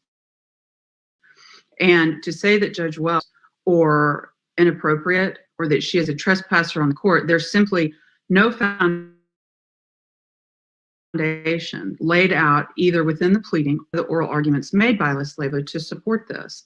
This is now the second hearing that I've had to defend for the recusal of Judge Wells. Secondly, I believe that a motion was filed recently by Ms. Leyva where she again requests that Judge Wells be recused without any additional facts. So for that reason, I would ask that Ms. Leyva be ordered to pay attorney's fees in this case of $3,500 for the result of me multiple motions. Thank you. All right. Any other evidence to offer, Ms.? Yes, sir. I do want to just do a brief statement in regards to what she just said. Number one, according to 18(1)B, there is very blatant evidence of judicial bias in accordance with that, and there are specific facts, especially in the hearings were not set. They were set by the courts, and I was offered multiple dates. However, opposing party refused every state and then set the hearing to seal records. And again, at the core of this is third-degree perjury and child trafficking, because you want to focus on recusal. Actually, it is US 18-4 misprision of felony. Even if I don't specifically put anything in this filing, there is more in my case records, if anyone would care to review them, showing the extent of the perjury, the bias, as well as documents by judges such as Patricia Bennett that had blatant lies on them, like stating the hearing. Your Honor, this is a very serious issue that I have been dealing with, and this is not because I was trying to recuse her a second time motion, and I am not a lawyer. I am just a mom fighting to see her children again. And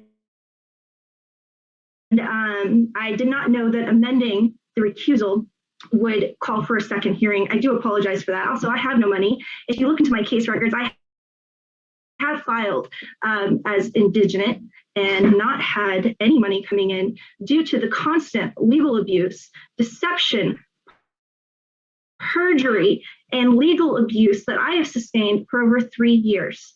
Your Honor, Judith Wells is not only interested in protecting Newell due to this case.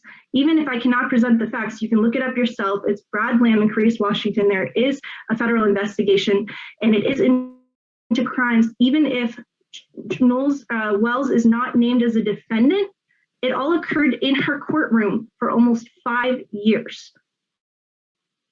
By Ms. BORUM as the attorney and by Ms. Newell as the Atticus attorney. Your Honor, I don't know what to say. We all know here they broke the law.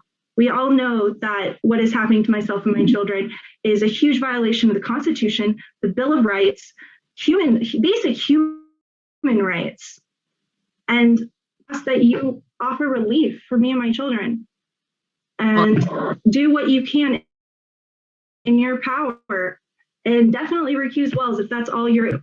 Thank you. All right, based on the amended evidence and arguments presented, and concludes that therefore the court is going to deny the plaintiff's amended request for immediate voluntary recusal of the Honorable Judith Wells. I would also note that it appears that an almost identical motion was previously presented to Judge Evans, and it's going to be that motion was denied as well. As far as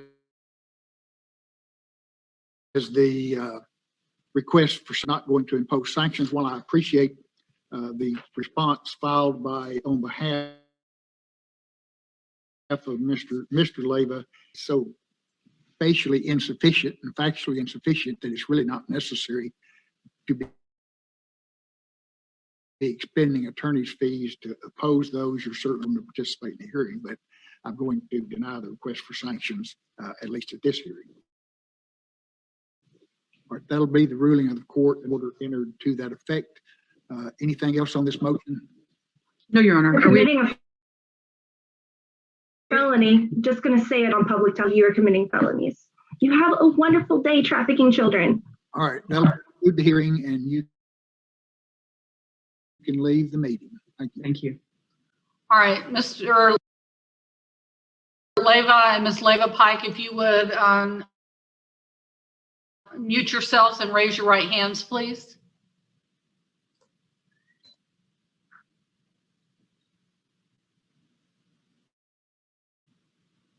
Ms. Leyva-Pike, would you unmute yourself and raise your right hand, please? Are you frozen?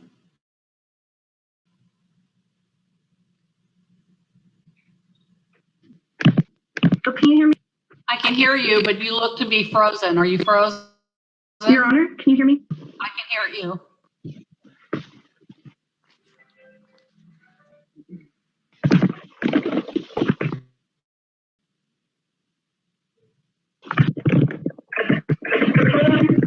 I don't know why I'm tempted to mine.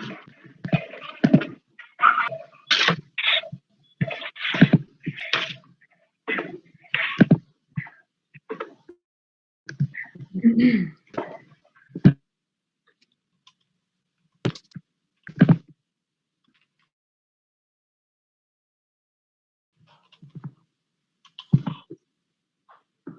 Honor, I apologize for the technical difficulties. Okay, I think I've got it fixed. All right, good. All right, would y'all raise your right hands, please, and be sworn? Do you each solemnly swear or affirm testimony you're about to give will be the truth, the whole truth, and nothing but the truth? Yes, ma'am. Yes, ma'am. All right, thank you. Your Honor, before we proceed, I need some procedural clarification as to the motion for this hearing. What clarification do you need? In due sequence of motion filing, there is a federal rule in civil procedure as well as in the state of Texas that motions are to be heard in due. There were 5 previous motions filed as well as dates requested before their initial motion to even request a seal. And that was not provided. If my motions were filed January 22nd at 12:23, 12:38, 12:33, 12:39, and 12:41. Contact with Ms. Lopez discussing the dates of these motions and have agreed to all dates provided by Ms. Lopez. However, she sent me an email saying I've already refused to collaborate as far as setting a date and time. Your Honor, if I may, I actually have the email from Ms. Lopez here in front of me, and while Ms. Pike is correct, I believe she filed several documents. They were not all motions. No, ma'am, I just wish to have the motions to be heard. There were several documents that were filed, and we filed ours as well, which we were able to get set today. On March 25th. Objection, Your Honor. I was never spoken with by opposing party as to an agreement on a date. I was simply giving an email informing me that this hearing would be heard out of sequence, and absolutely no times were provided to me as they were provided to the opposing counsel. All right, let her finish her statement, please. Thank you, ma'am. 5th, Ms. Lopez provided dates to Ms. Pike on the dates that her motions could be set. She said that there's on the docket today to hear multiple motions, and she has the following dates available. April 16th. Objection, Your Honor. Those dates should have happy to do today or to request a continuance so all of them can be heard in the same day, as is required in the due order of pleadings. Finish your statement, please. Yes, ma'am. And Ms. Lopez provided April 16th at 1:30 and also April 30th at 9:30 a.m.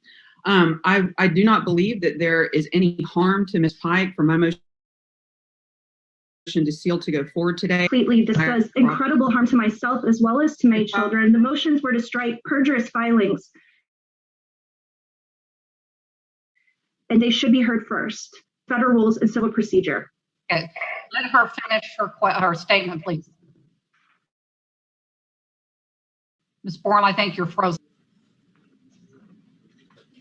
Your Honor, can you hear me again? I apologize for that.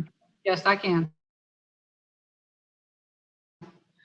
As I was saying, I don't believe that any harm comes to Ms. Pike or her case by having my motion to seal her today, as it has no adverse effect on her pleadings or her ability to have her motion set and heard. In fact, I would say that the harm could come to me and my client and the court and the court staff and the other, because if the motion to seal is not heard by the court today, then that gives Ms. Pike an additional 2 to 4 weeks, containing baseless allegations, personal information, and many things that could bring harm to yourself and other judges that have been attached to this, attorneys that are involved in it. So I would agree with her that her motions are not set today, but I would ask the court to go forward on the motion that is properly set, which is mine, which is the motion to seal. In addition, Rule 21, filing and serving of pleading motions, it states that they must state the grounds thereof, stating that it is not harmful to my children. 76A clearly gives strict guidelines as to how to seal a court records. And none of those, number one, you did not provide a sufficient reason and this motion should never have even been scheduled due to that. Secondly, it is out of order. Thirdly, your opinion does not supersede the law. I apologize, Ms. Borum. However, is incredibly painful to myself as well as my children, because there are instances of perjury as well as instances of child that were not legal, which I am attempting to address, and I have not put anything to harm Ms. Wells in any way in any of these documents. Rather, they reflect the actions Nicholas Leyva has taken to harm myself and my children. In addition, this is multiple journalists as well as multiple child rights activist organizations who are incredibly interested in this case and have already reviewed most of the files. This is a public concern and it should not be sealed. All right, what I do is I want to present this motion for April 16th at 1:30 if everybody is available. Yes, ma'am. Are we going to hear all motions to strike or just one at a time? And then are we going to follow with the motion to seal? We're going to hear all of your motions to strike in order on April 16th at 1:30. I'm going to hear the motion to seal today. That was set for today. Your Honor, again, according to, I need a procedural clarification. Are the courts in a habit of disregarding these federal rules and civil procedures and doing motions out of order? I'm not going to address that. We're going to hear it in the order that I set for today. And this motion to seal is set for today. Everybody got proper notice. We're going to hear that today. We're going to hear your motions on April 16th. Your Honor, what about Rule 21? As far as the grounds, there were no legal grounds to seal my records, nor was 76A applied, which is required in the sealing of all records, a list of requirements that must be fulfilled by the attorneys upon sealing records. In addition, it is meant to be an open case where anyone from the public, opposing parties are able to come in and speak on behalf of whether or not they should be sealed. So if we should be moving forward under the proper grounds with time for people to present their opinions in a court of law in accordance to 76A. All right, give me that. Thank you.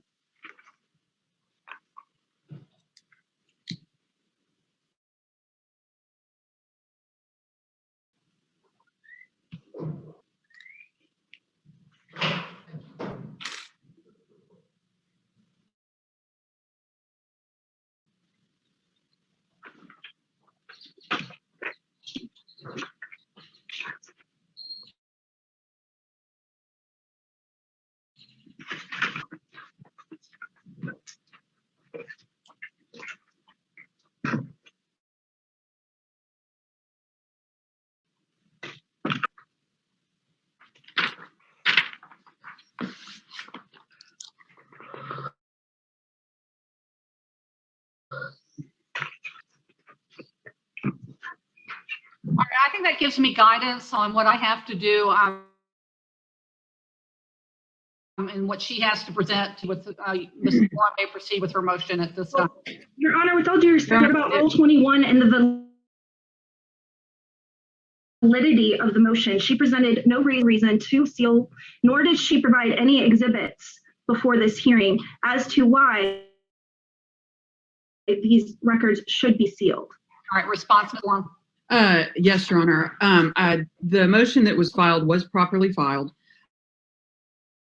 I did present. Your Honor, it was not properly filed in regards to Rule 21. All right, excuse me. Ms. Leyva-Pike,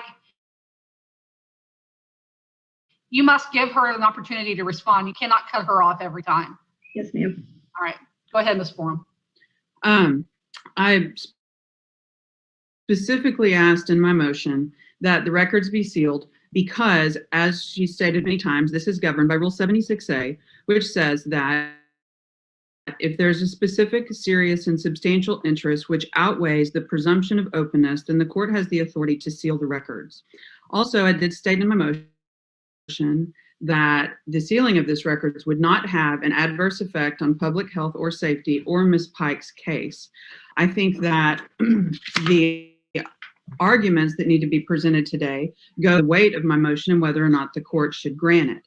Your Honor, she did not provide any arguments in the motion, and she just she's not twisted the language of 76A. It says it can only be sealed if it is to harm the public.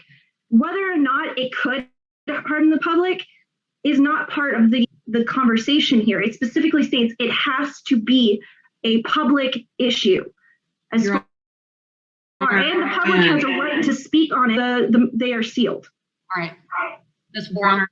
A couple things. First of all, I believe that today's motion will be based largely on legal argument. Please excuse me. As evidence in my position is really all that I need the court to do is to take judicial notice of the file and then be given an opportunity to point out the things that have been filed with this court that are currently absolutely pose a specific and serious harm to the people that are named within these documents. Secondly, one thing I did want to point out real quick, I wanted to ask the court how long we have set on April 16th. I do have a setting in a different county at 1:30 on that day, but I could certainly push it back as it's only a deposition. I would just like to know how long you think we'll need on the 16th. We'll probably need all noon. Let me look and see.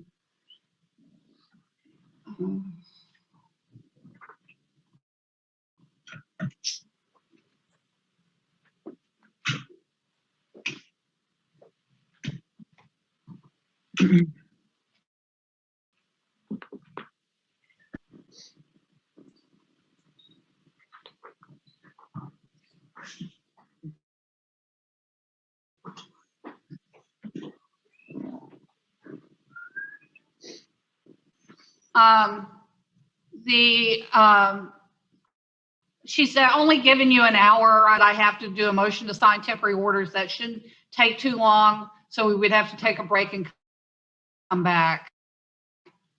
It's available on the 30th. On the 30th, we have it pretty clear all day. Are you clear all day on the 30th? Yes, ma'am, I am clear on the 30th. I actually had a deposition set in San Antonio that day that just got moved. 30th? Yes, ma'am. Yes, ma'am. All right, we'll move it to the 30th then at, let me see what time she is here. At 9:30, and we'll give it all day. Thank you, Your Honor. Okay.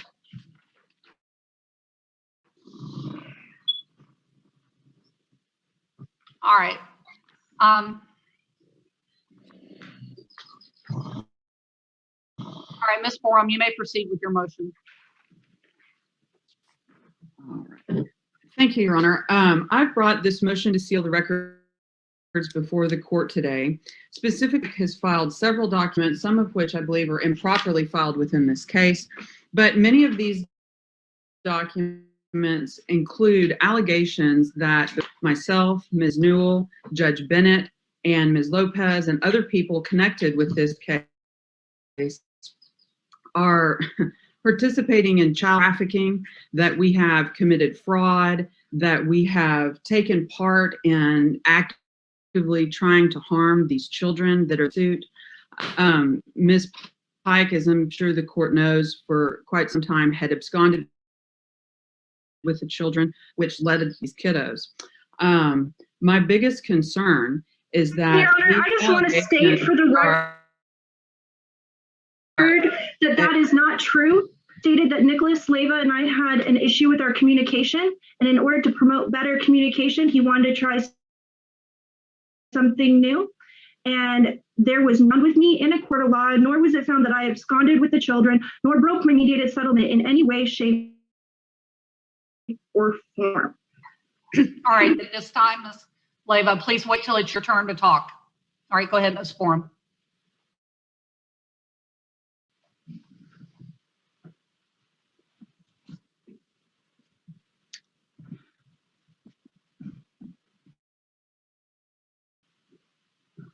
Frozen.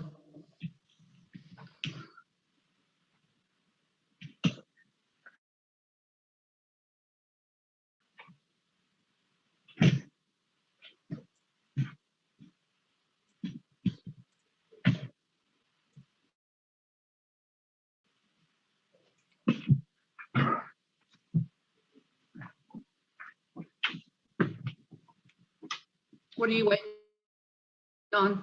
That's a quick question for you, Your Honor. What is it? I have filed a notice of registered before investment. We sent certified mail notice to the last known address. It came back undeliverable. We don't know where this lady is. What would be our next step? Publication. We can do publication. Yes. Thank you, Judge. All right, thank you.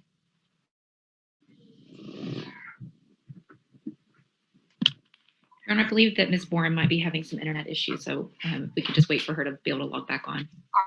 All right, I am.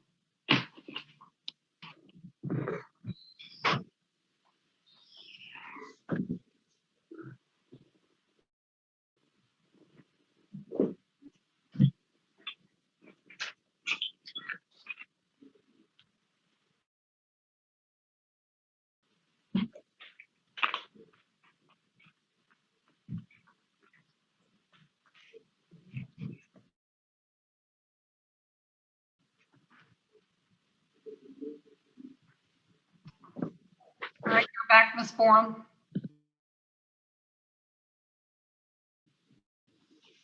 You'll unmute. Yes, ma'am. I apologize for that. I switched over to the hotspot on my phone instead of my Wi-Fi network, and I believe it's working better. Can you guys hear me? Yes, we can. All right, thank you. As I was saying before, my computer froze, which I apologize for. There have been allegations of, as I said, court staff, including the judges and attorneys involved in this case, that were involved with fraud and child trafficking and actively engaging in harming these children. In addition, our home addresses are included. And so these allegations, which are baseless and inaccurate and not filed properly, are of public record, and they are joined with our personal home addresses and our residence addresses, email addresses, and things of that nature. I believe that this is set up, well, as Ms. Pike has just said, that she wants to make sure that the public and reporters and things of that nature see these claims and know where to find us at our homes with our children. Your Honor, I never stated that. The intent, in my opinion, and certainly if it was not the direct intent, certainly the grave risk here is that someone will see these allegations and believe that myself or Ms. Newell or yourself or Judge have actively been hurting children and will take their own steps to make sure that we are, quote unquote, stopped from doing it in the future. I believe it poses a risk not just to us, but to our families. And I believe that that was absolutely the intent of Ms. Pike. But even if it wasn't, it certainly is a substantial risk. And I believe that that absolutely outweighs the presumption of openness in this case. Also, I believe that there was, I'm not sure how long it is, I'll be honest, it was just filed the other day, an affidavit that appears to be around 50 pages long. I haven't had a chance to digest it all. I feel confident that it also has information in it that is misleading to the public. I know specifically it alleges that Judge Bennett made and asked for a favor. That favor being, quote unquote, the brutal police kidnapping of the children, to have them sit until picked up by Mary Beth Adcock and trafficked to the state of Texas. Now that's just one little piece that I found just a moment ago.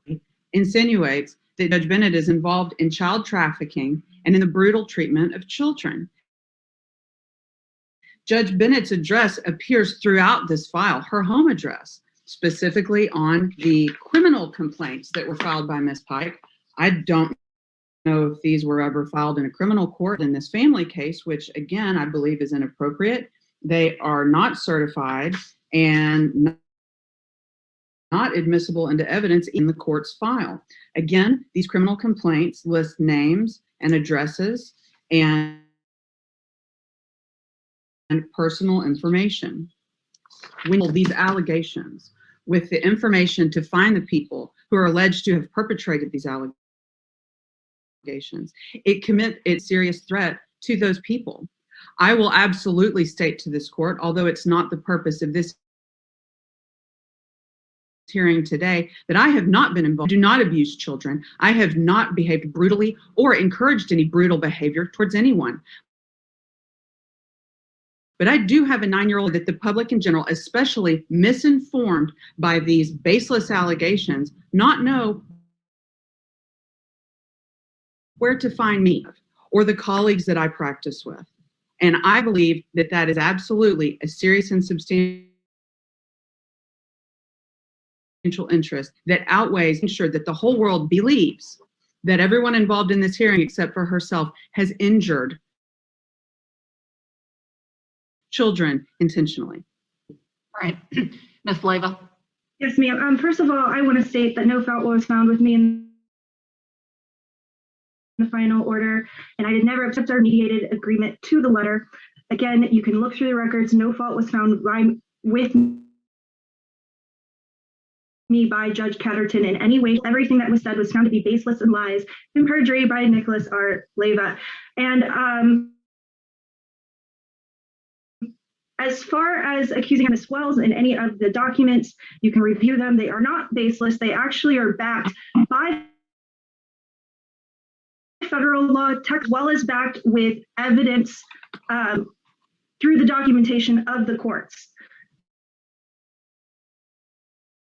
Additionally, I'm reading through my records that Ms. Bennett was actually harmed in this case by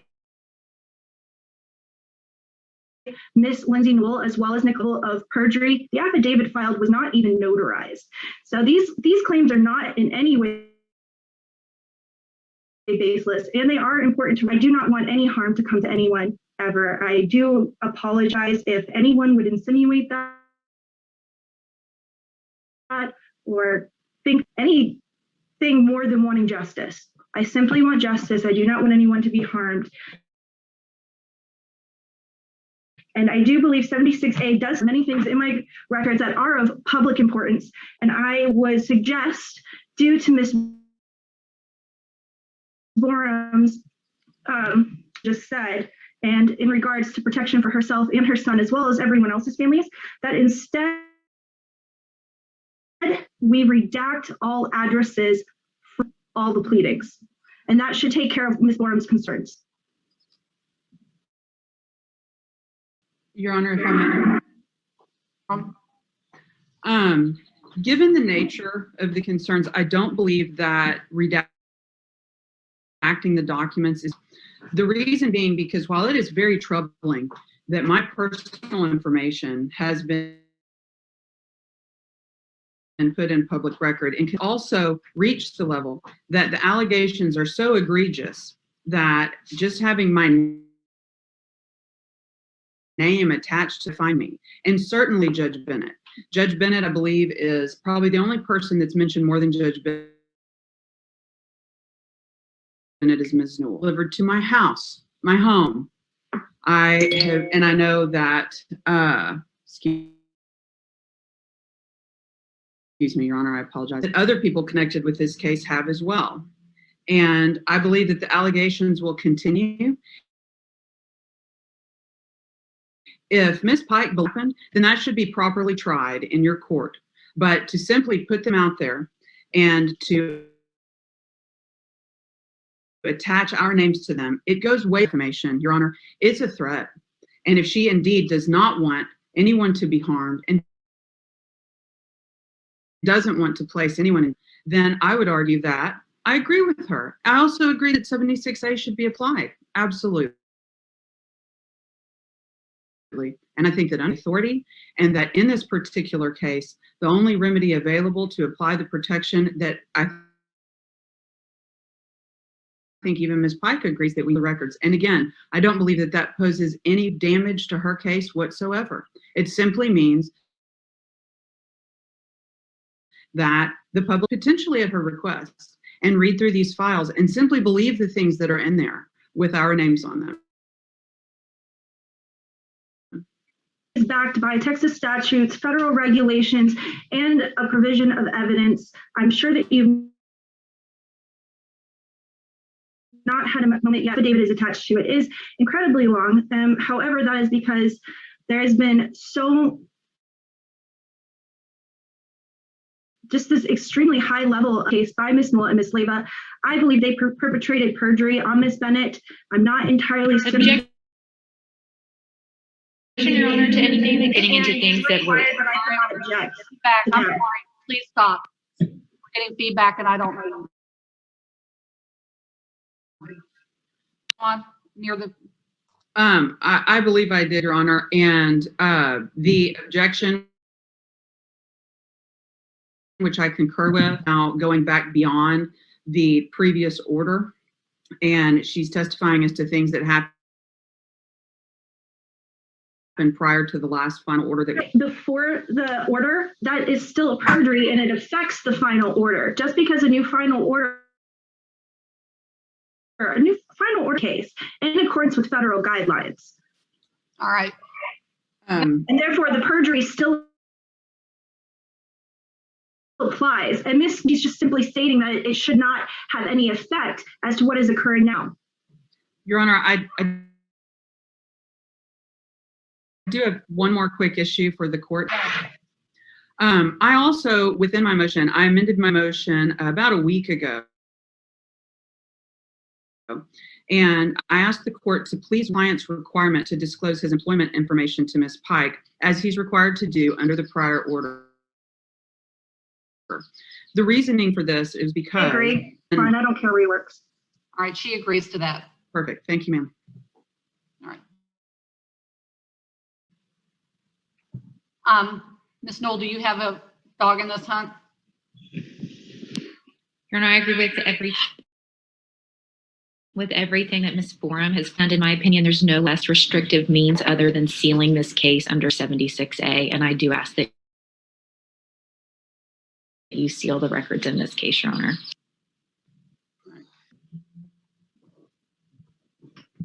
Ms. BORUM?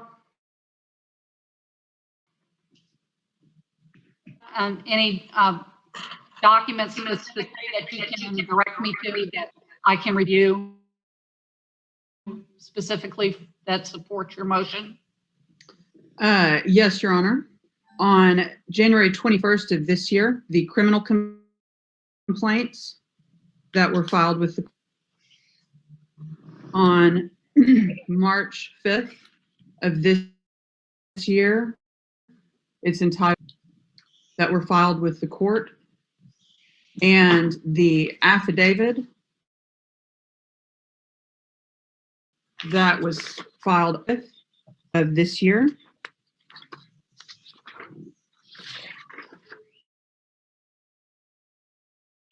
Your Honor, that affidavit is connected to a request to vacate final order due to intrinsic and extrinsic fraud. And it is just a not a motion. However, that affidavit is also connected to federal cases as well as Virginia tort cases.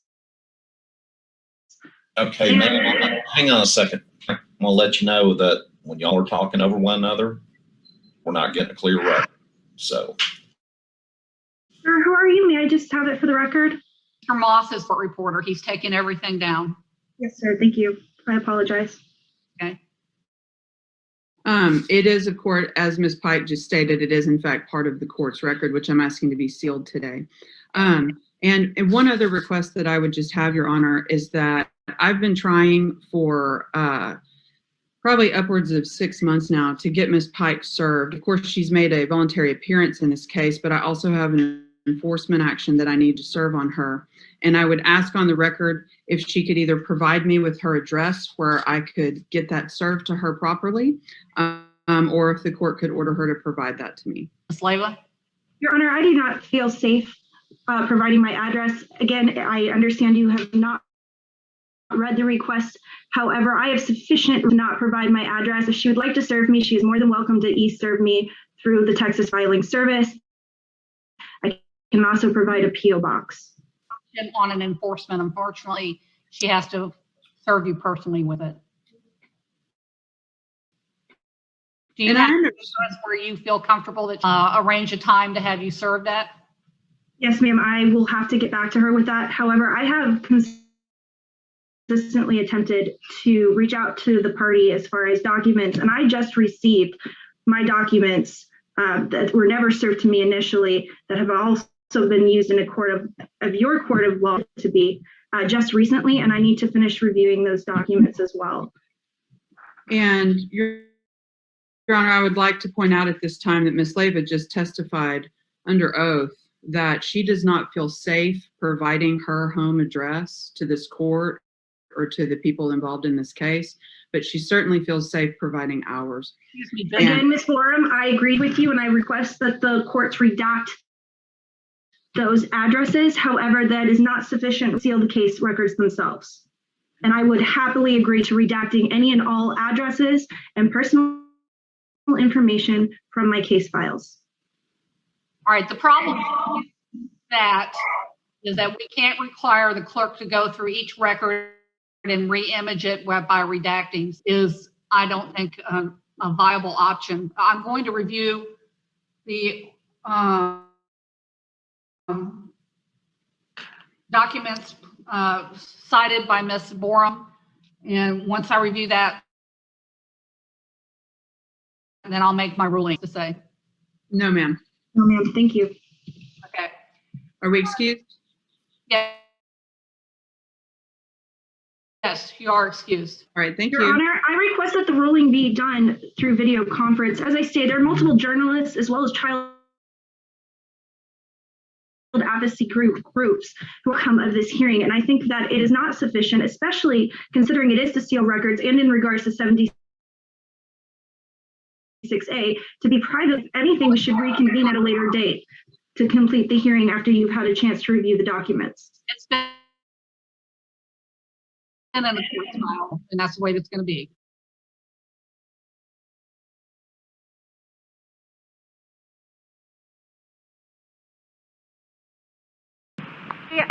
This is Sarah. I know it's been a while since I've talked to y'all. I've been super busy. I actually just had a hearing seal records. In this hearing, which will be posted to OCMM, I believe Reedy already has. Well, they ignored federal, federal procedural law. They ignored their own state statutes in regards to 76A, ignored their procedural filings of due process of motions, and did everything in their power to railroad me. I do feel like I held my own pretty well, especially for the very first time, litigating since this process started. To the point, it said that she will be giving her her final word by email. There were over 80 people watching, and I'm still holding on to God, and I'm still praying every moment for my children,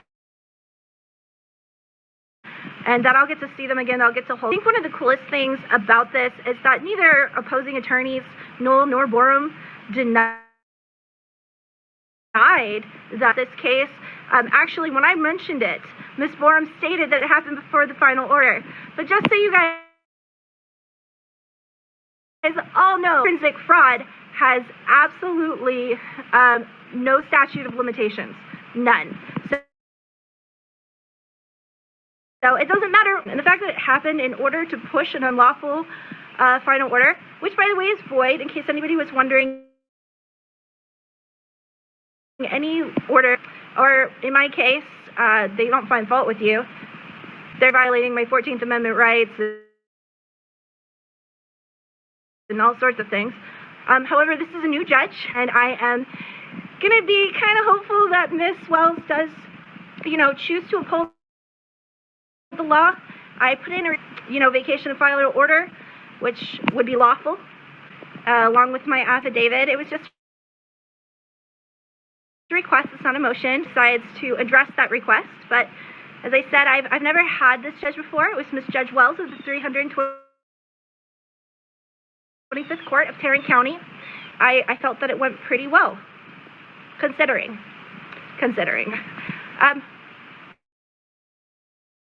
Anyway, without the immense support and connection I have with OCMM, Reedy is part of OSAGO and spoke directly with Ms. Lopez, the district clerk.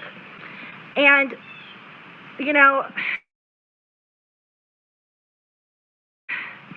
I don't know how many other people are dealing with post-traumatic stress disorder, legal abuse syndrome, anxiety, and the support I received, I couldn't have done it without it. Like, just knowing that a child advocacy crew is there just to give me suggestions from their points of view. Again, there's no legal advice here. Everybody here is just experiences. But anyway, there is a small fee involved. I just wanted to add that because even though I'm part of OCMM, this is not free. I have definitely, needed some extra help, okay? I did. I needed a little bit extra help, even with how well I'm putting together legal jargon, because that's what it is. It's just all this stuff that's set to confuse us. I did have a lot of hand-holding through that time. It was very affordable. It was not a huge amount. It wasn't like $5 because mine took hours. It wasn't expensive either. And I don't know. I'm just thankful. I'm very thankful to God right now. I feel like I have strength and clarity that I didn't have last night. I prayed myself to sleep. I got up this morning. I ate a meal, avocado. And I think that's one thing you do have to do is make sure you take care of your body, sleep well. I slept in way longer than I ever sleep from God. I think God granted me that grace to actually sleep through the night and not wake up at 3 a.m. like I normally do. And, alone in that courtroom, BORUM, NEWELL, and WALLACE have been together on many, many cases. As I said, I'm going to hold back any comments on judging that the Honorable Judith Wells is going to do the lawful and right thing. She's reviewing our papers before she makes her judgment. However, I'm not going to be completely dismayed if, she does what she can to rule BORUM and Miss Newell. They've known each other for years, and they have done a lot of cases together. And I don't know. I guess we'll see. We will see. Anyway, guys, keep plugging along. Keep reading those civil procedures. Keep reading that case. Don't give up. And when you feel like you need to give up, give yourself a break. I fell apart. My son's birthday was March 20th, that they decided to have a hearing just 2 days after his birthday where I wasn't allowed to speak to him. I've still had no contact with my children at all. Abuse is continual. It's yeah. I contacted Nick Leyva on our Christmases. I never received any response. I even promised. I was like, I just want to say happy birthday. I love you. And that wasn't allowed. And the motion was set for 2 days after going through that horrific traumatic experience of being denied a relationship with my children. So you guys got to get strong mentally, got to get strong emotionally, got to get strong spiritually, because this is such a psychological battle.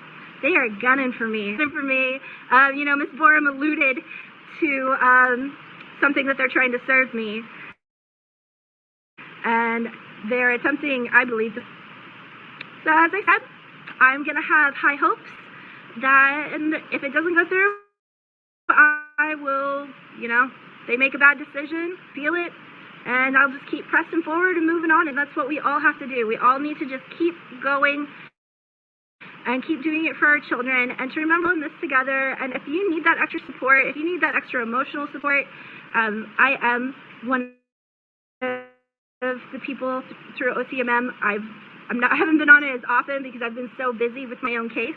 However, I do still care a lot, and there are other people you can also speak with. So just hit us up. Let us know if you just need someone to back you. And as I said, we do give suggestions, no legal advice, but I mean, just watch my hearing. I don't know if that's a good representation. I did upset the judge a little bit because I kept interrupting the opposing party with objections. When they're stating untrue, deceptive things, it's hard not to oppose them. But yeah, you guys have an awesome day, and I'm praying for everybody that pops up on the screen as they do, and I'm I don't know. I don't know what to say. I'm so burnt out. I'm sorry, you guys. It was a morning. Like, again, God got me through it. You guys have a great day.